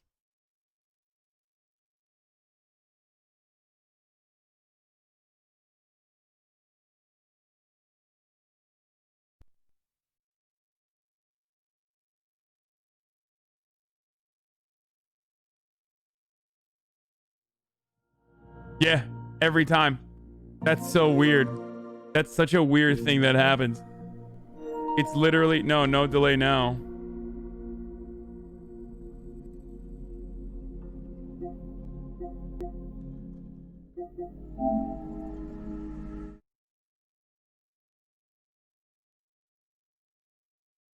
Or is it a delay? It's still delayed. Do a full shutdown.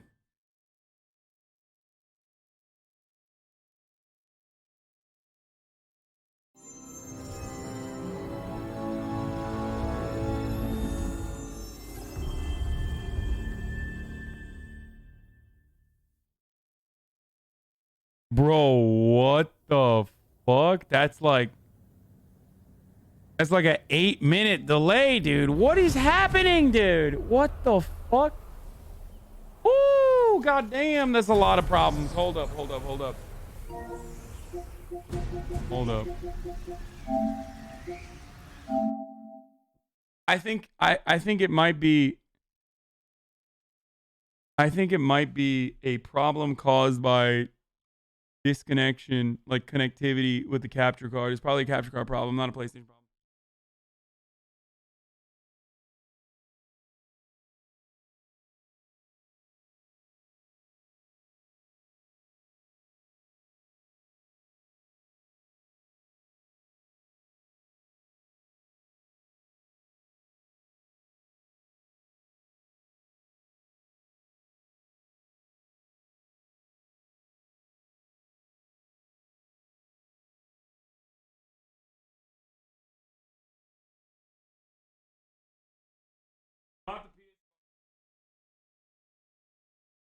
Yeah, well, I'm not like other streamers.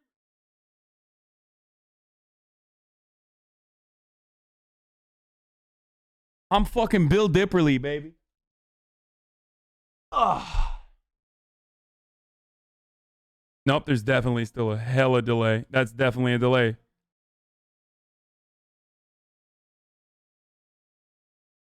Nope, it's fixed. Right?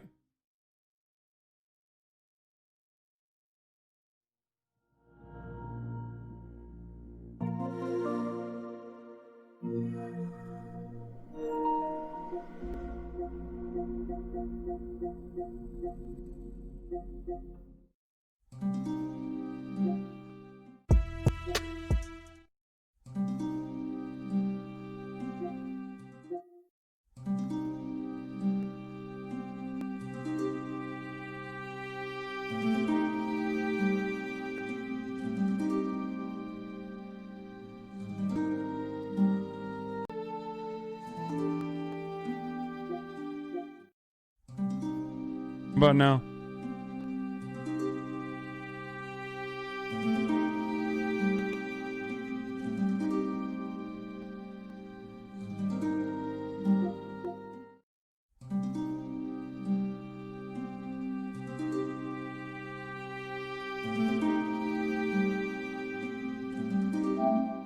There's a little bit of crackling that's still going on. Check sound output settings. Maybe an issue with Dolby Bitstream. You should play Jackbox with AOC for next stream. I just literally deactivated and then reactivated my capture card. There's a tiny bit of crackle. Maybe it'll go away. If it doesn't, I'll do something else. Wait, I'm hearing more crackles still. You guys hearing crackles still? It's like popping of audio.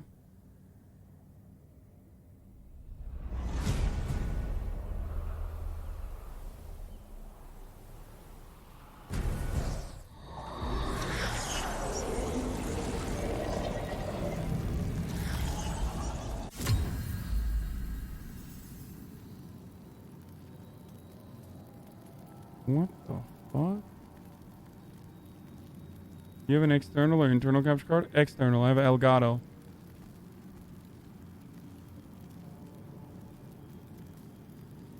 How the fuck? This noise is right now is fine. This isn't crackling.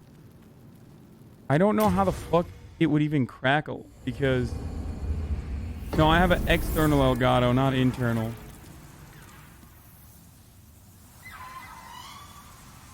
Anyway, he's back. We're back on Demon Souls, the boys. So I don't know if I should do this. I don't know if I should do this part or if I should like go somewhere else.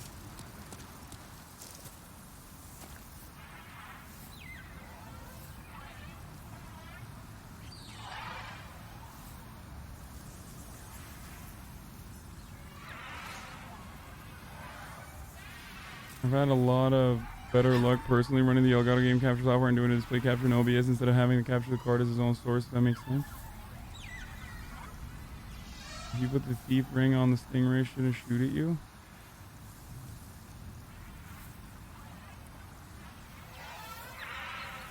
You need to do this part, but you need to be patient and know what's going on and be frustrating. You're probably going to die a lot. This part is incredibly difficult for just this area alone. Like, this is the area that's incredibly difficult. I don't even need to have this fire armor on anymore, but...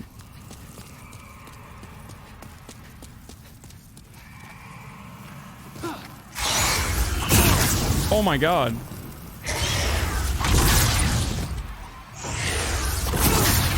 Oh, I just died. Never mind.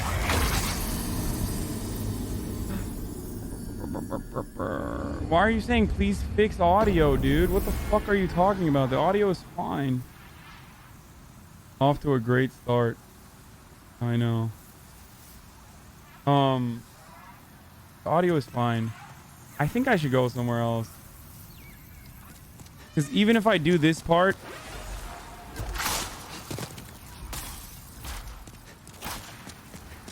Even if I do this part... Which is fine. I've done it like a million times. And now I'm just dying. Can you get... Can you pull an airs, but the Sooner guy... Can you shoot him? Sooner stud 25? Actually, I'll just do it. Never mind. Oh, yeah. No, I got it. I got it. That was actually really rewarding. That made me feel really good.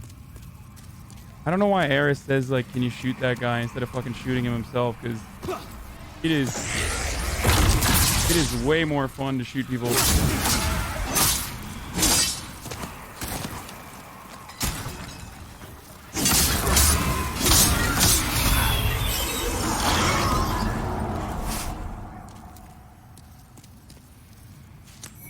Honestly, like, it's just so much more fun to shoot him yourself. Oh, there are my 0 souls that I can't even fucking pick up. Oh, that is not good damage? Yeah, because I'm not dual wielding it, baby. That's why. Here, let me dual wield it for you.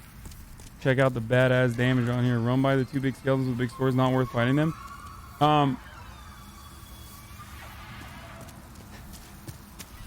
The problem is that the skelly boys down there, they are... You need to equip the thieves ring here. I don't even... Do I have the fucking thieves ring? Please don't hit me. Wait, what am I doing? I forgot what the fucking... Ring of great strength. Is it Grave Robber's ring? No, right? Where is the thieves ring? This is the most I've seen Hasi read chat. Yeah.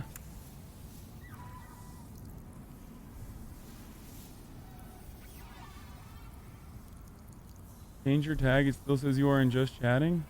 Am I?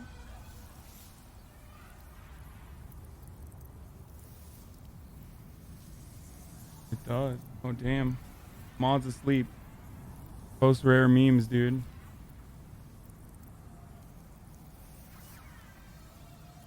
Okay. I changed it. I definitely have it. I don't have it.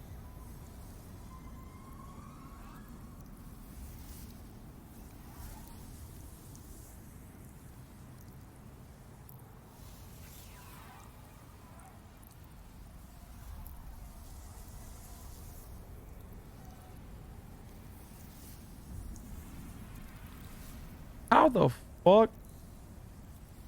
Boomer Norman political on my timeline just asked me what Pog, KW, and Norman's meant. I think I might die from embarrassment. Thieves Ring is in 1-1. How the fuck did I miss a 1-1 ring? Like, there is no way I didn't pick it up. That sounds insane that I did not pick it up. You put it in storage, the Nexus? No, rings don't even weigh anything.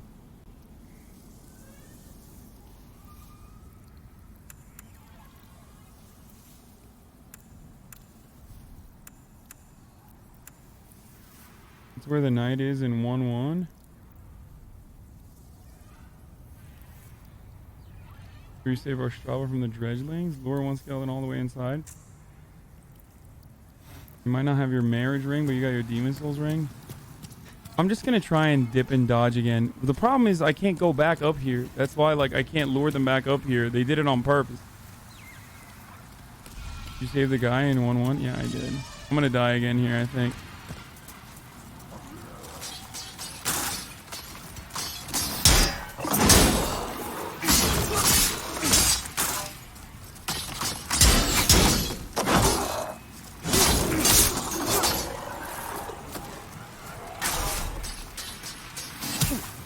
Wait, what?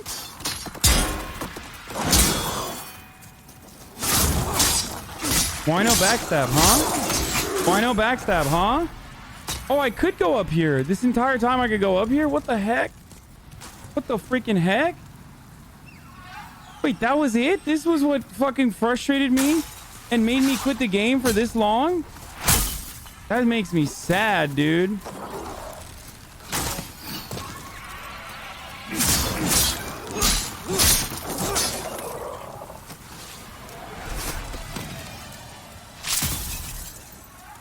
Beware the skeletons ahead. Oh, yikes.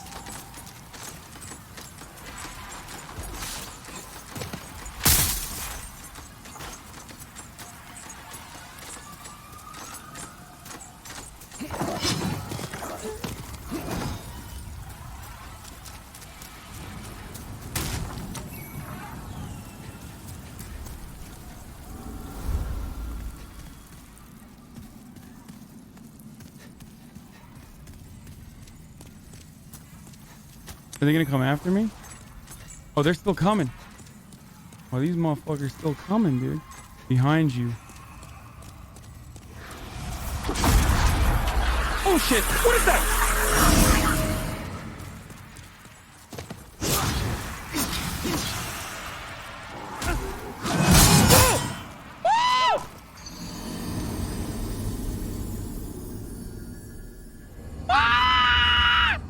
Okay, I gotta deal with those two big boys too, huh? Okay, well. That was not good, dude. Hey, at least that's progress. Hey, you know what? That's progress. Get it? It's also ad time. Over the hour, every hour, 6-second ad break. Ladies and gentlemen.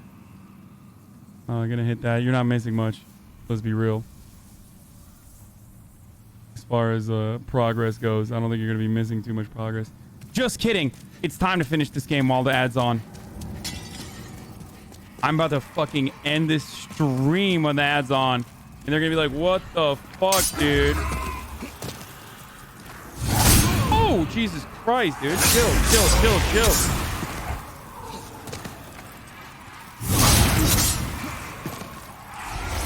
Oh no, he has one more? Oh no, why does it work like that, dude? Oof. Damn. What did I say? Perfectly 60 seconds.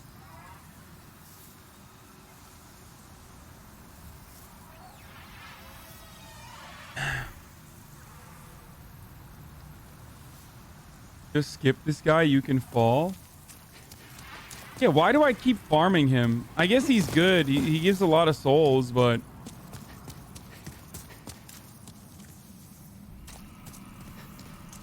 You can shoot the first Reaper from safety with a bow? I can't because... I don't have bow and arrows.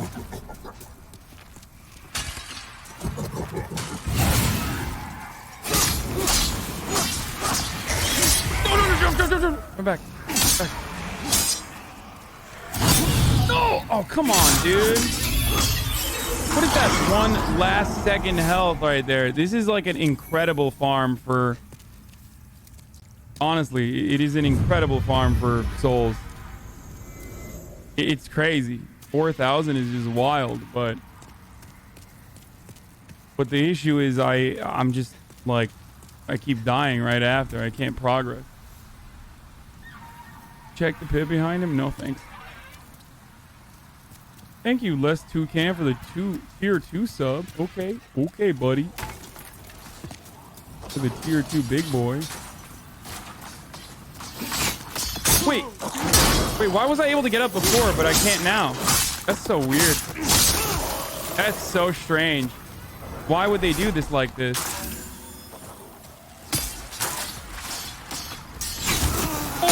Oh my god. Oh my god. Everybody hit me at the same time. Not good. Not good. Oh, not good. Oh, he fell. Oh, you son of a gun. No, I couldn't go back up. I was trying to go back up and it wouldn't let me.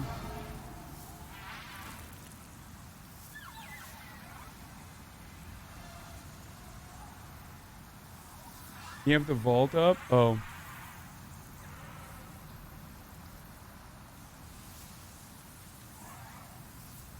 Okay.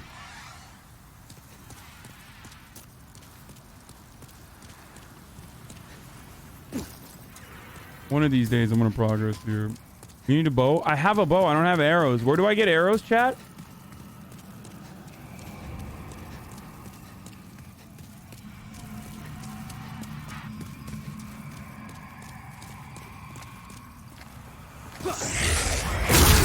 Oh, come.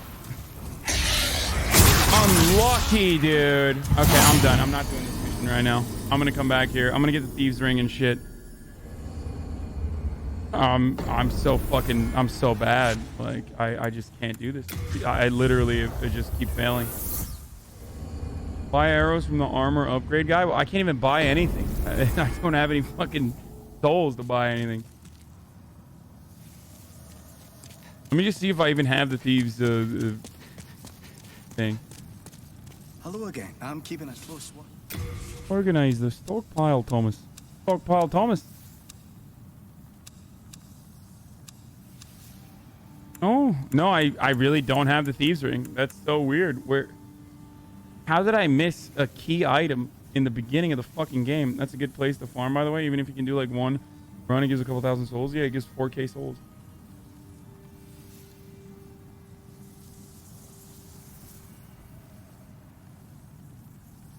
You have to vault over a ledge to get it?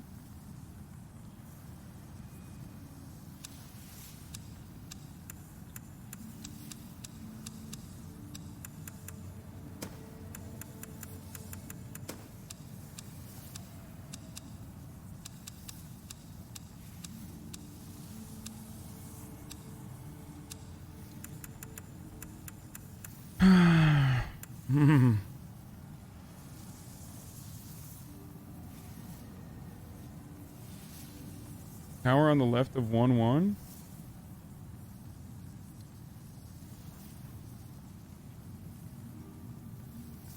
I have to pee as well, but it's in 5-2. No, it's not in 5-2. Shut up. Okay, tower on the left of. You could buy it from some merchant if you freed him in 4-1. Did I free the merchant in 4-1? It's in 1-1 where Boletaria and where Astoria is saved. Just join this that size. Sums up my Demon Souls experience too. It's also in 5-2, not a bait.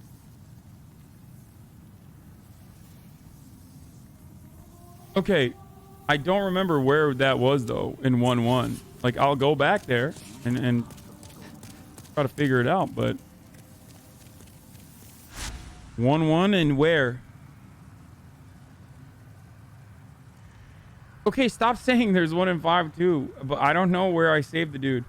Up the tower to the left of 1-1 through the door with the blue-eyed knight, vault over rail at the bottom of the stairs. Go left on 1-1 and go up where the scaffolding is.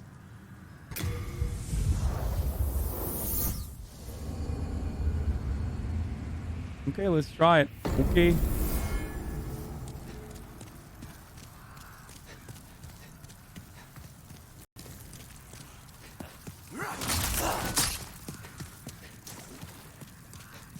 Yes, I love Elpers, dude. I'm not one of those fucking dudes who hates Elpers, okay? I am a fan of Elpers.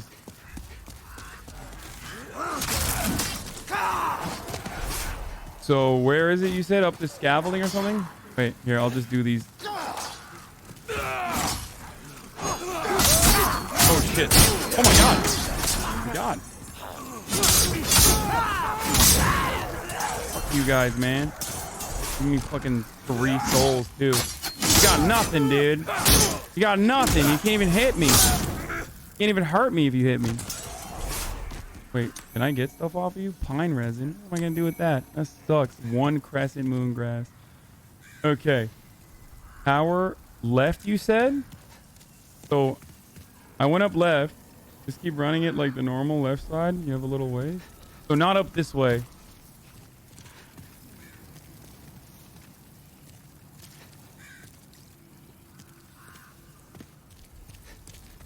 Oh, up this way. Okay, go up the tower. Right. Okay, bro, chill out. Chill out, Brody. Chill out. Why are there so many of them? I don't remember them there being this many. Oh my, is Bernie. Oh my god. Oh my god, chill. I'm stuck. I'm stuck. Level 1 bosses can kill me. Fucking farm by... Okay, go up this. I'm stuck in a tree, dude.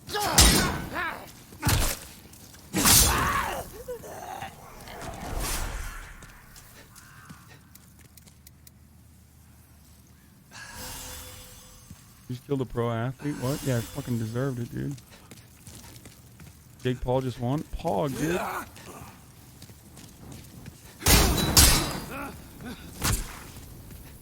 Fuck out of here, bitch.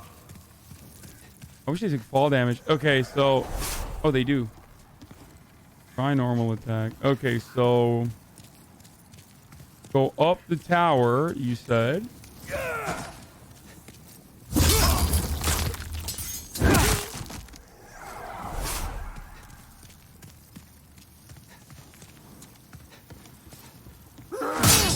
Nate Robinson? Is Nate Robinson Nathan J. Robinson? That's who I'm picturing. Jake Paul is beating up the current affairs editor-in-chief. You passed it?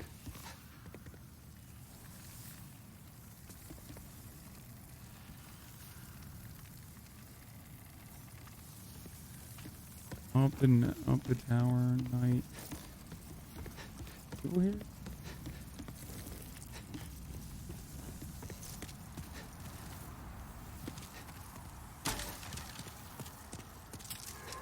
Come on. Come on, get at me.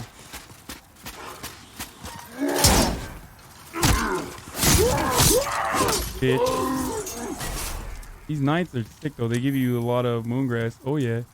Oh yeah, baby. Okay, up here.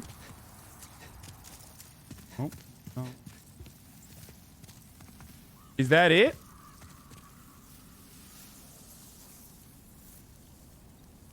Is that it down there? Okay, how the fuck do I vault over there?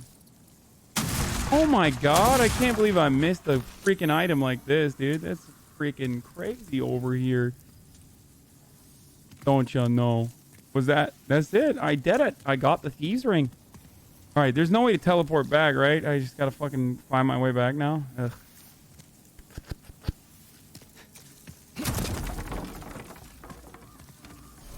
Do I have an orange?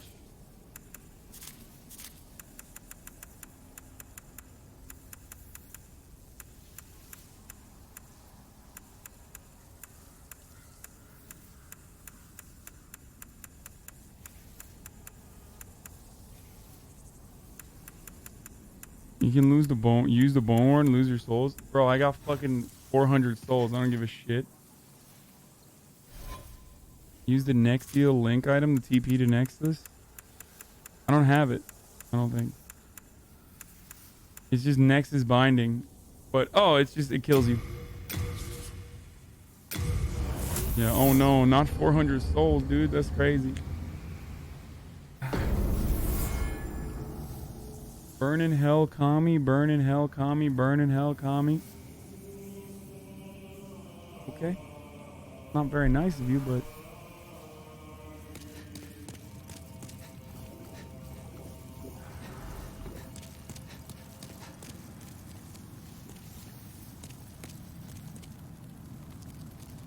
I gotta pee. I'll be back.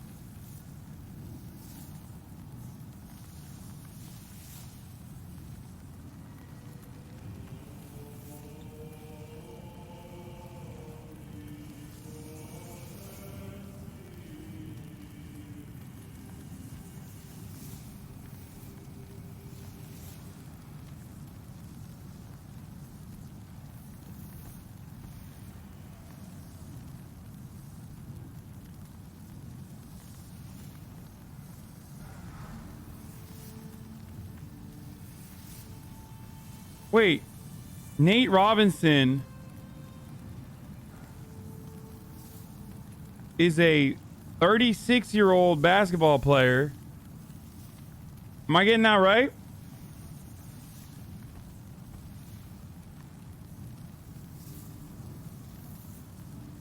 And he got knocked the fuck out by Jake Paul. Are we allowed to show this? Like, he's like 5'9" and shit, but still, I mean, he got doo-dooed on, dude.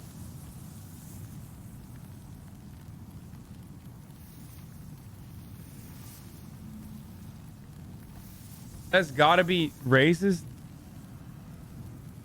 No, he went bye-bye. Like, he went nappy time.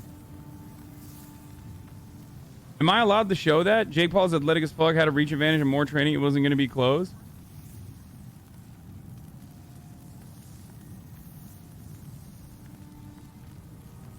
Dude, it is really bad. Are we allowed to show that?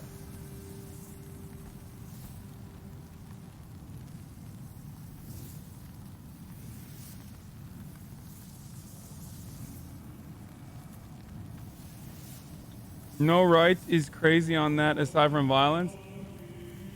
Yeah, I feel like they just clap you, right? Like, you even show it, they clap you immediately. It's like pay-per-view, so not the whole thing, but just like the punch. It's not the violence of it. I don't really care about that. I think that's fine.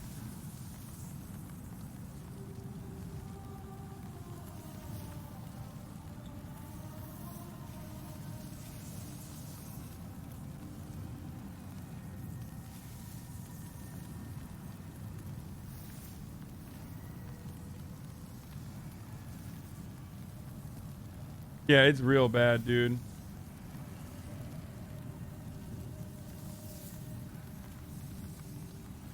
All right, I'll tweet it.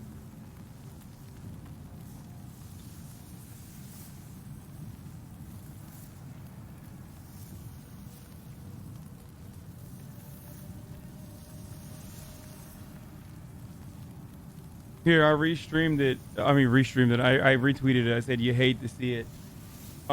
He's dead. Like, I mean, he didn't actually die, but it's fucking nuts. Like, he's just out cold, dude. He got knocked the fuck out.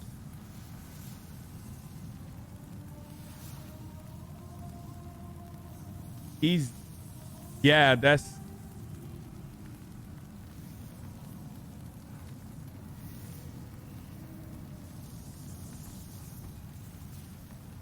Tonight I'm fighting for my brothers in the NBA, athletes across the world, and most importantly, my children. Like,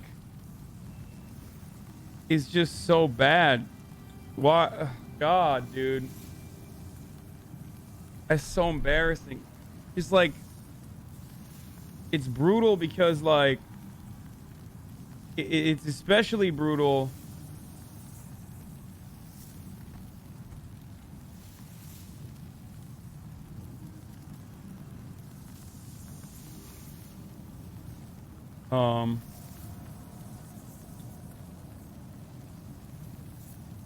It's especially brutal because it's Jake fucking Paul, and he's never gonna shut the fuck up about it. That is racist, man. No, it's not. Shut the fuck up. Everybody, like, everyone, shut the fuck up. Okay? It's not fucking racist. Like, what are you? Even as a joke, don't say idiotic shit like that, because people are literally like, yeah, absolutely no one. Oh shit, it's Mr. Souls. Mr. Souls. Oh, he went away. Big fan. Anyway, Nate gotta deactivate everything. Absolutely. You can't recover from that. It's over. Like, so we can't do third world here. It's gonna be too hard. I've already finished this entire map on 2. I haven't done Upper Latria yet because that's really hard too, I think. That's already closed off. You got 4, which is where I'm at, and I just can't go through with it. And 5-1.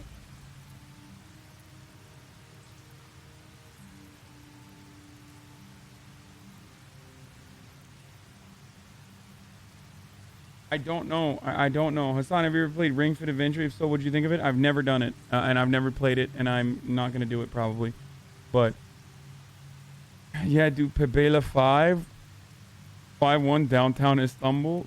I thought he beat this game. No, I did not beat this game. I did not, and I just been stuck at like the easiest part. Honestly, not that surprising. Jacob's prior boxing experience is physically bigger. You are not ready for 5? Really? You guys think that I should just keep going? John Souls lives in Upper Latria?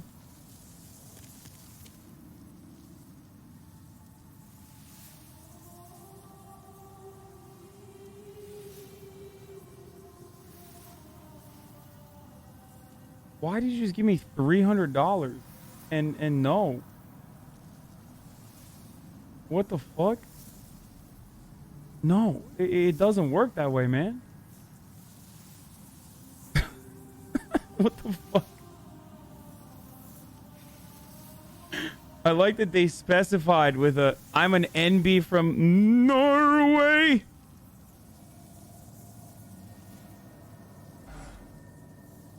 Not gonna answer my dono.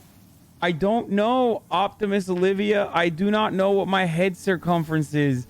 Why do you think I have calipers to measure what my skull size is? What are you guys asking me in these donos today?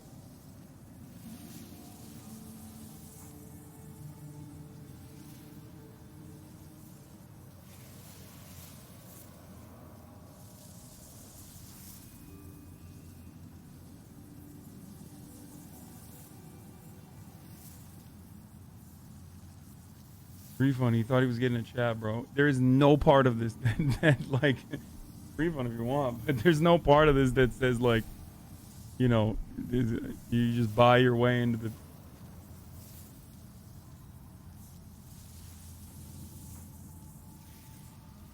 Don't open on stream. Zach Fox's tweet about how Jake Paul's definitely saying the N-word with a hard R in the locker room is true.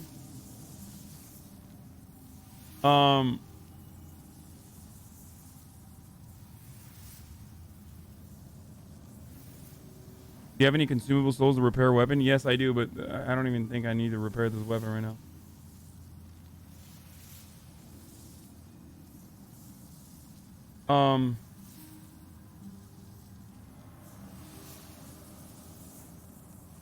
Honestly, y'all be annoying as fuck with that death racist bullshit. Y'all be the main ones that aren't even a minority and invalidates minorities and the struggles we face, so please stop using us as a laughing stock.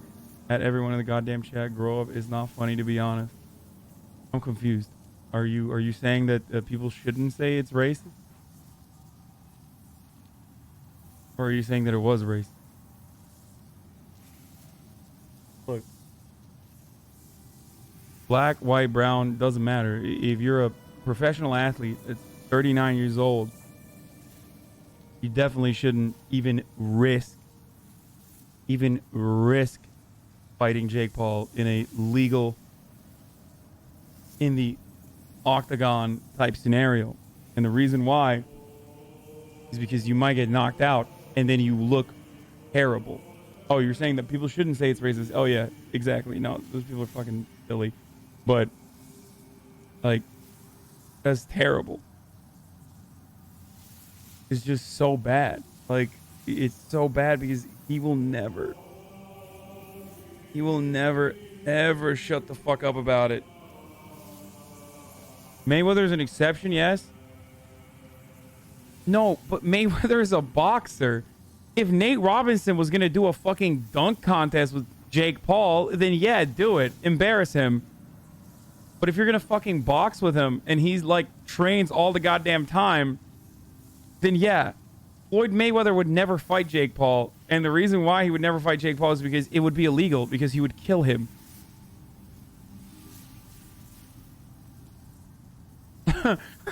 Three-time dunk champion. They gotta take one away now. Yeah, he's a two-time dunk champion now. Matt Carrillo, thank you for the 8 months.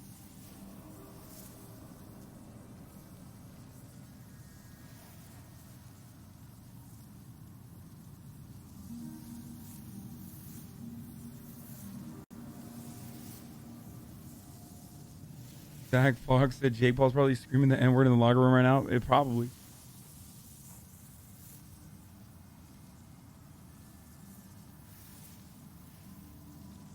Red bars are the condition of your gear. I thought when it's...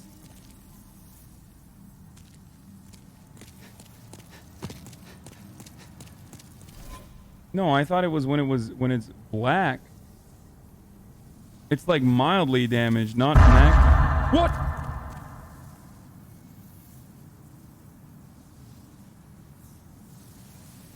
What was that?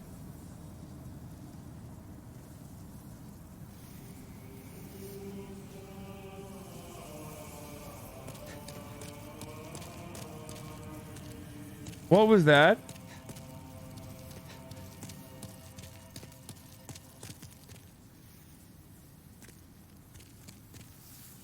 What just happened? Do you seek the power of God? I see. You wish to train yourself in suicide.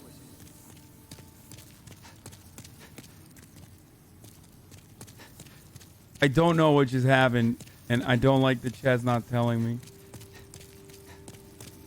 It was the sound of Robinson hitting the mat. King Alan left on some strange business, then returned with horrible demons in tow. Soon, the land was ravaged by soul-starved madmen. My spine shudders just as if I did not have my miracle stone shard, keepsake of my grandfather, I may not have survived.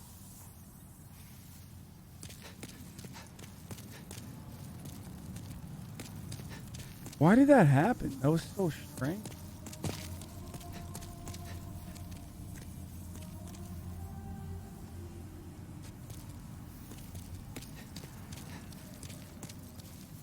It's black, right? When it lowers all the way, that's when it's fully damaged, not red. These occur at random. Nobody knows. People thought it was related to a hidden door Easter egg, but it's unrelated. Might be bugged audio. Yeah, red is full. Okay, yeah.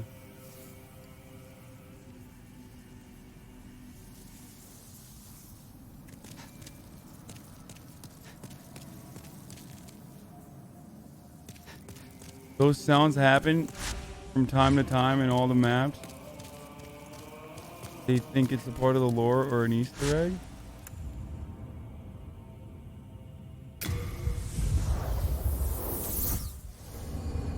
Okay.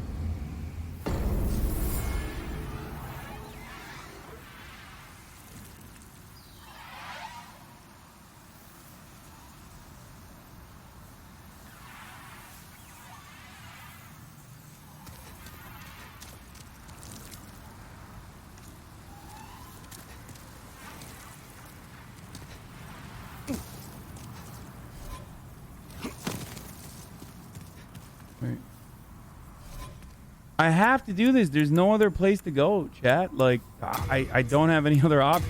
Like, I literally just got to do that. I got to do the fucking half health too. 3-2, go meet John Souls. I mean, he's gonna one tap me. I am incredibly in horrible shape in comparison to him.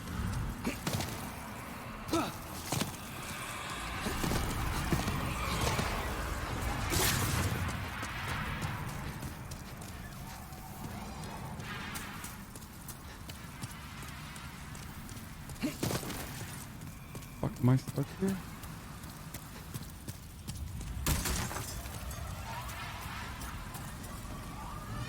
Oh shit. Pretty poggers.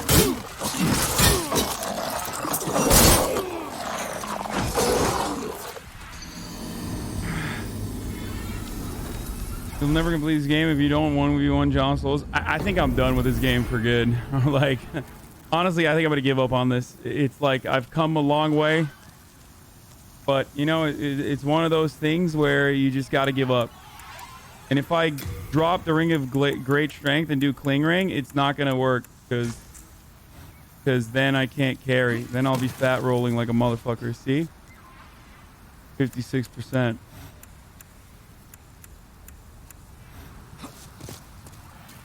Okay, I guess it's not that bad.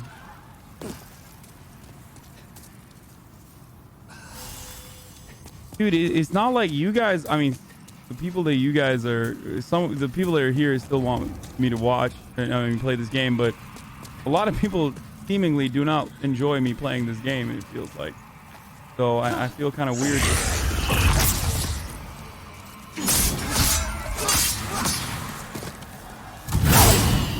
Come on, dude.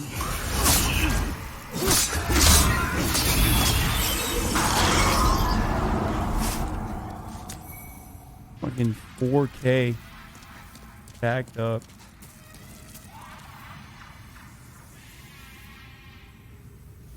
$12K people not enough? No, it kind of hurtful. No, it's just like I enjoy playing the game, and I want to play, but I don't want to. I feel like it's like an obligation for a lot of you, you know, if you're still here.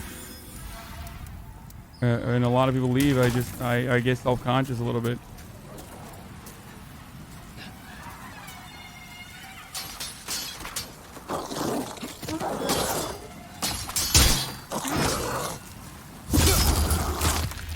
Nice camera souls, dude. Love playing camera souls. A big fan of camera souls. Probably the greatest. Come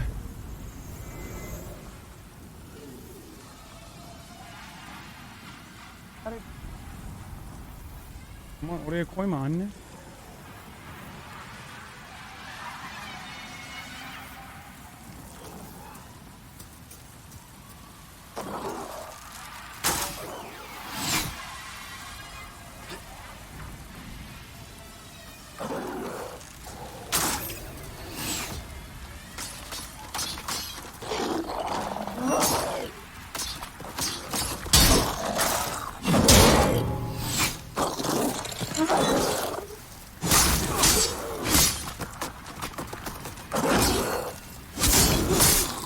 One more.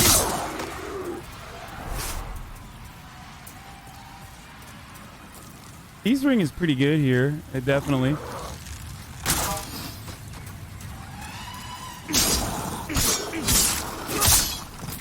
I see the value in it.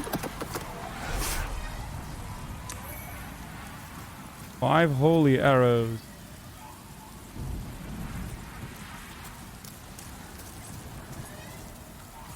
Yeah, I'm gonna have to kill those guys. They're gonna otherwise be a problem.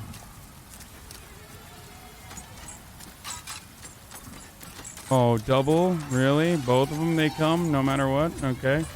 Oh, one of them left. Nice, nice, nice. No, come back, come back, come back. Yay! Yay, that's very good. Good, Skelly. Skelly guy.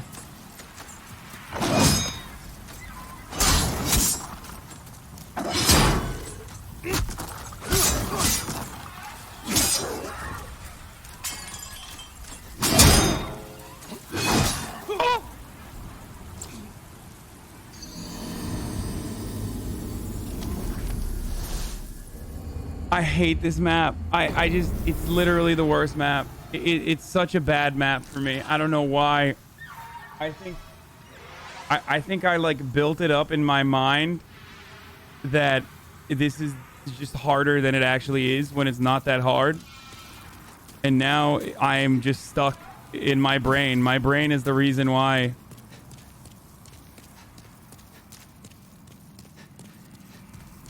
It's so funny because I came all the way to this game with like 18 deaths or something. Like I had a pretty solid like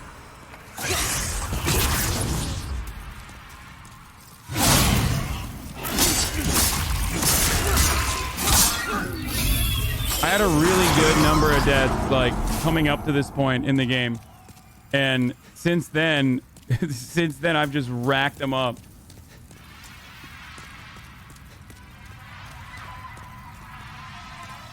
No, I don't want to take a break. This is my break. This is literally the break I've taken from playing this game. So I do not want to take a further break from this game than the one I've taken thus far.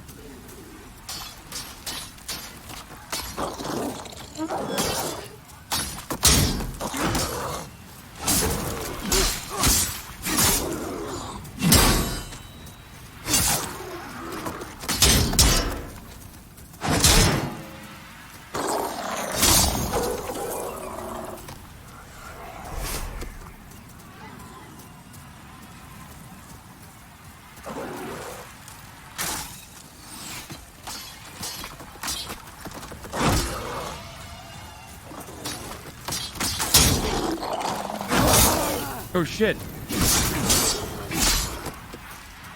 Okay, at least he fell. Which is cool. Okay. Oh no! Oh, that hurts. That hurts. That's such a bad, silly mistake, dude. You're not gonna do anything?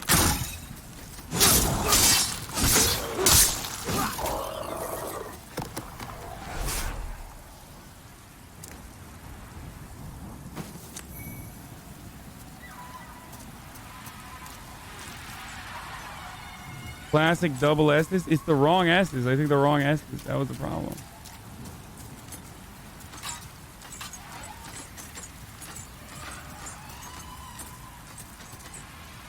Come on.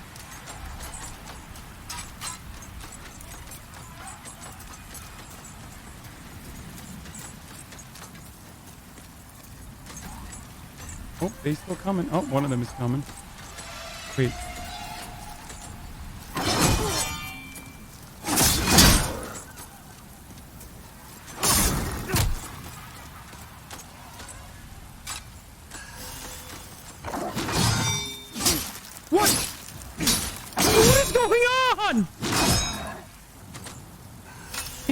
Joking with me? Is it toying with my feelings? Like,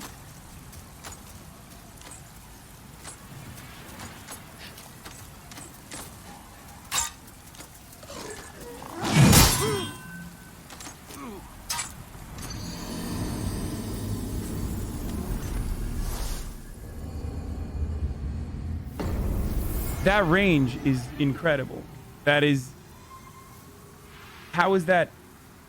How is that range? Like, am I crazy? I did not think that range was appropriate.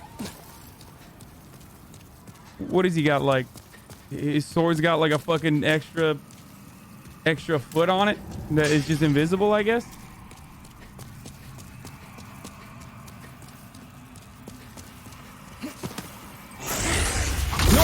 Oh, nice.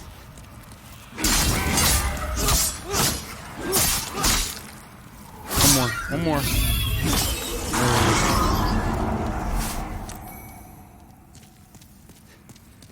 Demon Soul says facts over feelings. There was no facts there. There was no facts. Thank you. That really is really supportive. I love the supportive gaming chat right now. You guys are truly helping me cope with the reality that I am doo-doo at this.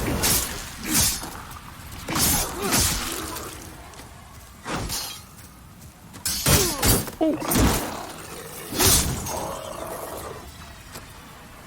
Almost got clapped there.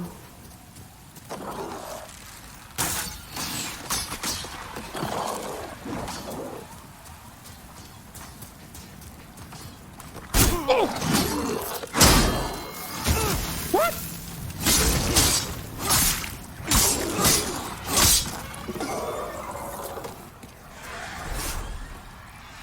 I thought he didn't see me from all the way over there. Oh, I'm just gonna farm souls here until I have a gajillion souls, you know? That's my goal now, I think.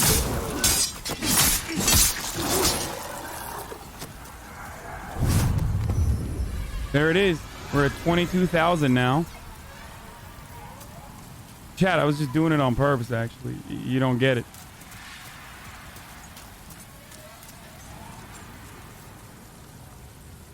My guy, I don't have blunt weapons. Like, it's a fun thing to think about, but I just don't have it. There it is. Pick one.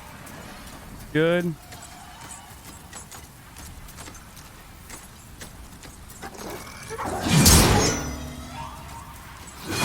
Oh, god damn it! God damn it!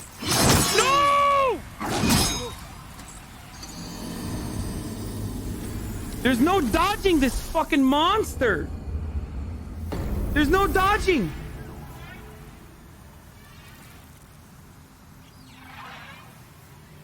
Why can't I fucking dodge him? Summon a chatter? No, there's no way I'm summoning a chatter in this map because, first of all, you can't even summon everywhere. It's not like Dark Souls.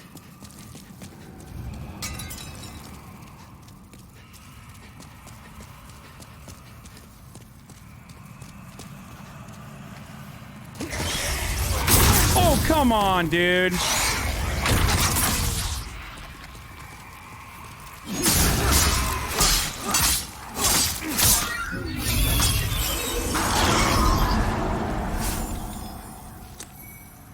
Smaller.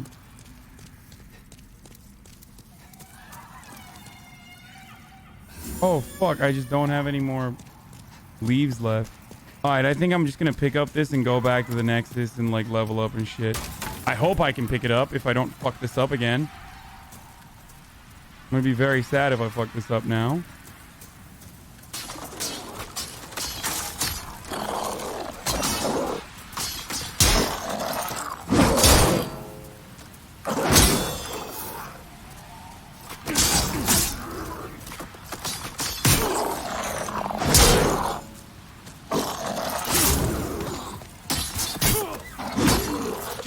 What am I doing?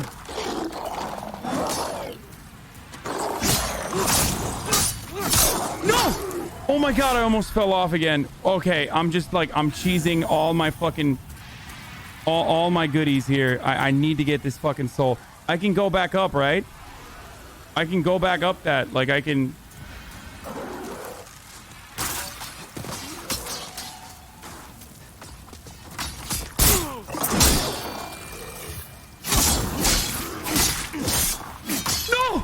Oh my god, that's 2 in a row. Almost fell off. Okay.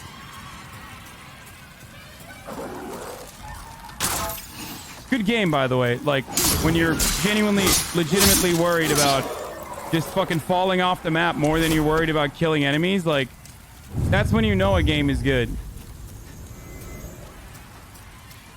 When you're truly terrified about falling off the map, which is the largest enemy.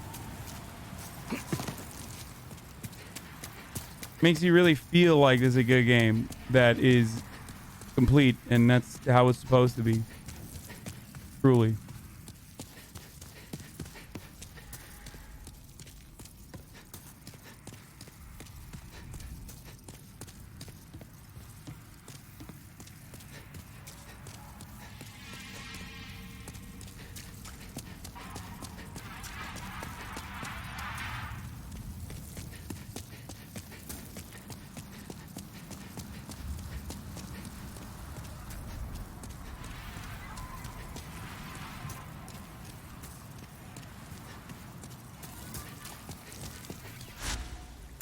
That's a dub.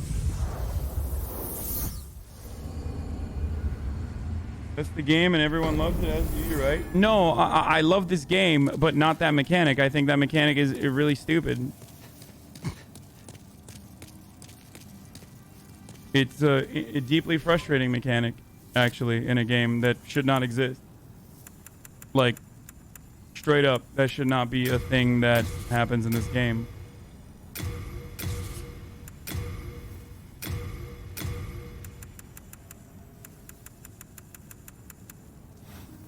And for those of you saying like, "Oh, this is platforming," The demon inside me. no, I mean like that part is just fucked up. Like, all right, what should I do here? Soul of the lost, withdrawn from its vessel. Let strength be granted so the world might be mended. So the world might be mended.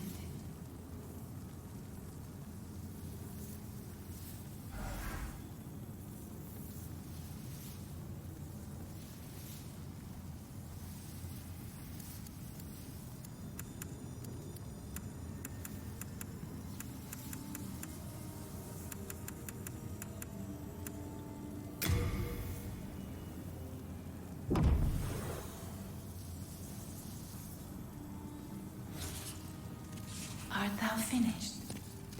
I'm gonna go get the claymore. Fuck it, dude. I'm getting the claymore, dude. Is it 2? Is 2 better to claymore?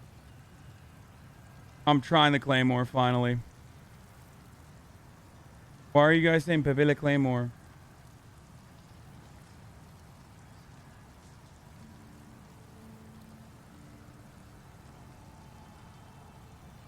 Is that why you're saying Pepe le? Free and run back.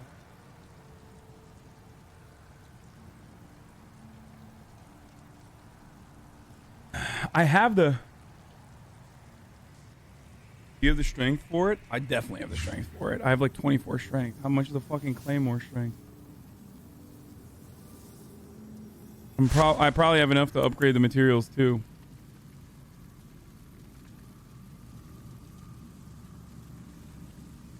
Okay, where should I go from? Like 2, right? From 2, right? 1, 2. Okay, what's your strength? IRL? Not very strong. I look stronger than I am.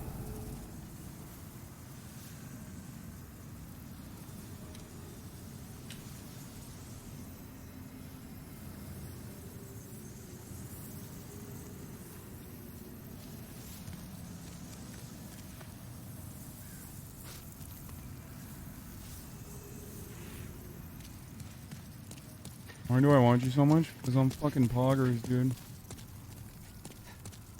Or you have to run past all the dogs? Oh, true, dude. Never mind. You're right. I don't want to fuck with the dogs. You are not fast enough. You are not brave enough. You are out of touch. And I can get some farm out here. Farm is open, boys. Let's do it.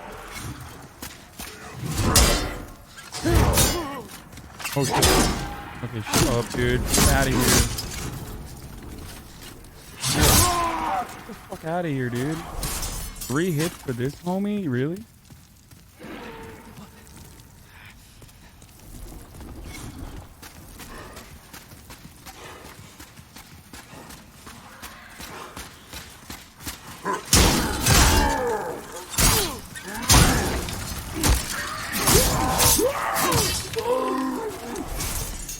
Ooh, late moongrass. Okay.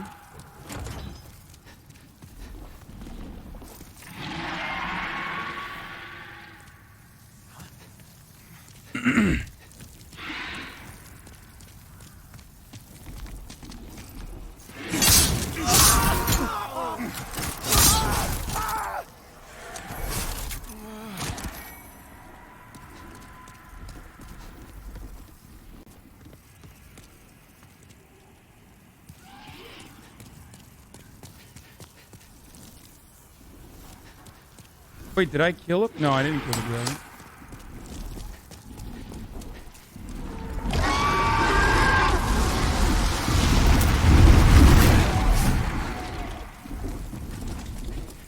Will he make it? Oh, Cloud Kick, thank you for the gifties. Will he make it? Will the kid make it?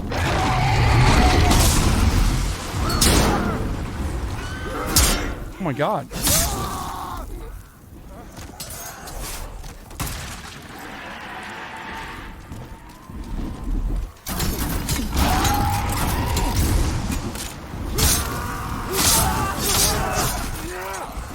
Bitch. Nice. Here.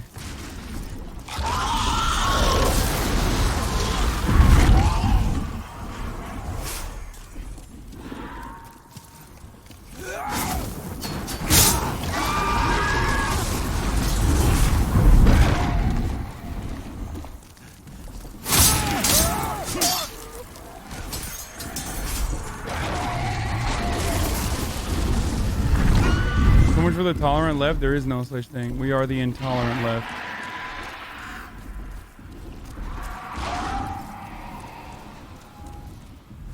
Wait. My thing is buzzing. I don't know why.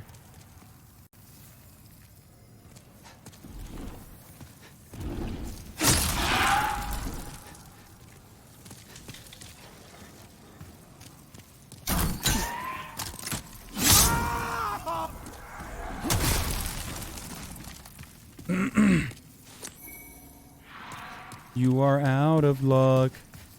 How do I get to the other side of it?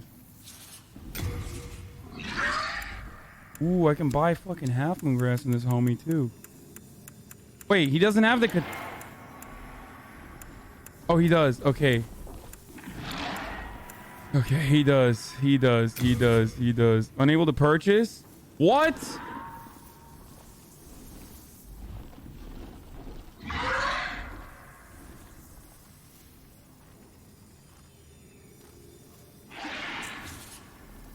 Hard times, eh?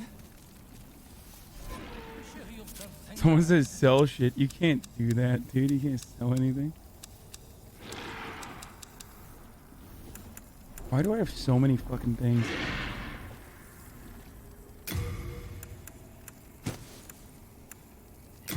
Like, why do I have the Dragon Bone Smasher still on? Like, in my inventory? That was dumb as hell.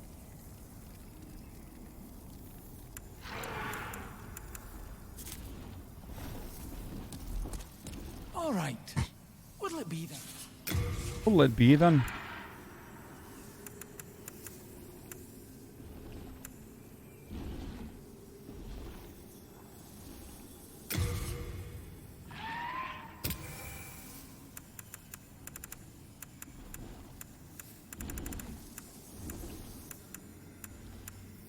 Should I crack the rest of it for like late moon grass or half moon grass? Or actually I should probably use the rest of my money to upgrade it, or else it's gonna be doo-doo. Regular guy upgrades it fine, right? I don't need to like... Yeah, regular homie upgrades it, right?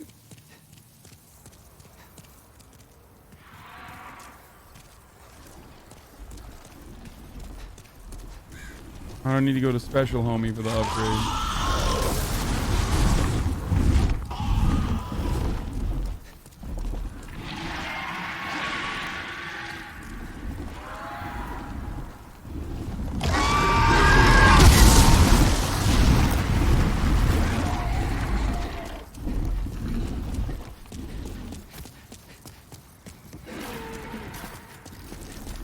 Yeah, he's mad. Dragon is mad. Big man, dude. He must have bet the house on Nate, dude.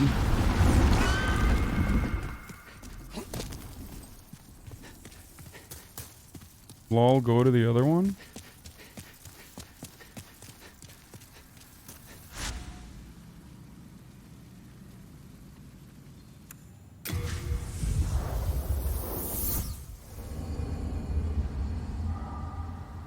Only upgrade the 3, then branch off the crushing. I don't have enough to upgrade the 3, I don't think.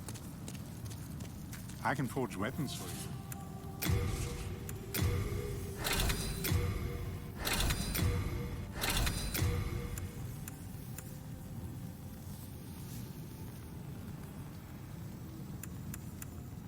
Wait, how do we do it? Not equality, you're saying, right?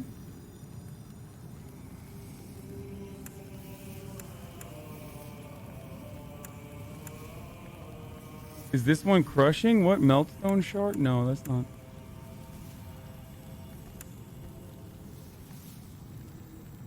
Oh, other guy does crushing. Do I even have enough to do crushing though? I don't think. It's named Crushing Claymore. Wait, let's see if I can even fucking carry it. Okay, I can carry it. Never mind. Oh. Good stuff. A little on the heavy side there. Gonna need a different shield there. Gonna. Hello again. I'm keeping a close watch on you for long. Time to fucking drop the shield and go with another one, I think.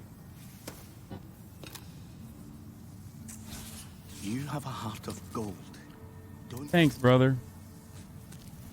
Hey, you want Hello the again. shield? I'm keeping a close watch on you. You need 4 greystone shards. Do I even have that? I don't have it equipped. Just unequipped this. Fuck. Hello again. I'm keeping a close watch.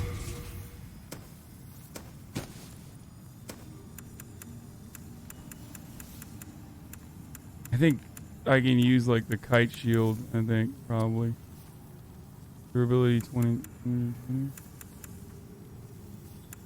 Medium sized.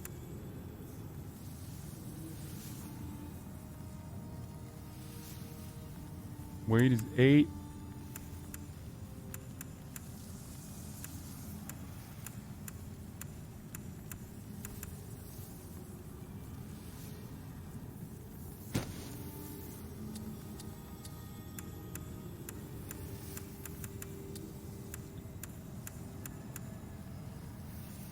$80 plus 14, 100 physical, 30, 90, 130, 70. Oh, that's fine, dude. You have a heart of gold. Don't let them take it from you.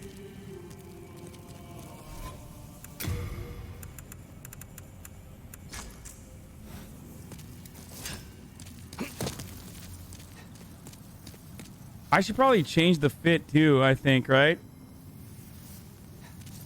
Two-hand the claymore? Really? Let's see what it does.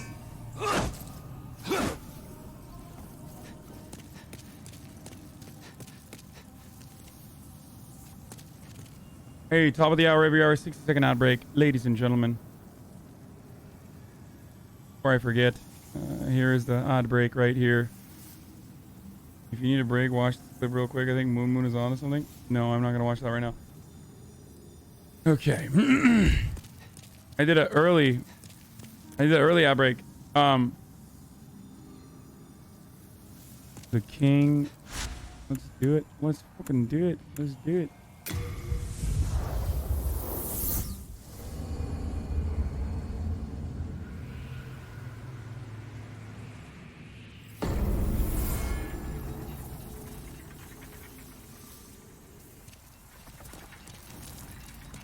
You have a heart of gold. Don't let them take it from you.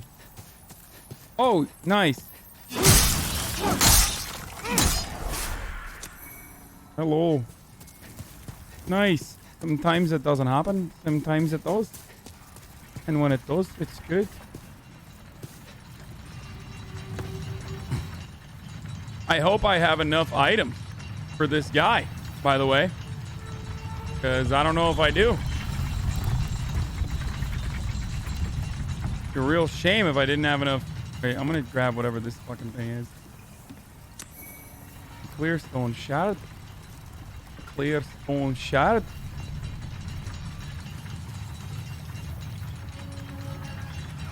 This thing looks broken already. It's got like dents on it and shit. If it be a blood.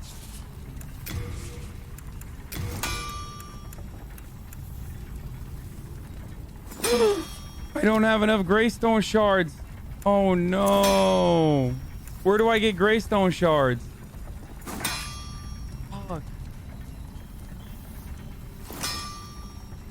You can buy him? I can't buy it from him though. Don't waste my time. Yeah, I'm wasting your time. Where can I buy it?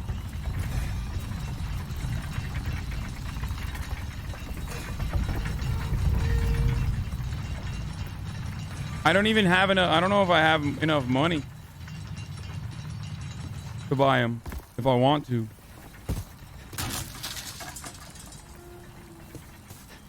Oh.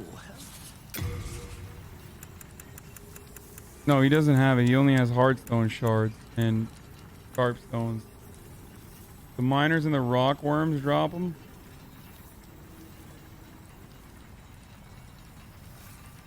Kill him? I'm not gonna kill him.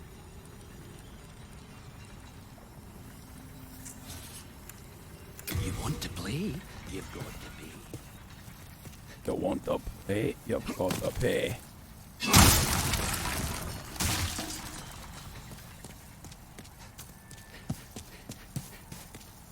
Go down there. Time for rolling. Good one.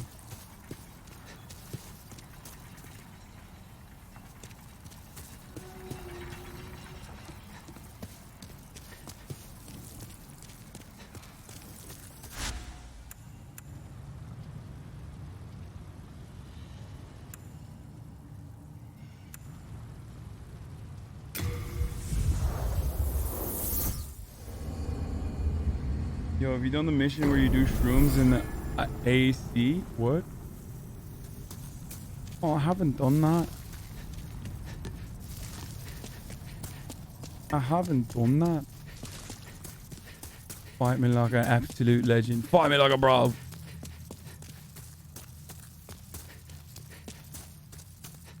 Alright, there's like hella fucking... Oh shit, there it is.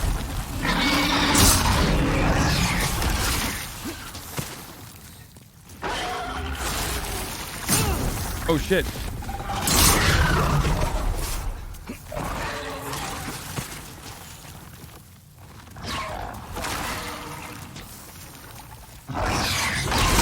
Oh no. Back up, back up, back up. We're gonna fucking die while trying to farm these fools.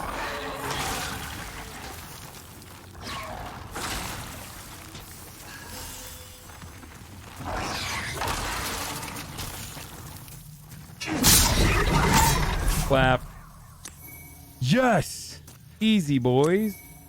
Easy peasy. Lemon cheesy. Okay.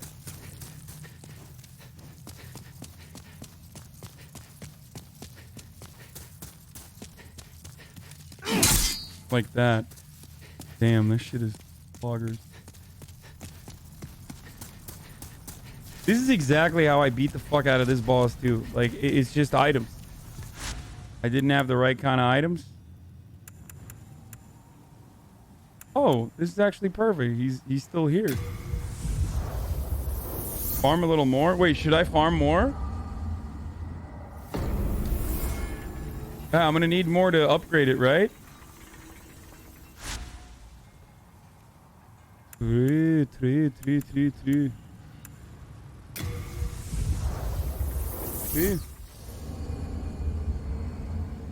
Looks like you lost like 50 of your channel points predictions in the first wave.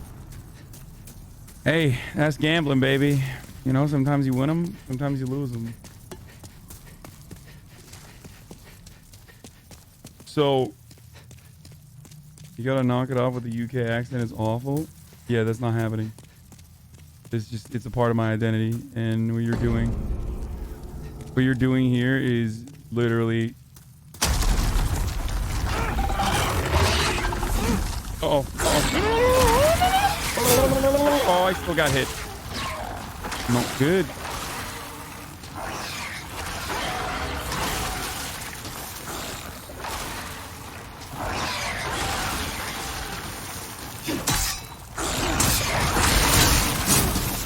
Shit!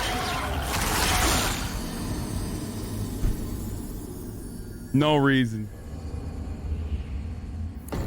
No, Claymore is better than that, if we're being real. No reason for that death. Like, that's a silly ass death that I just endured there. sprint attack them. I tried. It didn't work. That's the sprint attack, and it didn't work. R1, not R2.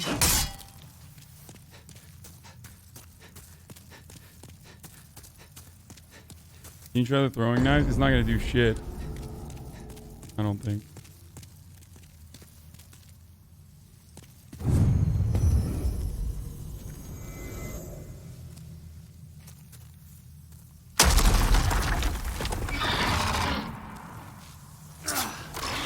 Oh, nice. Damn, throwing knives is OP, dude. Fucking 4 throwing knives, dude. Come on. Pick up.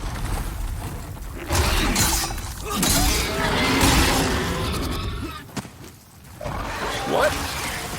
Are you kidding me? Really, dude?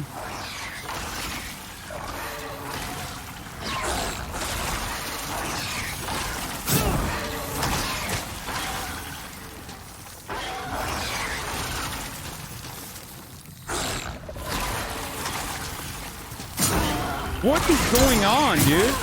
What is going on, dude?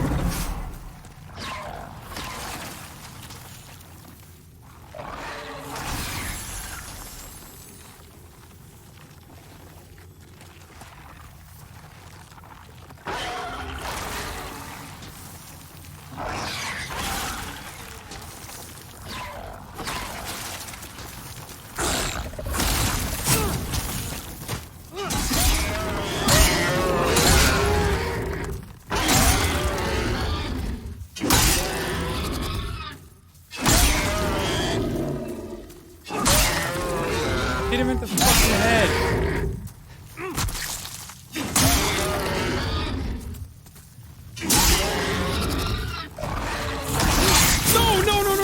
No, almost died.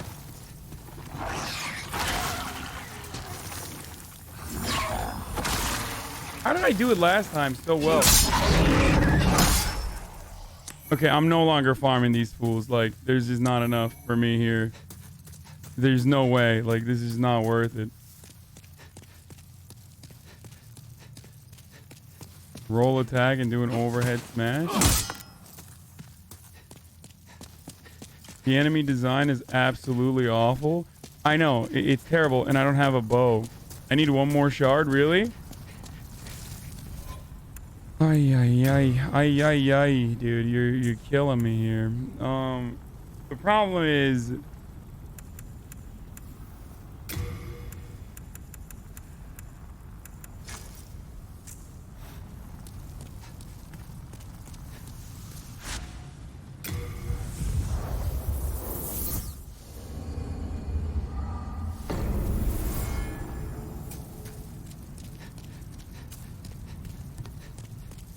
You left a shard back there? Wait, I did?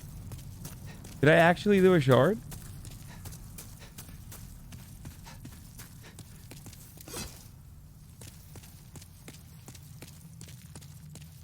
No, you fucking liars, dude. Shut up.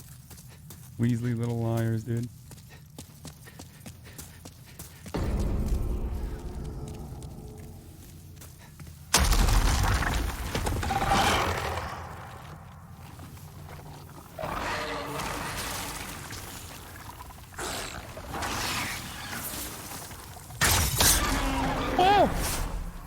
Why are these so good?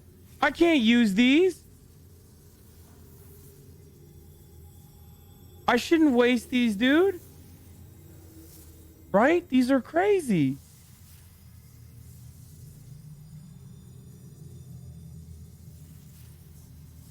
Oh, it's not the arrows. It's just because it's a weak spot.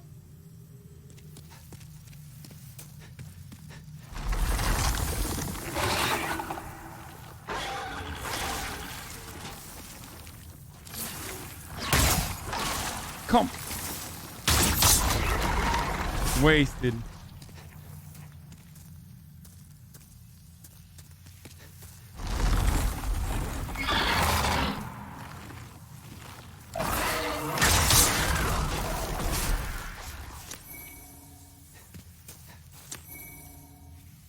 3. I got 3. Wait, there's more down here, aren't there?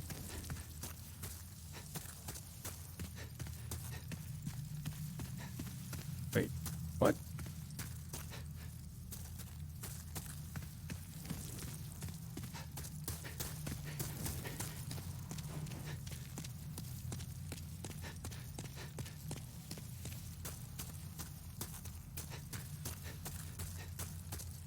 Is Demon Souls built differently? Yes, it is.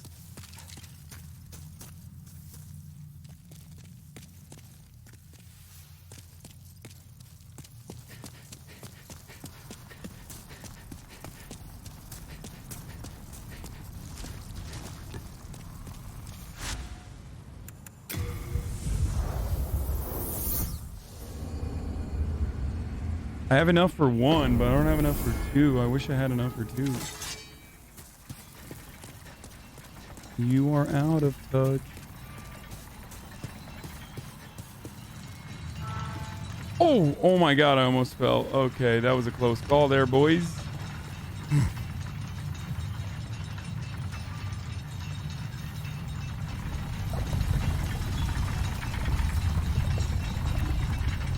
You won't die, lol? Why?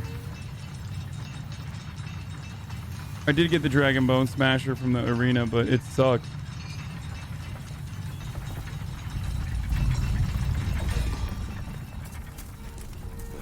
If it be a blacksmith.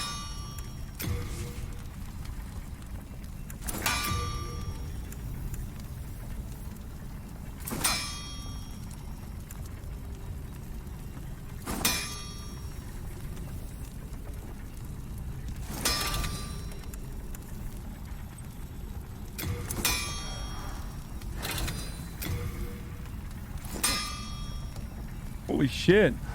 Now I just need chunks. Wait, is this a rerun? No, it's not. No, it's not, brother. Where do I farm the chunks?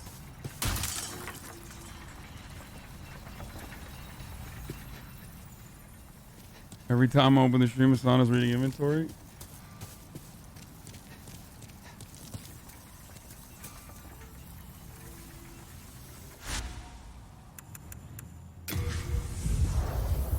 Oh, just it's still the penis worms? Yeah, fuck that. It's shitty. Is this live? No, it's a rerun, dude. Someone just happened to ask if it's live right now, right as he wrote that too, so that's why I'm responding to it. And now I'm responding to that same person that just asked if this live or not. I can forge weapons for you.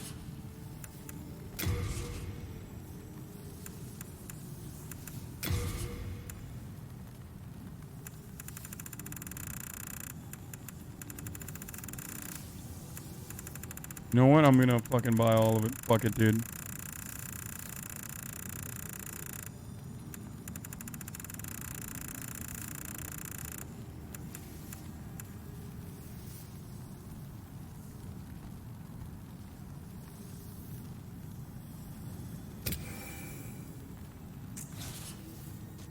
What's the hurry? Where are you off to? Don't ask, motherfucker. I'm about to go clap cheeks, homie.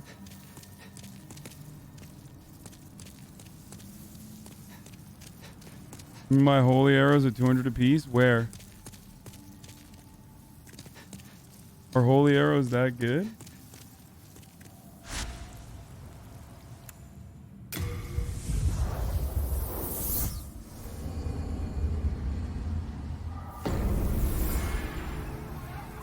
You could have gotten that for a third of the price of the next map. Well, okay, if you say so, but I didn't.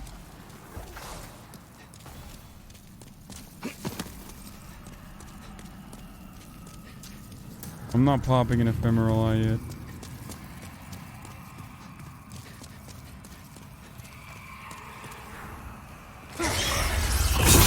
Oh, come on, dude. Oh, what is going on, dude?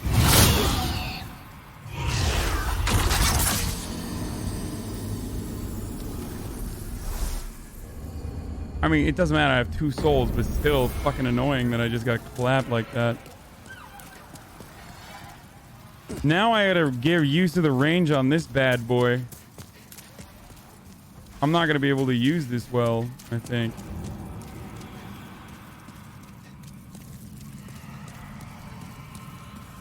No, I want to do the enemy for the person saying you can jump straight.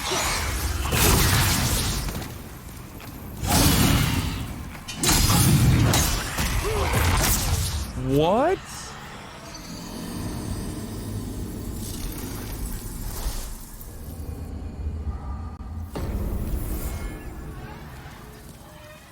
Wait, hold up.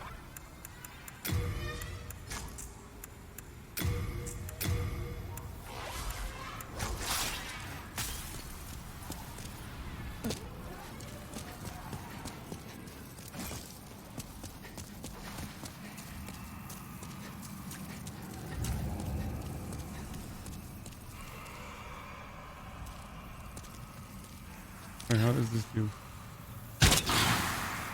Not very good. Got it. Cool, brother.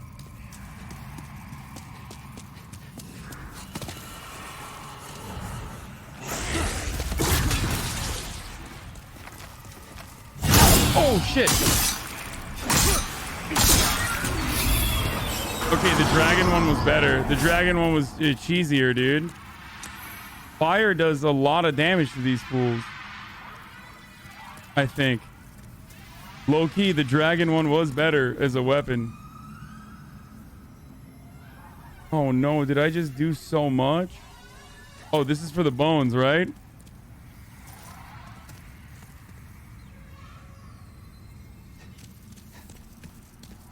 Two-handed? Am I gonna fuck boners up with this or what? I hope.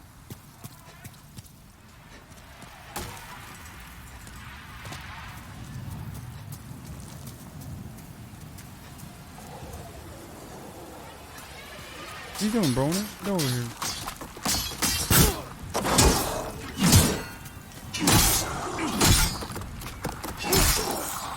Dude, the fucking... Dude, are you kidding me? No, dude. Dragon is literally better, dude. Even with the two-handed.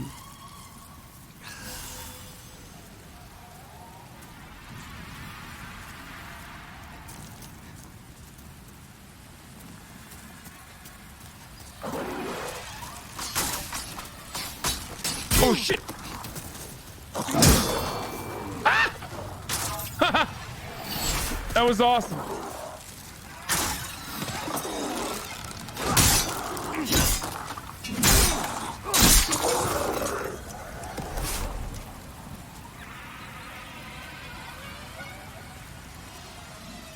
Whoever made me hit more strength, more boom, I'm kind of mad at you right now. Because I feel like you were a little wrong.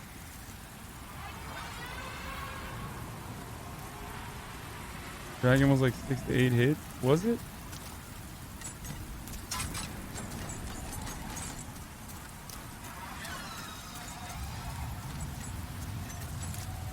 Come back, come back, come back. Come back. Only one of you though.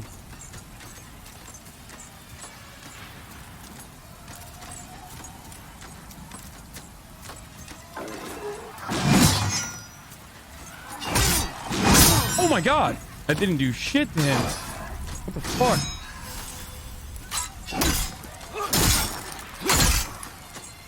Oh, come on! No, dude, no! These things are... I don't know what to do. He's just fucking poised up, dude. I can't even stagger these motherfuckers with the claymore. Lured him to the ledge and climb up. I don't... No, I think he's still gonna chef me up. Use a blunt weapon on him? I don't have a blunt weapon.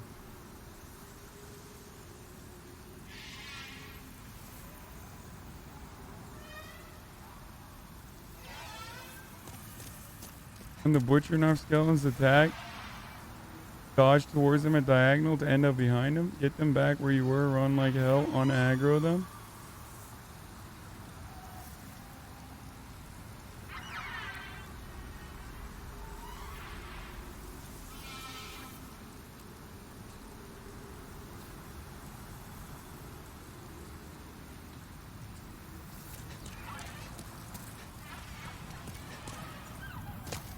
You're gonna have to fight the boss at the end of this, so just run, dude.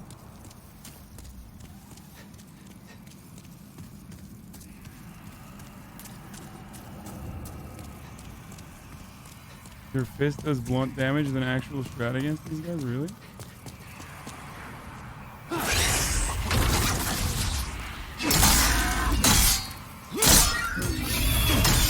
Okay, that's a 3 clap. That's okay, that's actually better than the other. For sure. Never mind. Chat acting surprised even though this is a rerun. Use Soul's Remains to lure them out of the ledge.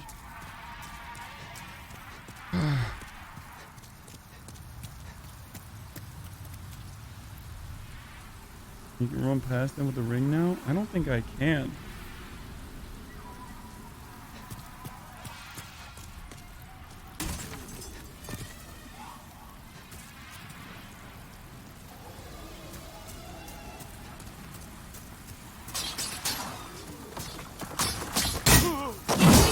Oh, come on, dude. Come on, come on! Come on.